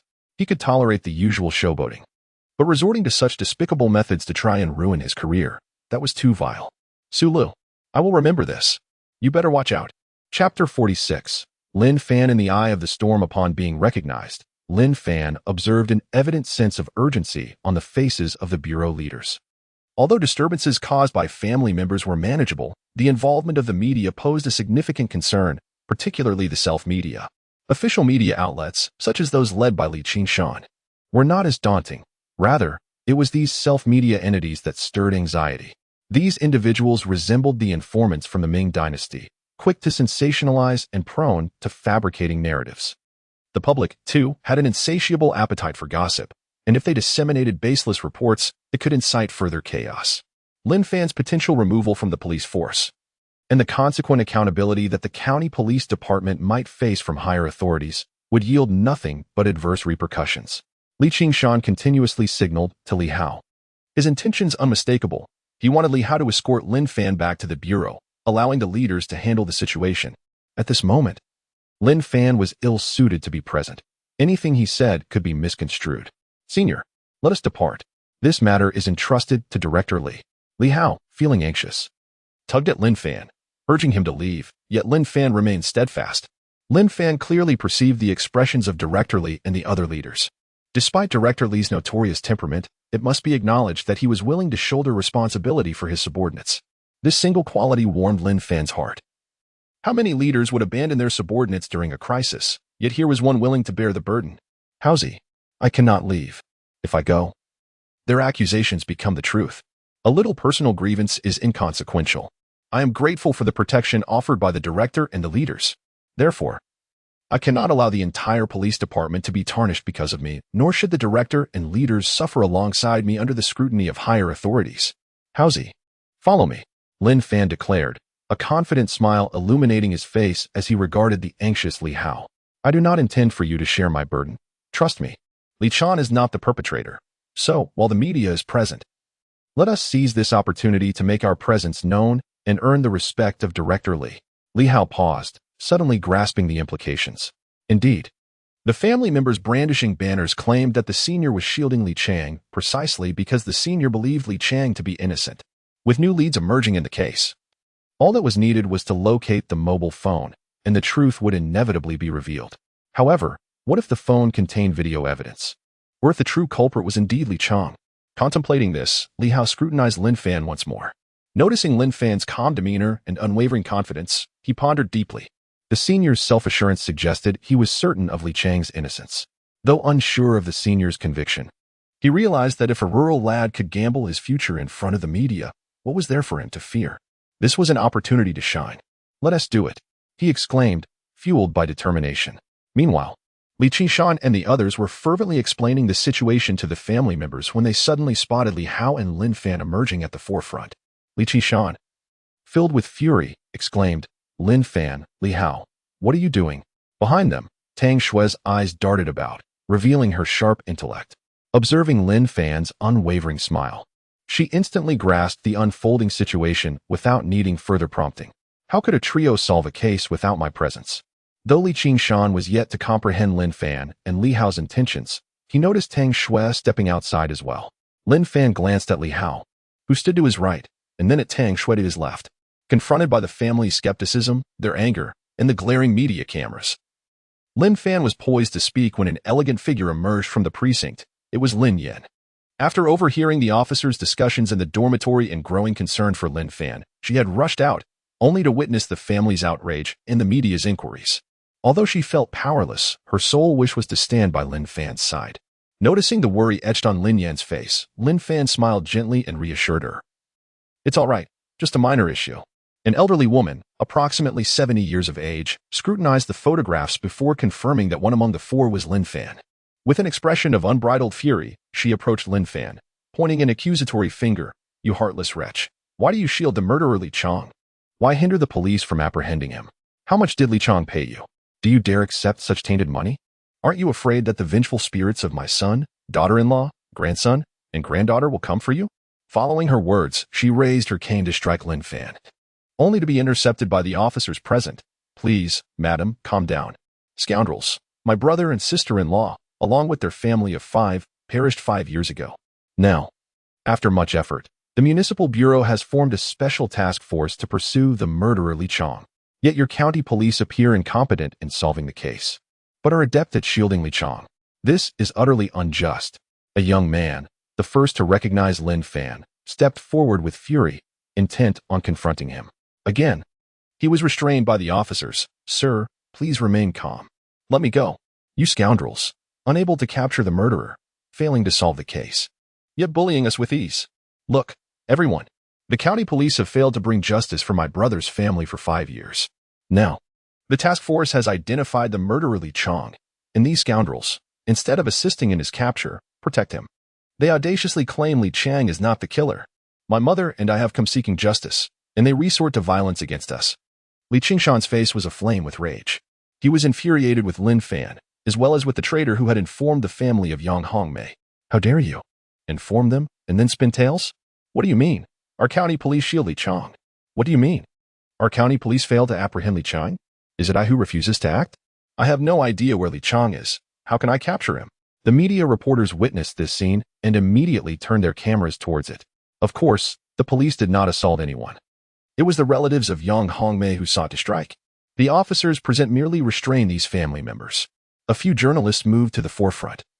Microphones raised towards Li Qingshan. Director Li, I am a reporter from the Jiangcheng Legal Channel. Please provide an explanation. Is your department covering for Li Chang? Has there been no assistance to the special task force in apprehending him? Li Qingshan's expression was grave. This is unfounded. These are mere rumors. Our county police have never abandoned the 512 massacre case. For 5 years, we have not wavered. Upon receiving the first lead on Li Chang, our bureau dispatched elite personnel to investigate his current hideout. The specifics of the case's progress are confidential and cannot be disclosed. Hearing Li Qingshan's words, a young man interjected, Nonsense. Do not assume that just because we are ordinary citizens, we are ignorant. We know. He pointed angrily at Lin Fan. It is this man, Officer Lin Fan. At that time, he did not investigate Li Chang. He even shamelessly claimed that Li Chang was not the perpetrator. The city's special task force is indeed investigating Li Chang and preparing to apprehend him. Yet this Officer Lin not only failed to assist but continuously exonerated Li Chang. What is his intention? Li Qingshan and the other bureau leaders were at a loss for words, casting complex glances at Lin Fan. How could Lin Fan divulge everything to the outside world? Now, it seems, the relatives have caught wind of it. For 5 years, these family members have frequently visited the bureau to inquire about the case's progress. After all, 5 lives were lost under mysterious circumstances. Now that a lead has finally surfaced, only for Lin Fan to declare that Li Chang is not the murderer. The family members are understandably furious. The bureau leaders, too, were disinclined to provide further explanations. To explain is to cover up, especially with so many people present. The media reporters, upon hearing this, swiftly approached Lin Fan with their cameraman. Meanwhile, the bystanders began to murmur amongst themselves. Who is this Lin Fan? How dare he? Given that Li Chang is the suspect identified by the city's special task force, could it be that Lin Fan is a relative of Li Chang? If the family Henti learned of this situation, would Li Chang have truly escaped? Was Li Chang genuinely the murderer of that massacre 5 years ago? I have some insider information. I am from Shimin town, and I heard from the townspeople that early this morning, many police officers visited Li Chang's home. Moreover, it seems that Li Chang's entire family has been taken away for investigation. Thus, I deduce that this matter is almost certainly true. It appears that Li Chang is indeed the murderer. This Lin Fan has gone too far, shielding a criminal. What does he intend to achieve? Indeed, how can such a person be allowed to serve as a police officer? What safety can we expect in our county going forward? As the discussion intensified, not only the family members, but also the onlookers began to point at Lin Fan, shouting demands for his severe punishment. Chapter 47. To bear the blame or to take the credit? A leader from the bureau, noticing the fervent atmosphere among the crowd, leaned in close to Li Qingshan and whispered, Director, summon Li Hao and Tang Shui back. There is no need for them to bear the consequences of Lin Fan's mistakes. Li Qingshan cast a sidelong glance at this leader. He understood that the leader's intentions were rooted in concern for Li Hao and Tang Shui. However, he could not condone such an approach. The 3 of them had ventured out together to handle a case. They were comrades. Now, with Lin Fan in trouble, should the other 2 retreat? Leaving Lin Fan to shoulder the burden alone? What kind of camaraderie was that? Even though Li Hao was his son, and he recognized that mishandling this situation could adversely affect him, Li Qingshan had no intention of calling Li Hao back. He spoke coolly. The 3 of them went out together. If they return, it must be as a trio. The public already harbors misunderstandings about our bureau. Do we really want to further instill the impression that we lack unity within our ranks? The bureau leader, sensing the sternness in Li Qingshan's tone, hurriedly forced a smile and replied, You always think ahead, Director. He was apprehensive about leaving a negative impression in Li Qingshan's mind and quietly added, I merely worry that this incident might jeopardize Li Hao's future. Director, I mean no offense. Li Qingshan chose not to respond, recognizing that the man simply sought to curry favor. Such is the nature of bureaucracy. A few reporters approached the quartet surrounding Lin Fan, microphones in hand, eager to conduct an interview. Officer, could you explain why you attempted to obstruct the municipal bureau from apprehending Li Chang? At this, Tang Shui shot a vexed glance at the family of Yang Hongmei, bewildered as to how these individuals had come by such information. Obstructing the municipal bureau? Are they out of their minds? Lin Fan smiled faintly. That is mere slander. Purely unfounded accusations. I am but a newly appointed officer. How could I impede the municipal bureau? Moreover, why would I want to? Provide me with a reason. Having spoken, Lin Fan fell silent, unwilling to engage in further dialogue. He understood that the reporters would continue to probe. They were aware he would never confess, especially with cameras rolling. Admitting guilt would be an act of folly. For these journalists, Lin Fan's acknowledgement or denial was inconsequential. They merely sought newsworthy content, leaving the audience to form their own judgments. Another female reporter approached. Her words incisive. Officer, why do you question the task force's assessment that Li Chang is not the perpetrator? You have just stated that you are a newly appointed officer. Do you consider yourself superior to the elite of the municipal bureau's task force? This question was undeniably sharp. Not far behind, Li Qishan frowned at the inquiry. For Lin Fan, whether he acknowledged it or not, this posed a dilemma. Admitting would alienate the task force and infuriate the families present. Conversely, denying it would invite relentless pursuit from the reporters. If there was no truth to the matter, would the victims' families not call him out by name? This too would provoke the families in attendance. This issue, whether Lin Fan acknowledges it or not, will undoubtedly offend the families of the victims. The fury evident in the eyes of the elderly woman and the young man speaks volumes.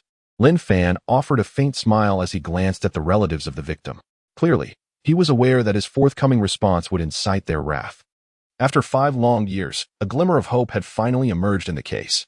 The families had found an outlet for their pent-up anger, only to hear someone declare that the suspect identified by the special investigation team was not the murderer. This would certainly provoke an outburst, unless Lin Fan could present evidence. Officer? Noticing Lin Fan's continued silence, the female journalist's lips curled into a slight smirk. This was precisely the reaction she sought. News thrives on controversy and discussion. The public is captivated by it. Dear reporter, I have never claimed to surpass the predecessors of the Special Investigation Team. They possess a wealth of experience in solving cases, and there are many aspects from which I must learn. As for your assertion that I have determined Li Chang is not the murderer. With that, Lin Fan cast a glance at Li Hao and Tang Shui. You are mistaken. This is not my conclusion. It was Officer Li Hao from our county's police department who first raised doubts, and after thorough analysis, Officer Tang Shui and I concurred. Certainly, the three of us believe Li Chang is not the murderer. This merely indicates our youthful exuberance and does not imply we question the judgment of our predecessors in the Special Investigation Team. As police officers, the pursuit of truth is our ultimate objective. I trust that the esteemed members of the Special Investigation Team currently hold only suspicions regarding Li Chang's guilt. Remember, it is merely suspicion. They cannot definitively conclude that Li Chang is the murderer at this stage, as the investigation is still ongoing. Our county's police department has also established the 512 Special Task Force. We have never obstructed the actions of the Municipal Special Investigation Team. The divergence simply lies in the investigative direction of the two teams. Seeing the family members becoming increasingly agitated and threatening violence, Lin Fan approached the visibly enraged elderly woman and man with a smile. Grandmother, and this esteemed gentleman, I fully empathize with your feelings, but please remember, I am a police officer. My duty is to apprehend the true perpetrator, allowing the victims to find peace. I have never hindered any actions of the Municipal Bureau, nor could I. I have no personal connection with Li Chang. I merely differ in investigative direction from the Special Investigation Team. This should be seen as a positive development for your family, not a negative one. Simultaneous investigations from two directions significantly increase the likelihood of capturing the true culprit. Surely you would not wish for the apprehended individual to be innocent, allowing the real murderer to evade justice. How would you reconcile that with the memory of the deceased? As the family members listened to Lin Fan's words, they found his reasoning compelling. Are you truly merely differing in investigative direction from the Special Investigation Team? Indeed. I must also remind everyone, it is not solely me. It is Officer Li Hao, Officer Tang Shui, and myself. The three of us, grandmother, elder brother, with each additional suspect. The probability of uncovering the truth increases. May the deceased rest in peace. What do you think? As Lin Fan spoke, the elderly lady and the young man exchanged glances, finding his words quite reasonable. Lin Fan was oblivious to the complex expressions on the faces of Li Hao and Tang Shui, the leaders behind the more peculiar expressions, seemingly eager to witness the unfolding drama. Li Qingshan's countenance was also grim, his gaze fixed intently on Lin Fan. This blame is being deftly shifted. Once was not enough, now it is being cast twice? Are Li Hao and Tang Shui to bear the brunt alongside you? Or is it that Li Hao leads? Tang Shui analyzes, while you merely follow suit. At that moment, a reporter refrained from further questioning Lin Fan and instead turned the microphone towards Li Hao. After all, Lin Fan had just proclaimed that it was Li Hao who first raised the doubts. Officer Li, may I inquire? What leads you to believe that Li Chang is not the perpetrator? Who do you suspect instead? Li Hao appeared bewildered. Tang Shui hastily intervened. Apologies. But this matter is confidential and cannot be disclosed at this time. No comment. Once the case is resolved, we will promptly hold a press conference. At that time, everyone may return, and Officer Li will address your queries one by one. Thank you. As she finished speaking, Tang Shui cast a sidelong glance at Lin Fan. Her expression somewhat intricate. She mused. Lin Fan, what are you truly thinking? Why do you say such things? Is it your intention to bestow the credit upon Li Hao and me? Or do you wish for us to shoulder this heavy blame for you? Are you genuinely so confident that Li Chang is not the murderer? Tang Shui believed Lin Fan was no fool. On the contrary, he was astute. His statement seemed aimed at granting the primary credit to Li Hao. However, this all hinged on the premise that the true culprit was not Li Chang, but someone else. She struggled to comprehend the basis of Lin Fan's unwavering confidence. Even if that phone had indeed captured a video, it did not negate the possibility of Li Chang being the culprit. Observing the crowd of reporters surrounding Li Hao, Li Qingshan could no longer bear it. His face was a mask of anger, especially now that the family's emotions had stabilized. He turned and returned to the bureau. A group of leaders followed closely behind, one of whom timidly remarked, "Director, Lin Fan is far too audacious. He has actually pushed Li Hao into the spotlight to take the blame. This is detrimental to Li Hao. He must not be treated lightly." Li Qingshan's expression darkened. "Have Li Hao and Tang Shui come to my office." Understood. Chapter 48. Misunderstandings from leadership are temporary. As the emotions of the families began to stabilize, the journalists had nearly completed their interviews. The murmurs among the crowd reignited. "Oh dear, it seems that the special investigation teams from both the county and the city harbor suspicions about different individuals. Who do you think is the true culprit? Need it be said? Just look at these young individuals. Can they possibly compare with the city bureau's special investigation team? They are simply overthinking. Alas, entrusting our county's public security to them is concerning. Indeed, who would have thought that Lin Fan would exhibit such audacity? I had assumed he would deny everything, yet he shamelessly affirmed that he does not consider Li Chang to be the murderer." Huh? Li Chang is not the murderer? Who then is? The suspects identified by the city bureau's special investigation team. Can they truly uncover another perpetrator? That's quite amusing. What worries me now is, if another criminal case arises in our county, will it be these inept officers attempting to solve it? If they fail, it would be one thing. But should they wrongfully accuse someone? What then?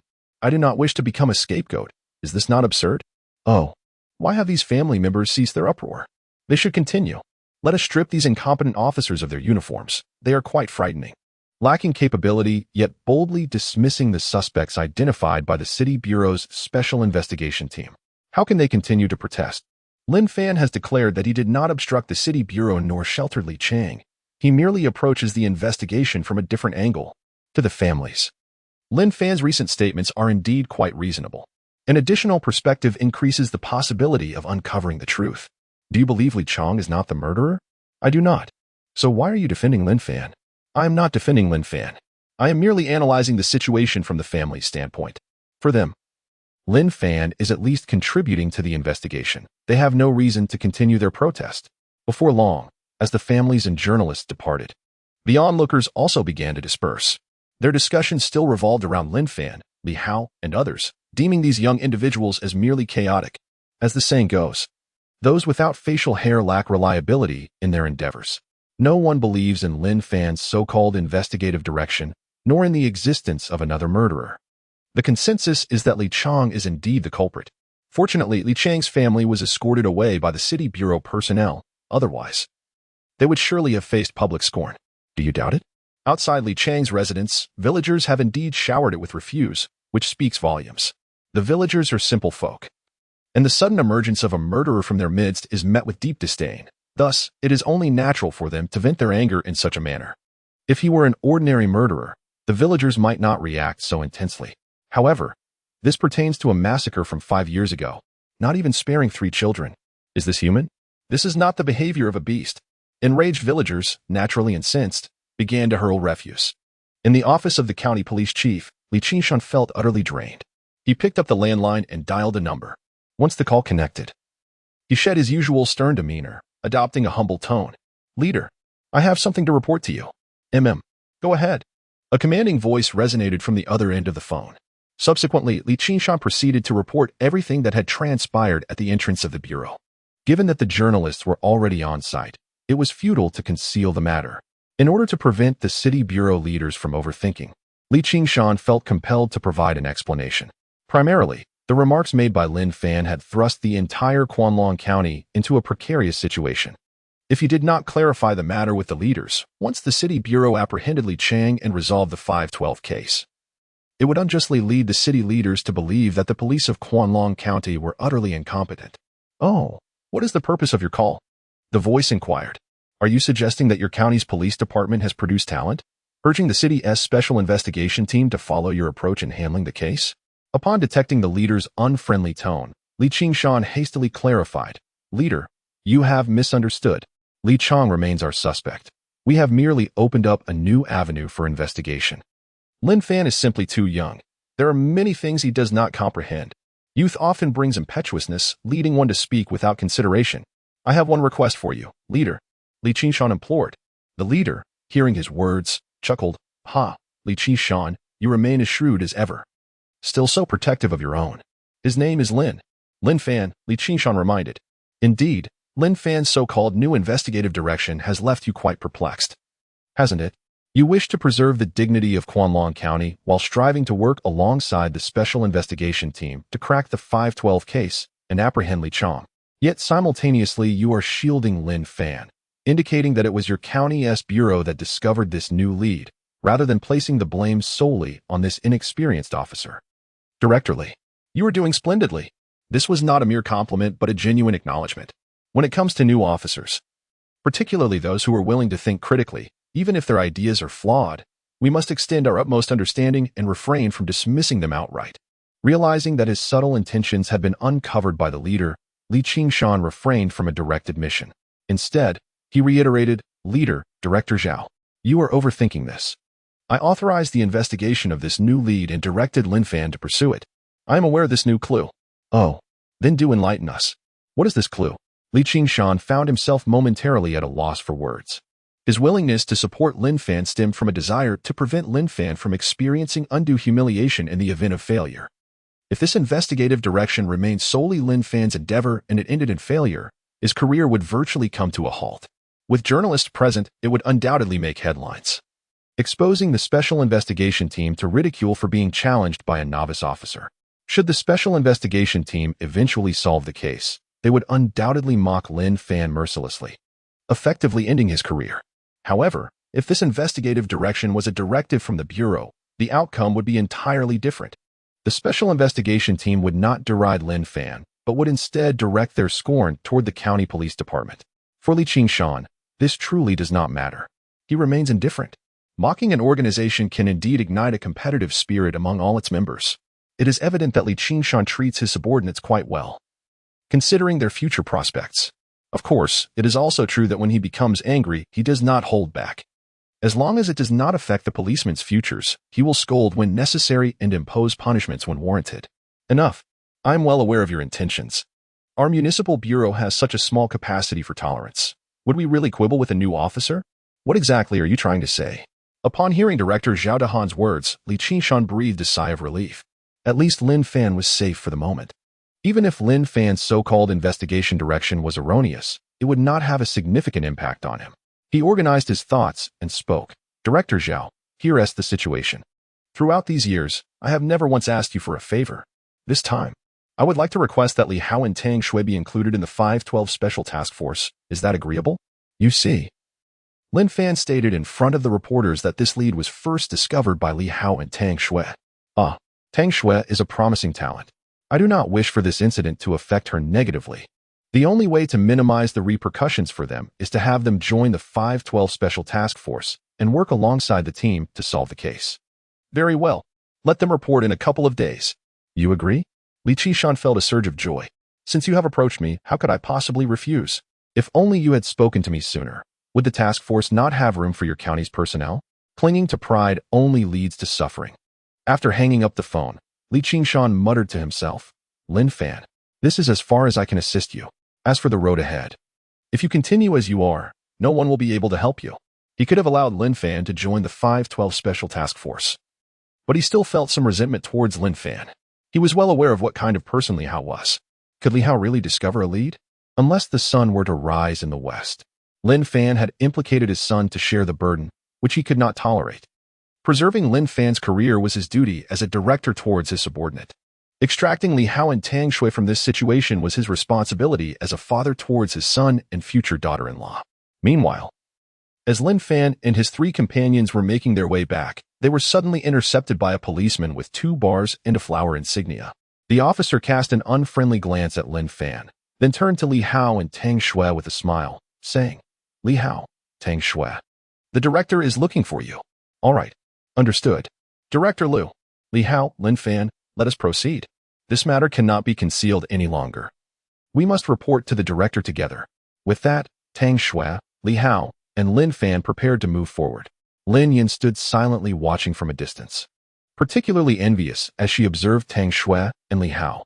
She thought to herself that she would register for the self-examination tomorrow, and in the future, she would stand shoulder to shoulder with Lin Fan, alleviating his burdens. My apologies. The director only wishes to meet Li Hao and Tang Shui. You may take your leave. Director Liu, with a visibly displeased expression, extended his hand to stop Lin Fan. Director Liu, what is the meaning of this? Seeing Lin Fan being obstructed, Li Hao displayed a look of confusion. However, Tang Shui quickly grasped the situation. Without uttering a word, she took Li Hao's hand and smiled at Lin Fan, saying, We will be back shortly. Lin Fan responded with a smile, No worries, you two go ahead. He was acutely aware that he had just ceded the credit to Li Hao and Tang Shui. In the eyes of the leadership, that was not an act of merit, but rather a means of deflection. It is quite normal to be misunderstood by superiors and to incite their displeasure. Yet, he was profoundly aware that this was merely temporary. When the 512 case is resolved, the director will come to realize how adept he is in both interpersonal relations and his work, rather than greedily claiming the substantial credit for himself. He chose to bestow the primary accolades upon Li Hao. By that time, his circumstances will be significantly improved. Chapter 49. A significant undertaking tonight in the office of the director, Li Qingshan cast a stern gaze upon Li Hao and Tang Shui. Dispensing with any superfluous dialogue, pack your belongings. You two are to report to the special task force at the municipal bureau tomorrow. What? Dad addressed me by my title at work. How many times must I remind you? Li Hao pouted, directorly. Why the sudden transfer to the special task force? What about the special case team? Do you still dare to mention the special case team? There are so many reporters outside. Lin Fan suggested that Li Chong might not be the perpetrator, and you remain silent despite being the one orchestrating this. Once this hits the news, how will the leaders of the task force perceive it? The leaders are highly professional, and here they are being questioned by 3 novices. Do they not care for their reputation? The only viable solution now is for both of you to join the special task force. Go there and explain to your colleagues. It will ease the tension and be beneficial for your future development. Upon hearing his father's words, Li Hao was taken aback. What about the senior? Shouldn't he go too? Tang Shui furrowed her brow, wanting to speak but unable to interject. She understood that Director Li was looking out for her. Yet she was quite reluctant to join the special task force. Not for any particular reason, but because her intuition as a woman told her Lin Fan was right. Even if Lin Fan was mistaken, she would gain no credit by going to the special task force. Conversely, if she refrained from joining and Lin Fan proved correct, the accolades would be substantial. Noticing Li Hao still preoccupied with thoughts of Lin Fan, Li Qingshan reprimanded him. Still thinking of others? Did he sell you out? And you're counting the money for him? Did you conclude that Li Chong is innocent? Is that your own deduction? Li Hao, undeterred, boldly retorted, No, Director Li. How can you view the senior in such a light? He hasn't betrayed me. Exasperated, Li Qingshan waved his hand dismissively at Tang Shui. You tell him Tang Shui recognized that the director believed Lin Fan had pushed her and Li Hao forward to take the blame. However, she was acutely aware that Lin Fan was no fool. His intention in putting them forward was not to deflect blame, but to claim credit. Thus, Tang Shui smiled and said, Director, I believe you have indeed misjudged Lin Fan. He is not attempting to make Li Hao and me scapegoats, rather. He is positioning us for recognition. Huh? Li Qingshan frowned slightly. What do you mean by that? Tang Shui elaborated, Director. Here's the thing. After we left Shirtang Town today, we proceeded to investigate in Fuling Alley. We actually uncovered some leads subsequently. Tang Shui detailed the findings of their investigation and their analysis of the case to Li Qingshan, who fell into deep contemplation. Approximately 3 minutes later, Li Qingshan raised his gaze to Li Hao and Tang Shui. This does not add up. All of this is merely your analysis, your conjectures. What if that girl didn't record a video? Furthermore, 5 years have passed. How can we locate a mobile phone? All right, let me add something else.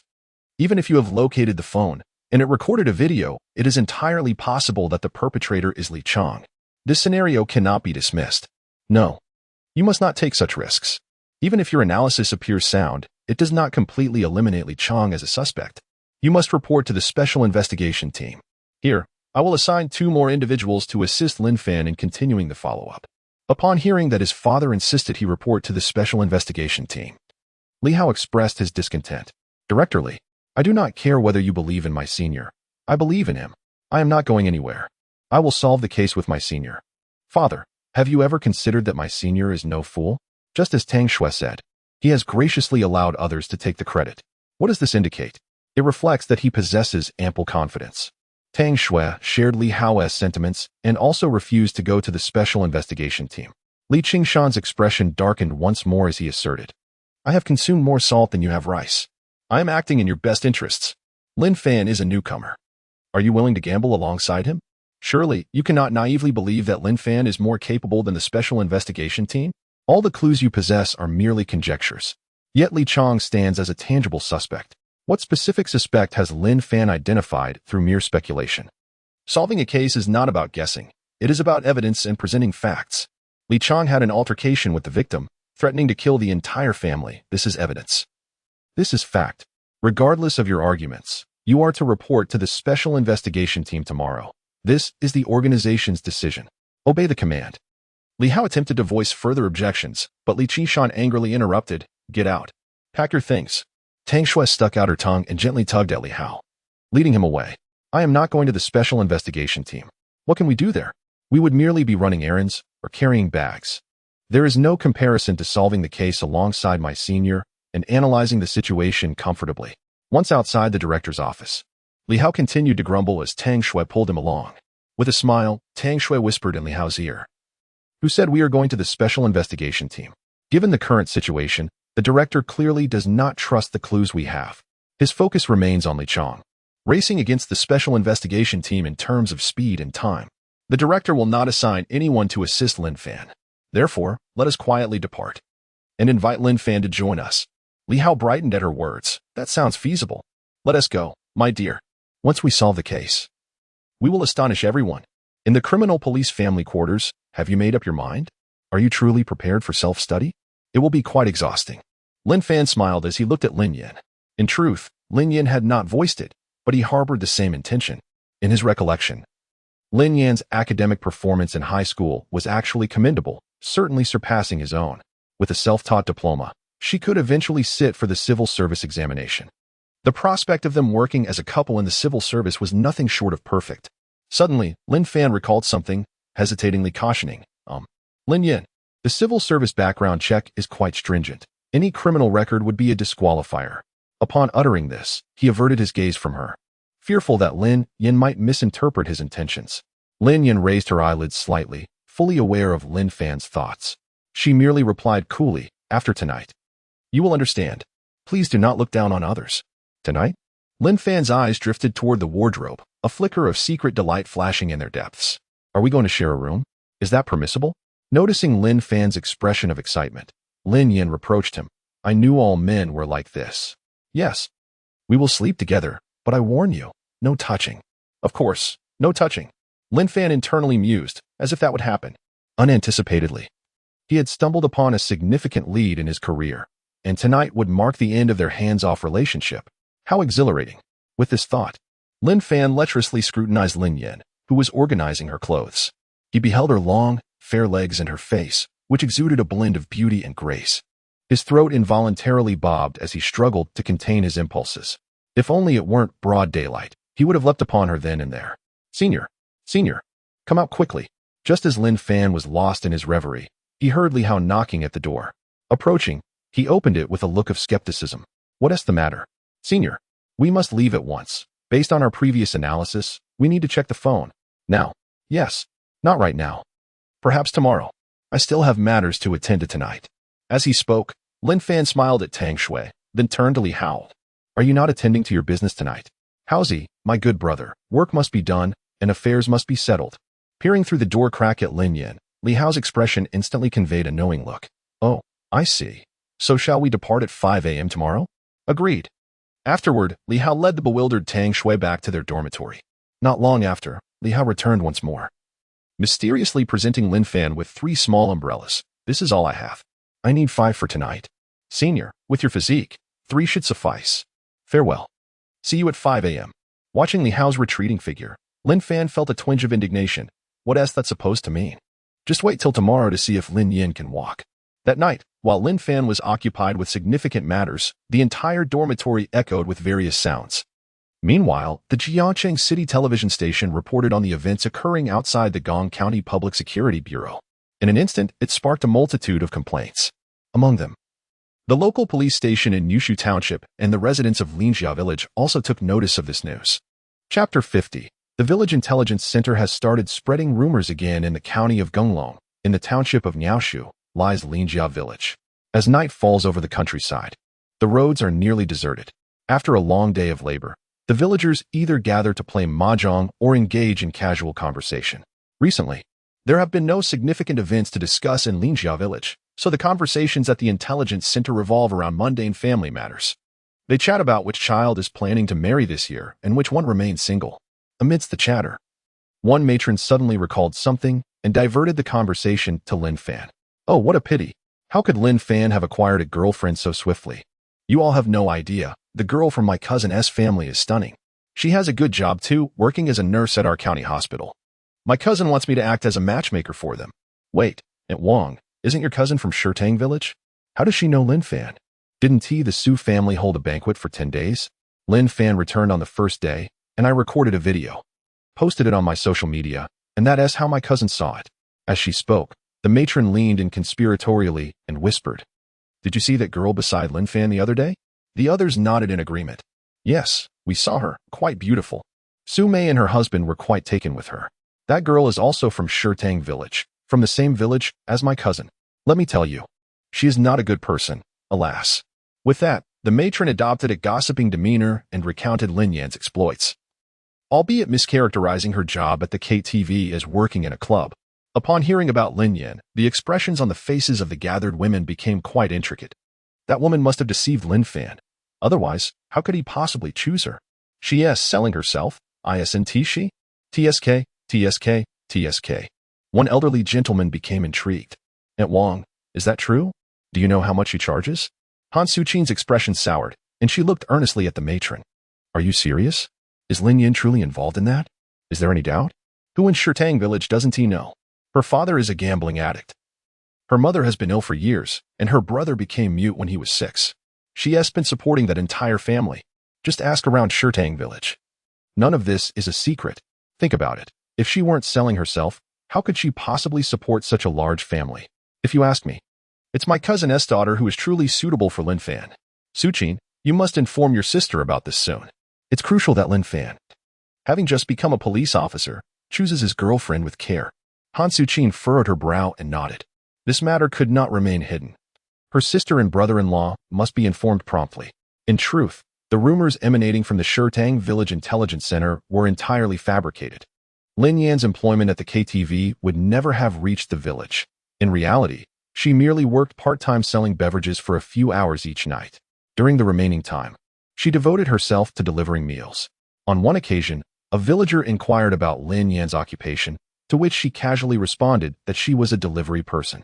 Subsequently, rumors began to circulate in the village that Lin Yan was selling herself outside Jiangcheng. Come and see the television. Lin Fan is on TV. A group of elderly women were chatting at Han Suchin's doorstep when suddenly, a man emerged from the house, Han Suchin's husband. With an exuberant expression, he beckoned everyone inside to watch the television. With the allure of entertainment, the women eagerly flocked into Han Suchin's living room. On the Jiangcheng television station's legal channel, the screen revealed, oh my, it truly is Lin Fan. So handsome. Wow, he's made it big, even appearing on television. Wait, are they discussing the massacre that occurred in the county 5 years ago? Wow, Lin Fan has begun to partake in solving such significant cases and has even made the news. Look, isn't that Lin Fan's girlfriend? She appears so innocent, beautiful, and unpretentious. She doesn't seem like someone involved in selling herself. Now that she has found such a genuine person in Lin Fan. Can you really tell? Is she not a fool? That's a valid point. Quickly, look at what is written on that white banner. Does it mention Lin Fan? Has he gotten into trouble? It seems to imply that. Oh my, Lin Fan is harboring the culprit? Is that true? False. The reporter is speaking now. Good evening, viewers at home. This time, the National Police Force is focusing on clearing backlogged major cases.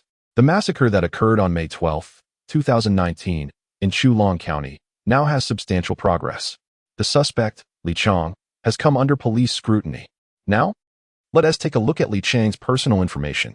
Li Chang, male, 43 years old, bald, from Chulong County. Please actively report and provide clues. Reporting phone number, Officer Su, 135XXXXXXXX. The Chulong County Public Security Bureau has established a special task force for the May 12th case, and another lead is currently being pursued. Next, let us watch an interview with Officer Lin from the Chulong County Public Security Bureau. Following this, footage of Lin Fan speaking at that time was broadcast. The reporter reappeared. In response, the relevant leaders of the Chulong County Public Security Bureau stated that they will actively cooperate with the Municipal Bureau's Special Task Force to apprehend Li Chang. But the County Bureau will not disregard this new lead from Officer Lin. We are determined to tackle both fronts, ensuring that criminals have no place to hide. We will continue to follow up on further developments regarding the May 12th massacre case. I do not comprehend. What is Lin Fan's current situation? I noticed that the banner from the family seemed directed at Lin Fan, but then it was taken away. Isn't it clear? Lin Fan has made a name for himself. He has found a new lead. The suspect mentioned on television, Li Chang. Lin Fan believes he is not the murderer. Now that it's on television with a bounty, could he not be the perpetrator? Is Lin Fan getting carried away? This child seems rather reckless. How could he utter such words in front of reporters? Has he not offended the esteemed leaders of the city? Just observe. Associating with a troublesome girl as a girlfriend will undoubtedly influence Lin Fan's fortune. And it has already begun. Just wait, having just passed the civil service examination. He has already antagonized the higher-ups. Lin Fan is doomed. I too believe this. The television dramas portray it so. When a subordinate questions a superior's decision, the outcome is invariably dismissal. Do you think Lin Fan might also be expelled? This is merely the beginning of festivities. After a thorough analysis, the group wore solemn expressions, as though they could already envision Lin Fan's dismissal. As for the new leads Lin Fan has uncovered, whether they will indeed solve the case, they expressed no opinion. Firstly, they lacked understanding, and secondly, they believed Lin Fan could not rival the prowess of a specialized task force. In contrast to the situation with Han Su-chin, Lin Yinan and Han Su-mei were also watching television but harbored no such concerns. They were in high spirits, each holding a phone, calling relatives one by one. Hello, brother. Your nephew is on television. Quick, watch Jiangxing TV station. What? You can't receive that channel? What a remote place. You can't even see Jiangxing TV? Hello, second sister. Xiao Fan is on TV. Yes. Jiangxing TV station. Did you see it? Good. Meanwhile, at the Bird Tree Township Police Station, the entire staff was gathered in the cafeteria enjoying hot pot, creating a lively atmosphere. The television above was broadcasting Jiangxing TV station. Xiaosan frowned. What is Lin Fan up to? What clues can a rookie cop possibly uncover from a case 5 years old? Does he truly believe that capturing Zhao Guozhu makes him invincible? He even dares to question the task force. He is merely a youth. Old Chin nodded in agreement. He is indeed a promising talent, but he requires refinement. No worries. After this setback, he will realize that there are always greater heights and more capable individuals. He will come to understand that the task force comprises true elites, and he will naturally adopt a humble attitude towards learning. As he spoke, Chin Dong suddenly smiled. Looking at Xia-san, old Xia. Perhaps this is fortuitous for Lin Fan. With this spectacle, Wei Chonglin will likely no longer want him, saving us quite a bit of trouble. If Lin Fan truly excels and cooperates with the task force to capture Li Chang, just as he did with Zhao Guozhu, wouldn't Wei Chonglin then covet him? Could we ever hope to retain such a promising talent? Xiaosan nodded with a smile. Indeed, this may be the only silver lining. Han Meng chuckled. If you ask me, Lin Fan is quite remarkable. He dares to question the city bureau's task force and boldly asserts before reporters that Li Chang is not the murderer. Such courage is commendable, though he may end up with a few bruises along the way. The director is rather commendable. Even though he is aware that Lin Fan is merely engaging in frivolous antics, he refrains from placing the entire burden of responsibility on Lin Fan, allowing the county bureau to share the weight as well. From their discourse, it is evident that the colleagues in the department do not believe that a novice officer like Lin Fan could uncover another lead in the case. If the special investigation team cannot find anything, how could Lin Fan? Let us not be absurd. Although Lin Fan possesses informants, this is a case from 5 years ago. Could it be that Lin Fan had informants back then? After finishing their hot pot meal, Qin Dong called Director Li Shan, expressing profound gratitude for the director's willingness to allow the county bureau to support Lin Fan's lead and protect him. Naturally, Qin Dong emphasized 5 times that Lin Fan is merely borrowing this lead. It is being lent to the criminal investigation team. It must be returned. Qin Dong, rest assured. Lin Fan's antics. While it is good for a young person to think expansively, transforming mere speculation into a breakthrough in the case is not the hallmark of a competent detective. Therefore, Wei Changlin will not be considering this young man. Once the case is resolved, Lin Fan will return to your side, and no one will vie with you for him. Qin Dong chuckled. Very well, Director. Let us agree on this, as I have a recording. We must ensure that promises are upheld. Chapter 51. Discovering Li Chang's hideout night. Lin Fan's dormitory. He gazed at the crimson stain on the sheets, observing Lin Yan's expression, tinged with discomfort. A wave of disappointment crossed his face as he looked at the sheets and remarked, Darling, has your aunt arrived? What impeccable timing. Upon noticing Lin Yan's pained expression, Lin Fan felt a pang of sympathy. He swiftly rolled out of bed, rummaging through the cabinet. Oh, where did you place your things? Did you forget to buy any? Don't worry. I will fetch some for you right away. What brand do you usually use? Lin Yan, witnessing Lin Fan donning his trousers, preparing to venture out for sanitary pads, smiled softly, her heart brimming with gratitude. Someone had once told her that if a man is willing to buy such items for you, it signifies that he genuinely cares for you. Then, a thought struck her, and she shot him an exasperated glance. Aside from my aunt, could it not be something else? Do you truly believe I am that casual? I entrusted you with my first time, and your immediate thought is my aunt. Are you doing this on purpose? Are you unwilling to take responsibility? Merely wishing to be a scoundrel? A hint of sadness crept into her heart. The realization that Lin Fan, upon seeing the crimson stain, first thought of her monthly visitor rather than considering her virtue, left her feeling a tad heartbroken and melancholic. Indeed, upon hearing her words, Lin Fan turned to look at Lin Yan, his face reflecting astonishment. Although he was somewhat dull and introverted, having never been in a romantic relationship, he understood that in today's society, a virgin over the age of 20 was nearly non-existent, especially not for a girl as stunning as Lin Yan. Even for those less conventionally attractive, girls over 20, if single, often sought experiences elsewhere, indulging in pleasures before anything else. Humph. Noticing Lin Fan's silence and his incredulous gaze directed at her, Lin Yan, in a fit of anger, turned away, refusing to acknowledge him further. At that moment, Lin Fan finally grasped the situation. His face brightened, and he rolled back onto the bed, attempting to console his girlfriend. Soon after, the two engaged in yet another passionate encounter. At 5 in the morning, Lin Fan observed the peacefully slumbering Lin Yan tiptoeing out of bed. Li Hao did not knock, but instead sent a message via WeChat. He and Tang Shui were waiting downstairs. Lin Fan switched on his phone's flashlight, selecting casual attire from the wardrobe. This time, he was heading to Zhao Guoju's residence to investigate the whereabouts of a mobile phone. Being a detective, one could hardly resemble an officer while constantly donning a uniform outdoors. Before long, he changed into jeans and a blue shirt, appearing quite dashing and sunny. Of course, he could not compare to our readers, who are undoubtedly the most handsome and beautiful.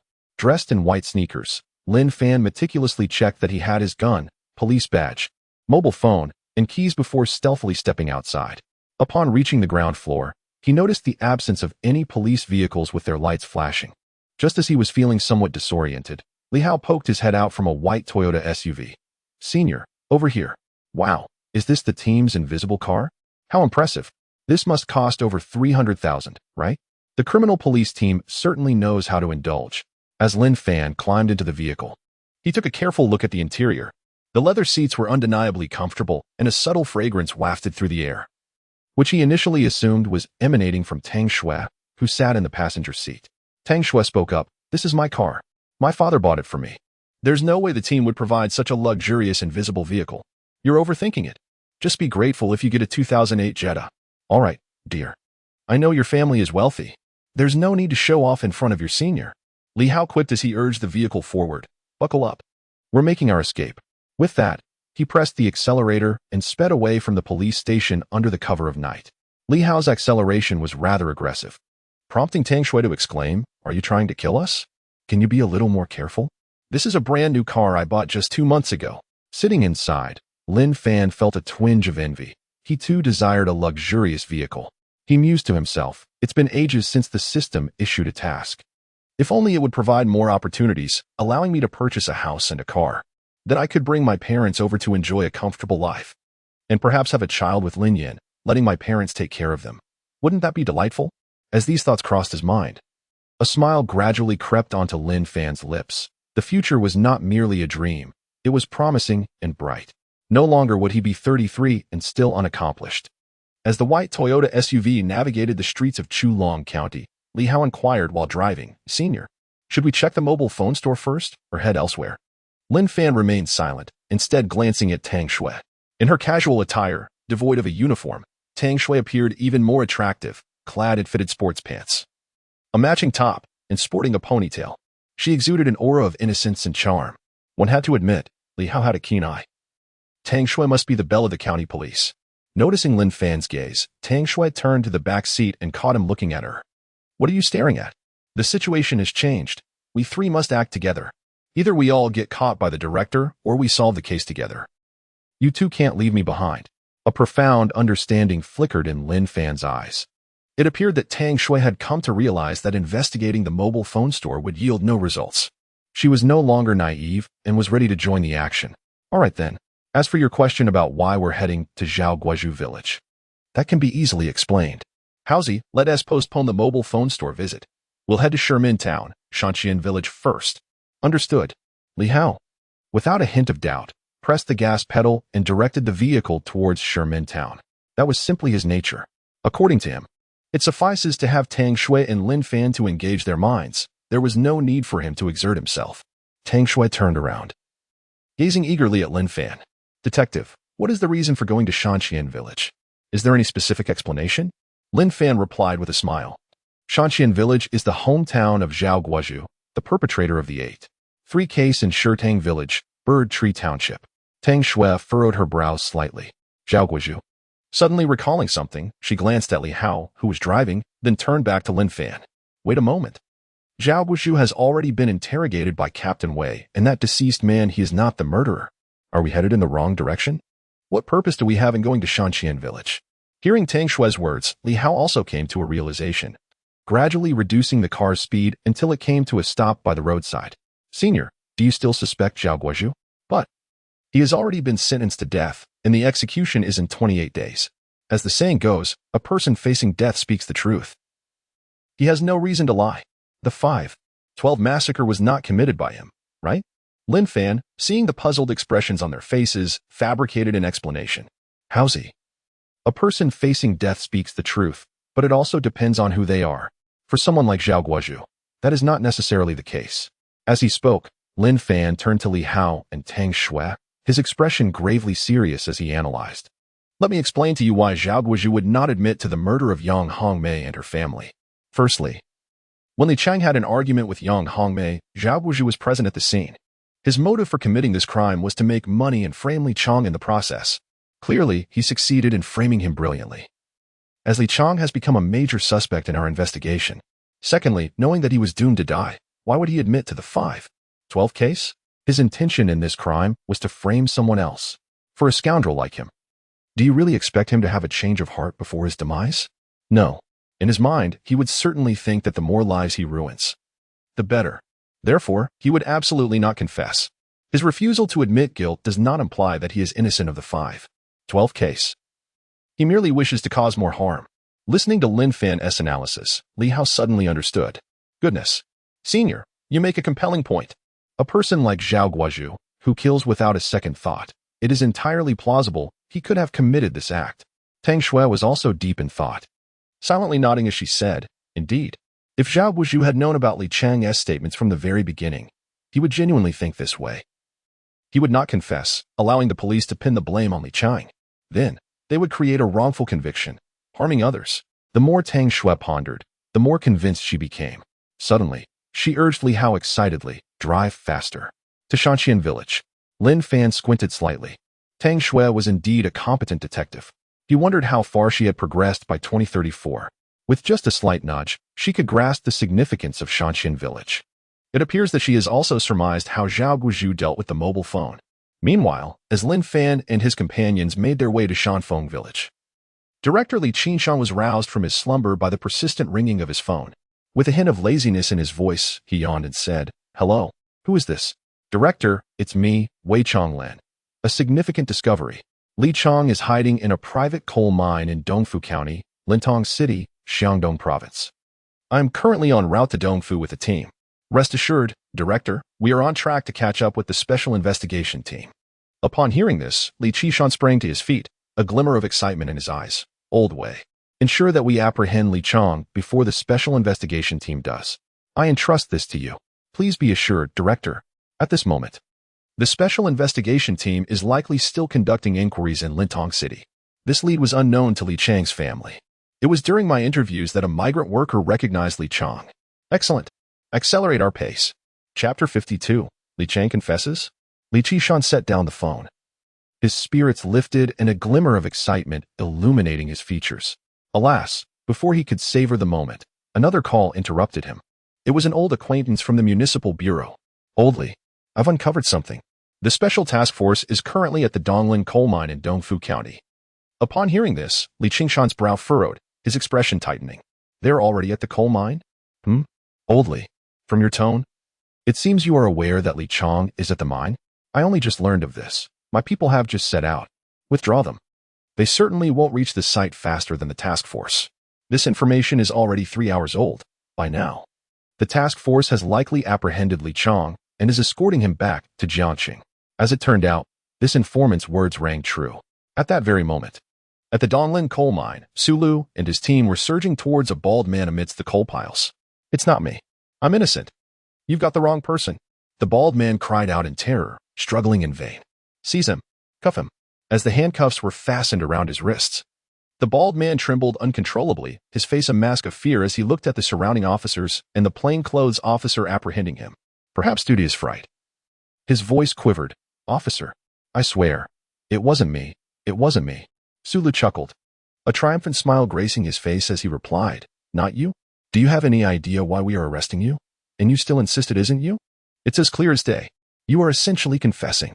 The leading officer observed Sulu with satisfaction, nodding approvingly. Just moments ago, Sulu had displayed commendable courage. "Little Su, don't waste time with him. Take him back for further questioning."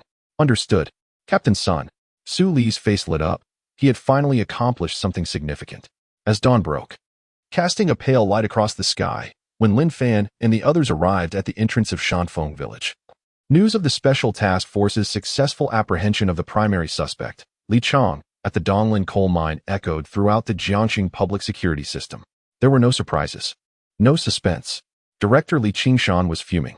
The dignity of the Quanlong County Public Security Bureau had been tossed to the ground and trampled upon. Li Chang's arrest was a significant blow. What was more, Li Hao and Tang Shui had not even joined the task force yet managed to capture Li Chang. Now, even if Li Hao and Tang Shui were to join the task force, it could not redeem the lost face of Quanlong County. They could no longer be permitted to enter the task force. Attempting to force their inclusion would likely turn them into a laughingstock among the public security bureaus of other counties and the municipal bureau. Director Li Qingshan sat in his office, wearied and defeated, gazing at Wei Chonglin as he instructed, inform Li Hao and Tang Shui not to proceed to the task force. "We cannot afford such embarrassment. Enough. You've worked hard these past few days. Go home and rest well." "Director, are we truly going to abandon this matter?" Wei Chonglin felt a lingering sense of dissatisfaction. The loss of face was undeniable. "Yet, we cannot remain inactive, can we? Although Li Chang has been apprehended, there is currently a lack of evidence. We could petition the Special Investigation Team to allow our county's criminal police to interrogate Li Chang as well. Who knows? We might obtain a confession. That would at least earn us some merit and help restore our reputation." Li Qingshan forced a bitter smile. He was well aware of Wei Chonglin's intentions. However, turning Wei's idea into reality seemed nearly impossible. Who wouldn't he desire to achieve merit and seek promotion? With so many individuals in the special investigation team, they had painstakingly captured the suspect, only to let you conduct the interrogation, allow you to claim credit? Such naivety. Li Qingshan shook his head. Let it be. The loss of face is now a reality. The May 12th Special Investigation Team has been disbanded. Each must attend to their own duties. At the very least, the public order in our county has been relatively stable in recent years. So they want to make it too difficult for us. Very well then. Director, I shall take my leave. Yes, remember to inform Li Hao and Tang Shui, lest they foolishly report to the Special Investigation Team. That would be truly embarrassing. Understood. Once Wei Changlin departed the office, Li Qingshan's landline rang. It was a series of condolence calls from the chiefs of the local police stations, all uniformly professing loyalty and uttering pleasantries. Director, losing face is one thing, but I will surely follow you, Director, and strive to elevate our county as public order to the top rank in the province. We shall reclaim our lost dignity. Chen Dong also called with his condolences, specifically inquiring when Lin Fan would return to the Niaoshu Township Police Station. There was no alternative. We are short-staffed. The main concern was that Lu Feng and Zhou Hu from the public order team were keenly missing Lin Fan. In his absence, it was Vice Chief Liu who led the patrols these days. Vice Chief Liu was not as easygoing as Lin Fan and was quite strict in his dealings, which left Lu Feng and Zhou Hu feeling somewhat overwhelmed. I shall ensure Lin Fan returns today. All right. Thank you, Director Li. Before the call could conclude, Wei Changlin abruptly re-entered the room without knocking. Director, Li Hao, Tang Shui, and Lin Fan have all gone to Shangquan Village. Observing Wei Changlin's serious and solemn expression, Li Qingshan was left in confusion. What business do they have in Shangquan Village? Wei Changlin spoke with great gravity. Shangquan Village is the hometown of Zhao Guizhu. Zhao Guizhu? Li Qingshan squinted. The name sounded somewhat familiar, yet he could not place it. On the other end of the line, Chen Dong interjected. Director Li, Zhao Guizhu is the murderer we apprehended. By the way, Director Li, when will the collective first-class merit and individual third-class merit be awarded? The comrades in the department are eagerly anticipating their recognition and a celebration. You should be quiet for a moment. Li Qingshan found himself at a loss for words. Chen Dong was still preoccupied with seeking accolades. Does he truly believe I lack any temper? He lifted his eyelids to glance at Wei Changlin and asked, Are you suggesting that Lin Fan and the others still suspect that Zhao Guizhu is the perpetrator of the 5/12 case, rather than Li Chang? Wei Changlin nodded affirmatively. Indeed. I just spoke with Tang Shui, and she provided an analysis regarding the likelihood of Zhao Guizhu being the murderer. While I personally find her reasoning somewhat plausible, it remains merely their conjecture. Chief, if this information leaks to others, such as the family of Yang Hongmei or the leaders at the Municipal Bureau, we shall be in a predicament. After all, Li Chang has already been apprehended and is undergoing intense interrogation. We have yet to solve the case. And now we might be implicating 3 young officers and pinning the 5/12 massacre on a death row inmate. If this were to spread, it would be catastrophic. As he spoke, Wei Changlin's expression was grave. Although he had entertained doubts about Zhao Guizhu's guilt, he still found it hard to believe. A condemned criminal, facing execution, would conceal his own cases without reason. Subsequently, Wei Changlin relayed Lin Fan's previous analyses regarding Tang Shui and Li Hao to Li Qingshan. Li Qingshan's thoughts aligned closely with Wei Changlin's. Everything was merely Lin Fan's speculation, devoid of any evidence. At this juncture, if the information were to leak, it would certainly not bode well for the Public Security Bureau of Chiwenon County. However, he harbored no intentions of recalling Lin Fan and the others. What if Lin Fan was indeed correct? Then the Public Security Bureau of Chiwenon County would regain its reputation. He first informed Chen Dong that Lin Fan could not return for the time being before ending the call. He then turned to Wei Changlin with a serious expression. Let us not concern ourselves with them for now. Secure the information tightly and allow them to investigate. Chief, are we truly going to let them investigate? In all my years as a police officer, I have never encountered a criminal on death row who would conceal their cases. There is no need for that.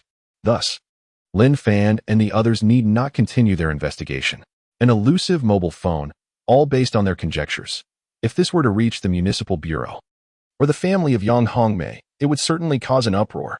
Li Qingshan furrowed his brow, feeling somewhat indecisive. Just then, his phone rang. A call from an acquaintance at the Municipal Bureau. Li Chang has confessed. The 5/12 case is cracked.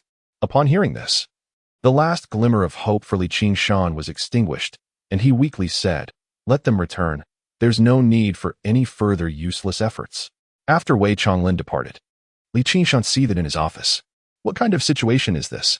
Lin Fan. Lin Fan, always relying on mere imagination, on speculation to solve cases.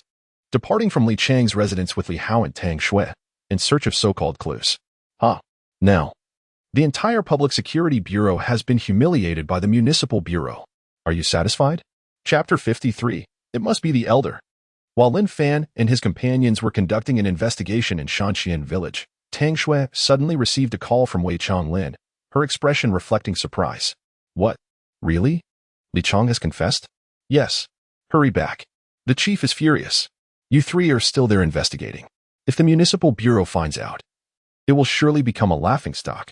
Come back. Tang Shui furrowed her brows slightly, casting a troubled glance at Lin Fan. Understood, Captain Wei. After she finished speaking, she intended to hang up, but Lin Fan snatched the phone from her grasp. Captain Wei, please listen to me. Is it true that Li Chong has confessed? Could it be that the special investigation team coerced him into a confession? Would you mind asking the chief for one more day? Just one day. As police officers, we cannot wrong an innocent person, nor can we let a guilty one escape justice. I truly believe Zhao Guizhu is the murderer, and Li Chong has been wronged. Wei Chonglin, irritated, retorted sharply, you believe? Everything is merely your belief. You are just a rookie officer. Know your place. Less talk. Return immediately. With that, he hung up, his frustration with Lin Fan palpable. In Shanxian village, Lin Fan remained in disbelief, muttering to himself, it can't be. Li Chong confessed? How could this be? There must be something amiss. The special investigation team must have employed dubious tactics. Tang Shui shot him an exasperated glance. Enough. Captain Wei and Director Li are both angry. We should head back. Li Hao nodded in agreement, adding, Senior, let us return. The case has been resolved. Ultimately, we misjudged. Solving a case relies on evidence. After all, upon reflection, we have merely speculated throughout this process. There isn't a shred of concrete evidence. And as for Li Chong, there are indeed credible witnesses who heard him threaten to kill his entire family. Seeing that Li Hao and Tang Shui had no intention of continuing the investigation, Lin Fan smiled calmly, deciding not to press the matter further. Persisting would only aggravate their superiors. You two should head back. I doubt I'll remain in the criminal investigation team much longer. I'll take a stroll. I need some solitude. It's close to Niaoshu Township, so I can return directly to the station from there. Senior, you're not coming back with us? Lin Fan shook his head. Howsy, you go ahead. My girlfriend might still be working in the county. That house. Li Hao understood immediately. No problem. I'll inform the leadership. It's empty anyway. Let my sister-in-law stay there. It's all good. Thank you. Thus, Li Hao and Tang Shui drove back to the county police bureau while Lin Fan, perceived by outsiders as stubborn, continued his investigation in Shanxian village. When Li Qingshan and Wei Chonglin learned that Lin Fan was still probing, their expressions turned peculiar. Li Qingshan remarked, Wei Chonglin, give him a call. If he wants to investigate, let him continue. However, if this were to come to light, the bureau would no longer support him. Whatever the matter, he must bear it alone. Yes, Director. As he spoke, Li Qingshan wore an expression of disbelief. Is this person out of his mind? Li Chong had already confessed, yet he continued to investigate. What is there to investigate? Li Qingshan felt genuinely disheartened. The 512 case had been resolved, yet it bore no relation to the Public Security Bureau of Quanlong County. This debacle had tarnished their reputation at the provincial department. Exiting the director's office, Wei Chonglin called Lin Fan, conveying the director's serious message. Lin Fan responded with a bright demeanor, saying, Captain Wei, I understand. Rest assured, any credit belongs to the bureau, while any blame is mine alone. Wei Chonglin was taken aback. Lin Fan's words were impeccably astute, clearly marking him as an exceptionally clever individual with a deep understanding of human affairs. You are indeed a wise man. Yet, you should not be so stubborn. Li Chong has confessed. Why do you persist? The young man. As someone who has been through this, I advise you. Zhao Guizhu is not the murderer. All of this is mere speculation on your part, which you mistake for truth. This is a cardinal sin for a criminal investigator. You are not suited for the criminal police team. Return to the Niaoshu Township Police Station. Understood, Captain Wei. Lin Fan smiled faintly, as he had never intended to remain in the criminal police team. His career plan was to rise steadily under the guidance of Director Chen and Instructor Xia Senator Soon. Dong learned that Lin Fan was still conducting investigations and called to urge him to return to the station. Director, just give me one more day. and I will return to the station tomorrow. Very well. You must come back tomorrow. Shaolin, you are quite excellent and persistent.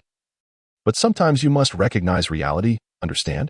Li Chang has already confessed. This case is concluded. I'll grant you one more day off, but you must return to work tomorrow. Listening to the director's teachings and comforting words, Lin Fan felt a warmth in his heart. All right, please rest assured, director. The director was aware that Lin Fan had not yet given up, even though he had also concluded that Li Chang was the murderer. Still, he allowed him one more day. For this reason, Lin Fan resolved to work closely with Director Chun in the future. After ending the call with Director Chun, Lin Fan stood at the doorstep of a villager's home in Shanjian village. With narrowed eyes, he thought, Li Chang, your fate hangs in the balance. Tomorrow, the Special Task Force from the Municipal Bureau will hold a press conference. By then, if I have not found that mobile phone, I will truly be powerless. Sigh. This time, amidst the skepticism of everyone, Lin Fan persisted not for personal advancement, nor to restore the Bureau's reputation.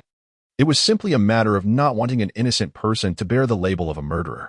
This impacted not just Li Chang, but his entire family. He was acutely aware of Li Chang's innocence, and if he did nothing, he would betray his own conscience.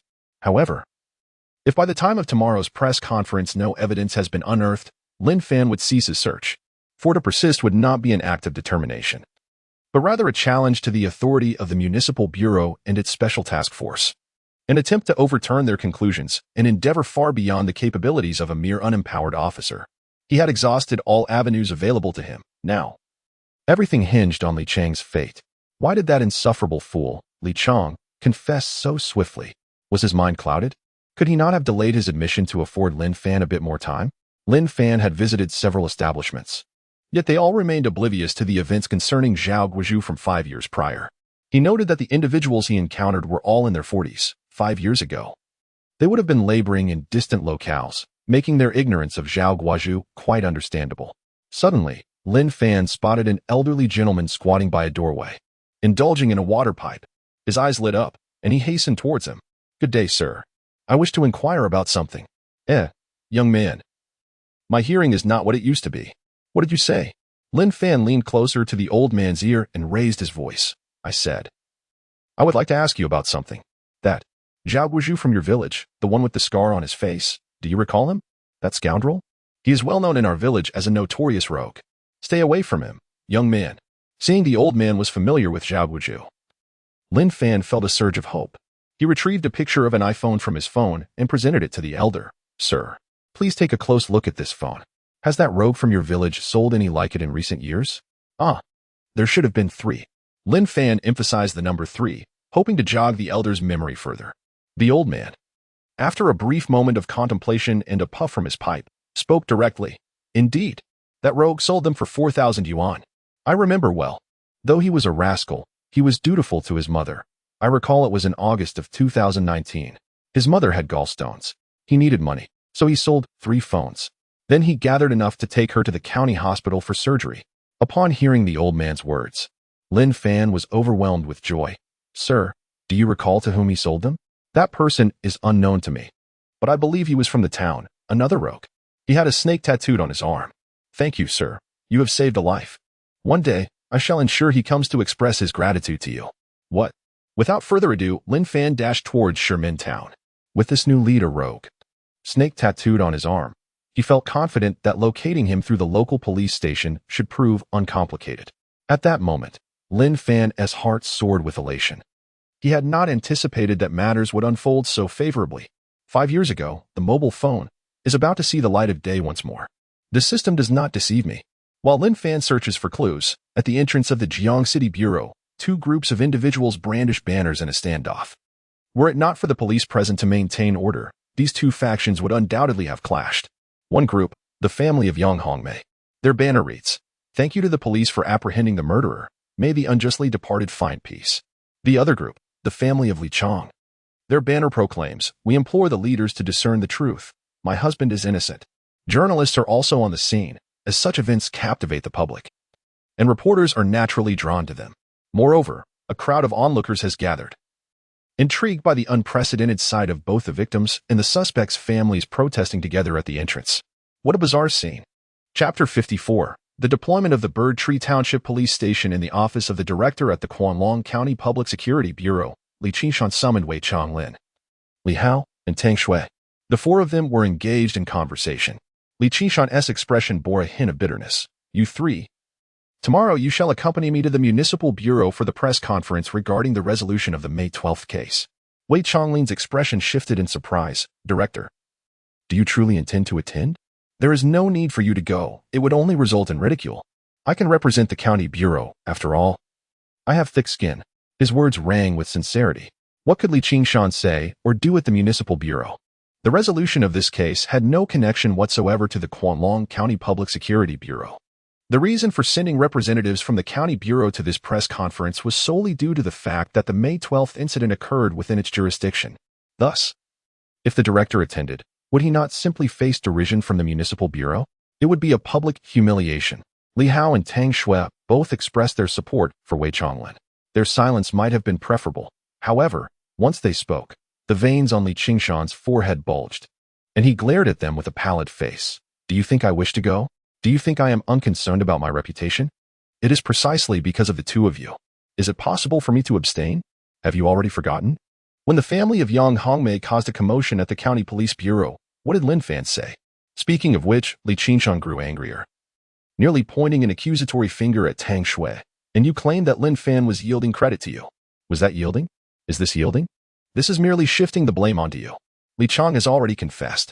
Yet, you assert that new evidence has emerged, indicating Li Chong is not the murderer. Do you seek to embarrass the municipal bureau? And what has resulted?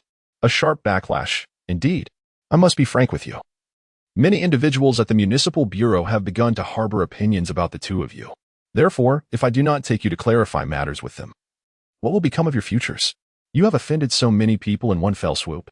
If you do not promptly rectify this situation, how will you proceed in the future? Enough. No more discussion. We shall depart at 7 a.m. tomorrow. As he spoke, Li Qingshan emphasized to Li Hao, do not attempt any tricks or run away. This time, I have put my reputation on the line. I am unafraid of their mockery, because you are my son. Understood, Director. Li Hao nodded earnestly, feeling a wave of emotion.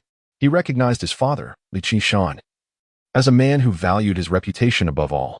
Now, facing public humiliation from the Special Task Force of the Municipal Bureau, it was evident that his father would never personally attend the press conference. Yet, for his sake, his father chose to go. In that moment, Li Hao suddenly realized the immense sacrifices his father had made for him to smoothly transition into his career. For a fleeting instant, he felt a pang of compassion for his father. At the Bird Tree Township Police Station, the time was 8:00 p.m. The entire team, along with the auxiliary police, was enjoying hot pot in the cafeteria. In the grassroots level, there were not many matters to attend to. After work in the evening, everyone relished the lively atmosphere of hot pot. Suddenly, Liu exclaimed while picking up her phone, Director, look. There's a commotion at the city bureau's entrance. The family of Li Chong is protesting for his innocence, while the family of Yang Hongmei is expressing gratitude to the bureau for apprehending the murderer. These two families almost came to blows. She recalled the director mentioning that Lin Fan was still investigating the May 12th case outside and speculated, Director, do you think it's possible that Li Chong is truly innocent? Could Fan Gu really catch the real culprit? Shin Dong, picking up his chopsticks to grab some vegetables from the pot, didn't he even glance at Lu Yu's phone screen? He had already seen the news during the day. Nonchalantly, he replied, Xiao Yu, you must remember, it is normal for the families of suspects to protest their innocence. But as law enforcers, we only consider evidence and facts. Li Chong has already confessed. Does their outcry make you believe he is innocent? Such thinking is perilous. You need to change that. Xiaosan chimed in, Xiao Yu, the director is correct. Take note. Lu Yu smiled at her cousin, Lu Yu, without saying a word, simply because she was his dear cousin. The group continued to chat while enjoying their hot pot, eventually steering the conversation towards Lin Fan. Xiaosan was the first to speak. Lin Fan, that young man, has a singular focus, and that personality is admirable.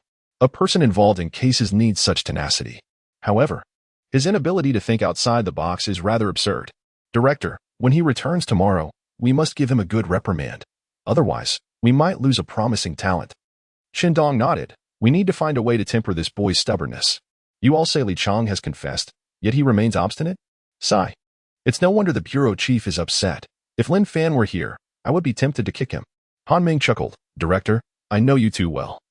Would you really do that? Lin Fan has just been awarded a third-class merit, and he played a crucial role in resolving a significant crisis for our Nushu Township Police Station by capturing the murderer Zhao Guizhou. Although he can be quite inflexible, I must say, Lin Fan is exceptional. I admire him. Qin Dong frowned and shot a disapproving glance at Han Ming. No matter how exceptional he is, his bad habits must be corrected. When he returns, if he still insists that Li Chong is not the murderer, just see if I don't kick him. Just then, the cafeteria door was pushed open, and Lin Fan rushed in, panting. Director, major discovery. Li Chong is not the murderer. Quickly, bring that drifter from our jurisdiction, known as the Nine-Tailed Fox, back for questioning. Lin Fan's sudden appearance left everyone momentarily stunned. Upon hearing his words, all eyes turned towards Director Qin Dong. It seemed to suggest, Director, we can kick him out. Qin Dong found himself momentarily bewildered. Kick him out? He truly felt a twinge of reluctance. Look at how exhausted this child is. What has transpired? Shaolin, do not rush. Sit down and speak slowly. Xia Sun set down his chopsticks and approached Lin Fan, gently guiding him to a seat. Shaolin, what have you discovered? This is no subject for jest. Li Chong has already confessed. Why do you persist in claiming he is not the murderer? Lin Fan had no time to elaborate. Gasping for breath, he drew 2 Apple phones from his pocket and handed them to Qin Dong. What is this? Qin Dong and the others looked on in confusion. These are the phones of Yang Hongmei and her husband. I found them. And there is another phone. I also located it. It was purchased by a vagrant from our district, the one nicknamed Nine-Tailed Fox. I have examined both phones, but they are not the one I seek. The phone I am searching for belongs to Yang Hongmei's eldest daughter, currently in the possession of the Nine-Tailed Fox. That phone contains direct video evidence of the 5/12 massacre case. It can prove Li Chang's innocence. As for why Li Chang confessed, my suspicion is the special task force employed unconventional interrogation techniques. For instance, depriving him of sleep. Observing that the director and the others were still in a daze, Lin Fan, in a fit of urgency, pointed at the clock in the canteen. Director, time is of the essence. I cannot yet ascertain whether the Nine-Tailed Fox has resold the phone. Tomorrow at 9 a.m., the Municipal Bureau will hold a press conference. Once the press conference is convened, at that moment, an enormous miscarriage of justice will be unveiled before the eyes of the nation. The Municipal Bureau cannot withstand this, and we cannot either. Qin Dong, witnessing Lin Fan's anxious demeanor, did not share his urgency. Instead, he regarded the 2 phones with astonishment and turned to Lin Fan. The phones of Yang Hongmei and her husband? Are you certain? Lin Fan nodded affirmatively. I am certain. Seeing Lin Fan's unwavering conviction, Qin Dong fell into confusion.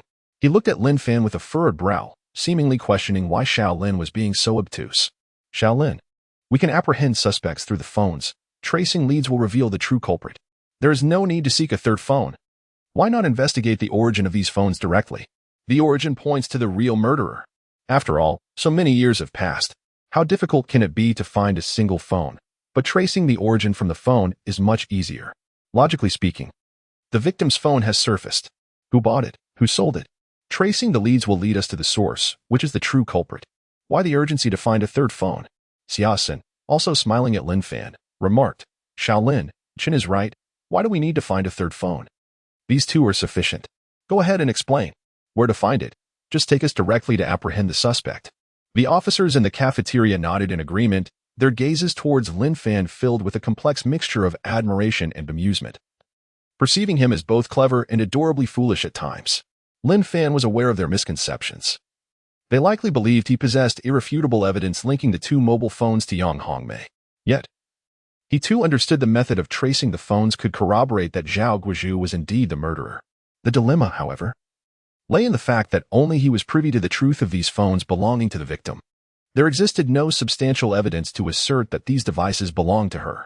With so many Apple phones on the market, formatting, how could one prove these phones were Yang Hongmei's? Zhao Guizhou would categorically deny it, even if Lin Fan had proof. He could easily claim that all 3 phones were merely found on the street. What then could Lin Fan do? It still would not establish Zhao Guizhou as the killer. This urgency drove Lin Fan back to seek the third phone. Soon, Lin Fan elucidated everything to Qin Dong and instructor Xia. Qin Dong narrowed his eyes. Shaolin, are you suggesting that these 2 phones are merely your assumption to be Yang Hongmei and her husband's? There are no photographs or videos to substantiate that. Lin Fan nodded. Qin Dong sighed deeply. Then how can you be certain they belong to Yang Hongmei? Director, time is of the essence. Finding the third phone will reveal the truth. Observing Lin Fan's anxious demeanor and confident gaze, Chen Dong hesitated momentarily before resolving to act. Just as he prepared to take action, Siasen halted him. Shaolin, you are quite impressive to have located a phone that vanished for 5 years. However, how can you be so sure the third phone will contain video evidence? What if it is just like these 2 phones? Wouldn't that be a wasted effort? You still haven't answered me. Why isn't Li Chang the murderer? He has confessed. Oh, I can see that if subjected to relentless questioning, Li Chang might succumb and confess. Yet, that does not convince me. If he is innocent, why would he confess? His rapid and unequivocal admission raises doubts. Siasen's caution was understandable, given the gravity of the situation, which could significantly impact both his and Chen Dong's careers. Consider the scenario where the city's task force had just closed the case. A mere small-town police station still attempting to make arrests and investigate. If the truth were uncovered, it would be commendable. However, if nothing were found. Once this reached the ears of the relevant officials at the city bureau, particularly the task force leader, would they not care about their reputation? Such a situation would blatantly question the task force's competence and undoubtedly lead to repercussions for them. This is precisely why Li Qingshan insisted on personally attending the press conference to clarify matters concerning Li Hao and Tang Shui. Without explanation, the leaders of the task force would inevitably blacklist Li Hao and Tang Shui. Do they look down on me? Then they should not expect me to treat them with kindness. Of course, this is contingent upon Lin Fan's clues being utterly nonsensical and the task force's conclusions being accurate. Should the task force's findings prove erroneous, the Bird Tree Township Police Station would promptly rectify the situation while preserving the task force's dignity. That would be an entirely different matter. Minutes later, as Lin Fan methodically concluded his analysis, all personnel and auxiliary officers at the Bird Tree Township Police Station participated in a voting session. Ultimately, the motion passed unanimously to detain the nine-tailed fox and bring it in for questioning. Han Ming, immediately contact your informant. Isn't he a subordinate of the nine-tailed fox? Inquire about his whereabouts. Chen Dong commanded with a serious demeanor. Then, you, along with Lu Feng and Zhou Hu, are to bring that fox back? Understood. Station Chief. Chief, I wish to accompany you. Lin Fan declared as he followed Han Ming out. Chen Dong smiled faintly, such enthusiasm. I appreciate it. Siasen approached and whispered, Chief, should we report to the director? Chen Dong shook his head. Let us refrain from reporting for now. Once we locate the phone that Shaolin mentioned and confirm the existence of that video, then we shall report. Agreed. Chapter 55. A stealthy search. What on earth? Come on, don't fool me. How did you end up in the provincial capital? Has the supply of batteries from Yaoshu Township run dry for your antics? Have you gone to the provincial capital to seek fortune? Still seated in the police vehicle and yet to leave the station, Han Ming dialed his informant to inquire about the whereabouts of the nine-tailed fox. To his astonishment, the answer was in the provincial capital. Isn't that absurd? Surely they wouldn't venture to the provincial capital to fetch someone. The department's budget is insufficient for such escapades. Brother Ming, I wouldn't dare deceive you. The nine-tailed fox has recently entangled herself with a wealthy heir love-struck isn't she there in the provincial capital for a rendezvous? If you don't believe it, let us have a video call. All right, I believe you. Han Ming replied with exasperation, preparing to end the call. Lin Fan, anxious, snatched the phone and interjected, I will pose the questions, and you shall answer. Officer, may I inquire, did your boss purchase an Apple phone from the Canon operator in Sherman Town back in March 2020? I have a faint recollection that indeed occurred. Is that phone still in your possession? Unfortunately, it is no longer with us. Lin Fan's heart raced. Where did it go? Don't even mention it. It was functioning well upon purchase, but shortly after returning, it froze and became unusable. My boss even had a scuffle with the Canon operator over this. I remember vividly in a fit of anger. My boss tossed the phone away. Tossed it? Why on earth would you discard such a thing? Where did you throw it? At home in my boss's rural earthen house. Understood. Upon ending the call, Lin Fan turned to Han Ming. Brother Ming, do you know where the nine-tailed fox's hometown is? Yes. Let us head to her hometown and search for that phone. Han Ming wore a troubled expression. But my dear brother Fan, it was thrown away in 2020. And now it is 2024. Surely you must possess some common sense? For years, what are the odds of finding it? Lu Feng and Zhou Hu nodded in agreement. Captain Lin, Brother Ming makes a valid point. After 4 years, it's likely lost. Even if found, it would be broken. Lin Fan refrained from elaborating, instead stating directly, the phone may be damaged, but the memory card remains intact. The videos won't vanish. We must search. If we locate it, it would be a significant accomplishment for our Yaoshu Township Police Station. Our county police department would regain its lost reputation. Both the city bureau and the county bureau would regard us with newfound respect. Brother Ming, do you not wish to take a gamble? Han Ming hesitated, but to enter a private residence without a search warrant only the prosecutor's office can issue. That Lin Fan narrowed his eyes, acknowledging the complication. In extraordinary times, one must employ extraordinary measures. After a moment of contemplation, he exited the vehicle and made his way to the cafeteria. Uncertain of what he had communicated to the chief and the instructor, the latter too accompanied him this time. As per tradition, all personnel were mobilized except for Lu Yu, who remained behind. Before their departure, Instructor Xia solemnly declared, "We have received intelligence indicating that Zhou Jiawu, known as the Nine-Tailed Fox, has stolen 10 batteries from electric bicycles. We must eliminate any potential threats to public safety and safeguard the assets of the citizens. We shall conduct a search of Zhou Jiawu's residence. Let us proceed." Chief Chen pointed to a police assistant and added, "You there, bring a shovel. Today, we shall dig deep into the earth to uncover those batteries." Understood. 30 minutes later, the entire police force arrived at Zhou Jiawu's abode. The night sky was inky black. 11 officers stealthily opened the door and began to rummage through the house as if they were thieves. Given the absence of a search warrant, they were fortunate that rural folk retired early, ensuring their actions went unnoticed. They focused on the corners, if all went as anticipated. The batteries would likely be found in one of those neglected spots. Be thorough. Leave no stone unturned. Exercise caution. Do not damage anything in this house, or we will be liable for it. Our station lacks the funds for compensation. Zhou Hu, take the shovel and dig around. Remember to fill the hole back in afterward. Lin Fan couldn't help but chuckle as he observed the chief directing operations while wielding a flashlight. Such was the nature of following a leader like him. He adhered to protocol when necessary, but in these extraordinary times, unconventional methods were permissible. Being under the mentorship of such a leader assured a promising future filled with opportunities for accolades and advancement. Most importantly, Lin Fan felt immense gratitude for the trust placed in him by Chief Chen and Instructor Xia. "Oh dear, this place reeks. Does the nine-tailed fox never bathe? The stench is unbearable. I cannot endure this room. Someone else must take my place." As Xia covered his nose and hurried outside, Lin Fan, undeterred, stepped in with his flashlight. The more unpleasant the room, the more it indicated that it was the nine-tailed fox's dwelling. There was a significant chance that the phone lay discarded within.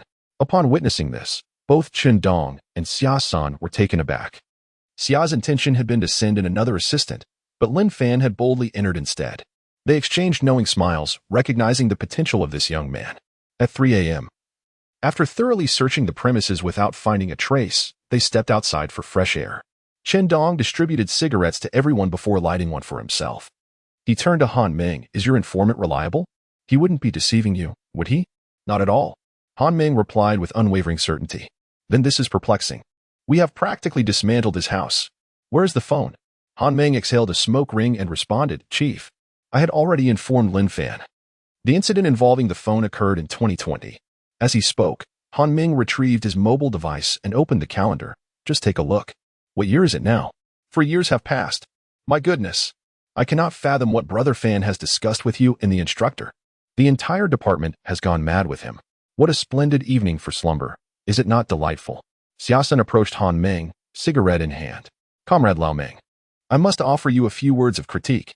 In law enforcement, whether it has been 4 years or even 10, if there exists a lead, it must be pursued. Otherwise, how can one excel in police work? There is a saying, the net of heaven is vast and wide, yet nothing escapes it. Do you not comprehend this?" Han Ming chuckled. "Thank you for the instructor's guidance. Your cheeky demeanor suggests you did not absorb the lesson. Perhaps you should take a page from Shaolin's book." Where is Shaolin?" As Xia Sen's words resonated, the crowd suddenly realized. Lin Fan was nowhere to be found. Lu Fong pointed towards the glow emanating from within. Captain Lin is still searching inside. Chen Dong exhaled a puff of smoke. Truly dedicated, truly stubborn. Xiaosan called out for Lin Fan several times, contemplating returning to the station for some rest. Everyone was weary. Yet Lin Fan remained diligently and methodically searching. Consequently, Chen Dong and Xiaosan chose not to press the matter further. As long as the dawn had yet to break, he could continue his search. Once daylight arrived and the townsfolk began their daily routines, it would no longer be appropriate to search. It would not reflect well if seen by the public. Although Chen Dong could explain it away, it would still be undesirable. Time slipped away. The sky began to lighten, and the venue for the municipal press conference was already prepared. County Public Security Bureau Director Li Qinshan, Team leader Wei Chonglin, Li Hao, and Tang Shui had all risen, ready to head to the city bureau for the press event. Meanwhile, Lin Fan was still rummaging within the room. As he searched, he bolstered his own spirits. It cannot be. It must be here. The phone discovered by the police in 2034. It could be found even after 15 years. It has only been 5 years now. It cannot be lost. It must be here. Outside, Chun Dong noticed villagers departing with hose in hand, ready to commence their labor. He sighed. Glancing at Xiaosin, Lao Xia, time is of the essence. Call Shaolin out. We must return. Understood. As Xiaosin took a few steps, a shout resonated from within the room. I found it. I found it. Upon hearing the exclamation, everyone rushed towards the room. Chun Dong and Xiaosin beheld Lin Fan, beads of sweat dotting his forehead, triumphantly holding a mud-covered phone. Director, instructor, this is the very phone. At that moment, Chun Dong, Xiaosin, and all the officers present could not help but admire Lin Fan's tenacity. To locate this phone was not a stroke of luck. It was neither evidence nor a lead. It was purely a testament to Lin Fan's unwavering resolve. If it were anyone else, they would have given up long ago. Only Lin Fan truly understands that if it were not for the system's revelation regarding the Zhao Guizhou case in 2034, he would not have persisted in his search. Soon, the team from the Newshu Township Police Station drove back to the station. The time was 6:27. The mobile phone was broken, and they needed to extract the memory card to check for any evidence within. Was the memory card damaged? All of this required time, even if they obtained the evidence. Stopping the municipal bureau's press conference and persuading the bureau's leadership would also require time. At this moment, time was of the essence. Chapter 56. Mixed feelings of Li Qinshan at the Bird Tree Village Police Station. Lin Fan and the others returned at precisely 7 o'clock, leaving merely 2 hours until the press conference was set to commence. He anxiously glanced at his phone, acutely aware that without concrete evidence, as a mere patrol officer, he would be unable to convince not only the municipal leaders but even those at the county level. There was no way to avert the press conference. Once it was held, such a monumental miscarriage of justice would surely lead to someone being held accountable, and inevitably, there would be those who would harbor resentment towards him. In a fleeting moment, Instructor Xiaosin approached briskly, holding a card reader. Shaolin, the card reader. Quickly disassemble it and retrieve the memory card. Let us take a look. Lin Fan wasted no time, immediately procuring the necessary tools to forcefully disassemble the phone. Han Meng and the others gathered in the office, awaiting developments. Meanwhile, Chun Dong stepped into the corridor, extracting his phone to call Director Li Qinshan. His intention was straightforward. Regardless of whether the memory card contained video evidence, Lin Fan's tireless overnight efforts needed to be acknowledged by the higher-ups. It was unjust for the leadership to regard Lin Fan with disdain. The call was answered swiftly, and a hint of impatience resonated from Director Li Qinshan's voice. Why are you calling so early? Director, there is something I must report to you. Chun Dong began recounting the circumstances surrounding Lin Fan's sudden return the previous night and his all-night search for the phone. Li Qinshan remained inscrutable. His demeanor neither joyful nor sorrowful, indifferent as still water. He replied, Chun Dong, Li Chang has already confessed. As a seasoned officer, do you not comprehend? Are you also going to indulge in Lin Fan's folly? I am truly astounded. After so many years on the force, this is the first time I've encountered a situation where the perpetrator has confessed, yet one persists in pursuing leads. You yourself have stated that those 3 phones are merely Lin Fan's conjecture that belongs to the victim. There is no evidence to substantiate that they belong to the victim. I fail to understand. What use does he have for these phones? Upon hearing this, Chun Dong let out a bitter smile, refraining from mentioning the possibility of video evidence within the 3rd phone, as it was still not a confirmed fact. If he reported this to the director, he would undoubtedly face a reprimand. Newcomers may rely on speculation, but as a veteran officer, Chun Dong could not afford such liberties. His intent in making this call was simply to speak favorably of Lin Fan. Director, I understand that Li Chang has confessed. He is but a child. I wish to grant him a bit more opportunity to confront the consequences of his actions before providing him with guidance. If I prevent him from facing these consequences, even if I continuously educate him, he will remain unconvinced in his heart. My purpose in this call is merely to ask that you harbor no ill will towards Lin Fan, and to afford young people a bit more leeway. Chun Dong's words were meticulously crafted. In truth, he found himself somewhat aligned with Lin Fan's perspective. Yet he recognized that the director exhibited no interest whatsoever in the phone Lin Fan had unearthed. He has also learned to be cautious.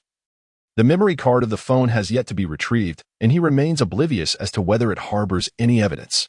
Thus, he merely echoes the director's words. speaking on Lin Fan's behalf in front of him. Qindong, do you perceive me as such a petty individual? Had I intended to deny Lin Fan an opportunity, I would not have supported him from the outset.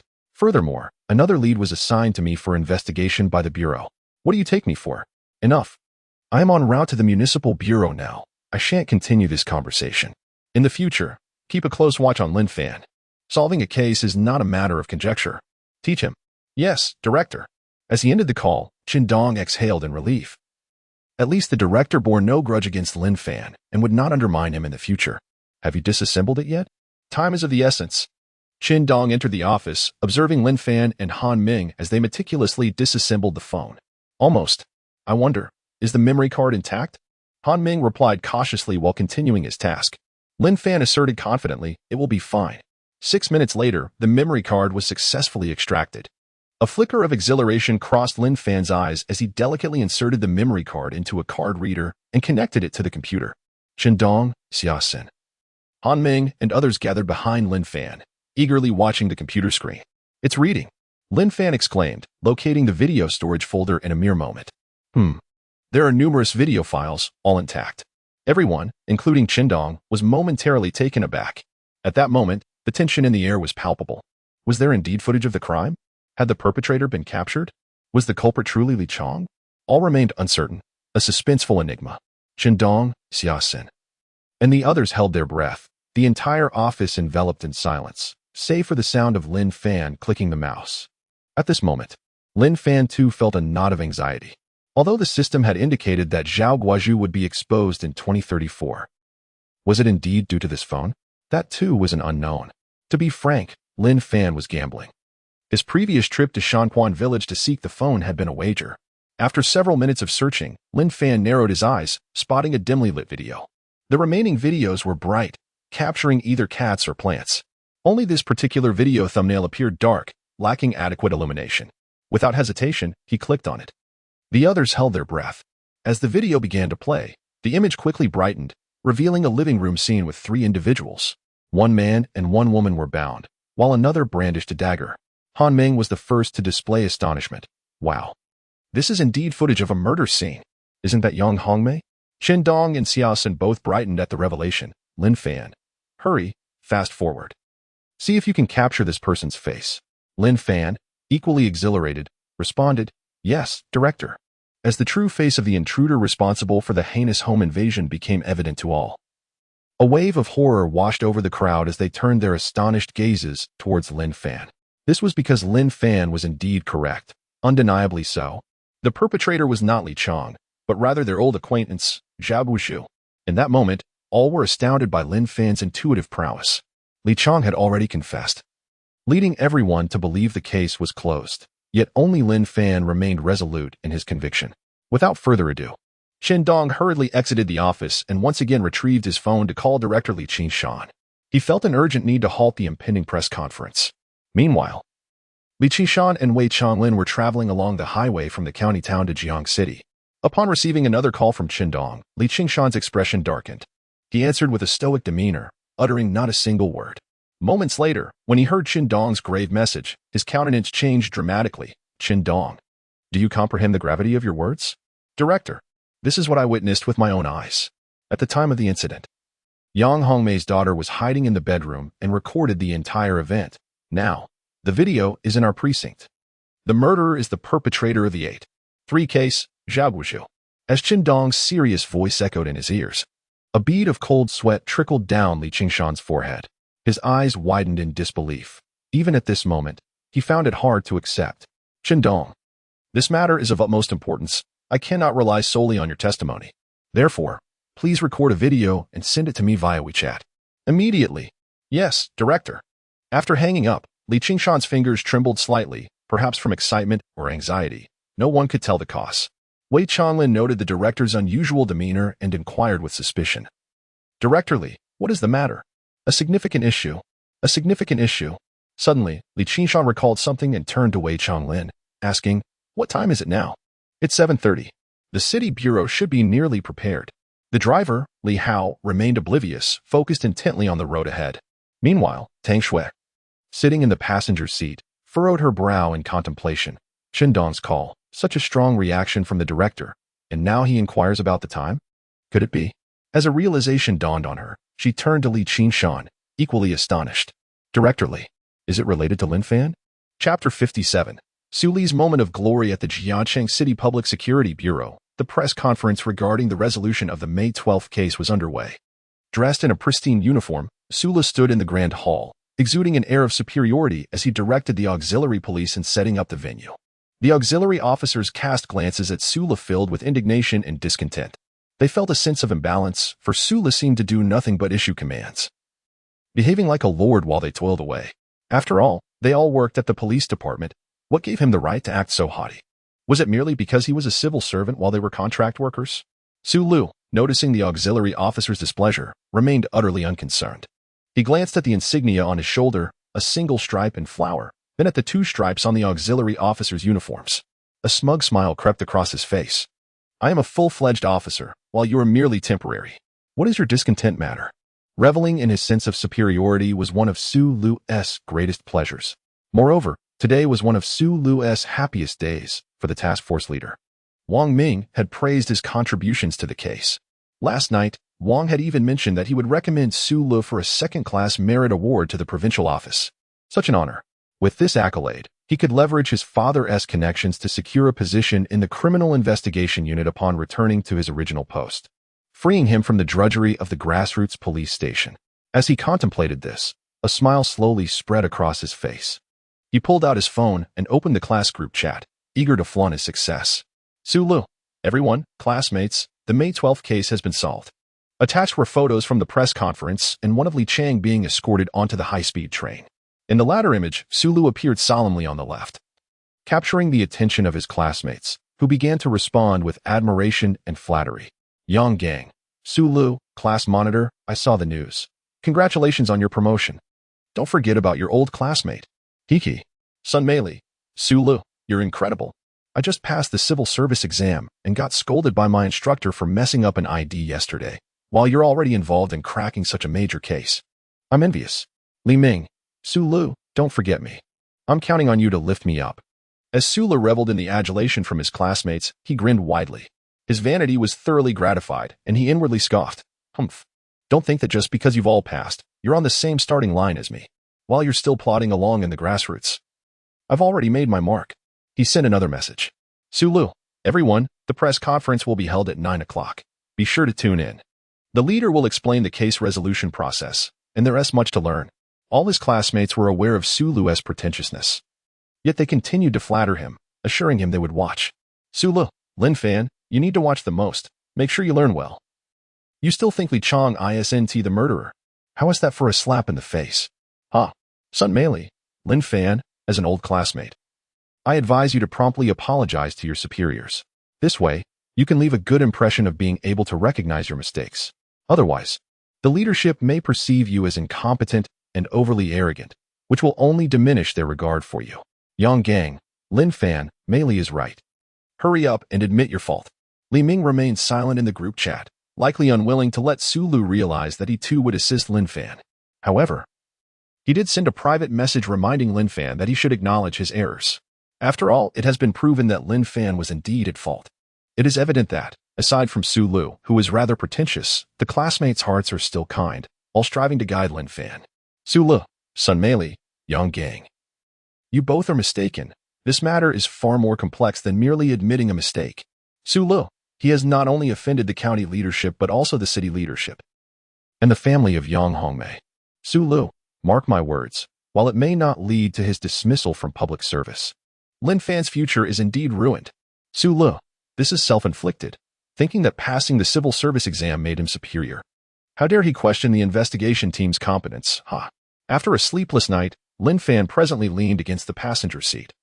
His eyes slightly reddened as he closed them to rest. Following Director Li's instructions, Director Qindong was taking Lin Fan to the city bureau for a press conference. Of course, the memory card containing crucial video evidence was also in tow. Awakened by the vibration of his phone, Lin Fan slowly opened his eyes, revealing a look of fatigue. He checked his messages. Shaolin, we should arrive in the city around 8:40. There's still over an hour. Rest a bit longer, Qindong advised as he drove. Last night, At least Qindong had managed to catch some rest. But Lin Fan had not rested at all. Qindong's gaze reflected admiration and concern for Lin Fan. This young man is incredibly dedicated. Even though all the credit should be his, he selflessly shared it with Li Hao and Tang Shui, leaving only a small portion for himself. Perhaps Qindong was reminded of his own past. He too had climbed his way up, step by careful step, to reach the position of director. With hopes of being promoted to captain of the narcotics team next year, he could empathize with Lin Fan. He even saw a reflection of his younger self in Lin Fan. Thank you for your concern, director. I'm fine. Just resting a bit has made me feel much better. I'm still young. Staying up all night isn't a big deal.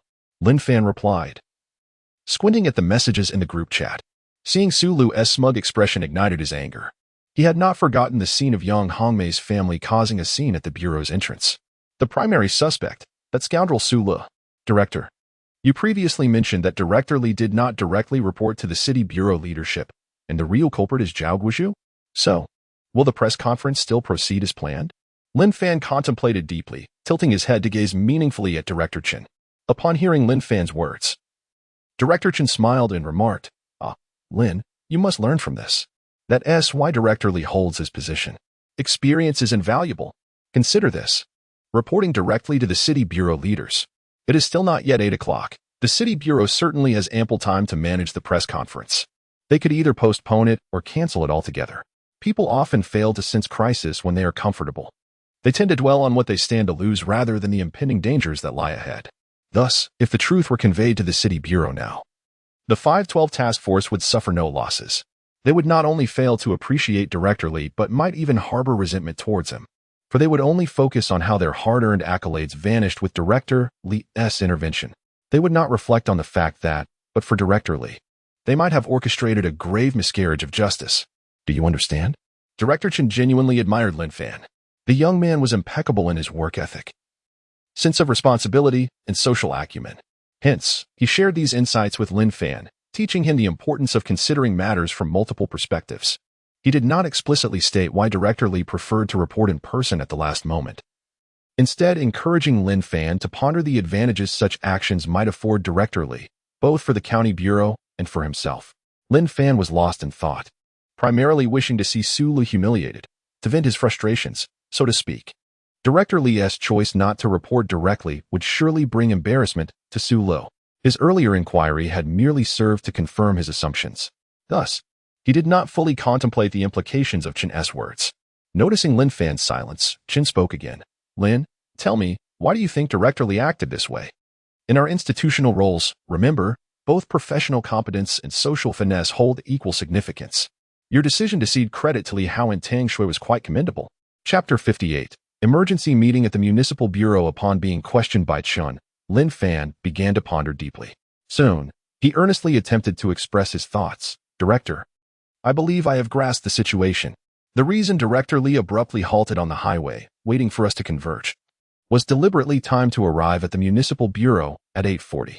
Consequently, the report on the truth would take merely 10 minutes, leaving only another 10. Major media reporters, along with renowned entrepreneurs and social figures, have gathered on site. Thus, the press conference cannot be casually suspended. Continuing the press conference would serve as public testimony of the municipal bureau's considerable miscarriage of justice. Conversely, failing to proceed and notifying at the last 10 minutes would undoubtedly incite further speculation in society, damaging the bureau's reputation. Therefore, the optimal solution is to carry on with the press conference, revealing the true culprit as Zhao Guizhu instead of Li Chang. At that moment, the special task force and the municipal bureau would realize that Director Li had alleviated a significant crisis for them. As such, the task force would not harbor resentment towards Director Li. On the contrary, they would express their gratitude. Qindong revealed a satisfied smile. Indeed, little Lin, take a page from Director Li's book. When solving cases, we must act decisively. Once it involves leadership, especially in such grand circumstances, we must thoroughly analyze the pros and cons and choose the most advantageous course of action. These matters are not easier than solving cases. Thank you for your guidance, Chen. I will remember it. Lin Fan felt sincere gratitude towards Chen for sharing so much with him, indicating that Chen truly valued him. As time ticked away, at exactly 8 o'clock, Qindong finally met with Director Li Qingshan's police vehicle at the highway service area. Xiao Shui, you will drive Chen's vehicle. Chen has not slept at all last night. Driving while fatigued is unsafe. Tang Shui's eyes sparkled. Yes. Director, let me drive. Allow my wife to take the wheel. Li Hao, anxious, had numerous questions for his senior. Unfortunately, Tang Shui did not grant him the opportunity. Just because you wish to ask Lin Fan something. I have no desire to inquire, humph. Without waiting for Director Li to respond, she promptly opened the passenger door and approached Chen's police car. Soon, both police vehicles set off towards the municipal bureau. Along the way, Tang Shui chattered incessantly, not allowing Lin Fan and Chen Dong any chance to rest. Lin Fan, too, lost all inclination for sleep. Naturally, he spoke freely without reservation. For questions he could not answer, Lin Fan simply replied, luck, intuition. Ah, Lin Fan, your intuition is truly remarkable, and your luck is exceptional. Lin Fan, I must tell you, Captain Wei has been regretting his decisions. Just now, while waiting for you at the service area, Captain Wei insisted to Director Li that you must be transferred to the criminal investigation team. In order to facilitate your transfer, Captain Wei has invested considerable resources and is willing to accompany 2 police officers from Chen's precinct to the Nyashu Township Police Station. Upon hearing this, Lin Fan smiled and expressed his loyalty. Officer Tang, please convey my gratitude to Captain Wei for his kind intentions. However, I still prefer to remain with Officer Chen. Chen Dong's expression initially shifted to one of urgency as he was about to call Director Li. Yet, upon hearing Lin Fan's words, a subtle smile graced his lips. Humph, Wei is trying to poach my people? And offering 2 in return? As if I would covet those 2 officers. Tang Shui glanced at Chen Dong through the rearview mirror and then at Lin Fan, delivering a cryptic remark. Lin Fan, are you implying you don't wish to be colleagues with me in Li Hao? However, it seems unlikely that things will unfold as you desire. Hehe. Chen Dong, growing anxious, interjected. Tang Shui, what do you mean by that? Director Li cannot proceed with this. I protest. Lin Fan is my asset. A rare talent I have painstakingly discovered. Is it fair for Wei to simply waltz away with him? Tang Shui replied coolly. Officer Chen, don't be hasty. You will know by this afternoon. It's a favorable development. Upon hearing her words, Chen Dong's furrowed brow began to relax. Could it be? Is Wei about to receive a promotion? Faster than old Zheng's retirement. Is there a vacancy in the criminal investigation team that I might fill? Chen Dong's thoughts were not unfounded. The resolution of the 5/12 massacre case was entirely attributed to the efforts of the Quannong County Public Security Bureau, resulting in commendations and accolades. As the captain of the criminal investigation team, Wei Chonglin would certainly receive recognition. Although these achievements were primarily Lin Fan's, he was adept at sharing the credit, voluntarily yielding the spotlight. Thus, it was highly probable that Wei Chonglin would advance further. Consequently, a vacancy would arise for the position of captain of the criminal investigation team, and he, poised to take on the role of head of the narcotics unit, would be the prime candidate. With Lin Fan's generous sharing of credit, the beneficiaries multiply. It is no wonder Lin Fan is skilled in navigating relationships. If he were to hoard the accolades for himself, it would be counterproductive. By deferring recognition, he ensures that many remember his merits, effectively granting him a multitude of supportive leaders. Reflecting on this, Chen Dong beamed at Lin Fan, feeling a sense of joy. Originally, he was not expected to return to the headquarters until next year, to a significant position that facilitates merit-making. Now, he would be advancing a year early. With little change in position, as both narcotics and criminal investigation are fields ripe for achievement, all these accomplishments are credited to little Lin. Truly, he is my fortunate star. As time progressed, media outlets began to arrive at the press conference venue. The Xiangnan Province Legal News Channel, the frontline program of the Daxia National Police, the Tianwang program, and other prestigious shows have all gathered. Notably, the frontline police and Tianwang programs are both affiliated with state-run television, rendering their authority indisputable. Witnessing the presence of national television at the scene, the officers of the 512 Special Investigation Team displayed faintly upward curving lips, akin to the lid of a kettle simmering on the stove, betraying their inability to contain their excitement. Among them, Sulu was particularly conspicuous. He meticulously adjusted his attire. It was almost certain that he would make an appearance on the National Direct Broadcast Network. This segment of video would serve as a testament to his life's journey, proving advantageous not only for impressing potential romantic interests in the future, but also for his career prospects. Soon, as the journalists settled into their seats, they began to engage in hushed conversations. The Public Security Bureau of Jiang City is indeed formidable. I heard that there were no traces left at the crime scene. The county police have been stumped for 5 years, unable to ascertain whether the perpetrator is male or female. Yet, the City Bureau's Special Investigation Team took over and solved it in less than a month. Clearly, the technical prowess and criminal investigation talent of the County Bureau cannot compare to that of the City Bureau. I believe the City Bureau should have intervened sooner. Otherwise, it wouldn't have remained unsolved for 5 years. Look at the stage. Isn't that nameplate indicating the director of the Chuandong County Public Security Bureau? Did this director actually come? Doesn't he feel embarrassed? As one journalist spoke, the others lifted their gazes toward the stage. Indeed, there was a nameplate that read, Director Li Qingshan of Chuandong County Public Security Bureau, prominently positioned to the left of Zhao Dahan, the City Bureau Director, while Wang Ming, the leader of the Special Investigation Team and head of the Municipal Criminal Investigation Unit, sat to Zhao's right. Whispers resumed. Oh my, he really is here. If it were me, I would be too ashamed to attend the press conference. I heard that the Chuandong County Bureau contributed nothing to this case resolution. Another journalist chimed in, not to mention, did you not see the news from Jiang City a few days ago? They not only failed to contribute but also claimed to have discovered crucial evidence, asserting that Li Chang was not the murderer. They were swiftly proven wrong by the City Bureau. I am quite eager to see Director Li's expression at this press conference. Sulu was present at the scene, and he could hear the journalists' discussions quite clearly. Just moments ago, he had gone to the restroom and had spotted personnel from the Chuandong County Public Security Bureau arriving. Lin Fan was amongst them, much to his delight. The moment of vindication was at hand, and he was determined to flaunt his superiority before Lin Fan, ensuring that Lin Fan would recognize who the true champion was. Meanwhile, in the conference room of the City Bureau, an urgent meeting was underway. The leadership of the City Bureau and members of the Special Investigation Team were in attendance. The primary presenters of the case details were Lin Fan, Li Hao, and Tang Shui. Chapter 59. Lin Fan, you intend to deceive me? I must take action. The conference room, shrouded in curtains, was brightly lit. On the large screen at the front, the video evidence discovered by Lin Fan was being played, unequivocally demonstrating that the perpetrator of the 512 massacre was Zhao Guizhou. The footage was remarkably clear, showcasing Zhao's scarred face prominently. The expressions of the senior officials present were grave and stern, casting a heavy atmosphere over the room. However, 3 individuals stood in stark contrast: Li Qingshan, Wei Chonglin, and Chen Dong. The corners of their mouths were unable to contain their amusement.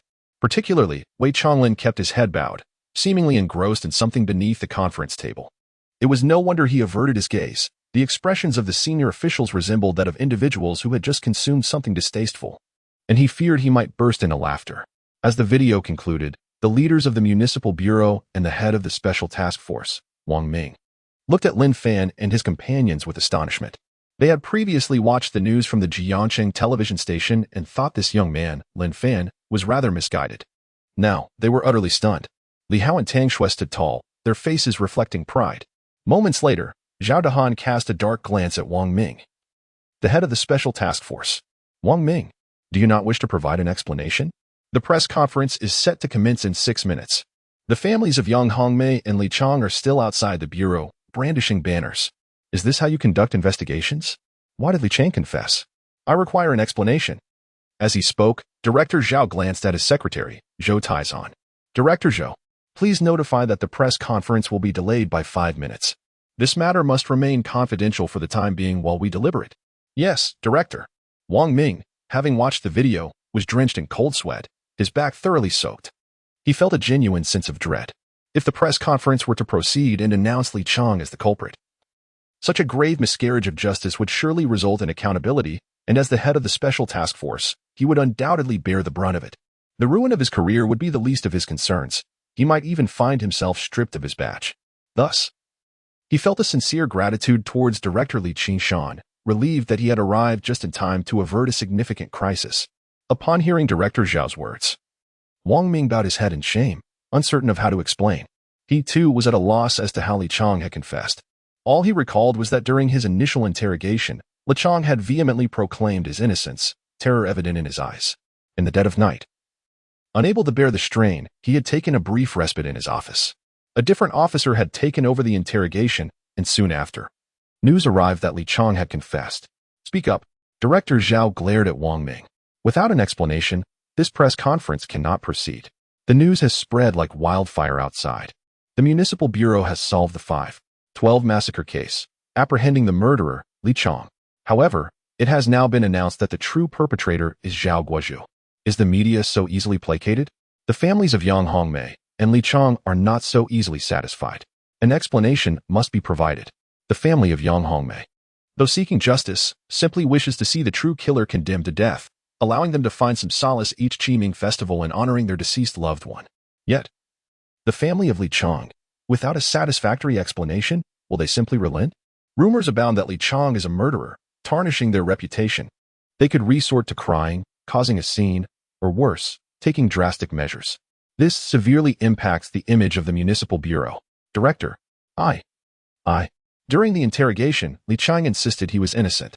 I was exhausted and returned to my office for a brief rest. Subsequently, Sulu came in, claiming Li Chang had confessed. And thus, here we are. Upon hearing this, Lin Fan's eyes sparkled. He noticed Director Zhao's aggressive demeanor. Clearly, someone must take the fall for this incident, to appease the media, to provide closure for Li Chang's family, and to satisfy Yang Hongmei's relatives. Team leader Wang mentioned Su Lu's name, which reminded Lin Fan of how Su Lu had previously wronged him. He narrowed his eyes, contemplating. Su Lu, are you attempting to play me? I shall reciprocate in kind. With this in mind, Lin Fan chose not to speak directly, but instead approached Qin Dong quietly. Leaning in, he whispered, Director Qin, I seek your counsel. Is the Municipal Bureau intending to designate someone to take the blame for this matter? Qin Dong smiled softly and replied, naturally. Why? Do you have an adversary? Little Lin, if you have a score to settle, now is the time. The Bureau's leadership holds you three in high regard and is quite fond of you. However, you must understand the background of your adversary. Ideally, one who can assist the Bureau and extricate team leader Wang from this predicament while not causing him any trouble. Thus, your adversary should ideally lack connections, background, or any significant capabilities. Then team leader Wang will surely remember your kindness. Just look at the sweat on team leader Wang's brow. He is anxious. With Director Chen's guidance, Lin Fan felt reassured. A person with no background, connections, or capabilities, wasn't that precisely Su Lu? His mind raced as he observed team leader Wang's tense expression, prompting him to speak up. Team leader Wang. Su Lu is my classmate. I know him well. He was particularly flamboyant during our school days and had a penchant for underhanded tactics. Thus, when you mentioned that it was Su Lu who reported the situation, I couldn't help but wonder, could it be that Su Lu employed coercive interrogation methods? You may review the interrogation footage from that time. Lin Fan stated before taking a seat at the back, joining Li Hao and Tang Shui. It is prudent to exercise discretion in one's words. He had faith that team leader Wang was an astute individual and would certainly know how to navigate the situation. As Lin Fan finished speaking, Wang Ming appeared momentarily bewildered, while a leader from the Municipal Bureau's eyes lit up, exclaiming, Wang Ming, is it as Shaolin described? Did Su Lu indeed violate the regulations? The leader emphasized his point with conspicuous winks at Wang Ming, suggesting that someone must bear responsibility for this matter. If Wang Ming wished to evade accountability, he must identify someone else to take the fall. Tang Shui, seated in the back, was perplexed, unable to comprehend why Lin Fan would implicate their classmate Su Lu. However, Li Hao had encountered Su Lu before and recalled the latter's smug demeanor when he had belittled his seniors, referring to them as dead paupers. Naturally, he harbored no fondness for Su Lu. With a grin, Li Hao gave Lin Fan a thumbs up, saying, Senior, you truly are impressive. Su Lu is in for quite a predicament. He might even lose his police uniform. Before long, Li Hao looked at Lin Fan with an odd expression. Senior, you seem quite vengeful. If I inadvertently offend you in the future, you want to throw me under the bus too, will you? Lin Fan narrowed his eyes. I am not so petty. Had Su Lu not acted unjustly, I would not be compelled to respond in kind. Consider the uproar caused by Yang Hongmei's family. Do you not find it peculiar? They knew my name, had my photograph, and were aware that I did not apprehend Li Chang. They conveyed this information to Yang Hongmei's family, inciting them to create a ruckus at the county bureau. Who could have provided them with such details, if not Su Lu? If he dares to harm me, he must be prepared for the consequences. With a grave expression, Lin Fan declared, Howsy, I assure you, my assertions are not mere fabrications. Based on my understanding of Su Lu, there is a significant likelihood that, in his eagerness to achieve results, he indeed conducted the interrogation unlawfully. Tang Shui stared at Lin Fan, astonished, and remarked, Oh dear, men are truly terrifying. I must keep my distance from you both. Fear not, dear. Our senior will not betray us. We must place our trust in him. Meanwhile, Wang Ming finally regained his composure. Perhaps he was a particularly just individual, as he did not simply echo the leader's sentiments, but instead took the initiative to investigate the interrogation footage from that day. Upon review, discrepancies emerged. Su Lu and another officer were responsible for the interrogation, during which Li Chang had persistently proclaimed his innocence. However, there was a 1-hour gap in the footage with no recordings. An hour later, the interrogation resumed, and this time, Li Chang was exceedingly cooperative, detailing the circumstances of the murder. Given Li Chang's fear and anxiety, with the application of certain techniques, it would be easy for him to break down. Thus, there was indeed a story concealed within that hour. Zhao Dahan coldly instructed, summon Lu Feng. Lu Feng was the officer who had interrogated Li Chang alongside Su Lu. Soon, with Lu Feng's confession, Su Li's misconduct during the interrogation was thoroughly unveiled. After confessing, Lu Feng, with a visibly anxious demeanor, explained, "Director, I did attempt to stop him at the time, but he would not listen, and even expelled me from the room. It is also my fault. I should have revealed the truth sooner, but I genuinely believe Li Chang was the culprit. Thus, I concealed Su Li's improper interrogation from the team leader. I am at fault. Please, punish me, leaders." Seeing Lu Feng's sincere acknowledgement of his mistakes, Zhao Dahan nodded. It sufficed that one individual bore the brunt of the blame. Most importantly, Lu Feng was a talented young man, known for his diligence and adherence to protocol, never engaging in any misconduct, making him one of Wang Ming's most valued young detectives. Such a promising individual would naturally not be subjected to excessive scrutiny by the higher-ups. Furthermore, he had not participated in the improper interrogation. Lin Fan chuckled and glanced at Li Hao and Tang Shui. "See, I told you. Su Lu is overly ambitious." As he spoke, Lin Fan turned to Li Hao. "Haozi, don't say I'm the one causing trouble. You heard it too. I merely stated the facts." Tang Shui, astonished once more, exclaimed, "Lin Fan, are you some sort of monster? How is your intuition so remarkably accurate?" In response, Lin Fan smiled faintly. It was not intuition before, but rather the system revealing the truth in advance. This time, however, to ensnare Su Lu. That indeed was instinct. Chapter 60. Su Li's individual identity card at the press conference. The press conference was delayed by 5 minutes, causing a flurry of whispers among the gathered journalists. Upon my arrival, I noticed vehicles from the Lin County Public Security Bureau. They must have arrived. Yet the delay was unexpected. It seemed that Director Li from Lin County had a change of heart upon seeing the presence of frontline officers and representatives from the Tianwang Channel, sparking a debate with the city bureau leaders inside. Upon hearing this, the other journalists nodded in agreement, speculating that Director Li had presumed only Jiangcheng Television would attend. After all, he had already suffered embarrassment last time and thought this occurrence would be inconsequential. Little did he know that even a national satellite channel had shown up.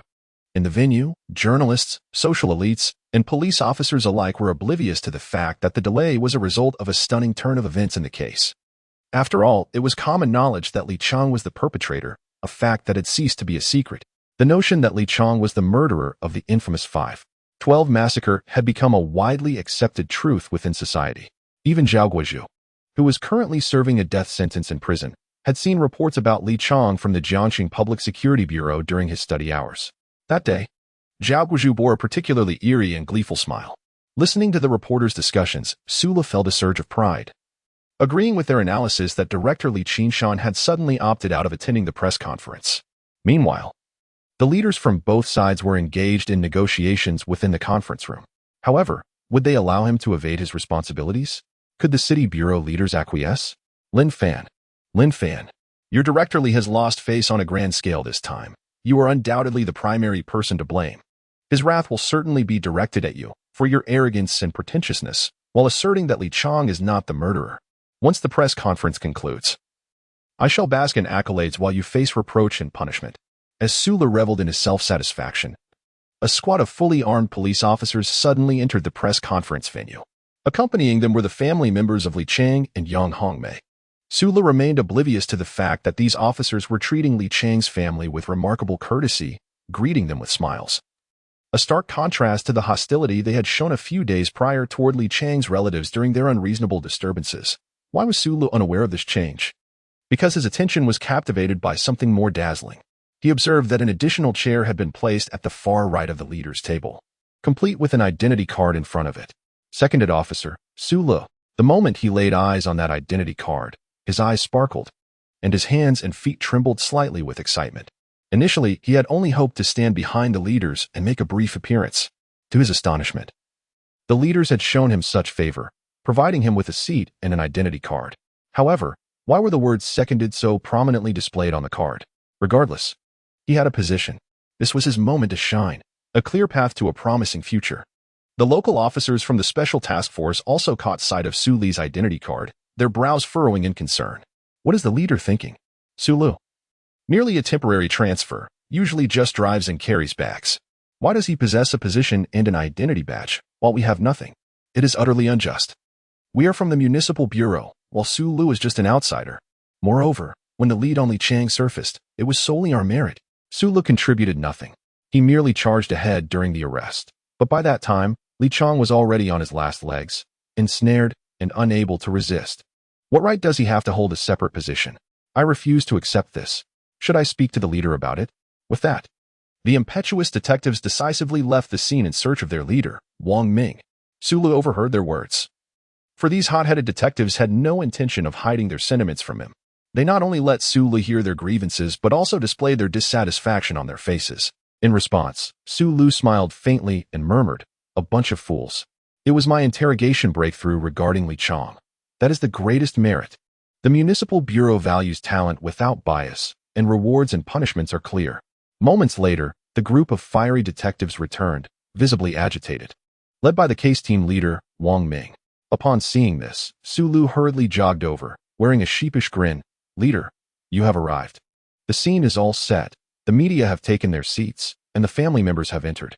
Wang Ming regarded Su Lu with a half-smile. "Well, you did well. Come, follow me with that." Wang Ming deliberately led Su Lu in front of the gathered media. "Dear media friends, I am honored to introduce to you the greatest contributor to the Li Chang case, Officer Su Lu from the Public Security Bureau of Hutu County, Chashan City." Su Lu, upon hearing this, radiated excitement, quickly adjusting his hairstyle and clothes, standing at attention. The reporters sprang into action, snapping photographs and recording footage. Wang Ming continued, "Esteemed media representatives, it was Officer Su Lu who apprehended Li Chang. Moreover, it took Officer Su Lu less than 3 hours to break Li Chang and elicit his confession."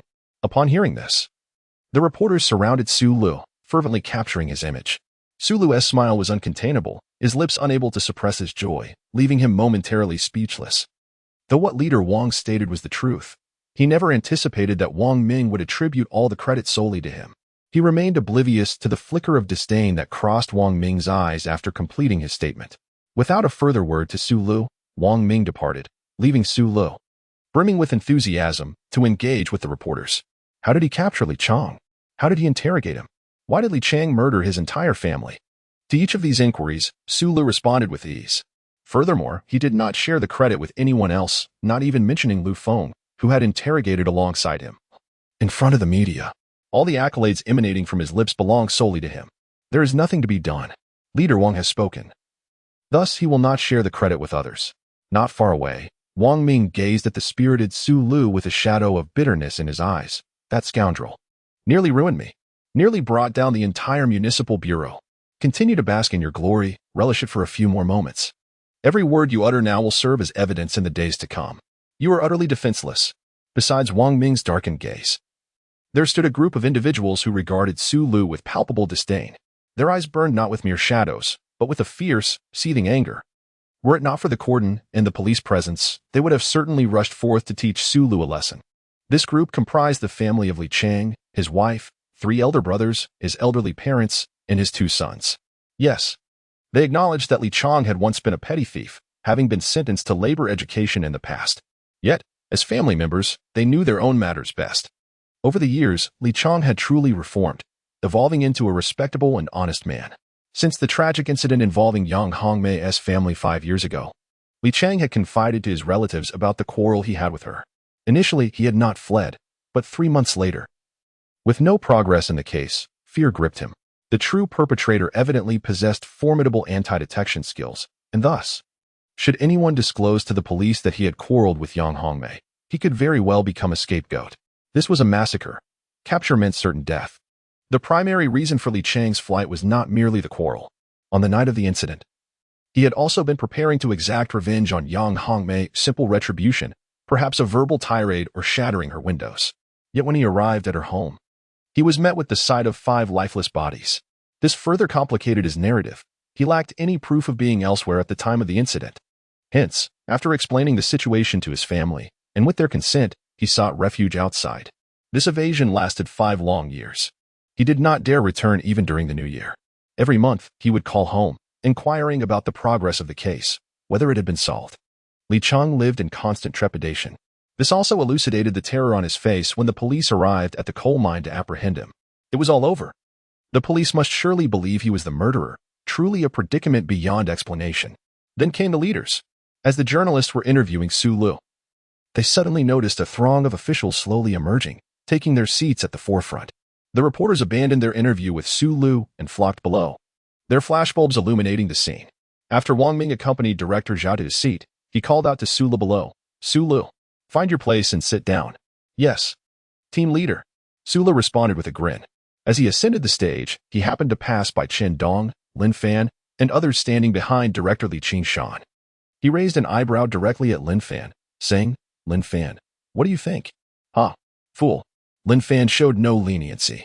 Having already become the primary individual responsible for the wrongful conviction of Li Chang, this imbecile still indulged in a sense of superiority, posturing arrogantly. Chapter 61. The aggrieved family of Li Chang. At precisely 9:05 a.m., the press conference concerning the resolution of the 512 massacre case commenced as scheduled. Director Zhao Dahan cast a stern glance at Wang Ming, who nodded in acknowledgement, rising with the microphone in hand. Esteemed media friends and family members of the involved parties, I am Wang Ming, the head of the Criminal Investigation Division of the Jiangcheng Public Security Bureau and the leader of the 512 Special Task Force. First and foremost, I wish to extend my sincerest apologies on behalf of the Jiangcheng Public Security Bureau to the citizens of Jiangcheng. It has been 5 long years. I am aware that all of you have lived under the shadow of that horrific massacre. It was our failure in law enforcement that caused you fear and distress. However, I assure you, from this moment forth, you need not live in fear any longer. For today, I am pleased to announce that the 512 massacre case has been successfully resolved. The criminals have been apprehended by our police force. At this juncture, Wang Ming gestured toward the key contributors to the case, Lin Fan, Li Hao, and Tang Shui, standing behind Director Li Qingshan. Just as he was about to announce their names, Li Chang's wife broke through the police barriers, brandishing a placard, and fell to her knees before Director Zhao Dahan, lamenting, "Great leader, my husband has been wronged. Yes, I admit that he had his faults in the past, having stolen. But the government has already punished him. He has turned over a new leaf. You cannot condemn my husband as a murderer over a mere 260 yuan medical bill." With tears streaming down her face, she redirected her plea toward the media. "Esteemed journalists, please advocate for me. The police have unjustly accused my husband. He did not commit murder. He could never have done such a thing, especially with a 3-year-old child involved. Tell me, who would kill an entire family over 260 yuan? And, moreover, the police claim that the murderer stole 180,000 yuan. If my husband were truly guilty, how could he afford his child's tuition? This is an absolute injustice." At this point, overwhelmed by emotion, the woman collapsed to the ground, sobbing uncontrollably. Li Chang's parents and 2 brothers looked on in astonishment. Previously, when they had protested, the police had swiftly intervened and taken them away. Now, amidst the press conference, as their sister-in-law raised her voice, the police displayed no reaction whatsoever. Witnessing this spectacle, Li Chang's family rushed forward, joining in the cries of protest. However, the journalists from the Tianwang program, renowned for their frontline coverage, did not capture their distress nor conduct interviews. Other journalists focused on social news approached with their cameras, eager for the unfolding drama, knowing it would captivate the public's interest. Director Zhao found himself at a loss, his frustration evident as he glared at Wang Ming, causing Wang to break into a cold sweat. In turn, Wang shot a fierce look at Su Lu and, having concluded his preparations, was just about to attempt to soothe Li Chang's family. As a result, Su Lu received a signal from team leader Wang Ming, mistakenly believing he was being urged to take action. He rose abruptly.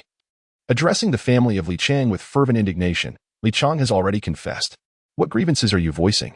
The net of justice is vast and unyielding. Who speaks for the 5 deceased? Do you still have the audacity to protest here? Su Li's righteous and solemn remarks instantly attracted the attention of numerous reporters. Meanwhile, Li Chang's family continued to wail, convinced of his innocence. "Esteemed journalists, you must help us. Help my husband. He is truly wronged." The reason he confessed must be, just as Li Chang's wife was about to utter words detrimental to the municipal police, Zhao Dehan slammed the table, glaring at Su Lu. Enough. Su Lu, what are you trying to do? Is this how you treat the citizens as a police officer? Taken aback by Director Zhao's fury, Su Lu felt a wave of panic wash over him. Despite his confusion, the intense gaze of such a senior leader made him uneasy. He quickly forced a smile and respectfully replied, Director, I was wrong. Wang Ming, let us get to the point. What else with the delay? Zhao Dehan offered Su Lu no kindness, instead directing his orders towards Wang Ming. Su Lu furrowed his brow. An unsettling premonition gripped him. Something felt amiss with both Team Leader Wang and Director Zhao today. Suddenly, he noticed Lin Fan standing behind Director Li Qingshan, observing with a half-smile. A jolt ran through him, but he quickly shook his head. Impossible. The murderer must be Li Chang. If not him, why would he flee? Why wouldn't he dare return home for the new year? If he is innocent, why has he clarified his whereabouts on the night of the incident? In Linjia village, the entire community gathered outside Han Suqin's home, watching the live broadcast of the press conference regarding the 512 massacre. Han Suqin had spotted her nephew Lin Fan on the screen. With the village information center promoting the event, nearly everyone had come to join in the spectacle. Lin Yinan and Han Sume sat at the forefront, basking in the villagers' praise. Sume, you truly bore a remarkable son. Just recently, Xiao Fan appeared on television. And now he is back, standing alongside so many esteemed leaders. What a proud moment. Han Sume blushed under the villagers' compliments, her modesty evident. However, Lin Yinan was different. He chuckled heartily, boasting, well, he is doing all right. Haha. Look at this monumental case of the 512 massacre, and my son has contributed anything significant. He is merely there as an ornament because the leaders value him. He must strive harder. When he returns, I'll have a good talk with him. This work requires diligence. We must work hard to solve cases. Though he spoke such words, it was clear to all that the smile on Lin Yinan's face was utterly uncontainable, even though Lin Fan did not exert much effort on this case. His presence at the press conference was sufficient to demonstrate his significance in the eyes of the leadership. When Li Hua observed Lin Yinong's jubilant demeanor, her brows furrowed slightly, revealing a hint of concern. Tentatively, she ventured, Brother Lin, look at Xiao Fan. He is now able to attend a press conference alongside the high-ranking officials from the municipal bureau. Shouldn't we host a banquet?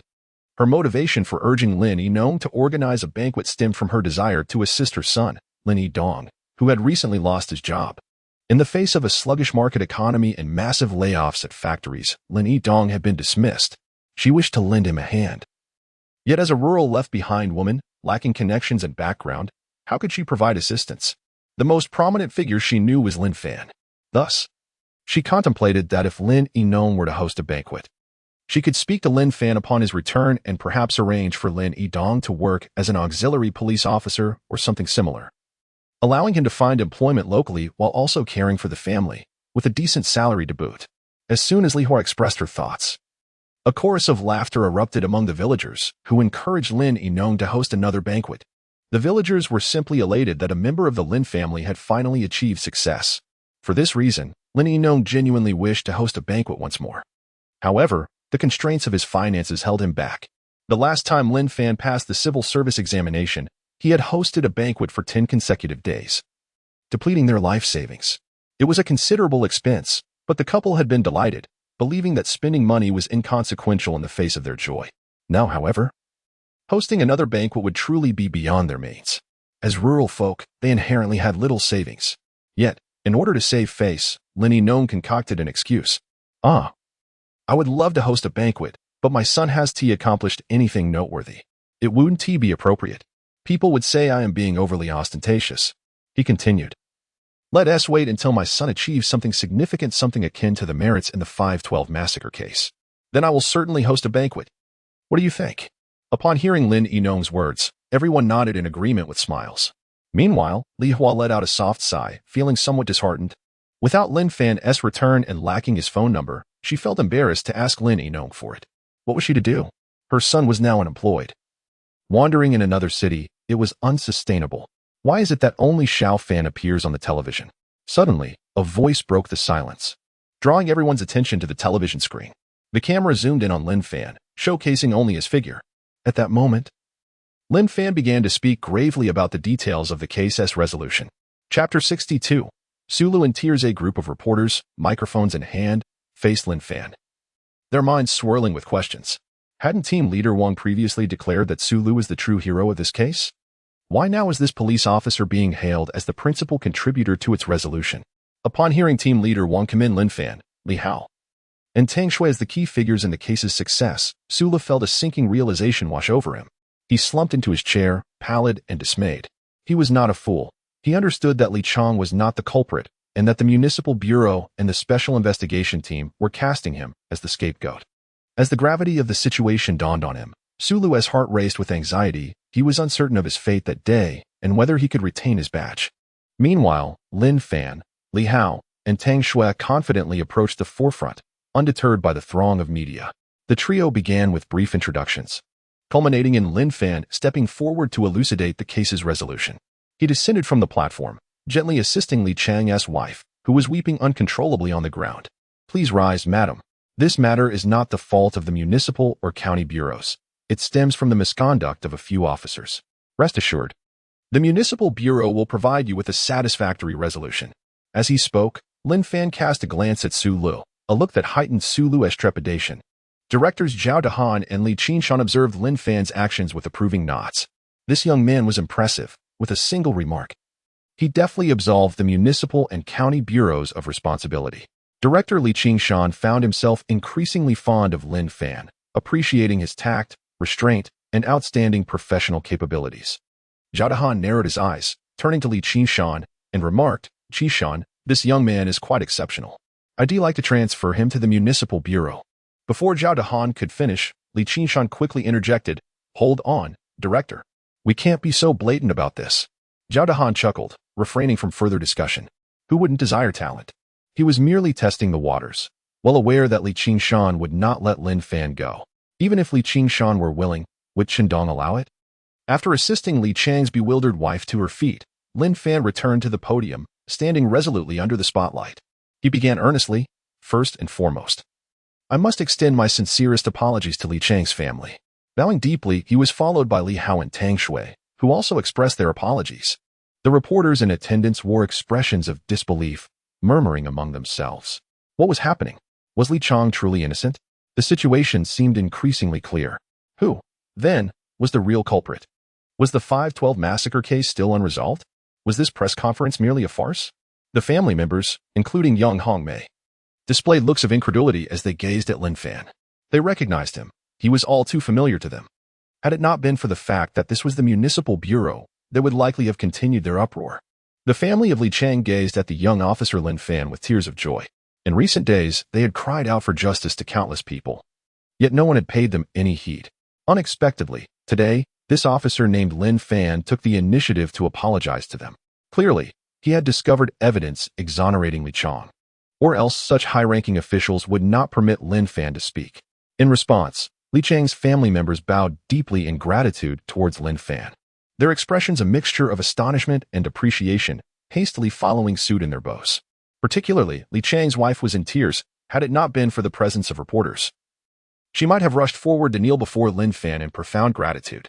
Lin Fan had not only saved Li Chang's life but also safeguarded hers and that of her 2 children. If Li Chang had been branded a murderer, what future would await her children? It would be utterly destroyed. Soon, Lin Fan's words quelled the rampant speculation. "Indeed, you have not misjudged. Li Chang was wrongfully accused. He is not the murderer. He was merely terrified that the police would regard him as the culprit and apprehend him. Hence he chose to hide." As he spoke, Lin Fan noticed the family of Yang Hongmei becoming agitated, their eyes fixed upon him, prompting him to continue. "Why am I able to stand here and declare that Li Chang is not the murderer? Because, as Team Leader Wang stated, we have identified the true culprit. The 512 case is officially solved." Before introducing the details of the case, I must mention that this lead was initially discovered by Team Leader Wang of the Special Investigation Team. At that time, due to insufficient resources at the Municipal Bureau, we could only focus on pursuing the lead related to Li Chang. Consequently, this lead was assigned to our Oolong County Public Security Bureau for further investigation. Upon receiving the lead, Director Li promptly convened an emergency meeting, expressing significant concern regarding this clue. Listening to Lin Fan, Wang Ming and the officers of the Special Investigation Team hung their heads in shame. Zhao Dahan first smiled at Lin Fan, then turned his cold gaze towards Wang Ming and the others, seemingly questioning, Are you embarrassed? Quite so. Fortunately, young Lin has preserved your dignity. Otherwise, today would have been a monumental embarrassment for the municipal bureau. Li Qingshan stifled his laughter, showing no signs of anger over Lin Fan sharing the credit with the special investigation team. On the contrary, he felt quite pleased. This was merely a means of addressing the public while preserving the image of the special investigation team. The true accolades, Zhao knew, belonged to Lin Fan. By speaking in this manner, Zhao would be able to bestow even greater rewards upon Oolong County in the future. The family of Yang Hongmei, upon learning that the case had been resolved, experienced a temporary alleviation of their fervent emotions, quietly awaiting further updates. Their demands were straightforward. Simply to find the true murderer. Lin Fan continued, "Well, I believe everyone is aware that our director Li has established the 512 Special Investigation Team. Indeed, while the Special Investigation Team pursued leads pertaining to Li Chang, our special team has been focused on an entirely different lead. Previously, external speculation suggested discord between the municipal and county bureaus, alleging rivalry and competition for credit. Such notions are utterly unfounded. As law enforcement officers, our duty is to safeguard our territory and protect our citizens from crime. During the investigation of the 512 massacre case, Officers Li Hao and Tang Shui were the first to uncover critical evidence. Upon hearing this, Li Hao touched his nose, feeling somewhat embarrassed. Tang Shui also lowered her head, pursing her lips. Subsequently, Lin Fan recounted the course of Zhao Guizhu's criminal activities, detailing how Li Hao and Tang Shui assisted him in searching for clues and solving the case. At a press conference, it was Lin Fan who spoke. Yet the accolades were repeatedly attributed to him. Director Li Qingshan, as the chief, received commendation for Zhao Dahan's exemplary leadership. Wei Changlin, as the head of the criminal investigation team, was also honored with a second-class personal merit. Li Hao, Tang Shui, and Lin Fan were each awarded second-class personal merits, while Chen Dong received a third-class merit. Xia Xin, Han Ming, and Li were similarly recognized with third-class merits. This case was a resounding success for the entire county's criminal investigation team and the Nyashu Township Police Station.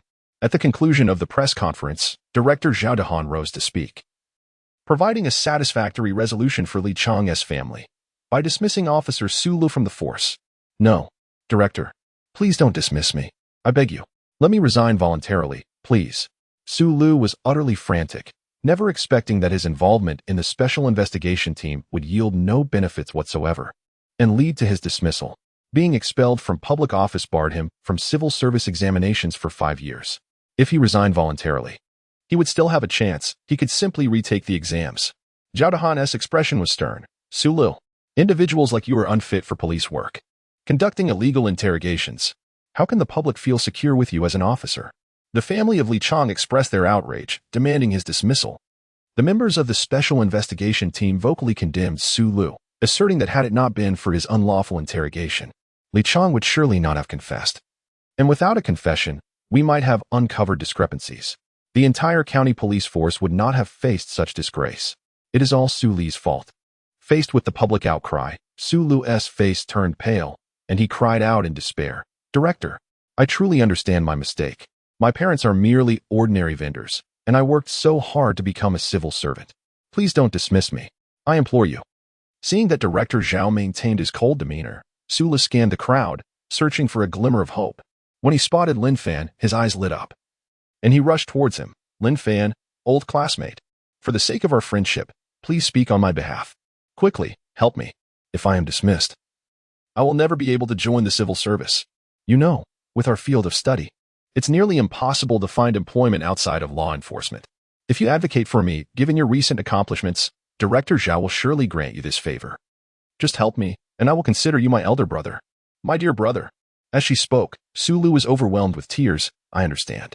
I used to slander you frequently. I sincerely apologize. I cannot afford to be dismissed. My parents would be devastated.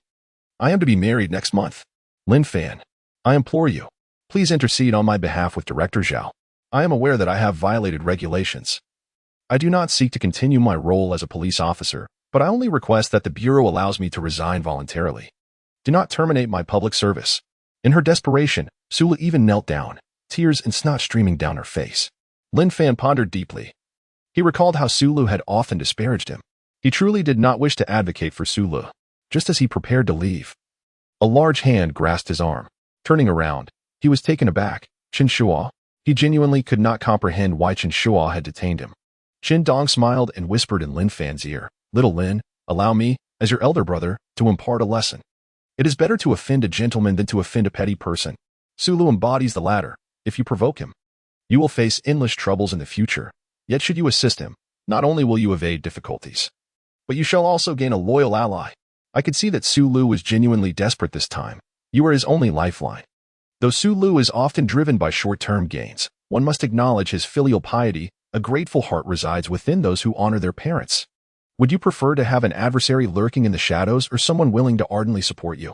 Contemplate this well. Reflect on Lin Yin. Consider your parents. Once Sulu decides to abandon all restraint, he may be unable to confront you, but he could very well target Lin Yin or your parents. You cannot guard against that. With that, Chen Dong departed, leaving the final decision in Lin Fan's hands. Sulu remained on the ground, tears streaming down her face. "Lin Fan, I beg you. I implore you." She could scarcely imagine how her parents would react to the news of her dismissal from public office, especially considering their heart conditions. Director Zhao Dehan had not left. It was evident. As long as Lin Fan spoke up, Sulu would transition from dismissal to voluntary resignation. This favor was still within Director Zhao's realm of consideration. After all, Lin Fan had resolved a significant crisis for the Municipal Bureau today, safeguarding both its integrity and reputation. Chapter 63. New task reward of 200,000. Ultimately, Lin Fan heeded Chen's advice and interceded on behalf of Sulu. Chen was right. It was merely a favor to smooth the waters. Although Lin Fan believed that even if he advocated for Sulu, the latter might not remember his kindness, he was certain of one thing. If he chose not to speak up for Sulu, the latter would undoubtedly seek retribution against him in this lifetime. Lin Fan was not particularly fearful of Suli's vengeance, armed as he was. However, what about his parents? What about Lin Yin and Lin Ren? What would become of them? Should Suli's circumstances worsen over time, leading him to harbor deep resentment, he might become desperate enough to confront Lin Fan's family. At that moment, Lin Fan would truly regret his inaction. With Lin Fan's plea for leniency, Director Zhao Dehan relented. "Sulu, you may return to your original unit and submit your resignation. I will communicate with your department head." "Thank you, Director Zhao. Thank you." Upon hearing this, Sulu turned to Lin Fan, his eyes red with emotion. "Lin Fan, I am so sorry. Thank you so much. You have no idea. My parents have heart conditions. If they find out I've been dismissed, I cannot fathom." He choked up again. "I cannot imagine how they would take it. In any case, I truly appreciate your willingness to speak on my behalf, putting aside past grievances. This kindness, Sulu, will remember for a lifetime." Witnessing Suli's heartfelt display of gratitude, Lin Fan narrowed his eyes. Could it be that Chen's words held truth? Would Sulu genuinely feel grateful and remember his kindness? Moments later, Sulu departed with a heavy heart. The Li family had initially intended to confront Sulu, but upon seeing Lin Fan advocate for him, they refrained from further comments. After all, Lin Fan was a benefactor to the Li family, and one must honor the favor of benefactors. Thus, Lin Fan not only assisted Sulu in resolving the issue of reapplying for civil service, but also alleviated the Li family's grievances. Sulu understood this clearly and, as a result, felt sincere gratitude towards Lin Fan. An hour later, Li Qingshan bid farewell to Zhao Dehan, Wang Ming, and the other leaders, and set off back to the county bureau. The atmosphere in the vehicle was jubilant. Even the usually stern Director Li was unable to suppress his smile throughout the journey. The 512 case had long been a source of distress for him, and now it had finally been solved, courtesy of the county police. Both reputation and substance had been restored. Lin Fan and the other two did not share a vehicle with Director Li. The three young men drove the police car from Naoshu Township. In the county bureau's vehicle sat Director Li, Wei Chonglin, and Chen Dong. "Chen Dong," Director Li remarked, "the Municipal Bureau's documents will be arriving soon. You will take over Old Wei's position as the captain of the criminal investigation team. Do well. Rest assured, Director, I will not perform worse than the previous captain." Chen Dong replied while driving. "Who are you referring to as the previous captain? Mind your words. I will be your superior from now on." "What on earth? You are merely the deputy director of logistics. You have no authority over my criminal investigation team. Spare me this charade." Speaking of which, Wei Chonglin felt a surge of anger, a sense of injustice rising within him. He turned to Director Li. "Director Li, let us be frank. Have I been promoted or demoted?" It is no wonder that Wei Chonglin harbored such doubts. As a team leader, one at least possesses genuine power. Now, however, he finds himself in an awkward position. His title has indeed elevated to deputy director. Yet, he oversees political work and logistics, which feels rather uncomfortable. Lin Fan, seated in the rear, remained oblivious to Chin's recent promotion as the team leader of the Criminal Investigation Unit. At that moment, he sat in the front passenger seat, a broad smile gracing his face. Finally, the case of Zhao Guozhu has been successfully resolved. Most importantly, he has made a significant impression before the leadership and earned the recognition of his colleagues. Here, brother Lin Fan, have a cookie. Lin Fan turned to see the beaming Tang Shui, accepting the cookie from her hand. Look, this is the change. In the past, Tang Shui was never this considerate towards him. He even noticed Li Hao pouting slightly in annoyance. Pouting. Let me have a piece too. Jealous, are we? Tang Shui caught sight of Li Hao's expression, rolled her eyes, and offered him a piece. Howsy, drive carefully. I'm quite tired and will take a nap. Sure thing. Senior, you can rest easy while I drive. Just as Lin Fan prepared to close his eyes and drift off to sleep, the long-absent system panel reappeared, instantly invigorating him. He scrutinized it closely. Ding. Life reversal requires capturing Zhao Guozhu to genuinely gain the upper echelon's recognition. Task issued. Please solve the serial murder case from the past decade and gain the acknowledgement of County Public Security Bureau Director Chen Dong. Case brief. On October 6, 2024, a female corpse was discovered in the fish pond of Xiaohe Village, Niaoshu Township. Victim, Chen Susu, age 36. The case was initially classified as accidental death. On November 7, 2024, another female corpse was found at Qianmen Mountain, Shitang Town. Victim, Yang Ming, age 24. The case was classified as death by accidental fall. On September 8, 2034, a female corpse was found in the outskirts of Jiacheng, near Qianmen Lake. Identity unknown.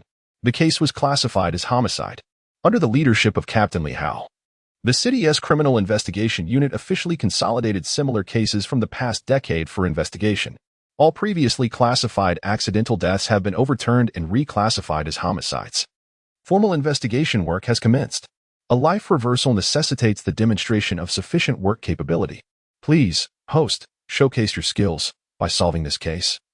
You will enter the gaze of County Public Security Bureau Director Chen Dong. Task completion reward, 200,000 yuan. This reward is divided into two phases. Phase 1, gain the recognition of Director Chen Dong, reward of 100,000 yuan.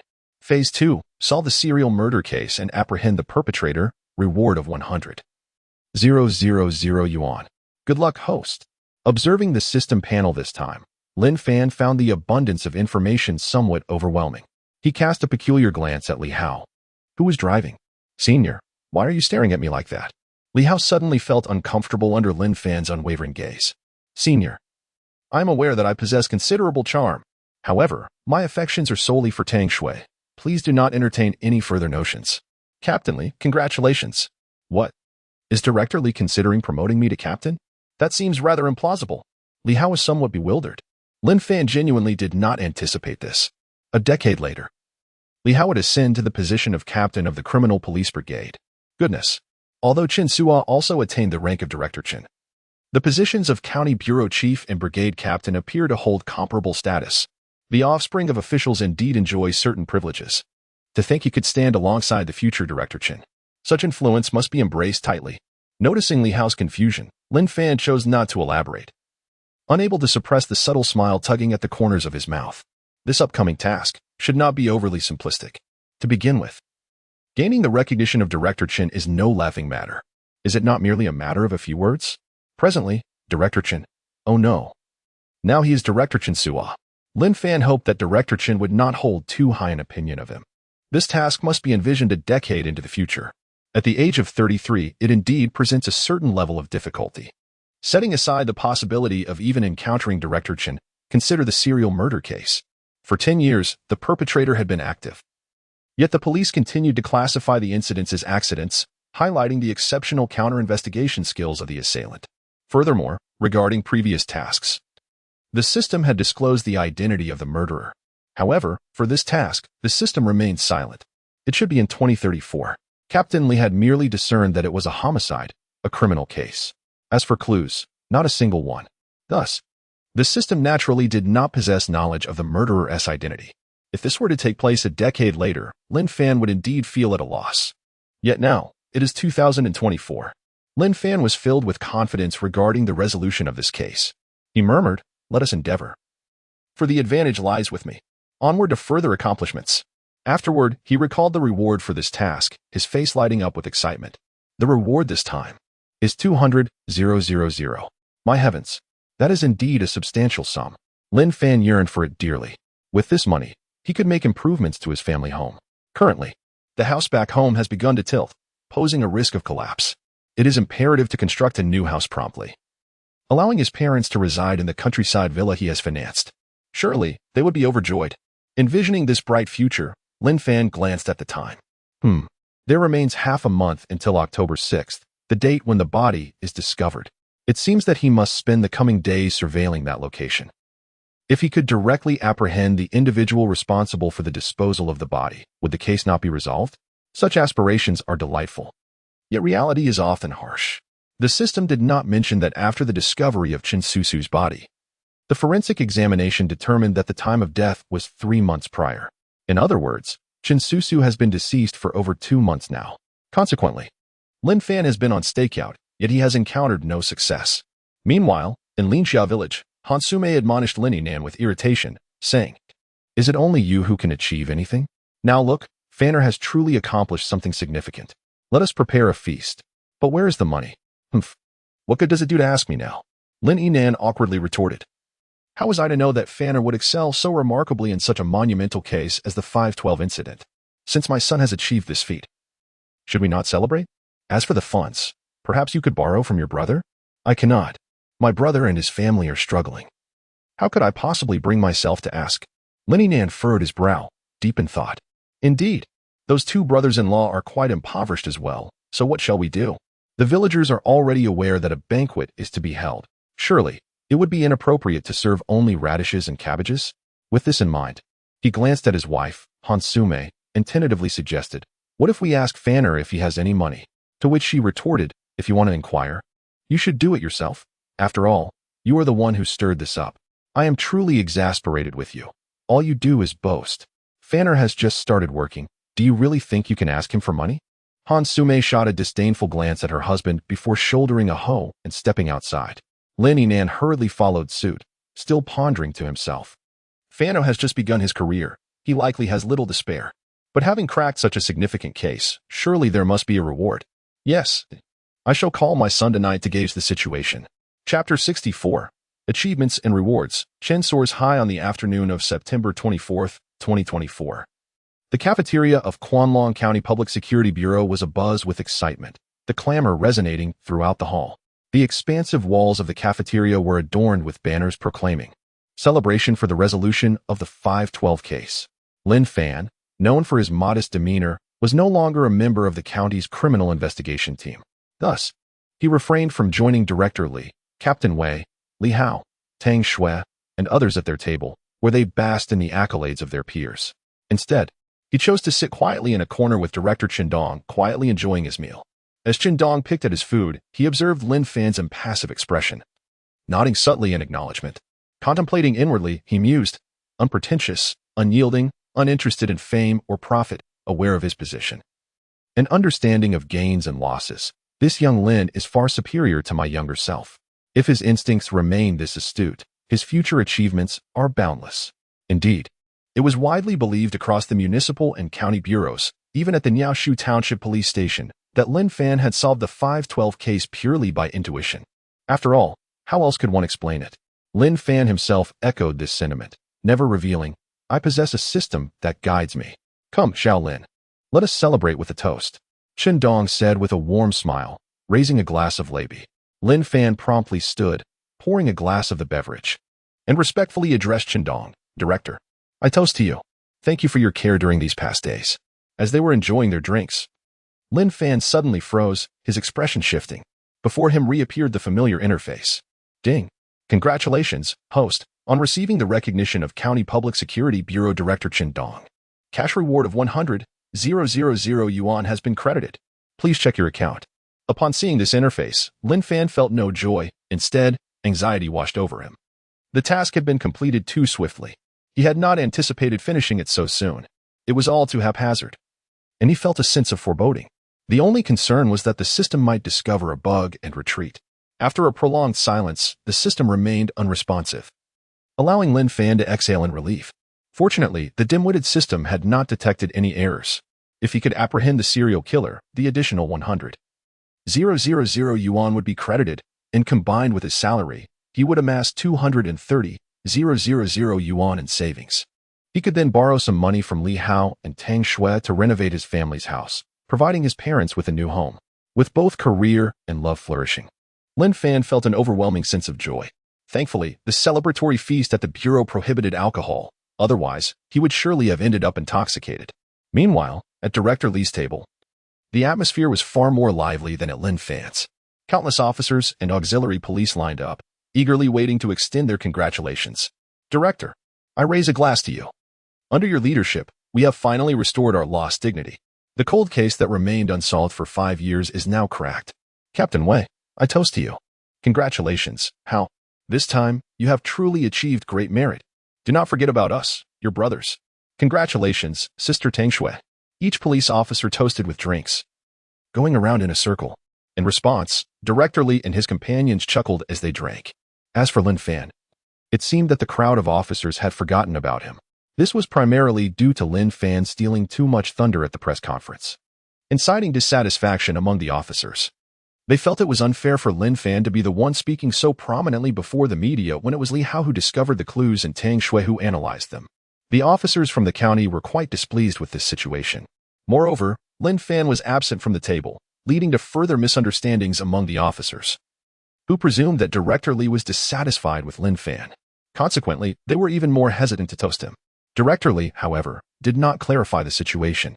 Before the gathering commenced, he had invited Lin Fan to join their table, but Lin Fan declined, providing a reason that Director Li could not refuse. Director Li, this is Li Hao's moment of glory. I cannot overshadow him. I will sit at the same table as Chen.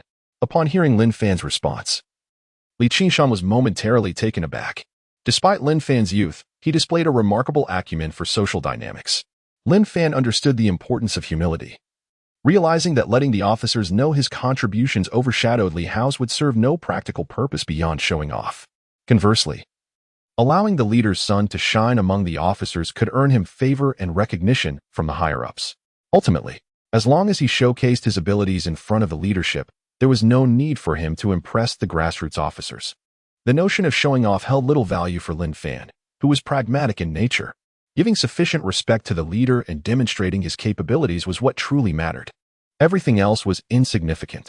After receiving Lin Fan's explanation, Li Hao accepted the situation with equanimity.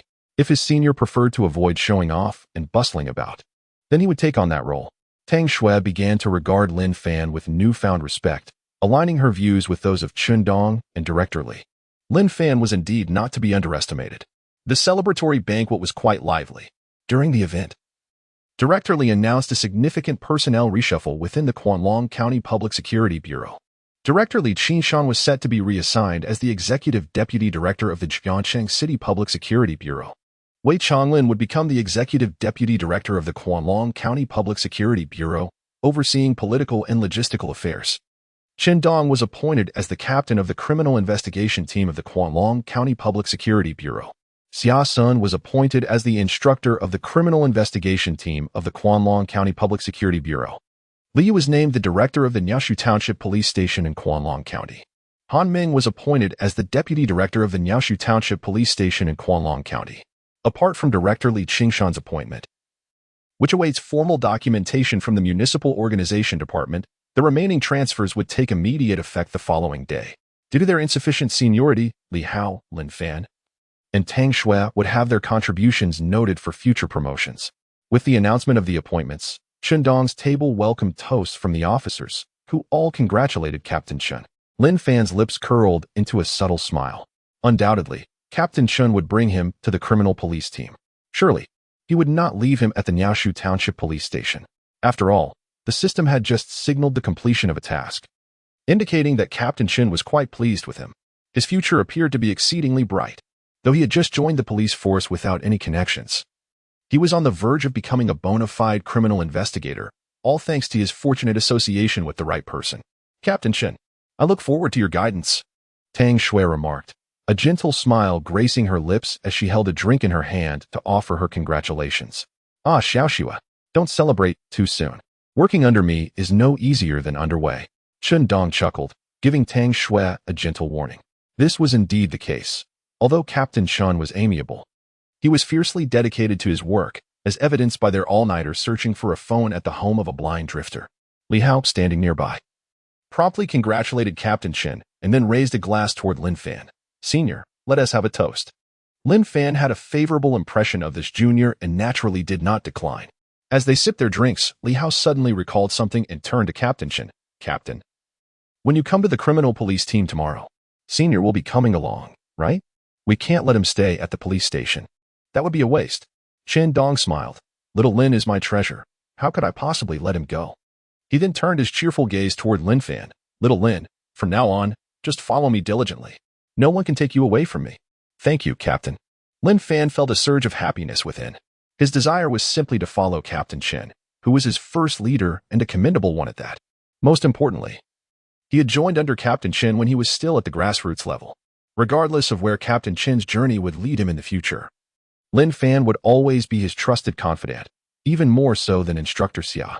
The celebration banquet continued until dusk, with many officers receiving commendations related to the 512 case, resulting in a jubilant atmosphere.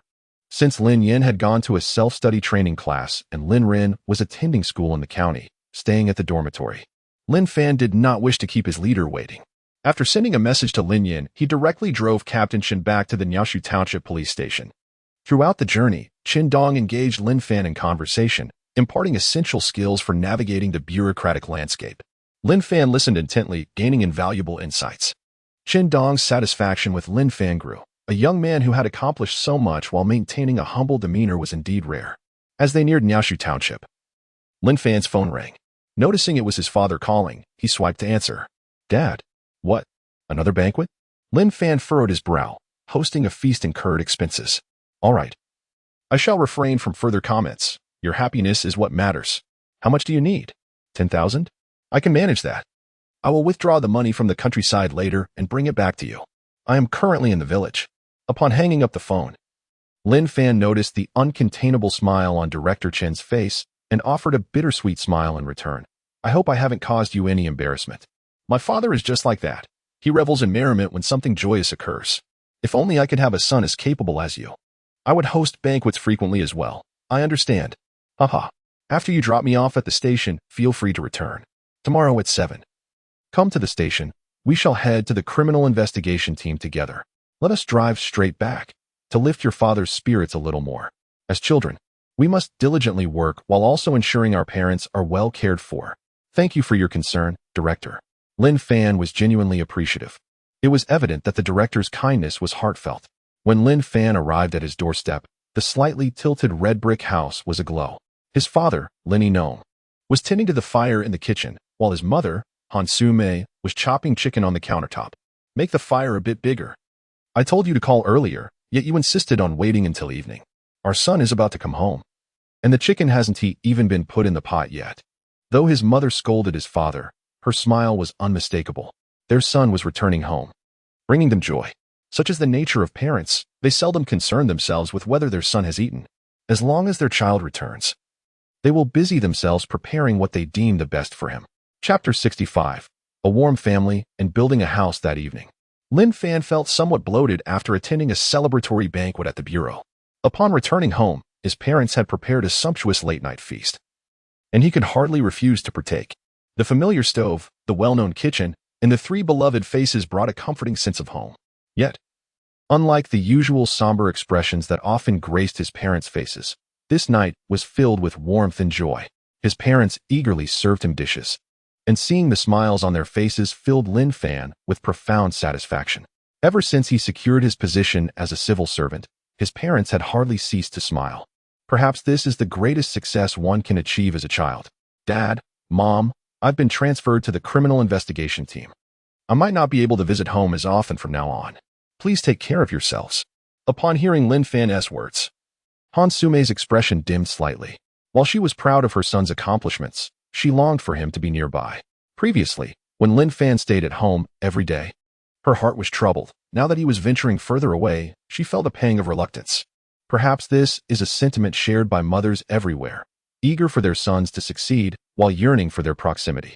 For Hansume, knowing her son worked at the police station in Bird Tree Township was ideal, as it combined both achievement and closeness. She did not aspire for immense wealth or high office for Lin Fan.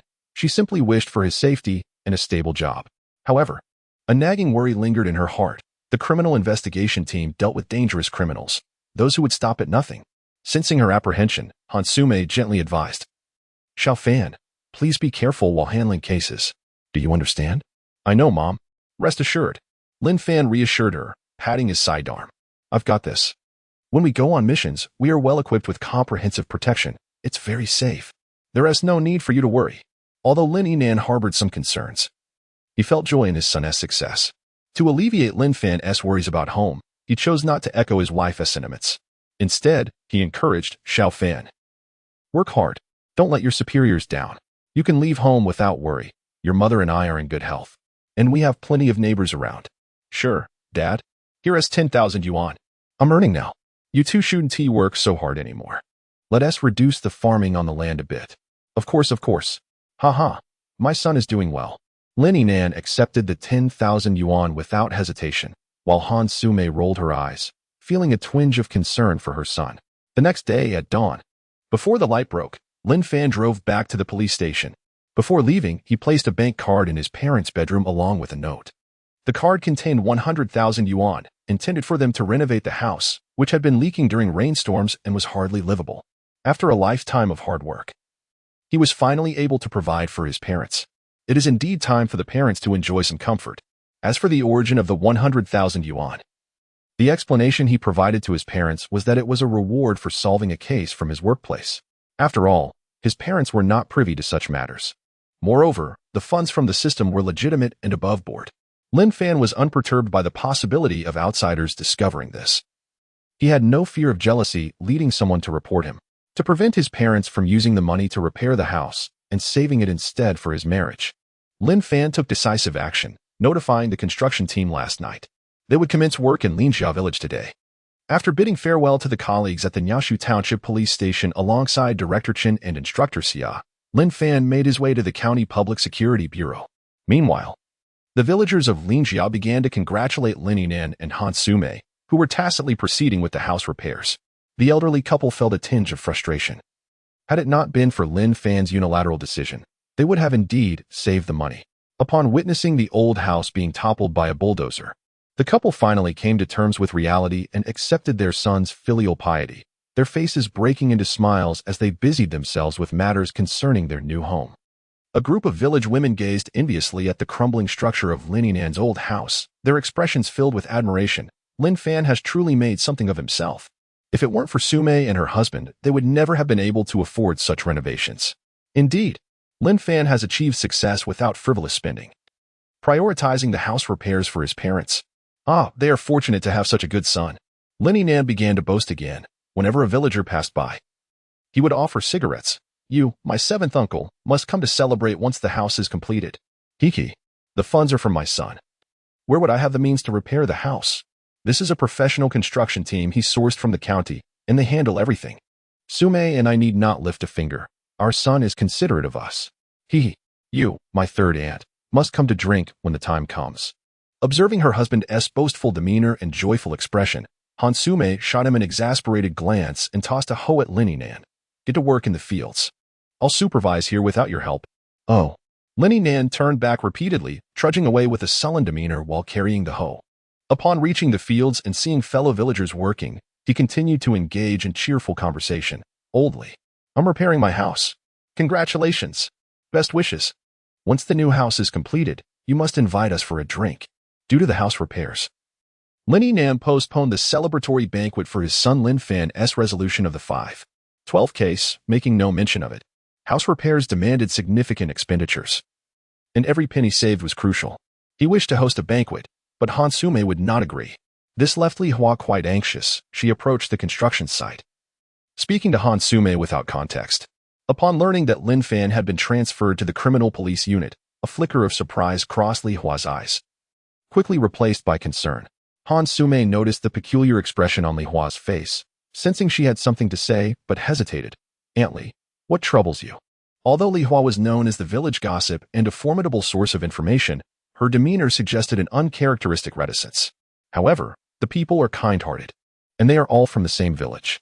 Li Hua has previously assisted the Lin family on numerous occasions. Thus, Han Sume genuinely inquired, expressing her willingness to help if any trouble befell Li Hua's family. Upon witnessing the sincere concern in Han Sume's eyes, Li Hua could not hold back her tears. She recounted the unfortunate circumstances of Lin Yidong, who had lost his job and endured a breakup.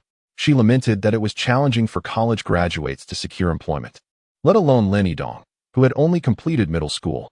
The economic downturn in the country had led to massive layoffs, even in factories where workers tightened screws. Ultimately, with a pitiful tone, Li Hua articulated her request. Sume, could you possibly speak to Xiao Fan on my behalf? Could he assist my Yidong? I heard that our Bird Tree Township Police Station is recruiting auxiliary police officers. Xiao Fan knows the leaders in Bird Tree Township, right? I hope he could inquire if my Yidong might be able to take on a role there. Han Sume's complexion paled at these words, and she waved her hand, saying, Aunt Li, becoming a police officer requires an examination. Xiao Fan does not possess such influence. She added that perhaps the provincial leader's words would carry weight. Upon hearing this, Li Hua realized that Han Sume had misunderstood. Han Sume clearly had no idea what an auxiliary police officer entailed and likely thought it was akin to being a formal police officer like Lin Fan. Hastily, she clarified. Sume, it is not as you think. Auxiliary police officers are not civil servants like Xiao Fan. They are contract workers, temporary staff, with very minimal examination requirements. As she elaborated on the nature of auxiliary police work, Han Sume finally grasped the concept. Oh, now I understand.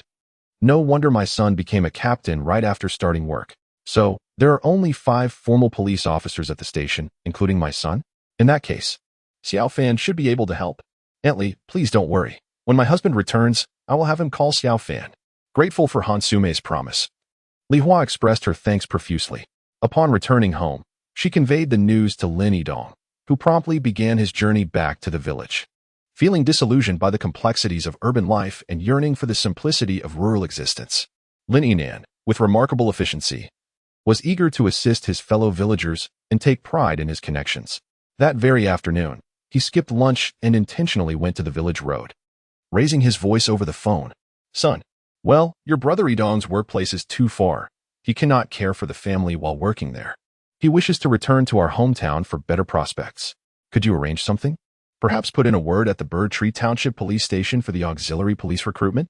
Li Hua naturally overheard Lin Yinan's loud conversation and felt grateful for his consideration of her. Framing unemployment as a desire to care for the family and develop back home was a commendable rationale. Meanwhile, Lin Fan was preoccupied with a dilemma. He was currently employed at the county criminal police team, but with no active cases. He could not justify going to the village of Xiahe in Bird Tree Township without reason. It is indeed challenging to instruct Lu Feng and Zhou Hu to keep watch, considering they have their own jobs. However, without anyone stationed to observe, how can one apprehend the perpetrator? Upon receiving a call from his father, a spark of realization ignited within him. Lin Yidong truly emerged as the most suitable candidate. The recruitment process for auxiliary police must still be followed. And since Lin Yidong is unoccupied prior to officially assuming his position, it would be prudent to have him stationed. Should anything unusual arise, he must contact me immediately. With this thought in mind, Lin Fan readily acquiesced. Father, it's merely a trivial matter. The chief and deputy chief are both my good friends. It's just a matter of a word. Oh, and father, when Yidong returns home, please ask him to give me a call. All right then. Chapter 66. A homicide has occurred. The criminal investigation team of the County Public Security Bureau is divided into the Major Crimes Unit, the Anti-Organized Crime Unit, and the Technical Division. Although the division exists in practice, the officers often work closely together due to a lack of personnel. For instance, Li Hao belongs to the Major Crimes Unit, while Lin Fan is part of the Anti-Organized Crime Unit. However, apart from their separate offices, the two are nearly inseparable, with Li Hao frequently seeking out Lin Fan. Currently, aside from Captain Chen Dong and Instructor Xia Xin, the team comprises 3 ordinary officers, Li Hao, Tang Shui, and Lin Fan. Additionally, there are Yang Fangda, the head of the Major Crimes Unit, and Hu Kai, the head of the Anti-Organized Crime Unit. There is also Zhou Hui, the administrative officer, and Lao Yang from the technical division, whose real name Lin Fan does not know, as everyone refers to him as Lao Yang. In total, there are 9 formal officers, with no auxiliary police. When cases arise, the criminal investigation team requests support from the public order division. When there are no cases, the officers spend their time in the office, enjoying tea, chatting, snacking, and watching movies. Days pass in a leisurely manner. Director Li Qingshan's transfer order has yet to be issued, but the organization department of the Municipal Party Committee has already held discussions, leading to the belief that it will be finalized soon. In anticipation, the team held a farewell banquet for Director Li. The new police chief is being transferred from the city's criminal investigation brigade. During this transitional period, Director Zhao Dehan even called Li Qingshan, anticipating his imminent arrival at the municipal bureau. Consequently, he once again expressed interest in Lin Fan. However, Director Li firmly declined, not for any other reason, but because his son, Li Hao, remains in the department. With Lin Fan around, Li Hao might still garner some recognition. At this stage, his considerations revolve around his son rather than himself. On October 5th, the official appointment letter for Director Li Qingshan was formally issued, marking his official assumption of the role of Executive Deputy Director of Jiangxing City. The team bid farewell to Director Li while simultaneously preparing to welcome the new director, an XIN. An XIN is an alumnus of both Li Hao and Lin Fan, a notable figure on the honor roll of the Xi'an Police Academy, aged 45. He is also a member of the 512 Special Task Force and previously served as the deputy head of the Municipal Public Security Bureau's Criminal Investigation Brigade. In the morning, a welcoming banquet was held for Director and at the County Bureau's cafeteria. During the banquet, Director and took the time to commend Li Hao, Tang Shui, and Lin Fan for their efforts. He noted that if it were not for these 3 young detectives preventing the wrongful conviction of Li Chang, it would have been quite unlikely for the county to have achieved its current leadership position. Lin Fan felt particularly elated by this recognition. Now, Deputy Director Li from the Municipal Bureau could be seen as his ally. Initially, he thought the new director would require time and effort to cultivate a favorable relationship. Yet he was pleasantly surprised by the director's immediate overtures of goodwill. Work has truly been smooth sailing. In recent days, Lin Fan has developed a good rapport with his colleagues in the criminal investigation team. At least, he perceives that everyone is amicable on the surface. As for what they might be saying behind his back, he remains unaware. To speak candidly, the leadership's regard for Lin Fan is quite pronounced. While Li Hao and Tang Shui appear indifferent, the 2 squad leaders, Hu Kai and Yang Fangde, harbor a sense of discomfort. In terms of age, experience, and capability, they believe themselves superior to Lin Fan. They perceive his success as merely a stroke of luck, having benefited from the favor of Li Hao and Tang Shui. The previous Director Li treated him with courtesy, and now the newly appointed director extends the same courtesy, which leaves the 2 squad leaders feeling uneasy.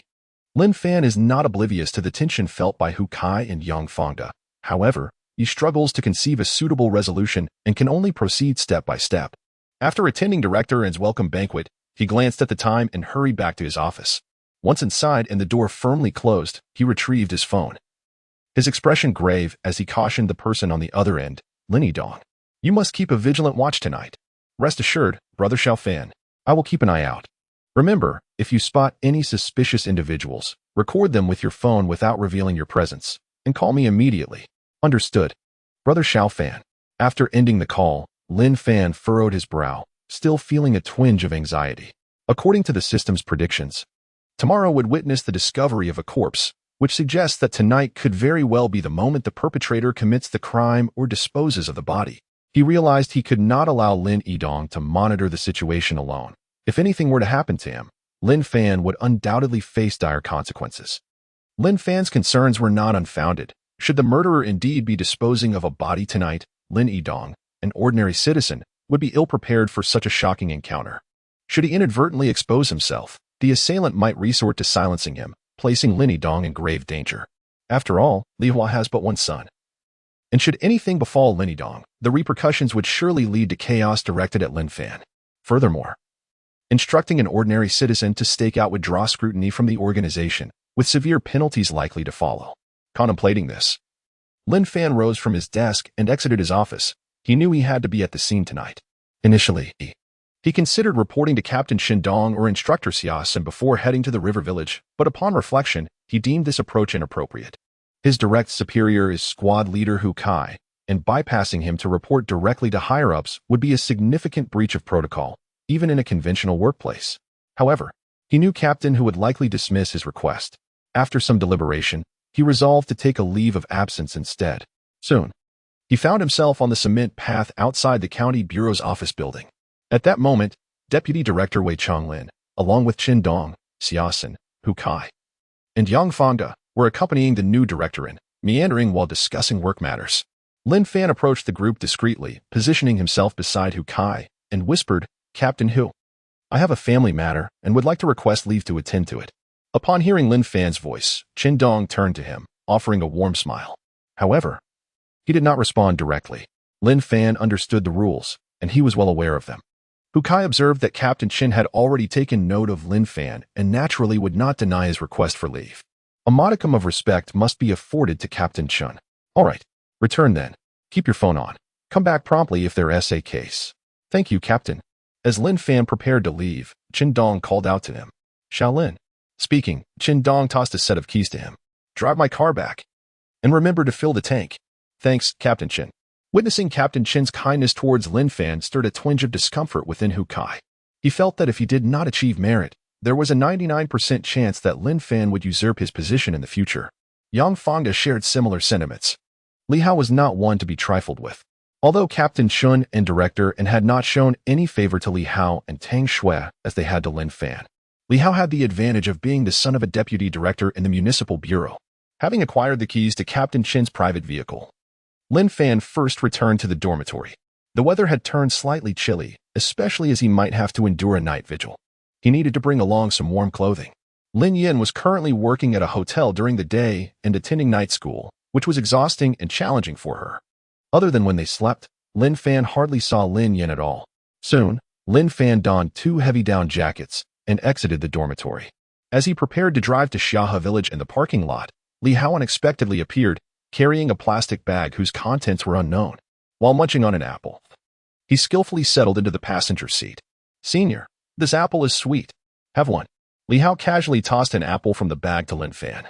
"No. I'm heading home. Stop pretending. I've heard you hiding in the office making calls these past few days." As he spoke, Li Hao mockingly mimicked Lin Fan. "Keep a close watch on Building 1. Stay alert." "Heh. Senior, just take me along. There's no case at the bureau right now, and I'm practically going stir-crazy. I knew what you were up to as soon as you asked Captain Hu for leave. Look, I've got everything ready. Fruit and bread. We can last a long time." Lin Fan narrowed his eyes and glanced towards the direction of the criminal investigation team in the county bureau. He happened to catch a glimpse of a striking figure hurriedly drawing the curtains. He chuckled, "Howsy, you really are under the thumb of your wife, huh?" Caught out by Lin Fan, Li Hao shrugged nonchalantly. "Yes. My wife sent me to follow you. She said being with you means I can share the spoils." Realizing he could not shake off Li Hao and considering that they might indeed encounter a perpetrator that night, Lin Fan thought that having Li Hao around meant an extra gun and another opportunity. Besides, Li Hao was not a stranger. So, he refrained from saying more and drove towards Xiahe Village. After a night of vigilant waiting, Lin Fan and his companions consumed quite a bit amidst the cold. Shivering all the while, yet they saw not a trace of their quarry. The following morning, Lin Yidong, yawning, emerged from the grass and made his way to the abandoned pond, unfastening his belt to offer nature a contribution. As he slowly opened his eyes, he casually glanced at the pond while relieving himself. Suddenly, in a single moment, his pupils widened in shock. He was utterly terrified, not even having the time to adjust his trousers. Like a person who had seen a ghost, he scrambled towards Lin Fan and Li Hao, shouting in panic. "Xiao Fan, go. There's a corpse." Chapter 67, The Mysterious Accidental Drowning in the Rural Village of Xiahe in Niaoshu Township. A deserted pond has been cordoned off with police tape. The criminal investigation team of the County Public Security Bureau, along with the local police station and the security squad, have all arrived at the scene. Director, on his way, feels quite perturbed as this incident occurs on his second day in office. Outside the cordon, a throng of villagers is gathered, not only from Xiahe but also from neighboring villages, eager to witness the unfolding drama. The body has already been retrieved from the water, and Officer Yang, clad in a white lab coat, gloves, and a mask, is diligently conducting a preliminary autopsy and collecting evidence. "Officer Yang, what have you found?" Director inquires, clearly distressed by the gravity of the situation on his second day. At that moment, Captain Shindong arrives and seeks out Officer Yang. He is eager to ascertain whether this is a homicide, an accident, or a suicide, so he can report back to the director. Hearing Chen's question, Officer Yang adjusts his glasses and examines the corpse, which is severely decomposed and swollen. Captain Chen, the time of death is at least 3 months ago, he exclaims, his brow furrowing. It's completely rotted. We cannot determine the cause of death here. We need to take it back for further examination. 3 months? Shindong covers his mouth and nose, slowly approaching the corpse. The foul odor is overwhelming, and had he not spent a lifetime in law enforcement, he might have succumbed to the urge to vomit. Upon observing the level of decomposition, he concurs with Officer Yang's assessment. The body is beyond recognition. And although he is not a forensic pathologist, he understands that significant decay indicates a death that occurred at least a month prior. Then, a thought strikes him. This doesn't add up. This location is not remote at all. How could it have gone unnoticed for 3 months? Where is the person who reported this? As soon as he finishes speaking, Officer Hu Kai approaches, carrying a statement and accompanied by Lin Fan, Li Hao, and Lin Dong, all of whom jog towards Shindong. Captain, here's the report made by Xiaolin and Xiaoli, Hu Kai states, handing over the inquiry document. He had just taken detailed statements from Lin Fan and the others. Shindong had initially spotted Lin Fan and Li Hao, mistaking their presence as part of a task assigned by the team. Now realizing they are the ones who reported the incident, he is taken aback. What is this? Criminal investigators calling the police? How did you two end up here? Upon hearing this, Lin Fan and Li Hao exchange a knowing glance, and Li Hao begins to explain. Hey, Captain, didn't our senior take a leave yesterday? I noticed the team was quiet these past couple of days. So I asked team leader Yang for leave too and went home with him. We were planning to have some fun. And then we heard there was an abandoned fish pond here. Thought there might be fish. We merely intended to come and fish. However, upon our arrival at the pond early in the morning, we stumbled upon a lifeless body, which startled my senior's friends from the village. After Li Hao spoke, a flicker of admiration crossed his eyes as he cast a glance at Senior Lin Fan. It was truly remarkable. Senior was adept in the mysterious arts. Li Hao's response to Captain Chen's assertion stemmed from Lin Fan's suggestion after notifying the county's criminal investigation team. This explanation was confirmed after discussions among the three of them. To facilitate this ruse, Lin Fan had even returned home with Lin Dong to fetch fishing equipment. It was not that Lin Fan intended to deceive Captain Chun and Instructor Xia. Rather, he found it impossible to explain otherwise. Would he claim to have foreseen a murder here early in the morning after lurking overnight? That would render him a fortune teller. Moreover, such a statement was too far-fetched for the leadership to believe. Naturally, Lin Fan could deceive Captain Chen and the others, but he could not conceal the truth from Li Hao. When Lin Dong rushed over in a panic upon discovering the body, Li Hao looked at him in utter disbelief. What could be done? Lin Fan had no choice but to fabricate a story, claiming he possessed a modicum of mystical insight and sensed that something was amiss, prompting their visit. Unexpectedly, Li Hao believed him. It wouldn't be fair to say Li Hao is somewhat naive. Rather, this phenomenon could only be explained through mysticism.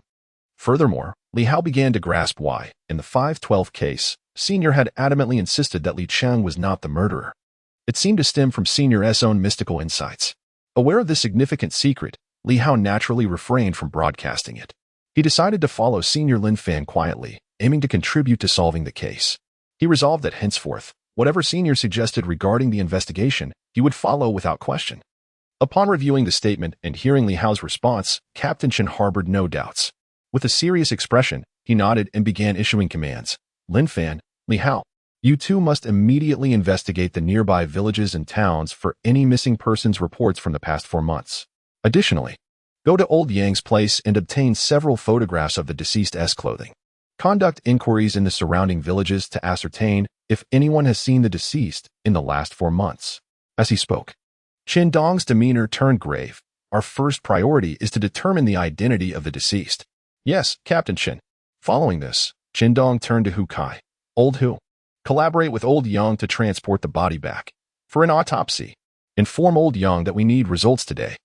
I must know if this is a homicide. Afterward, if Shaolin identifies the deceased, you will immediately initiate an investigation into their social connections. Yes, Captain Chen. With Captain Chen's orders concluded, Lin Fan and Li Hao promptly departed to investigate the identity of the deceased. Li Hao furrowed his brow, feeling that this task presented considerable difficulty. The deceased was utterly unrecognizable. Determining their identity would prove exceedingly challenging. Lin Fan furrowed his brow, not due to the identity of the deceased, as he had already clarified who the victim was. Instead, he realized that this case posed significant challenges. He had initially thought that discovering the body on October 6th would allow them to apprehend the murderer swiftly. However, the individual had been deceased for 3 months. Yet, the system had not revealed the identity of the perpetrator. A criminal capable of committing heinous acts for a decade without detection by law enforcement undoubtedly possessed formidable counter-surveillance skills. As he walked outside, he pondered. It seemed he had encountered a worthy adversary this time. Would he be able to capture the culprit? Captain Chen awaited the autopsy report, and it was likely that after examination, Old Young would conclude the cause of death as accidental drowning. At that moment, only he would be privy to the knowledge that Chin Susu had been murdered. However, he lacked any substantial evidence to persuade Captain Chen to alter the classification of the case. The identity of the murderer remained unknown even to the system. Relying solely on his own efforts, solving this case seemed an insurmountable task. As Lin Fan stepped beyond the police cordon, he fortuitously encountered Director Lin, accompanied by Officer Xia Sun and Tang Shui. After inquiring with Lin Fan, Director Lin nodded and addressed Tang Shui. Tang Shui, you should join them. Be meticulous and thorough. Quickly ascertain the identity of the deceased. A look of excitement spread across Tang Shui's face. Yes, Director. Officer Xia smiled, looking at the trio, and encouraged, off you go. In the event of a homicide, the first task is to identify the victim. I'm counting on you. Good luck. Before long, Lin Fan, Li Hao, Tang Shui, and Lin Yidong departed the scene in a police car, with Lin Fan at the wheel, heading straight for the Bird Tree Township Police Station. According to the system's information, the deceased, Chin Susu, was 36 years old. Although they lacked an identification number, this information was sufficient. They would access the household registration system. Commencing their inquiries from Quanlong County and proceeding systematically, results should be forthcoming soon. While Lin Fan investigated the victim's information, Chin Susu's body was transported back to the police station for further examination. That evening, the entire criminal investigation team remained awake, engaged in their inquiries about Chin Susu, while others in the department awaited Old Yang's autopsy report.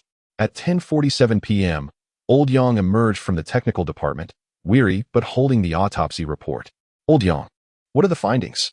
Chen Dong and Xia Sun approached him with eager expressions.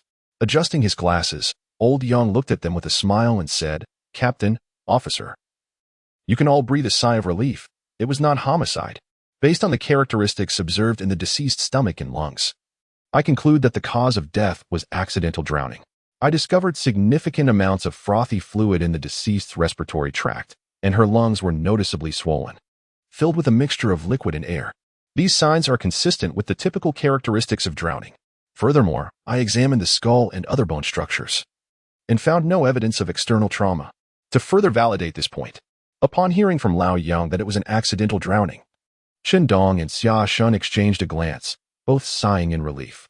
A homicide had occurred, a murder that had transpired 3 months prior. This situation bodes ill for everyone involved, and could even impact Director Li Qingshan of the Municipal Bureau. Xia Shun took the autopsy report and glanced at Chen Dong, tentatively suggesting, Old Shun, I should report this to the director. The Security Bureau is likely eager to understand the circumstances of this case. To provide him with some reassurance, Chen Dong nodded in agreement. That is acceptable. Xia Shun nodded. Just as he was about to take the autopsy report to the Security Bureau, Captain Chen's phone rang. Shaolin, have you identified the deceased? Yes, Captain Chen. Shaolin's voice carried a hint of surprise. To be honest, given the state of decomposition, it shouldn't have taken more than a few hours to ascertain. I wonder if Shaolin is simply fortunate or if his skills have improved significantly. Indeed, Captain. However, to confirm whether it is Chin Susu, further DNA testing and fingerprint analysis by Lao Yang are required. The family of Chin Susu did not report her missing. I managed to trace her through the surveillance footage from the night of the incident. Upon hearing this, Chen Dong's expression shifted to one of astonishment. The surveillance footage had indeed captured Chin Susu, but it was likely not very clear. How could Shaolin ascertain the identity of the deceased from such unclear video? Was this a remarkable ability? Or had he sifted through countless household registration records for a match? Regardless, it demonstrated that Shaolin possessed considerable competence. Even though it was still uncertain whether the deceased was Chin Susu, Chen Dong felt confident in Lin Fan's capabilities. Lin Fan's voice continued, Captain, let me provide you with some details regarding Chin Susu. You might want to take notes. As he spoke, Chen Dong gestured to Xiaoshen. Without hesitation, Xiaoshen produced his phone, ready to take notes. Chen Dong began to repeat what Lin Fan was saying on the other end of the line. Chen Susu, 36 years old, from Shitang Town, Chuanzhou County. All right, I will arrange for Hu Kai and Yang Fangda to conduct a social relations investigation and obtain Chen Susu's DNA for comparison. Sigh. Unless something unexpected arises, this case should be classified as an accidental drowning. You three should return. You have worked hard, so come back and rest early. On the other end of the line, Lin Fan, upon hearing Captain Chen declared an accidental drowning, did not immediately contest this assertion. Some matters could not be adequately conveyed over the phone and required an in-person discussion with Captain Chen. In truth, he wished to express that Captain Chen had been somewhat hasty. Why was there such a swift conclusion? Not to mention, there remained a significant point of contention that could not be easily explained. Chen Susu had been deceased for 3 months, yet her family had exhibited no reaction. They neither reported her missing nor sought assistance. Although Lin Fan did not believe that Chen Susu's death was connected to her family, as the system had indicated this was a serial murder case, the perpetrator was certainly not a family member. Nonetheless, this remained a substantial mystery. Chapter 68. My wife, the senior, masters the mystical arts. Captain Chen Dong is acutely aware of the peculiarities surrounding the case. Thus, he instructed Hu Kai and Yang Fangda to conduct a social investigation, specifically focusing on Chen Susu's family. Why, after 3 months? Has Chen Susu not returned home or made a phone call? Why are her family members not worried enough to report her missing at the police station? Chen Dong is rather indifferent to this matter. If Chen Susu did not perish accidentally by drowning, it is highly plausible that the perpetrator is one of her own kin. Regardless of the circumstances, the case appears to be easily solvable. Hence, Chen Dong conveyed to Lin Fan over the phone that, barring any unforeseen developments, the case would be classified as an accidental drowning. As night falls, at the Bird Tree Township Police Station, Lin Fan has just concluded his phone call and is pondering how to persuade Captain Chen. Meanwhile, in the office, Li Hao and Tang Shui engage in a hushed conversation. Li Hao, you just mentioned that Lin Fan possesses mystical abilities. I was skeptical at first, but now I believe it. It's astonishing. How could he possibly know the deceased's name? The Bureau instructed us three to verify the identity of the deceased, and yet, without even stepping outside, we managed to complete the household registration check. Tang Shui leans forward, her eyes fixed on the computer screen displaying Chen Susu's registration details. She finds herself torn between delight and dismay. With Lin Fan's extraordinary abilities in the criminal investigation team, will everyone not gravitate towards him? How then will she demonstrate her own investigative prowess and solve significant cases? She is a fiercely ambitious young woman. Li Hao, less burdened by such thoughts, grins with satisfaction. He then, with an air of mystery, confides, "Darling, you must keep this under wraps. The senior has instructed me that this matter must remain confidential. Moreover, if we keep it quiet, no one will know, and we will reap the benefits by following in the senior's footsteps. He is not one to hoard all the accolades. Our contributions will not go unnoticed." Tang Shui nods nonchalantly, fully aware that Lin Fan's mystical abilities are not something she would divulge. However, unlike Li Hao, she feels no joy in this revelation. She despises taking credit that does not belong to her and yearns to rely on her own capabilities to crack a major case. The last time, in the 5/12 case, the City Bureau awarded her a personal second-class merit. She accepted it, yet it left a bitter taste in her mouth. "Hey, where are the two of you? Where's Lin Fan?" Hearing the voice, Li Hao and Tang Shui look up to see Hansua. The senior is outside making a phone call. "Oh, come. The cafeteria has prepared a late-night snack to warmly welcome the county bureau leaders for a taste test. You two go ahead. I'll fetch Lin Fan." With that, Han Ming cheerfully ushers Li Hao and Tang Shui towards the cafeteria. Outside in the courtyard, Han Ming spots Lin Fan pacing back and forth, occasionally frowning and deep in thought. "Lin Fan? Contemplating the case? It appears I made the right choice bringing you along. You are undeniably cut out for the role of a detective. Do not dwell on it. You must be hungry. Let us first partake in a meal. The case cannot be unraveled in an instant. There is no need for haste." Upon seeing the visitor, Lin Fan was enveloped by an inexplicable sense of familiarity. The Bird Tree Township Police Station was akin to a second home to him. Although he had transitioned to the criminal investigation team, he still found the Bird Tree Township Police Station to be the most endearing. Much like a bride returning to her parental home. "Brother Ming," Lin Fan said with a smile, initiating a warm embrace with Han Ming. Upon entering the cafeteria, Officers and auxiliary police greeted Lin Fan with heartfelt enthusiasm. Notably, Lu Yu, Lu Fang, and Zhou Hu, the three auxiliary officers, were particularly reluctant to see Lin Fan depart. They enjoyed a hot pot meal, during which Director Liu lamented his circumstances, with Chen Sua, Xia Jiao, and Lin Fan all having left. The Bird Tree Township Police Station was left with only him and Han Meng as the officially recognized officers, severely lacking in manpower. While he appeared to be venting, Director Liu's heart was filled with gratitude towards Lin Fan. Had it not been for Lin Fan solving the 512 case, he could not fathom when he would ascend to the position of director. Now, with his promotion, he might even aspire to reach the bureau level in his lifetime. Hearing Director Liu's grievances, Lin Fan recalled Lin Yidong and smacked his forehead. Director Liu, I have a childhood friend. Could we have him come over as an auxiliary officer? Absolutely. If you say so, he can start tomorrow. Director Liu responded, relieved, as he had been worried about the shortage of personnel with Lu Fang and Zhou Hu constantly complaining of fatigue. Then I shall extend my gratitude to Director Liu on behalf of my friend. Should he falter in his duties, you may hold me accountable. Lin Fan quipped. He still needs to go through the formal hiring process. He is currently unoccupied, so I will have him assist at the station starting tomorrow. Liu chuckled, admiring Lin Fan's meticulousness.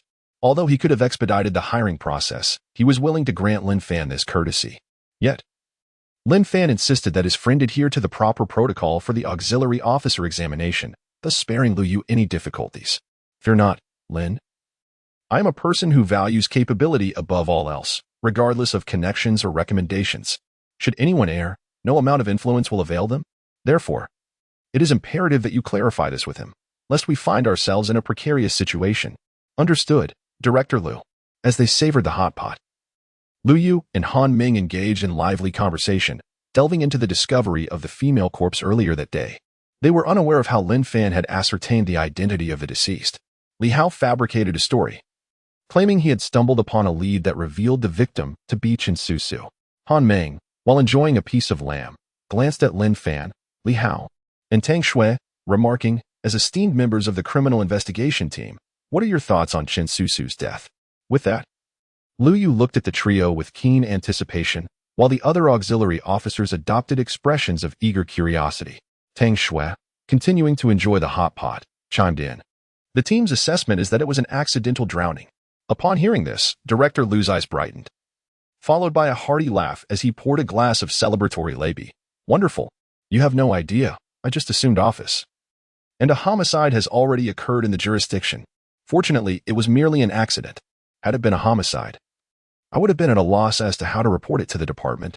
It is essential that everything remains stable and safe. Han Ming's attitude starkly contrasts with that of Director Liu. Liu seeks stability, likely due to his advanced age and average capabilities. It seems that his position as director is the ceiling. However, Han Ming is still young and eager to achieve recognition and make a mark. Yet, the outcome was an accidental drowning. Lin Fan noticed a fleeting shadow of disappointment in Han Meng's eyes when Tang Shui spoke those words. A homicide occurring within the jurisdiction will undoubtedly impact the performance assessments of the local police station. However, as the saying goes, crisis breeds opportunity.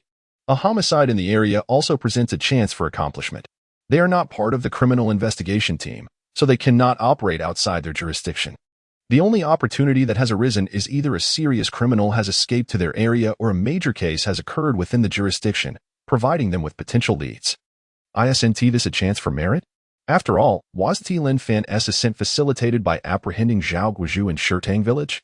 Seeing Han Ming's disappointment, Lin Fan pondered. Currently, he has no leads on this case, and upon returning to the team, he is uncertain if he can persuade Captain Chen. If he cannot convince him, he will have to investigate on his own, relying solely on himself and Li Hao.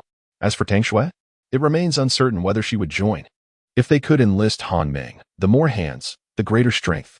Furthermore, Han Ming currently holds significant power, with 8 auxiliary officers at his disposal, which would undoubtedly be advantageous for their investigation. With this in mind, Lin Fan smirked lightly and said, Director Liu, Mango, I find this case rather peculiar. It does not seem like an accident. I have a strong intuition. This is a homicide. Upon returning to the team, I will report this matter to Captain Chen and see if we can alter the classification of the case. At Lin Fan's conclusion, Lu Yu's chopsticks clattered to the ground. Lin Fan's intuition was rather alarming. It would have been better had he not mentioned it. Now it made Lu uneasy. He forced a smile that was more distressing than tears. Little Lin, we must not speak carelessly. Such intuition should not be taken lightly. Han Ming's eyes sparkled with excitement. Lin Fan, do you truly believe it is a homicide? His heart raced with exhilaration. Was this not the opportunity for merit he had been waiting for? Tang Shui and Li Hao exchanged glances, each reflecting a hint of excitement. The criminal investigation team had been exceedingly idle lately, to the point of frustration. They had spent their days assisting the public security officers in mundane tasks at hotels, which was dreadfully tedious. The desire for accomplishment aside, both were genuinely eager to solve a case.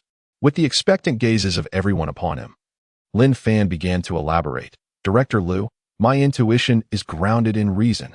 Consider this. The forensic report indicates that Chen Susu has been deceased for 3 months. Although that pond is remote, surely it has not gone untouched for 3 months. At this juncture, Lin Fan harbored a lingering doubt that he could not voice. Indeed, Lin Yidong had been lurking there for 5 days. During this time, he had not hesitated to relieve himself by the pond on multiple occasions, yet he found no corpse. It was only on the 6th day that the discovery was made. This is truly perplexing. Furthermore, Chen Susu hails from Shirtang Town. Yet this is Birch Tree Township, where she has neither relatives nor friends. The forensic report states it was an accidental drowning. So, I must inquire. What could have compelled Chen Susu to venture alone into Birch Tree Township? Not only did she come here, but she also chose to visit such a secluded pond. Do others not find this matter suspicious? As Lin Fan spoke, the crowd nodded in agreement. Particularly, the tenacious Tang Shui furrowed her brow, deep in contemplation.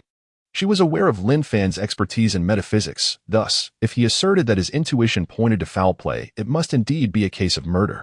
Presently, it appears that Lin Fan is at a loss for clues, otherwise he would not be analyzing the situation in this manner.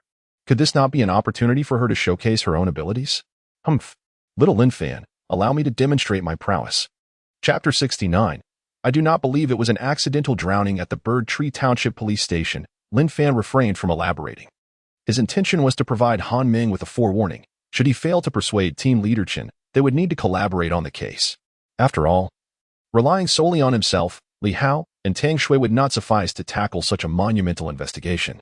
Consider, for instance, a serial murder case spanning a decade. This perpetrator would undoubtedly be cunning. After enjoying a late-night snack, the trio drove back to the county.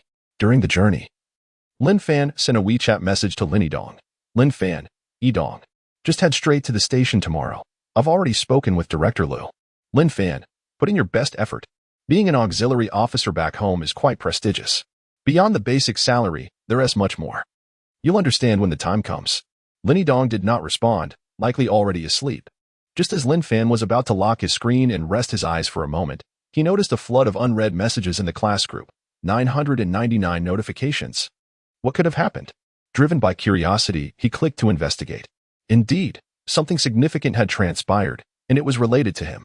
The classmates had all seen the news conference regarding the 512 case, prompted by Su Lu's incessant reminders to watch it. Naturally, in an effort to curry favor with Su Lu, they had made time to tune in. Once they did, however, it was Lin Fan who ended up garnering attention instead of Su Lu, leaving the classmates astonished. The messages in the group were predominantly praises for Lin Fan. The final few messages, however, were apologies from Su Lu. Su Lu, Lin Fan, brother, I sincerely thank you once again. I was in the wrong before. From now on, you are my best brother. Su Lu, Lin Fan. Next year, I will apply to the Along County Public Security Bureau. I will assist you. Upon reading Su Lu's messages, the classmates were utterly baffled. First, he apologizes, and then he announces his intention to pursue a civil service career. What was going on? Su Lu no longer attempted to maintain an air of superiority, openly admitting to his voluntary resignation.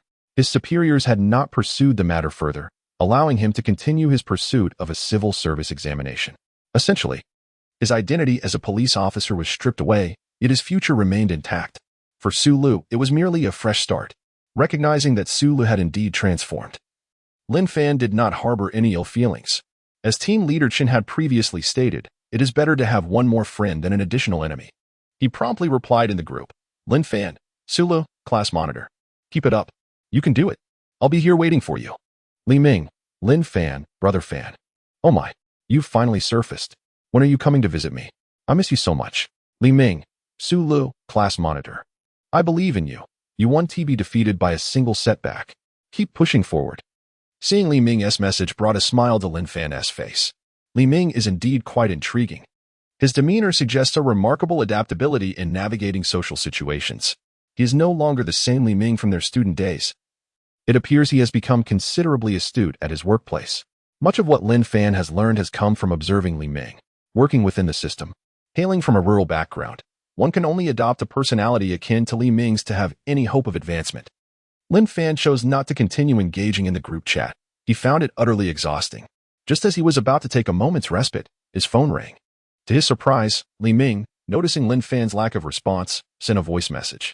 Clearly, this fellow was determined to reach out to Lin Fan for support. After all, they were classmates, and it was only fitting to extend some courtesy. Having just participated in the chat, it would be uncharacteristic of Lin Fan to ignore his call. He swiped to answer. Congratulations. You've accomplished quite a feat. Oh, it's nothing. Just following Officer Li and Officer Tang, enjoying a bit of the broth. Come now. Old friend, don't elevate me so. You're being modest, aren't you? Let us not dwell on it. When you come to the provincial city, do let me know. I'll treat you to some lobster.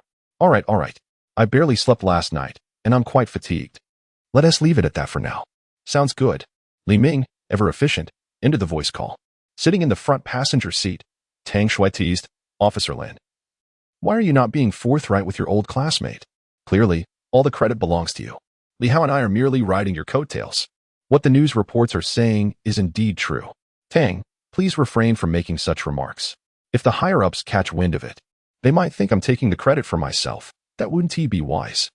Lin Fan's ability to navigate social interactions with such prudence left Tang Shui both surprised and impressed. It seemed beyond what one would expect from a mere 23-year-old. To this, Lin Fan could only reflect.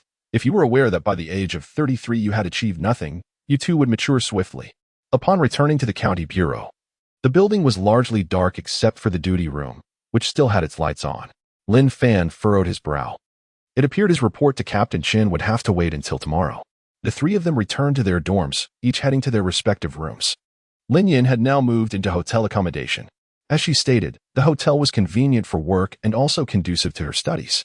However, Lin Fan understood that it was likely due to her discomfort with the fact that their residential building was filled with police officers. She was feeling somewhat dejected, believing she didn't measure up to Lin Fan, and was eager to make progress, even if it meant working in a hotel. She wanted to strive for success. Lin Fan did not deter her. After all, Lin Yin had her own career aspirations, which was commendable. They were both progressing together, and brighter days lay ahead. After completing his evening routine, he lay in bed and spent over 40 minutes on a romantic call with Lin Yin before finally drifting off to sleep. His career, love life, and family were all developing positively. As Lin Fan slept, a smile graced his lips. The next day, at 7 o'clock, Lin Fan was roused from his slumber by the persistent sound of knocking. Yawning and sporting a disheveled hairstyle, he trudged to the door, only to find Li Hao and Tang Shui standing before him. With a hint of exasperation, Lin Fan remarked, "How's he? At times, I find myself questioning whether Director Li is truly your father. You are such a prominent official's offspring, yet why are you so diligent at work? It's merely a 3-minute walk from the dormitory to the precinct." As he spoke, Lin Fan glanced at the time on his phone. It was only 7 o'clock. Goodness.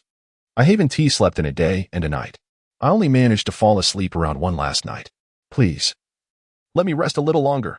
Upon hearing Lin Fan's words, Li Hao, with dark circles under his eyes, cast a pitiful glance at Tang Shui. She rolled her eyes and stepped directly in front of Lin Fan. "Officer Lin, today we must submit the case report on the Chun Susu case to the Safety Bureau. Don't you have anything you wish to discuss with Team Leader Chen? I know that last night, Team Leader Hu and Team Leader Yang completed their investigation, and the case is about to be classified. The time is now 7 o'clock, and given Team Leader Chen's workaholic tendencies, he will be at the office by 7:20. He will then draft the report for submission to the Safety Bureau. Last night, you emphatically stated at the Bird Tree Township Police Station that your instinct points to a homicide. Are you not the least bit anxious? Once the case is closed, we will find ourselves assisting the public security team in vice operations." Last night, as Tang Shui and Li Hao played cards, they deliberated over the case details. The two had come to fully trust Lin Fan's instincts. If he declared it a homicide, it was indeed a homicide. It was during this conversation that Tang Shui had resolved with Li Hao that they must persuade Team Leader Chun to involve Lin Fan before he submitted the case report. Oh dear, I almost forgot. Team Leader Chen is an early riser. Please, wait for me. The mention of Team Leader Chen jolted Lin Fan awake, and he hurried back inside to change his clothes. The trio then made their way directly to the Criminal Investigation Division. Upon their arrival, they found Team Leader Chen and Instructor Xia engaged in a discussion within the office, with Hu Kai and Yang Fangda seated inside. Team Leader Chen, Instructor Xia. I believe there are no issues with old Yang's appraisal results. Moreover, based on the information about the deceased provided by Lin Fan, our preliminary investigation indicates that the victim, Chen Susu, had no romantic entanglements, financial disputes, or enemies.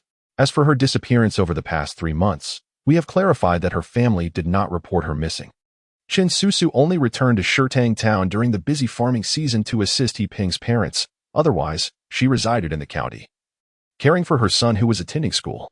The relationship between her and her husband, He Ping, is neither particularly good nor bad. He Ping works as a laborer at a construction site in the provincial capital, and, being quite exhausted, they are a frugal couple who rarely communicate. He Ping's parents, noticing Chen Susu's absence, assumed she had returned to the county and thought little of it. As for Chen Susu's son, he is fond of playing video games. With his mother absent, he was delighted, and he certainly would not think to report her missing. He believed that his mother, Chen Susu, had been busy with farm work back in their hometown. This misconception led to her disappearance for 3 months without anyone noticing. Therefore, I deduced that it was an accidental drowning. Yang Fangda was the first to speak, and soon after, Hu Kai nodded in agreement, saying, Captain Chen, Instructor. I feel the same way. Xiaosun remained silent, glancing at Qin Dong and nodding, his stance clearly indicating his concurrence in concluding the case as an accidental drowning. Qin Dong smiled, holding the case closure report in front of everyone present. Let it be settled then. I will report to the Bureau shortly. Well, our criminal investigation team has resolved yet another case. With nothing else to occupy our time, let us continue our efforts against illegal activities and vice. Just as laughter and banter filled the room, Lin Fan and 2 others entered. Captain Chen, I believe this case is not as straightforward as it appears. It is not an accidental drowning, but rather a homicide. Chapter 70, I feel wronged. Leadership favors Lin Fan upon hearing Lin Fan's remarks. Qin Dong and Xiaosun were momentarily taken aback. However, Hu Kai and Yang Fangda exchanged glances, their expressions clearly indicating a simmering ire. This Lin Fan, merely touching his upper lip to his lower lip, he felt a murder had been committed.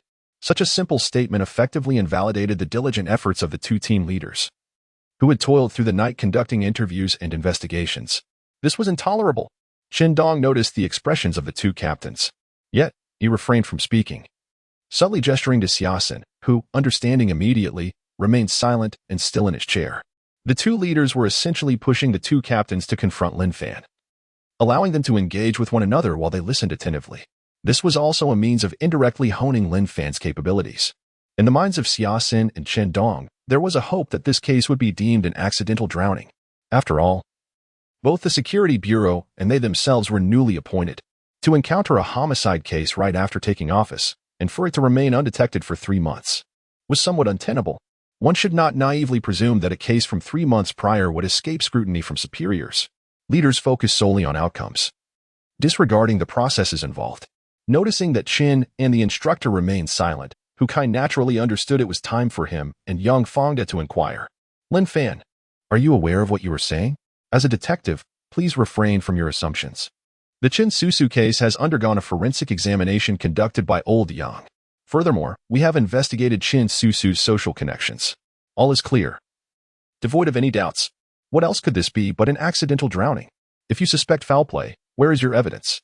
Do you comprehend the repercussions of categorizing this as a homicide, both for the Security Bureau and our detective team? Hu Kai spoke first, his voice tinged with dissatisfaction and indignation. Previously, when you garnered attention, the leadership valued you. It was merely luck. What do you intend to do now? Dismiss my and Old Yang's contributions, climbing over us to advance? Yang Fangda, though not overly verbose, merely offered a cold smile. Young man, being a police officer is about evidence. I will ask you this once. Do you possess any proof that this is a homicide? As Hu Kai and Yang Fangda concluded their remarks, not only did Qin Dong and Xiaosun gaze expectantly at Lin Fan, but even Li Hao and Tang Shui regarded him with curiosity. Although they believed in Lin Fan, they were eager to know if he had any evidence. Captain Hu, Captain Yang, I currently lack evidence. Lin Fan pressed his lips together, feeling somewhat awkward.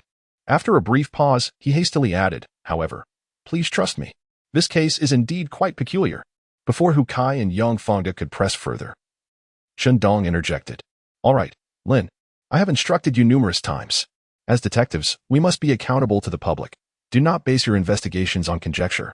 Although your hypothesis regarding Zhao Guizhu's case was correct, it was merely a stroke of luck. Learn diligently from your predecessors. Without evidence, you may leave. Xia Sun displayed a gentle smile as he waved Lin Fan out. In a moment of urgency, Lin Fan realized that without proof, he could not persuade Captain Chen and Instructor Xia. Nevertheless, he felt compelled to make an attempt. He could not allow the situation to escalate to a public alert too hastily. Otherwise, it would be an embarrassment for Director Lin, who had just assumed his position. Such a jest would be far too grave. Thus, Lin Fan took a step back and implored, Captain Chen, esteemed leaders, while I currently lack evidence, might you grant me an extension of 3 days? Please refrain from hastily concluding the case or issuing a public alert. If, after 3 days, I have still found no evidence, then I shall concede to a public report. Hu Kai interjected, a hint of annoyance in his voice. No, Lin Fan. Who do you think you are? 3 more days? Do you realize how terrified the villagers of Xiahe are right now? If we delay the public alert, how shall we reassure the citizens? Rumors are rampant in Xiahe village. When old Yang and I conducted our investigation, some villagers even claimed it was the vengeful spirit coming for retribution. Just listen. We might be able to wait 3 days, but can the common people? Upon hearing Hu Kai's words, Chen Dong and Xia Sun exchanged glances. Hu Kai's argument held merit. 3 days was indeed too long. The public could not afford to wait. Nor could Director Lin. After a brief consultation, Chen Dong's expression turned serious as he addressed Lin Fan. Young Lin, 3 days is excessive. Given the current evidence, this case appears to be an accident. I can offer you no more than 1 day. The public alert must be issued by tomorrow. Seeing that Lin Fan was about to protest, Chen Dong waved his hand. That will be enough. My colleague and I must also bear the pressure. You may leave. Understood. Captain. Lin Fan replied, his brow furrowed as he turned to exit the captain's office. Li Hao and Tang Shui exchanged brief greetings before following suit. Within the office, Hu Kai began to voice his grievances. Captain Chen, instructor. I know Lin Fan is an old acquaintance of yours from Niaoshu Township, but there is no need to coddle him so. The autopsy report and case investigation reveal no discrepancies. It is clearly an accidental drowning, yet he insists on a homicide. Hu Kai continued to mutter in discontent. Delaying the submission of the case report by a day will make Director Lin question our competence. Yang Fangda chimed in, Captain. Who is correct? The investigation was conducted by Hu and me. You have both reviewed the materials and transcripts. Chen Susu and her husband, He Ping, share an amicable relationship, and there are no financial disputes in the community. We have also examined Chen Susu's call records from 3 months ago, completely unblemished. We inquired with the villagers, and 3 months prior, Chen Susu was seen riding her electric bike. Last night, Hu and I retrieved that very bike from the pond. It is evident that Chen Susu ventured out on her electric bike one evening, only to accidentally fall into a fish pond, resulting in her tragic demise. As he listened to the grumbling of the 2 individuals, Xia Sun furrowed his brow. He was acutely aware of their underlying thoughts, which revolved around Lin Fan's recent comments that had outright dismissed their work. Not only had their efforts been negated, but their professional abilities had also been called into question. This was, in essence, a public affront to their dignity. It was natural for them to express some discontent. However, Xia Sun found it rather unbecoming that 2 individuals in leadership positions were quibbling with a junior officer, which reflected a rather narrow mindset. He directed a stern gaze at Yang Fangda and Hu Kai, inquiring, Are you both so certain? How could Chen Susu have fallen into the pond while riding her electric bike? Let me ask you, is it not possible that someone had pushed her, bike and all, into the water? Guidance, your bias is rather evident, Hu Kai retorted, visibly displeased. Indeed, Yang Fangda echoed, his expression mirroring dissatisfaction. Is this bias? I am merely expressing a reasoned suspicion. Xia Sun countered. Very well, if the leadership wishes to show favoritism, so be it. We shall return to our duties. Hu Kai, feeling defeated by the hierarchy, chose silence. Once Hu Kai and Yang Fangda departed, Chen Dong stifled a laugh as he handed the investigation report to Xia Senator Old Xia. Did you not thoroughly review the reports from Old Hu and Old Yang? There is only one road leading from Hehe village to the fish pond. And there is a surveillance camera at the intersection that captured Chen Susu's arrival at the pond. There was no one else present. Therefore, your favoritism was indeed glaring. There is no possibility of someone having pushed Chen Susu into the water along with her bike. Xiaosin took the report and, upon examination, noted the recorded details he had previously missed. Old Chen, why did you not remind me of this earlier? Chen Dong sipped his tea. No matter. They are indeed rather petty. A little reprimand does no harm. Haha. Suddenly, Xiaosin's expression turned serious. Old Chen, according to this investigation report, Chen Susu had no enemies, no financial debts, and no emotional entanglements. There is no one who would wish her harm. Thus, it appears she truly died by accident. Why then did you grant Lin Fan an entire day? Holding his teacup, Chen Dong sighed. That young Lin must amend his habit of solving cases through mere conjecture. Were it not for the certainty that Chen Susu's case is an accident, I would not have granted him that time. One day, I intend to impress upon him that solving cases is not a matter of guesswork. If I can rectify Lin's penchant for relying on intuition and speculation, he could prove to be a promising talent. Listening intently, Xia Sin's eyes brightened with admiration. Old Chen, you truly have a way with insights. However, I must apologize to Hu Kai and Yang Fangda. Their grievances could hinder our unity. Our criminal investigation team consists of only a handful of us. If we harbor resentment towards one another, it would be disastrous if the Bureau were to find out. Having spoken, Xiaoshin promptly took the investigation report and exited the office, with Chen Dong offering no resistance. This is precisely what he appreciates about old Xia, a reliable partner who acknowledges his mistakes, admits errors, and strives for correction. Chapter 71. Finding commonalities in the cases emerging from the captain's office, Lin Fan and his two companions proceeded to Tang Shui's office for a brief meeting. The trio gathered around Tang Shui's desk, diligently examining the case files pertaining to Chen Susu, meticulously compiled by Hu Kai and Yang Fangda. These documents had been procured by Li Hao from Yang Fangda. If Lin Fan had made the request, he would undoubtedly have been denied, even if Tang Shui had asked. Success would not have been guaranteed. However, Li Hao's position was different, being the son of the deputy director of the municipal bureau. Yang Fangda dared not show any disrespect to Li Hao. Senior, Li Hao remarked, his brow furrowed as he scrutinized the case files. No matter how I look at it, this seems like an accident. Your metaphysics, can it really deduce that this is a homicide? Could there be a mistake? Tang Shui, equally engrossed in the files, pondered thoughtfully. After a moment, she sighed and shook her head. Indeed, she could not identify any discrepancies. According to the forensic report, Chen Susu had been deceased for approximately 3 months. Furthermore, her call records indicated that the last call was made at 23:47 on June 29, 2024. Since then, there have been no further records on her mobile phone. Additionally, surveillance footage from the entrance of the village revealed that at 22:03 on the same evening, Chen Susu was seen riding a white electric scooter past the intersection, heading towards the abandoned fish pond. This clearly corroborated the findings of the forensic examination conducted by the seasoned coroner, Yang. The specific timeline aligned precisely with the records maintained by Hu Kai and Yang Fangda, indicating that the incident transpired between midnight and 3 a.m. on June 30, 2024. Lin Fan rubbed his temples, meticulously analyzing the case files in search of a breakthrough. Howsy, my instincts have never failed me. Chen Susu must have been murdered. As he spoke, Lin Fan recalled the system notification he had received. In 2034, the captain of the Criminal Investigation Unit, Li Hao, began consolidating a series of cases for joint investigation. A wave of amusement washed over him. It was as if he had been granted a glimpse into the future, allowing Li to participate in the case-solving process. With a smile, Lin Fan encouraged Howsy, do not harbor doubts, examine the files closely. There must be overlooked details within. We have only one day. Let us give it our all. With that, Lin Fan once again immersed himself in the case files, beginning to unravel the complexities within. At that moment, his heart swelled with excitement.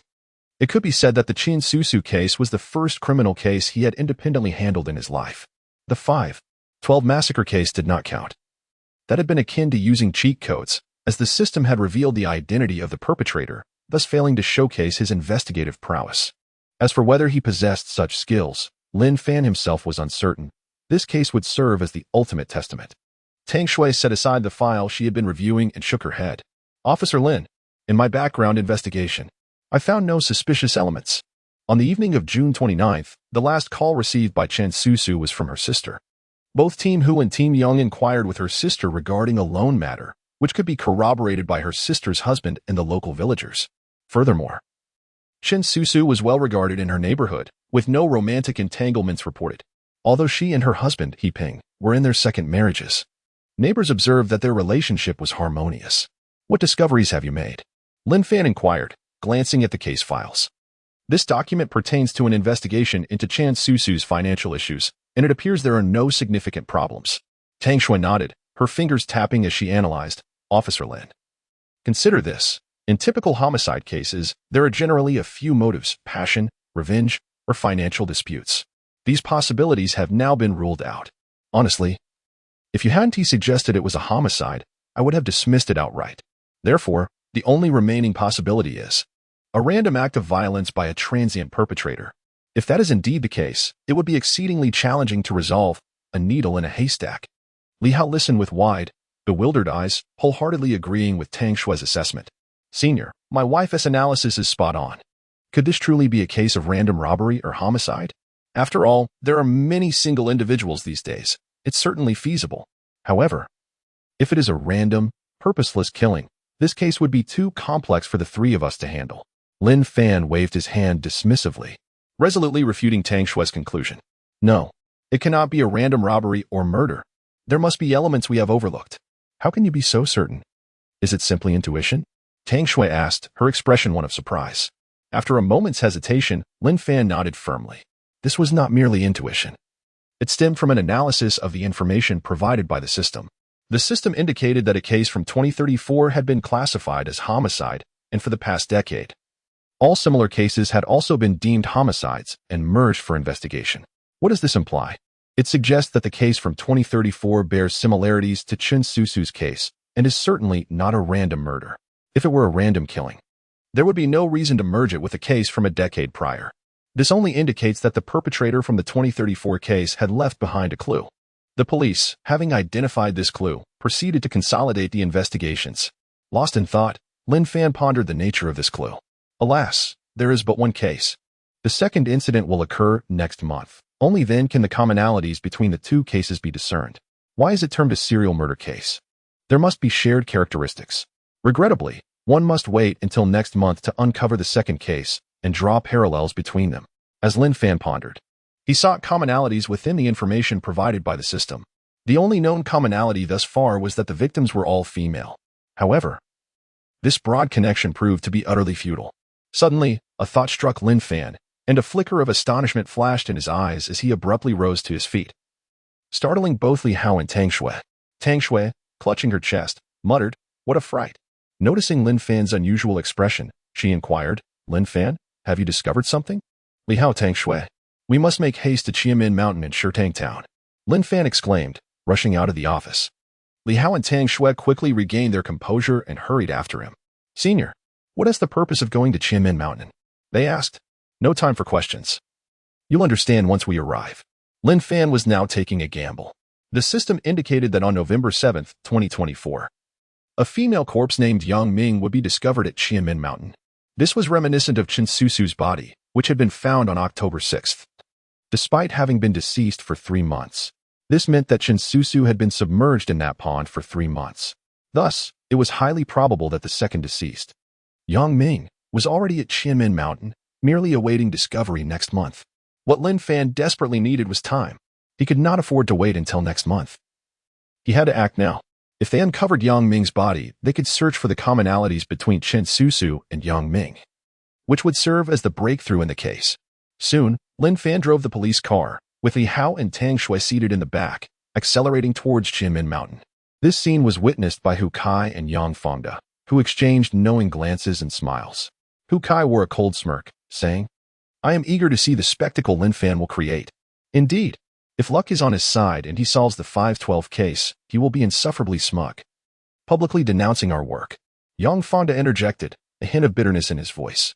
"We toiled tirelessly through the night to investigate Chen Susu, thinking we might gain some recognition in front of the Security Bureau and Captain Chen.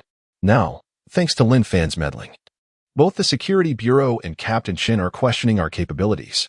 Hu Kai, sharing in the frustration, retorted with a mocking smile, "Old Yang, don't be hasty. Let him continue his theatrics. I refuse to believe that an apparent drowning could lead him to uncover a homicide. He won't find any evidence. Tomorrow we shall give him a stern lesson." He must learn that we are the veterans in the criminal investigation team, while he is merely an intern. He needs to adopt a more subdued approach to his work. Chapter 72. Under the influence of Lin Fan's poison, as Hu Kai and Yang Fangda prepared to head to the cafeteria for breakfast, the new director and Xin arrived at the office.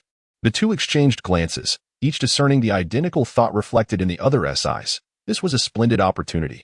Captain Chun intended to delay his report by a day, which would undoubtedly lead director and to question their professional capabilities. Although they hesitated to report directly to him, fate intervened when they unexpectedly encountered director and on their way to the cafeteria. He inquired about the Chinsusu case, transforming their encounter into a fortuitous moment rather than an overstepping of hierarchy.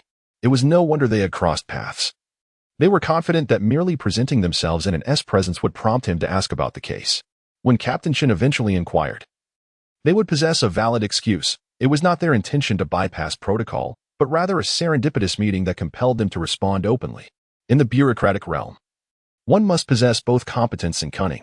With their resolve firm, Hu Kai and Yang Fangda deliberately slowed their pace, waiting until director and reached the steps of the office building before ambling toward the cafeteria.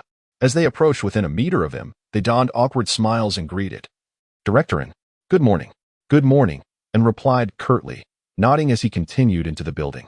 This left Hu Kai and Yang Fangda perplexed.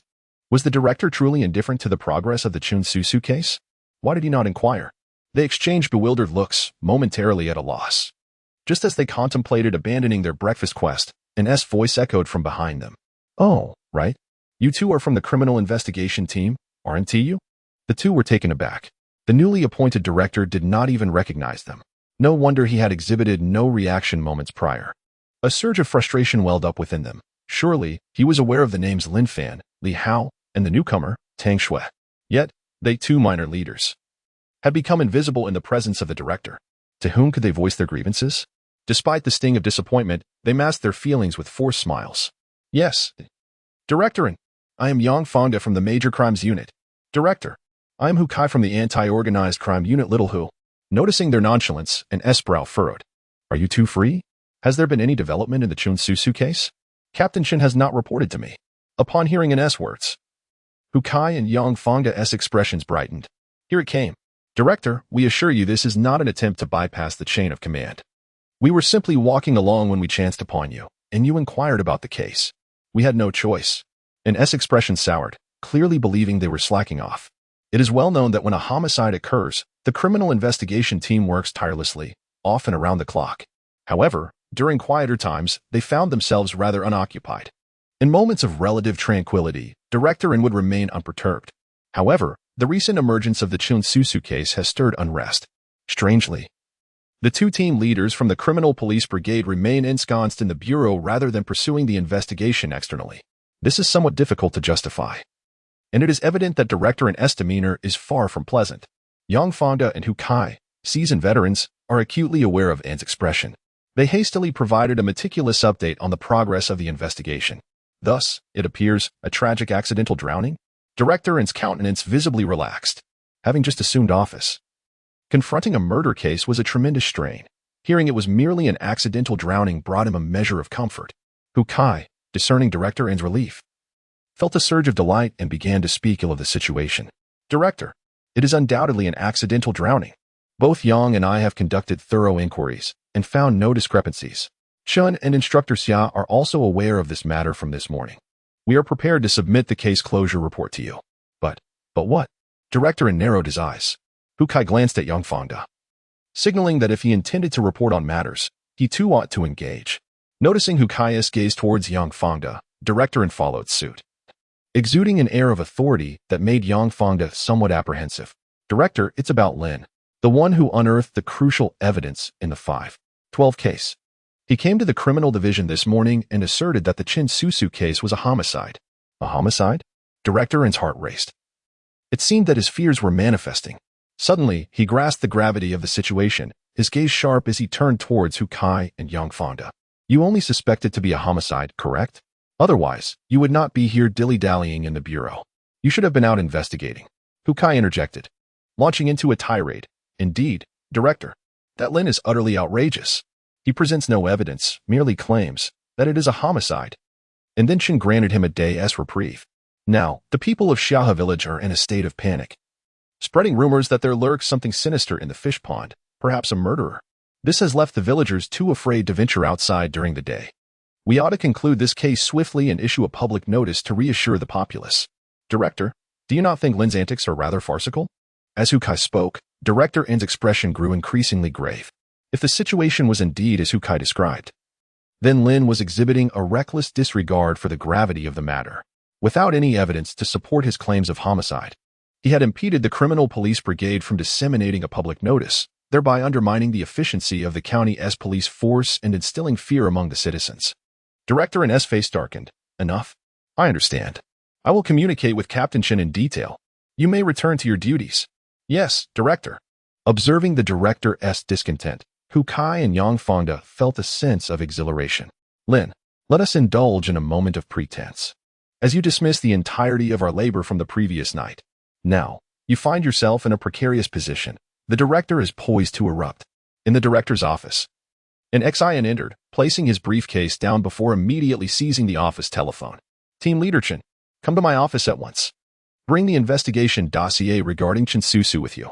3 minutes later, Chen Dong entered, carrying the dossier. As he spoke, he placed it upon an Xian's desk. Director, here is the dossier. An Xian did not immediately peruse the contents, but squinted at Chen Dong, inquiring, Team Leader Chen, I have heard that Chen Susu's demise was an unfortunate accident? Upon hearing this, Chen Dong's brow furrowed. The report indicating Chen Susu's death as an accidental drowning was known only to a select few within the criminal investigation team. He had no intention of concealing this from an Xian, planning to report it today. However, the fact that an Xian was already aware vexed him. It was evident that either Hukai or Yang Fangda had leaked information. The greatest peril of such an elevated report is that an Xian might assume he deliberately withheld information. Realizing this, Chen Dong hastily responded, Director, based on the current investigation results, the probability that Chen Susu's death was an accidental drowning stands at 99. I noticed the time was still early, and you were likely resting. Therefore, I refrained from calling to report, intending to brief you in person upon your arrival. I did not anticipate you would learn of it beforehand. In his final remarks, Chen Dong sought to clarify that he had not intended to conceal anything from the Director, as any misunderstanding could jeopardize his future prospects. Upon hearing Chen Dong's explanation, an Xian's expression softened somewhat. As a leader, nothing is more disconcerting than subordinates undertaking actions behind one's back. An Xian had been observing Chen Dong's eyes, discerning sincerity in his gaze. With a slight nod, an Xian began to review the dossier, methodically flipping through its pages. Chen Dong remained silent, standing obediently before the desk. After several minutes, an Xian looked up at Chen Dong and stated, Team Leader Chen, there are no issues here. It was indeed an accidental drowning. Prepare the closing report. I shall sign it and subsequently release a public statement through the media and television channels. We must reassure the public, allowing them to venture out and work with peace of mind. Chen Dong had initially hoped to secure an additional day for Lin Fan. However, contemplating the matter, he recognized that this was the Director's decision, and the investigation had indeed presented no discrepancies. The Director's urgency to conclude the case undoubtedly stemmed from a desire to demonstrate his competence before the Municipal Bureau, instilling confidence in its leadership. Thus, Chen Dong ultimately chose to remain silent. Upon returning to his own office after exiting the Director's office, Xiaosin, cradling a thermos teacup, furrowed his brow in contemplation and remarked, Old Chen, there is something that perplexes me. Why did Chen Susu's husband, He Ping, receive notification last night to come to the criminal investigation team to claim the body? It stands to reason that it should have arrived by now. Yet, it has not. He just called me, inquiring whether there has been any conclusion regarding his wife's case. Lao Chen, do you think he is harboring some fear? Upon hearing this, Chen Dong chuckled and shook his head. Lao Xia, it seems you have also fallen victim to Lin Fan's influence, always overthinking matters. He Ping is currently in the provincial capital. He informed us last night, and it is only just past 8 o'clock. Even if he takes the earliest high-speed train, he would not arrive until around noon. Furthermore, his inquiry about the case's conclusion is quite understandable. After all, it concerns his wife. It cannot be left shrouded in ambiguity. Xiaosin furrowed his brows in contemplation. Is that truly the case? Then, he smiled. Lao Chen, you make a valid point. It appears I have indeed succumbed to Shaolin's charm. Chapter 73. Another victim. Qian'an Mountain, Shitang Town. This area is a tourist attraction in the entire known county. albeit not particularly well developed. Nonetheless, a few scattered tourists occasionally drift by. Lin Fan sat in the police car, gazing at the lush mountain forest ahead. Occasionally, backpackers began their ascent. He became aware of a pressing concern. The body of Chen Susu had been discovered with him, Li Hao, and Lin Yidong present at the scene. If Yang Ming were indeed deceased, and the corpse lay somewhere on Qian'eng Mountain, it was they who had made the discovery. This situation was rather difficult to justify. The director, Captain Chen, and Officer Xiao were not fools. When the time came, he would find it challenging to explain. He couldn't possibly deceive Director Chen as he had with Li Hao and Tang Shui. Director Yin and Captain Chen were seasoned veterans. There was no way they would be so easily misled like Li Hao and Tang Shui. At that point, even if the system remained undisclosed, he would certainly face a plethora of complications. This was unacceptable. They must not be the ones to uncover it. He needed to devise a plan to have someone else discover it and then call the police. Previously, it was Lin Fan and Li Hao who reported Chen Susu's body, which was subsequently relayed to the criminal investigation team, who then notified Lin Fan and Li Hao to respond. It was a beautifully orchestrated affair. He reported it, they received the call, and they responded. Once could be deemed a coincidence, the leadership might accept that. However, should it happen again, it would be far more difficult to brush aside. In truth, Lin Fan's reluctance to reveal his possession of the system stemmed not merely from a fear of trouble but from a deeper concern. A fear that he could be apprehended by the relevant authorities for dissection, for cranial studies. That would be exceedingly unjust. Although Lin Fan believed the likelihood of such an event was low, the possibility still existed. He had yet to achieve his life goals. It was prudent to develop quietly, utilizing the system, discreetly showcasing his capabilities, ascending to a position of power, and ultimately becoming a director would be far more enticing, wouldn't it? Senior, what are you pondering? Officer Lin, we have arrived at Qian'eng Mountain. Care to share?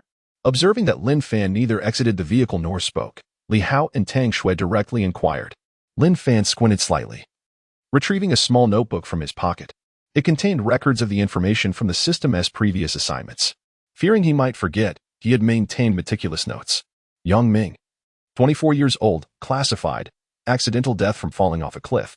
Upon reading this, Lin Fan mused, a fall from a cliff? Thus, the body must be at the mountain's base. The base is generally seldom visited. Therefore, it is highly probable that Yang Ming's body now lies at the foot of the mountain. Contemplating this, Lin Fan raised his gaze towards the tourist climbing the mountain. With a newfound idea, he turned to Li Hao and Tang Shui. Noticing Tang Shui in her police uniform and Li Hao in casual attire, he addressed Li Hao directly. Haozi, I have a task for you. Li Hao's interest piqued instantly. He relished solving cases. Senior, what is it? Conceive a way. Lin Fan gestured towards the tourists ahead. Have them explore the base of the mountain. Huh? Why go to the base? No need to ask so many questions. You'll understand in due time. Do you not trust me? As he spoke, Lin Fan raised an eyebrow at Li Hao. Li Hao understood immediately. It must be that the senior had divined through metaphysics what lay at the foot of the mountain. They could not intervene directly, hence the tourists were sent forth. Senior, I comprehend. Just watch. With that, Li Hao exited the vehicle. Lin Fan leaned out, not forgetting to advise, do not reveal your identity. If you do, it will undoubtedly lead to a multitude of troubles. Li Hao nodded, understood. Senior. In the car, Tang Shui furrowed her brow, her expression one of confusion. Officer Lin, what exactly are you doing? Is Chen Susu at Qianmen Mountain crucial evidence of homicide? Lin Fan smiled lightly. Do not rush. We shall simply wait. Li Hao, however, displayed a bit of cleverness. He made his way to the management office, borrowed a vest, and proceeded to pursue the tourists. Witnessing this scene, Lin Fan silently prayed, discover, uncover the corpse. Tang Shui, noticing Lin Fan's cryptic demeanor and his silence, rolled her eyes and leaned back in her seat, blissfully scrolling through short videos. Suddenly, her expression shifted, her pupils widening. Lin Fan, the Bureau has issued a public notification regarding the case. The Chen Susu incident has been classified as accidental drowning. What? Let me see. When Lin Fan glimpsed the public notification from the county police department within the short video, his face fell in astonishment. Team Leader Chen promised me a day. That day has not yet passed. Why has it been announced? Tang Shui murmured, now it's over. Unless we find sufficient evidence. Otherwise, continuing the investigation would only slap Team Leader Chen and the Bureau in the face. Suddenly, as Lin Fan pulled out his phone, Tang Shui realized what was about to transpire and quickly stopped him. Lin Fan, what are you planning to do? You're not actually considering confronting Team Leader Chen. Are you? Am I really that foolish? Lin Fan retorted. Team Leader Chen issued the public notification but did not inform us. I merely wish to inquire whether we should continue our investigation. Upon hearing this, Tang Shui instantly grasped the implication. Indeed, why didn't Team Leader Chen notify us? So, should we investigate or not? Therefore, I must clarify. With that, Lin Fan dialed the number. In truth, Team Leader Chen had not called to inform Lin Fan to cease the investigation. Lin Fan had already surmised Team Leader Chen's intentions. Now, his call served two purposes: to confirm the situation and to prepare Team Leader Chen mentally. It was certain that the case of Chen Susu was a homicide. Now that the notification of accidental drowning had been released to the public, in the future, once he procured evidence of homicide, the county police department would not only owe an explanation to the citizens but also to the municipal bureau. The call was quickly answered, and Chen Dong's hearty voice resonated through the receiver. Lin Fan could even hear Instructor Xia saying, "General." Clearly, Team Leader Chen and Instructor Xia were enjoying tea and playing chess in the office. Shaolin, you've seen the public notification, right? I know what you want to say. You need not return to the station. You have a day to investigate, and it is still in effect. You should inquire as you see fit, without concern for the police report. I merely hope you grasp one point. A detective must rely on evidence. Currently, all indications suggest that the case of Chen Susu is an accidental drowning, yet you assert it is homicide. Today, I, Chen Dong, challenge you, Lin Fan, to a wager. If you can prove it to be a murder case, I, Chen Dong, will take full responsibility for this police report. Beside them, Xiaosun chuckled and shook his head upon hearing Chen Dong's words. Old Chen is truly investing heavily to correct Lin Fan's unfortunate habits. However, should he take full responsibility, that is beyond his capability. Thus, Officer Xiao interjected, I will share the responsibility with Old Chen as well. Lin Fan, you ought to investigate. There is little happening in your team. Our willingness to take responsibility for the police report signifies something. Do you understand? Lin Fan pondered for a moment and replied. It indicates that Captain Chen and Officer Xia believe I am mistaken. Indeed, we do believe you are mistaken. Your case solving relies solely on conjecture. This is what we call baseless speculation. We understand that no matter what we say, you will still feel unconvinced within. Therefore, we grant you a day. If you uncover the truth, Old Chen and I will share the responsibility. But if you fail, we hope you will humbly learn from Captain Hu and Captain Yang in the future. Solving cases cannot depend solely on guesswork. Little Lin, we hope you can comprehend the genuine concern Old Chen and I have for you. Listening to Officer Xia's words, Lin Fan felt a whirlwind of emotions. He knew that both Captain Chen and Officer Xia had his best interests at heart. They believed he had developed a bad habit of relying on intuition and guesswork to solve cases. Hence, they granted him an additional day to investigate. Captain Chen and Officer Xia wished to see him face the harsh reality, emphasizing that facts must speak louder than conjecture. To be honest, Lin Fan felt somewhat troubled. He was acutely aware that this case was indeed a murder. Knowing the truth, yet choosing not to investigate, would leave Chen Susu's spirit restless. Continuing to investigate would place the blame on Captain Chen and Officer Xia, surely leading to their punishment. After a moment of hesitation, Lin Fan ultimately resolved to proceed with his investigation.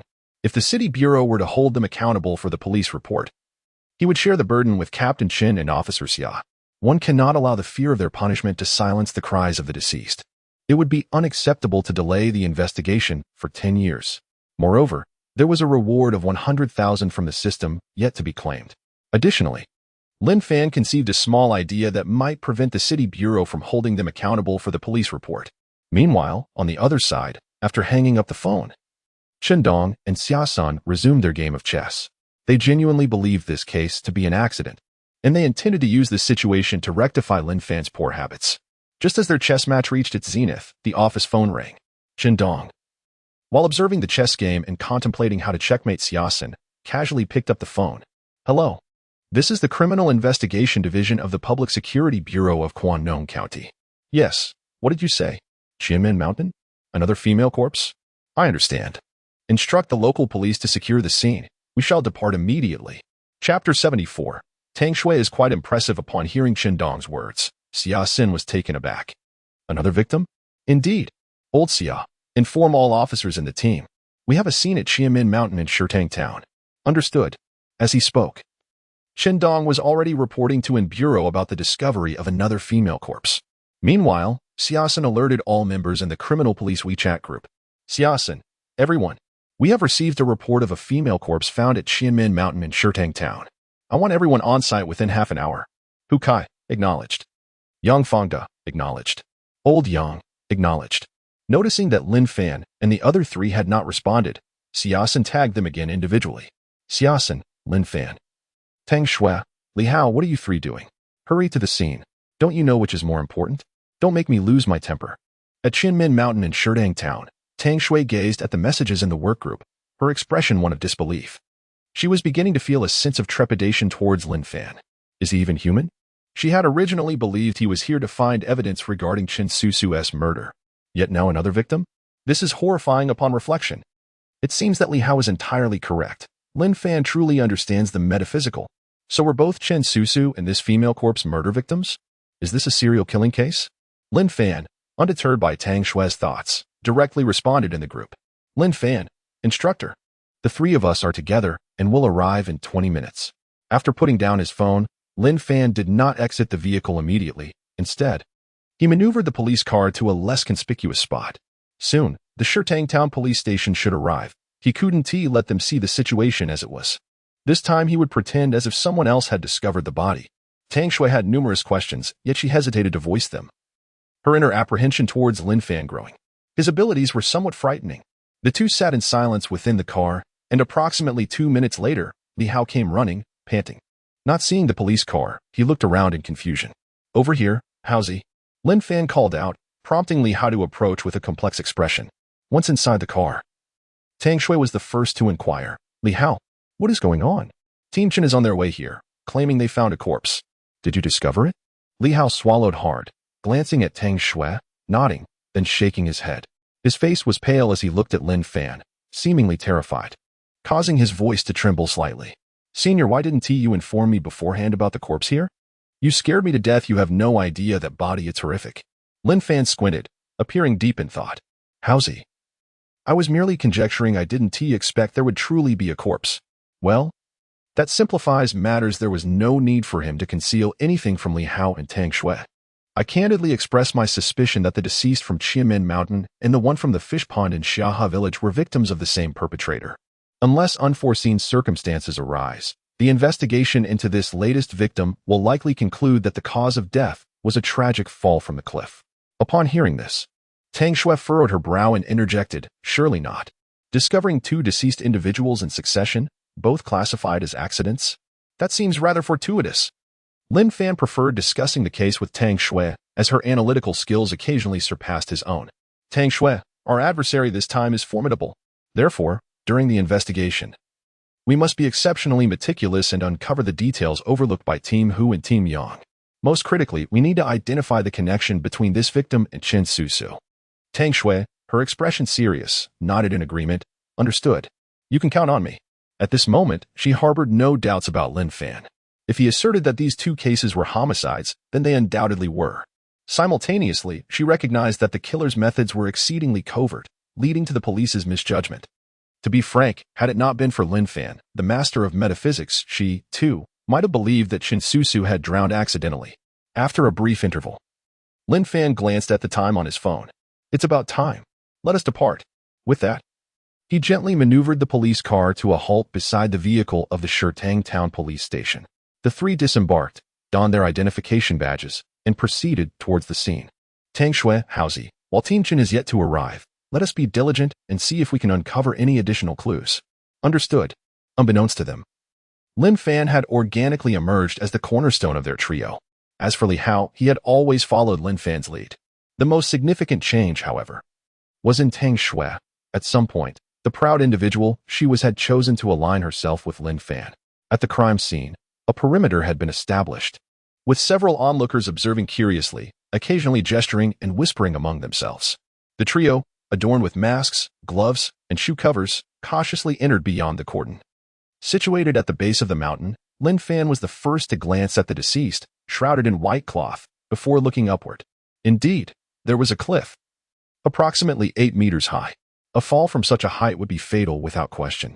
The area above had also been secured, with police officers stationed to prevent curious bystanders from encroaching and compromising the scene. Next, Lin Fan approached the body.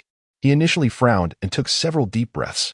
The scent of decay was present, albeit less pungent and overwhelming than that of Chen Susu, indicating that Yang Ming's time of death was relatively recent. Soon, Li Hao and Tang Shui joined him. Without any pretense, Tang Shui, mask in place, slowly lifted the white cloth. Her immediate focus was on the victim's attire, a chic white dress paired with fashionable knee-high boots. After observing the clothing, she retrieved a notebook to document her findings. Deceased Chen Susu, attire, denim jeans, athletic shoes. The unidentified deceased is attired in a white dress and high boots. Certain specific garments can be ruled out as stimuli for the perpetrator's actions. Lin Fan instructed her to focus on the commonalities between the two victims, which she naturally prioritized. To be candid, Lin Fan was taken aback as he observed Tang Shui documenting these details. He had not anticipated this aspect concerning their attire. Tang Shui is indeed remarkable. Were it not for his own advantages, she would undoubtedly prove to be a competent and formidable detective in the future. Simultaneously, he gleaned some inspiration from her. Heizi. Observe her hair. Oh. The last time Li Hao examined Chen Susu's corpse, he had vomited. This time, he appeared significantly improved, yet still not as composed as Tang Shui. Even with a mask on, he covered his mouth and nose, cautiously approaching the deceased. Upon scrutinizing the victim's hair, he looked up and responded, "Senior. Black hair. Long hair." Tang Shui's eyes brightened at his words, as she presented her notebook to Lin Fan. Lin Fan. This is the commonality. Chen Susu also had black, long hair. Do you suspect that the perpetrator harbors a particular impulse towards long-haired women? Lin Fan was at a loss for words. His earlier thought had merely been a whim to examine the hair. He did not genuinely believe that hair could serve as a commonality, let alone a breakthrough in the case. To prevent misleading Tang Shui, he clarified, "My intuition can only tell me that both Chen Susu and she were murdered. As for whether it relates to their hair, I truly do not know." He made this statement to ensure that Tang Shui would not misconstrue his words or blindly pursue the lead concerning long black hair. Because, in truth, he had no idea. The system provided no clues. Tang Shui scrutinized Lin Fan's expression earnestly and inquired again, "Are you certain it is not about the hair?" Were it not for the inappropriateness of the occasion for laughter, Lin Fan would have found her amusing. At this moment, Tang Shui was filled with an inexplicable confidence in him, to prevent her from falling into misconceptions that might impact her true capabilities. Lin Fan adopted a serious demeanor and asserted, "Officer Tang, whether it be my intuition or my metaphysical insights, I can genuinely assure you that both Chen Susu and she were murdered by the same assailant. As for the hair, my intuition and metaphysics do not apply. Therefore, do not place blind faith in me. This is a time to test our investigative skills." Really?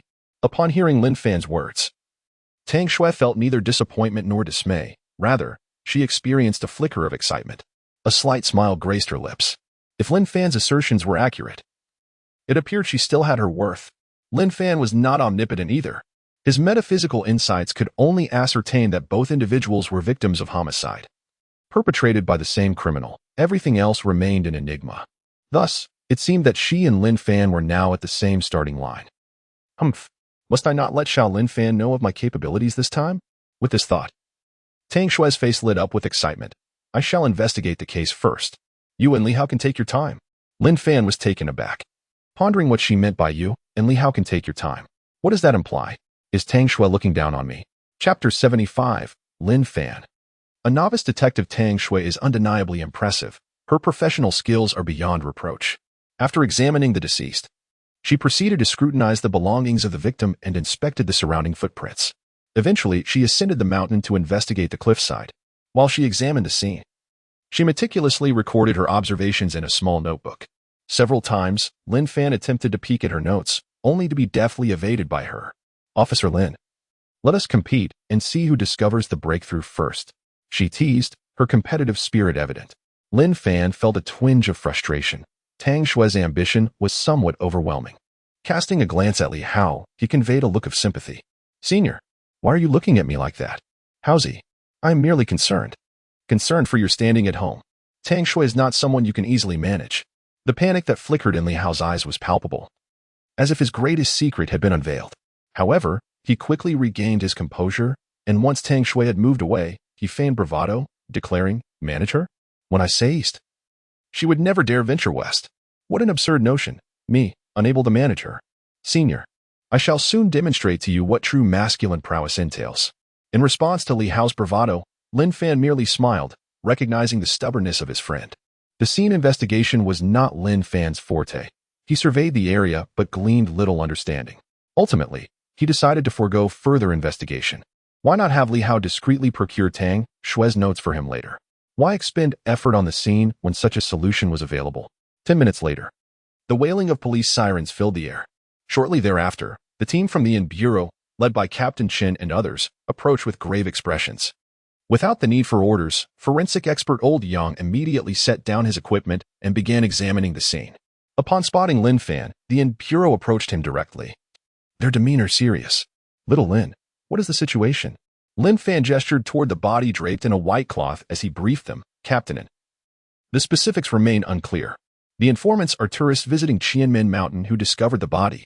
The deceased is a female, aged between 22 and 26, likely having fallen from the cliff.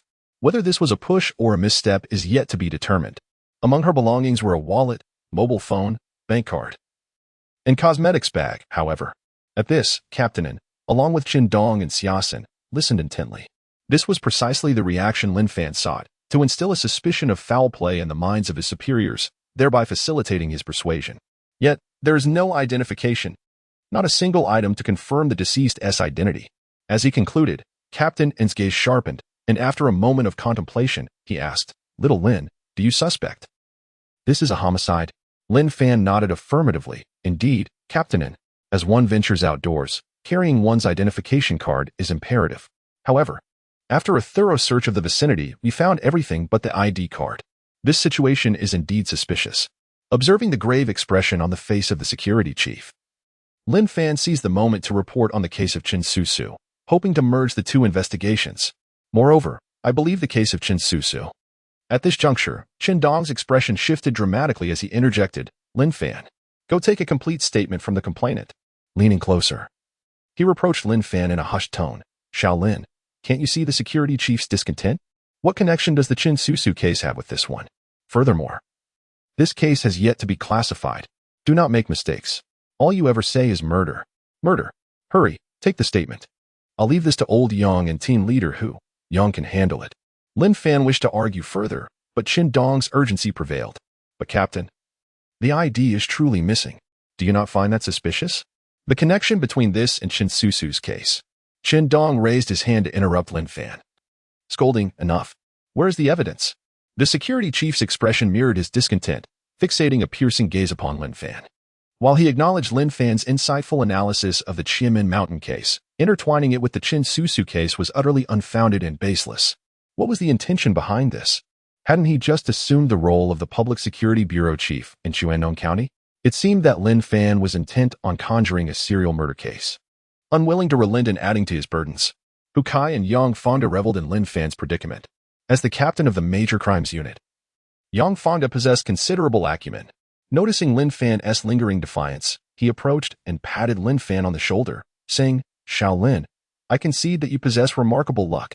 Yet luck alone cannot suffice for casework. Pay heed to my analysis." With that, Yang Fonda turned to address the security chief and Captain Chen. "Chief, Captain, my perspective diverges from Xiao Lin's. This is Qianmen Mountain, a site frequented by tourists. Moreover, the deceased appears to be no older than 25. She is a visitor, likely having arrived by high-speed train to our Qianmen County. Many young travelers do not collect their train tickets, opting instead to swipe their IDs for entry and exit. My deduction is that the deceased, for the sake of convenience, likely tucked her ID carelessly into her pocket." Upon hearing this, the security chief's furrowed brow gradually relaxed. Qin Dong discerned the implications of Yang Fonda's assertions. He promptly issued orders to the officers from the auxiliary police team who had come to assist. "Send a few officers. Search within a 300-meter radius centered around the deceased. Check if any identification can be found." Understood. Upon receiving direct orders from Captain Chen, Yang Fonda refrained from further explanation. At that moment, Hu Kai stepped forward to voice his dissent. "Captain Chen, I cannot concur with Lin Fan's perspective. The disappearance of the identification card is the most significant anomaly. In my view, this paradoxically substantiates that this is not a homicide. Consider, which murderer is so foolish as to take only the ID? Is this not akin to leaving a glaring clue behind?" Yang's analysis was quite astute. I believe the deceased's ID fell from his pocket during the fall. Therefore, the ID is not in the possession of the deceased. If all goes well, the comrades from the public security team will soon have a breakthrough. With that, Hukai smugly gestured towards Lin Fan, as if to say, take note, young one. As an intern officer, how can you assert that this is a murder, and that too, with such confidence? Listening to Hukai and Yang Fangda's deductions, Lin Fan experienced a moment of clarity. He too was now certain that the ID remained at the scene, likely as Yang Fangda had surmised. Just ponder, a serial killer operating for a decade. How could one commit such a blunder? If he truly had taken Yang Ming's ID, it would indeed be an obvious giveaway. Alas, it seems my lack of experience has led me astray. With this thought, Lin Fan calmly addressed Hukai and Yang Fangda. Captain Hu, Officer Yang, I stand corrected. Your analyses are indeed insightful. The deceased's ID should still be at the scene. Captain Chen, I acted rashly. From now on, I shall strive to consider all aspects in my case analyses and gradually improve. Captain and nodded approvingly. It is commendable to humbly learn from your seniors. Chen Dong also wore a satisfied smile as he patted Lin Fan on the shoulder. Subsequently, Captain reiterated, Chen Dong, if the ID cannot be found within 300 meters, extend the search to 400 meters. We must locate that ID. If we fail to do so, here, Captain N's gaze turned steely. Do you comprehend the implications? Understood, Chief. If we cannot find it, it would mean that Lin Fan's earlier conjecture holds merit. This is a homicide case that is easily solvable. Once we ascertain the identity of the deceased, we shall be close to apprehending the perpetrator. Chen Dong's reasoning was sound. Should the ID remain unfound, it would indeed suggest a homicide. What purpose would the assailant have in taking the ID? Clearly, the perpetrator must be acquainted with the victim. Once the police uncover the identity of the deceased, they will be able to identify the killer. Otherwise, why would the murderer take only the victim's ID and nothing else? As the group analyzed the case while searching for the ID, Lin Fan stood in silence, troubled. He felt somewhat bewildered. This assailant was indeed formidable. Undoubtedly, the identification card will soon be found. Subsequently, it will once again be categorized as an unfortunate accident resulting in a fall from a cliff.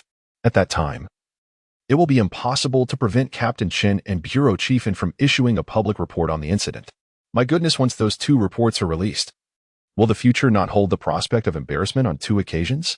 Simultaneously, Lin Fan has indeed come to a profound realization regarding his lack of experience. The recent incident concerning the identification card has clearly demonstrated that he is a novice detective, not on par with Captain Hu and Captain Yang. Had Tang Shui been present, she certainly would not have resorted to the matter of the identification card. Alas, there is still much to learn. The system is not infallible. Chapter 76. Tang Shui enters teaching mode. After approximately 20 minutes, the police from the security team delivered good news. The deceased's identification card was discovered beneath the foliage, a mere 170 meters from the body. Deceased, Yang Ming. Gender, female. Age, 24. Registered residence, Longhai City, Xiangnan Province. Director and XIN visibly exhaled in relief upon the discovery of the ID, as the likelihood of a homicide decreased significantly. Now, all that remained was to await Old Yang's on-site investigation report.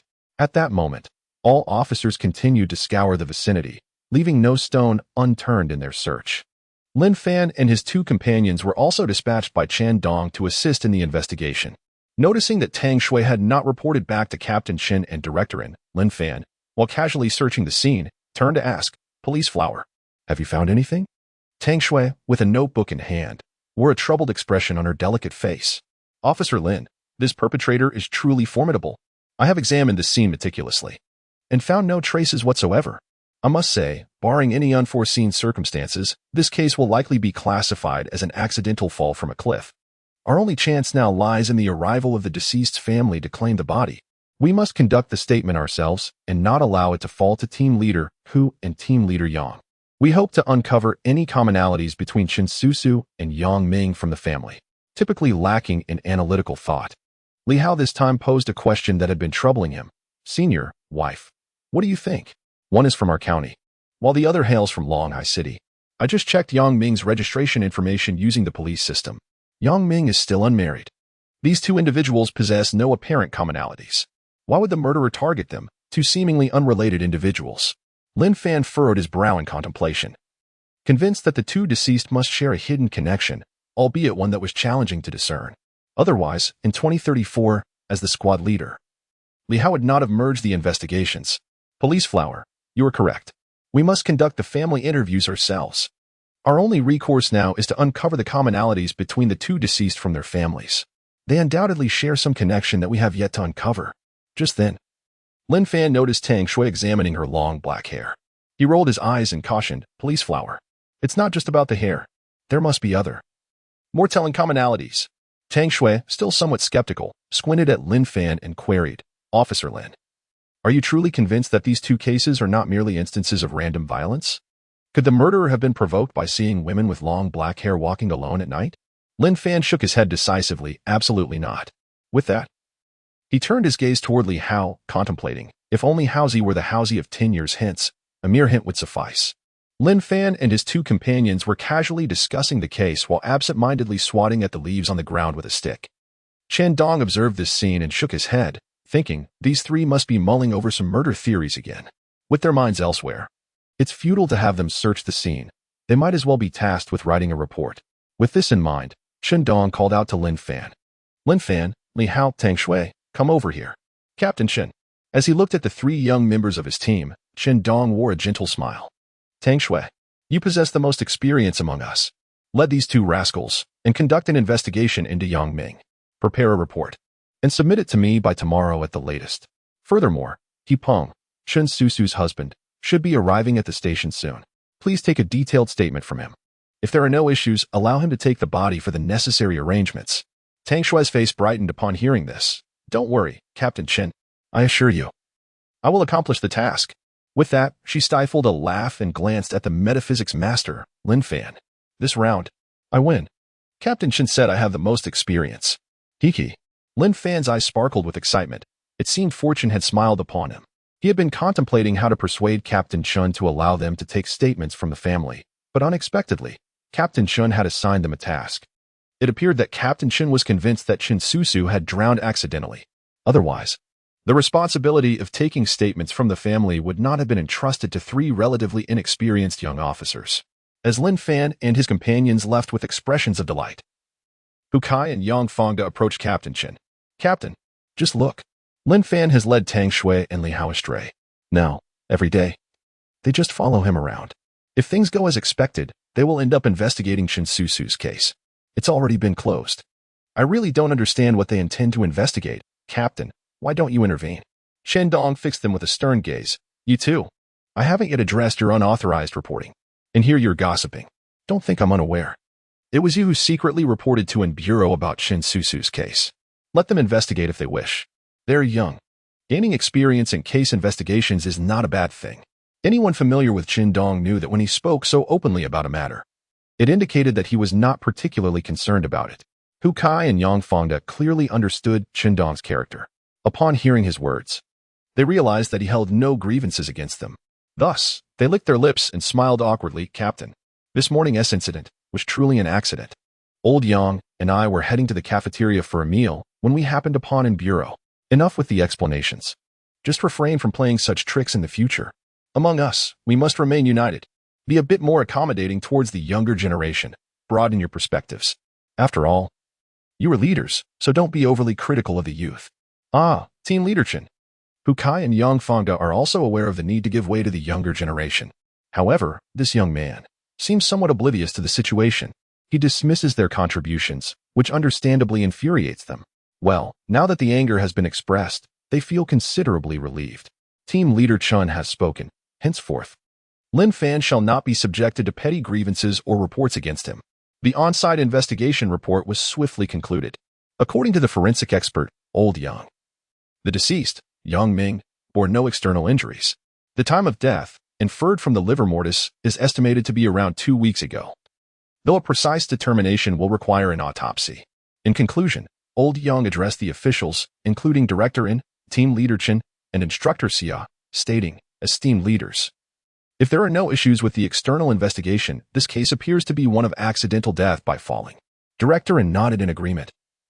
If it is indeed an accident, that suffices. An accident, after all, cannot be held accountable by the Municipal Bureau. The Public Security Bureau cannot protect the citizens from unforeseen mishaps, can they? Instructor Xia frowned slightly, his mind filled with doubt. Is it not a tad too coincidental? 2 consecutive accidents? Could it really be that fortuitous? However, he is not Lin Fan, without any evidence. He would not dare voice such thoughts in front of Director In. That would invite rebuke, would it not? Director In refrains from admonishing Lin Fan, as he is merely a new officer who has been on the job for less than 2 months. He tends to approach cases with a degree of presumption, and the leadership would extend a measure of understanding. Ultimately, Yang Ming's body was transported back to the bureau. Old Yang would conduct a more thorough autopsy to ascertain whether any substances were present within the deceased. In criminal investigations, one must be meticulous, exceedingly meticulous. It is imperative to provide the deceased with an explanation. Simultaneously, Lin Fan and his colleagues initiated their external investigation. Their first stop, the Ilian Service Center in Lin County. Officer Lin, Officer Lee, allow me to impart a valuable tip. In external investigations, one must first examine the deceased call records. The last 10 calls made by the deceased are of paramount importance and must be precise in terms of individuals and events. This information must be included in the case file. There can be no negligence. Lin Fan nodded, diligently jotting down notes. To ascend the ranks, the system may assist, but ultimately, one must possess the necessary capabilities. Is this not an opportunity to learn? Li Hao was also earnestly taking notes. And this scene left Lin Fan somewhat astonished. Internally, he mused, no wonder he can be a team leader. He truly values learning. Soon, Tang Shui led the two into the service center. Greetings, criminal investigation team. Tang Shui displayed her police badge, smiling at the female staff in the service center as she continued, could you please retrieve the call records for 186XXXXXXXX for the past 6 months? Thank you. Certainly. Please hold on.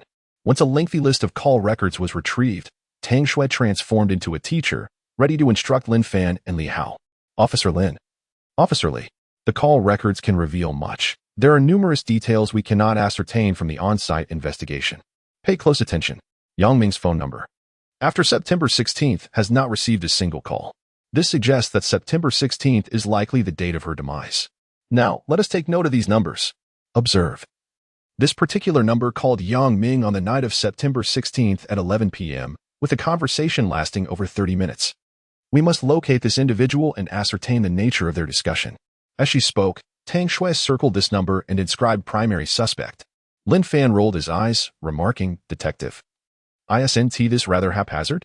It is understandable that Lin Fan would think this way. Just like that, this person is designated as the primary suspect? It seems rather arbitrary.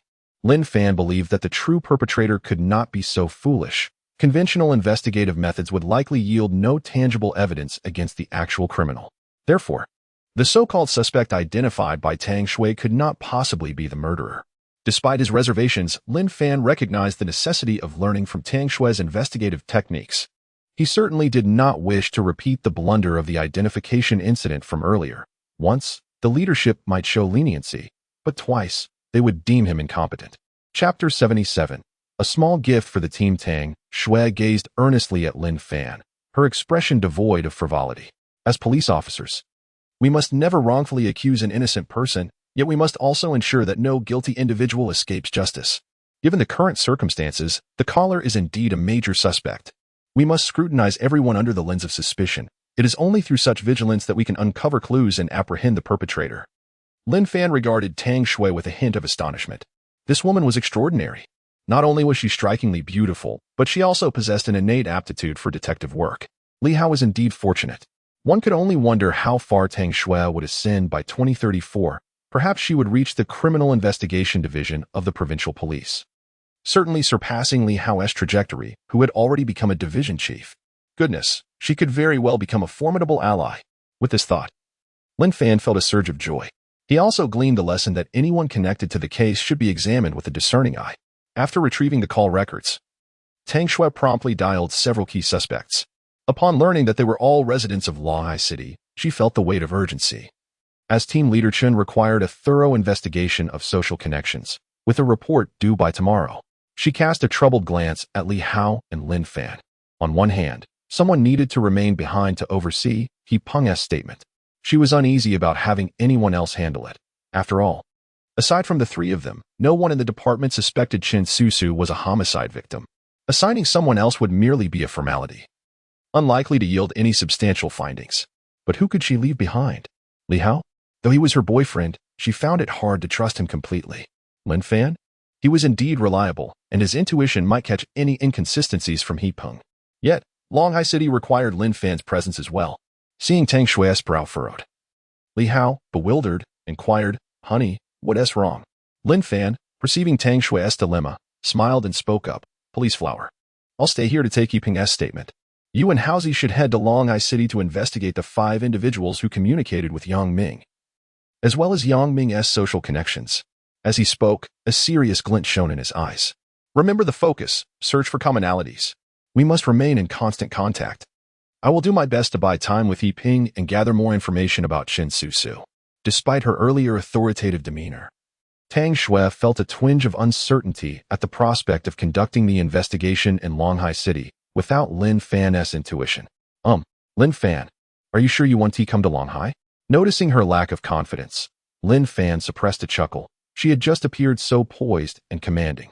"Police flower, you are more adept than both me and Haozi combined. It is essential that you go to Longhai." In an effort to bolster Tang Shui's spirits, Lin Fan continued to assert, "I have a strong intuition. Through our collaboration and mutual communication, we will swiftly uncover the commonalities between Qin Susu and Yang Ming. Once we identify these commonalities, the truth will be within our grasp." Despite this encouragement, Tang Shui still harbored some insecurities. She pulled out her notebook, contemplated for a moment, and resolutely declared, "Very well. Li Hao and I shall proceed to Longhai. You stay here and maintain contact at all times." Thus, Tang Shui and Li Hao set off for Longhai City in Xiangnan Province to commence their investigation, while Lin Fan hailed a taxi back to the county's criminal police brigade. As he passed by a small shop at the entrance of the county bureau, Lin Fan deliberately purchased 5 packs of premium cigarettes and 5 bottles of fine liquor, spending nearly 8,000 yuan.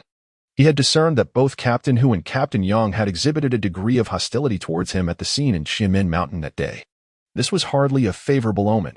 Even with the system in place and Captain Chen's support, he felt no inclination to let his guard down. After all, Captain Hu and Captain Yang were his direct superiors. Regardless of Captain Chen's favor, if Hu Kai chose to make things difficult for him, it would be inappropriate for him to continually report back to Captain Chen.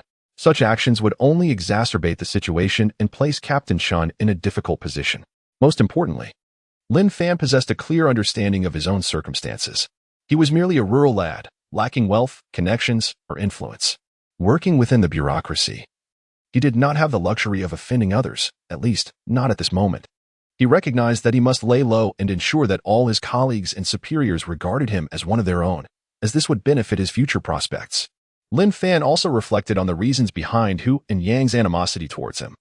It likely stemmed from his remarks in Captain Chen's office that morning regarding the possibility of Qin Susu's murder. He acknowledged that it was his own oversight, failing to consider the diligent investigative work that Hu and Yang had undertaken the previous night. Their meticulous efforts had left no stone unturned, and his single utterance of murder inadvertently implied negligence on their part. Could they not be angered by this? The fact that they refrained from openly berating him indicated that they were still affording him a measure of respect. Consequently, Lin Fan resolved to apologize to both superiors without delay. This apology was not something to be postponed. It was imperative to clarify his intentions. He sought only to solve the case, not to undermine or discredit his leaders or their work. After all, this was a decade-long series of murders, and the perpetrator was exceptionally cunning. It was entirely reasonable that conventional investigations might yield no results. Naturally, an apology warranted a token of goodwill. He had gifts to present, and it was only fair that Captain Chen and Instructor Xia received something as well, along with Old Yang. Whether the leaders accepted them was one matter. The act of giving was entirely another. Hu Kai and Yang Fanga would undoubtedly be bringing gifts. It was only fitting that he did the same. It must be said that Lin Fan was quite adept at navigating interpersonal relations, ensuring that no detail was overlooked. Upon returning to the criminal police brigade, he found that He Peng had yet to arrive. Lin Fan first entered Captain Hu Kai's office, bearing a pack of cigarettes and a fine bottle of liquor. "Captain Hu." "Oh, little Lin." Hu replied, "Did Captain Chen not assign you to investigate Yang Ming? Why have you returned?" "Well, Captain Chen asked me to prepare a questioning record for He Peng. As for the investigation, Tang Shui and Li Hao have already gone to Longhai City. They are expected to return tomorrow." As he spoke, Lin Fan pressed his lips together and presented the cigarettes and liquor. "Captain Hu, I was rather thoughtless this morning. Please do not take it to heart. I was impulsive. At that moment, I was only focused on solving the case and did not think it through. Hiki, please do not be angry with me. Upon witnessing Lin Fan's apology, a flicker of surprise crossed Hukai's eyes. His impression of Lin Fan was that of a brash individual, one who would boast about minor accomplishments. He recalled Lin Fan's outburst, accusing Qin Susu of murder without any evidence. Yet, seeing Lin Fan's demeanor now left him somewhat bewildered. This young man should not be of such character, should he? Little Lin, I find it hard to comprehend your intentions. Have you come to a realization? Do you not believe Qin Susu was murdered? Have you acknowledged your mistake? Lin Fan smiled and replied candidly, Captain Hu. I still maintain that Qin Susu was murdered. However, I do recognize my error. But it is not about Qin Susu's case, I must clarify. My fault lies in not considering you and Captain Yang, and directly telling Captain Qin that Qin Susu was murdered. This was inconsiderate of me.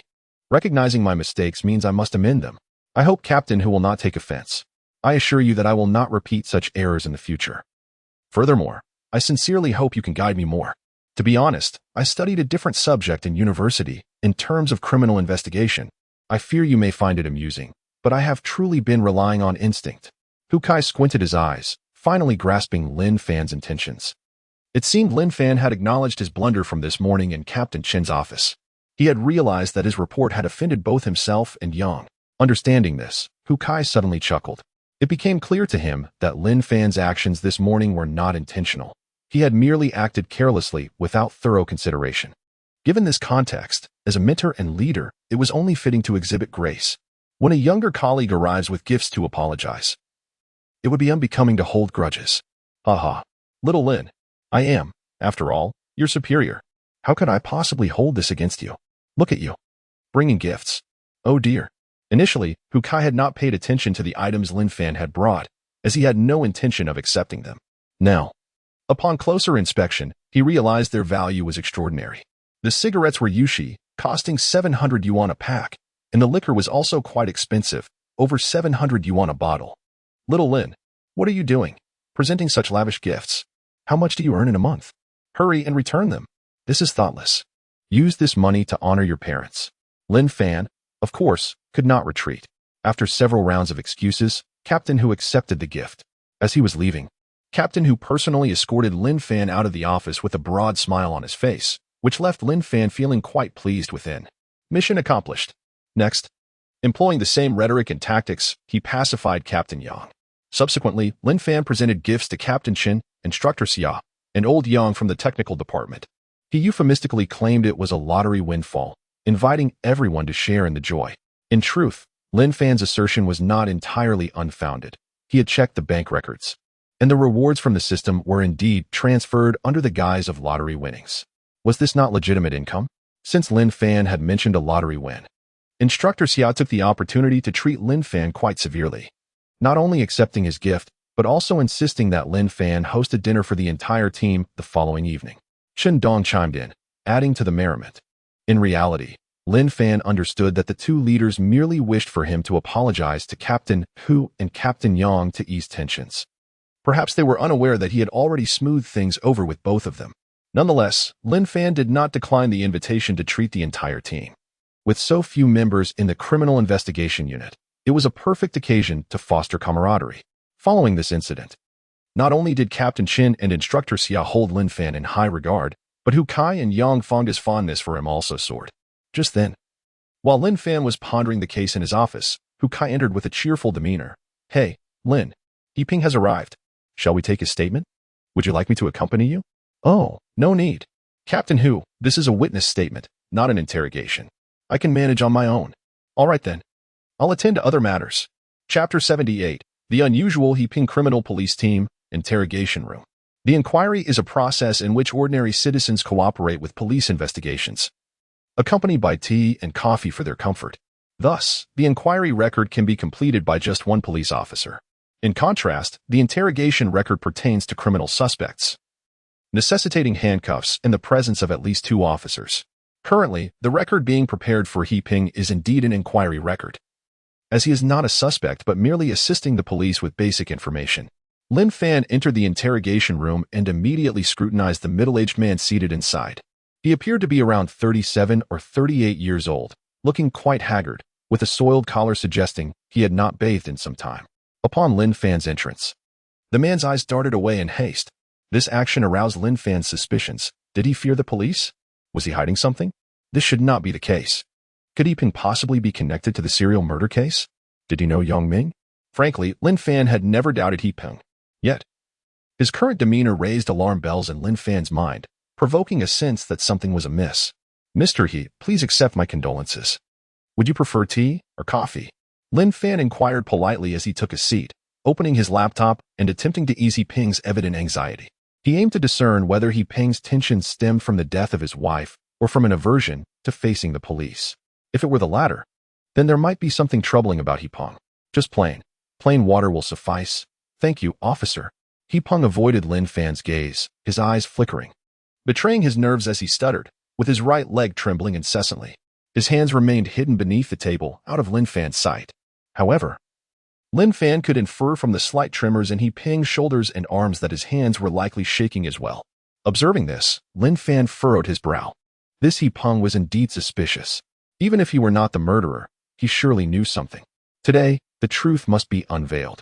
With this thought in mind, Lin Fan donned a gentle smile. Mr. He, please hold on. I will fetch you some plain water right away. With that, Lin Fan stepped out of the interrogation room. Next door was the public security team, which housed over 80 auxiliary officers. He proceeded there, requesting 2 auxiliary officers to assist him. He stationed them at the door of the interrogation room and spoke with gravity. Gentlemen, keep a close watch on him. Do not allow him to leave until I return. Understood. The 2 auxiliary officers exchanged glances, their expressions subtly altered by Lin Fan's address. The term gentleman had touched them. In the public security team, formal officers typically barked orders at them. Discussing this brings tears to the eyes. Alas, what can they do? They are auxiliary officers, and the others are full-fledged police. For the sake of their livelihoods and the elusive dream of becoming permanent officers, they will continue to play the subordinate role. Having completed his task, Lin Fan hurriedly made his way to the captain's office. Along the way, a trivial thought crossed his mind. It seemed he would need to request from Captain Chen that the criminal investigation team also required auxiliary officers. This was quite absurd. He still had to borrow personnel from the public security team. But Fong and who would be quite suitable. And there was another building. He wondered if his digging up the auxiliary officers from the Bird Tree Township police station would provoke Lu and Ming. Upon arriving at the captain's office, Lin Fan knocked on the door. Come in. Old Xia, have you taken a couple of steps? Why the sudden change? No. Let's start again. He noticed Captain Chun and Instructor Xia engrossed in a game of chess. Lin Fan felt torn between amusement and despair. Oh, heavenly beings. This was the second homicide case in succession, and they were still here playing chess. Shaolin, have you finished the record? Lin Fan shook his head. Not yet. Captain Chen, Instructor. I have something to report. Captain Chen did not lift his gaze, his eyes fixated on the chessboard, casually responding, Shaolin. If you're about to tell me that Chen Susu was murdered, then you'd better bring forth some evidence. It's futile to debate with me here. Don't disturb my chess game. A smile graced Xia Sen's lips as he looked at Lin Fan. Shaolin, you don't still believe that Chen Susu was murdered, do you? When will you change this habit of yours? Realizing that both leaders thought he was prone to making conjectures about the case, Lin Fan decided to be prudent this time. He refrained from mentioning Chen Susu and instead expressed his confusion directly. Captain, Instructor, what I want to discuss is not about Chen Susu, but about He Ping. Oh? What about He Ping? Xia Sen's interest peaked immediately. He had found He Ping to be rather peculiar previously. Lin Fan then recounted He Ping's behavior in detail. He concluded with an analysis. Captain, Instructor. He Ping is exceedingly anxious, profoundly anxious. I have a strong feeling he is hiding something significant. Captain Chen rubbed his forehead. Shaolin, are you sure you haven't made a mistake? He P was taken to the inquiry room, not the interrogation room, right? His suspicion arose from the fact that the atmosphere in the inquiry room was rather comfortable and could hardly induce tension. In contrast, the interrogation room exuded a palpable sense of pressure. Once seated, unless one was seasoned, anxiety would inevitably ensue. Lin Fan rolled his eyes. Captain, how could I make such a fundamental error? He is not a suspect. Captain Chen squinted at Xia Senator Old Xia. If that is the case, something does seem amiss. What is He Ping so anxious about? Let us go investigate this fellow. Once Captain Chun had suspicions, he acted decisively. He swept the nearly lost chessboard aside and promptly rose to head out of the office. Xia Sen raised an eyebrow. Old Chen, If we're investigating, then let us do it. I'm just about to win. Can you not afford to lose? Are you trying to dodge tonight's supper bill? As the two leaders began to bicker over the late-night meal, Lin Fan could not help but suppress a smile.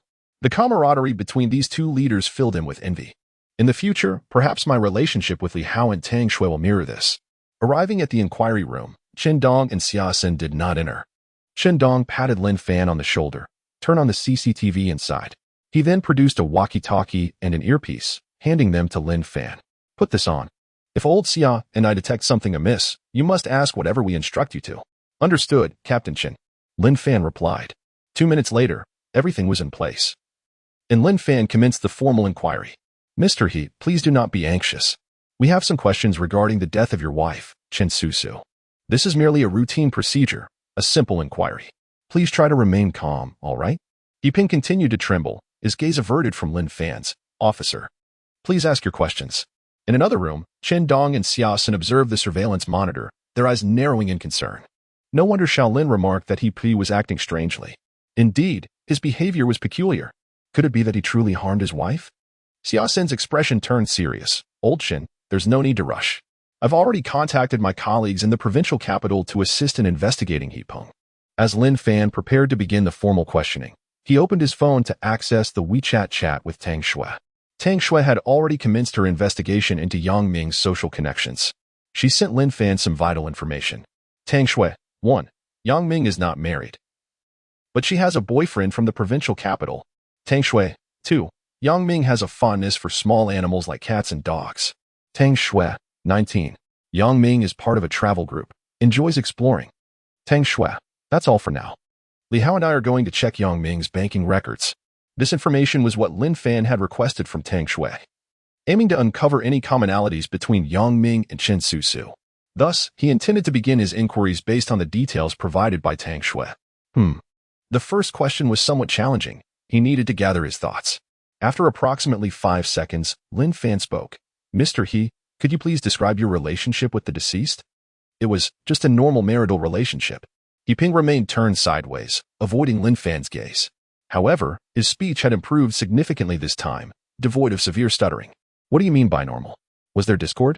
Lin Fan recalled the prior investigation report, which indicated that the neighbors of Chen Susu claimed the couple had a harmonious relationship. Yet here, He Ping merely stated, it was just that. Could it be possible that Chen Susu had a boyfriend, also from the provincial capital, and that this individual was the same as Yang Ming's boyfriend? A connection had emerged. Could the perpetrator indeed be this boyfriend? As this thought crossed Lin Fan's mind, disbelief washed over him. Surely, it could not be that the case would unravel so effortlessly. Am I truly the favored child of fortune? Chapter 79. Xiaolin's imagination is truly abundant. There was no discord. They were just an ordinary couple cohabiting. I earned a living outside while she tended to the children and her parents at home. In the adjacent room, Chen Dong and Xia Xin furrowed their brows, finding nothing amiss in He Ping's words. This aligned perfectly with the previous findings from Hu Kai and Yang Fang's investigation. However, why was He Ping so consistently tense? Lin Fan continued his inquiries based on the information regarding Yang Ming provided by Tang Shui. The second point was that Chen Susu did not have an affinity for pets. Moreover, even if pet ownership were a commonality, it was as broad as the subject of hair. Upon reading the final point, Lin Fan's eyes sparkled with insight. He pondered that if Chen Susu also enjoyed traveling and belonged to a travel group, then this common ground would become quite evident, providing a new lead for the investigation. Mr. He, may I inquire further? Did the deceased enjoy traveling? Was there a travel group involved? Upon hearing this question, Chen Dong and Xia Xin exchanged glances. To be honest, aside from the initial inquiry, they found Lin Fan's subsequent questions rather peculiar. Old Xia remarked, Shaolin is deeply engrossed, barring any surprises. These questions he poses are all derived from the information Tang Shui provided regarding Yang Ming. He seems to suspect that Chen Susu's case is a homicide. Yet he also believes that Yang Ming's case is linked, perhaps suggesting a singular perpetrator. A serial murder case? How absurdly imaginative. As he spoke, Chen Dong was unsure whether to laugh. He genuinely admired Lin Fan's creativity, which seemed more suited for novel writing than for the life of a detective. Xia Sun, deep in thought, sensed that there was more to He Ping than met the eye. While he did not necessarily believe that Chen Susu's case was a homicide, he suspected that He Peng was entangled in another case. Now witnessing Lin Fan's wild speculation veering towards a serial murder scenario, He felt a twinge of anger at Lin Fan's increasing reliance on conjecture for solving cases. One homicide was insufficient, now he proposed two, and if that weren't enough, he conjured an entire serial murder case. It was imperative to understand that a serial murder case would have significant repercussions for the county's criminal police force. If this notion were to spread, it would not only incite public panic but could also lead to accountability from the municipal bureau and even the provincial department. As for the Yang Ming case, a definitive conclusion had yet to be reached. However, the autopsy report had been released. There were no external injuries, nor any signs of poisoning. While reviewing surveillance footage, although it could not be ruled out that someone had pushed Yang Ming off a cliff, the likelihood of this was minimal. This was due to the presence of surveillance cameras on Qianmen Mountain, which had already been reviewed. The autopsy report indicated that aside from the injuries from the fall, there were no other marks on the body. If a stranger had attempted to push Yang Ming, she would surely have struggled, resisted, and fought back, resulting in visible injuries. Thus, the ease with which Yang Ming was pushed suggested that the assailant was someone familiar to her. Thus, it is essential to collaborate with Tang Shui's investigative report and meticulously compare the surveillance footage to ascertain if there are any acquaintances of Yang Ming present. The perpetrator is certainly not a fool. Luring Yang Ming to Qianmen Mountain for the purpose of murder is evidently not an act of impulsivity, but rather a meticulously orchestrated plan. This leads to a glaring contradiction. How could one who has so carefully plotted such a crime make such an error? Is the surveillance merely a decorative element? It is now the year 2024, and even rural areas are equipped with surveillance systems. Consequently, everyone, including Director Lin, is inclined to believe that the Yang Ming case is merely a straightforward suicide. Xia Sun promptly seized the intercom, his voice imbued with gravity. Lin Fan, I shall reiterate. Do not approach the case with mere conjecture. What sort of questions are you posing? He sensed an unusual tension in He Ping. It was quite possible he was entangled in the matter at hand. Avoid trivial inquiries and maintain professionalism, understood? Listening to the displeasure in his superior's voice, Lin Fan let out a deep sigh. He felt utterly inept.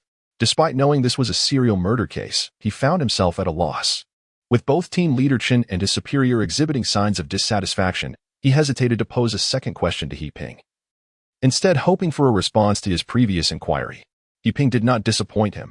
After a moment of contemplation, he replied, Officer, we are all from the country.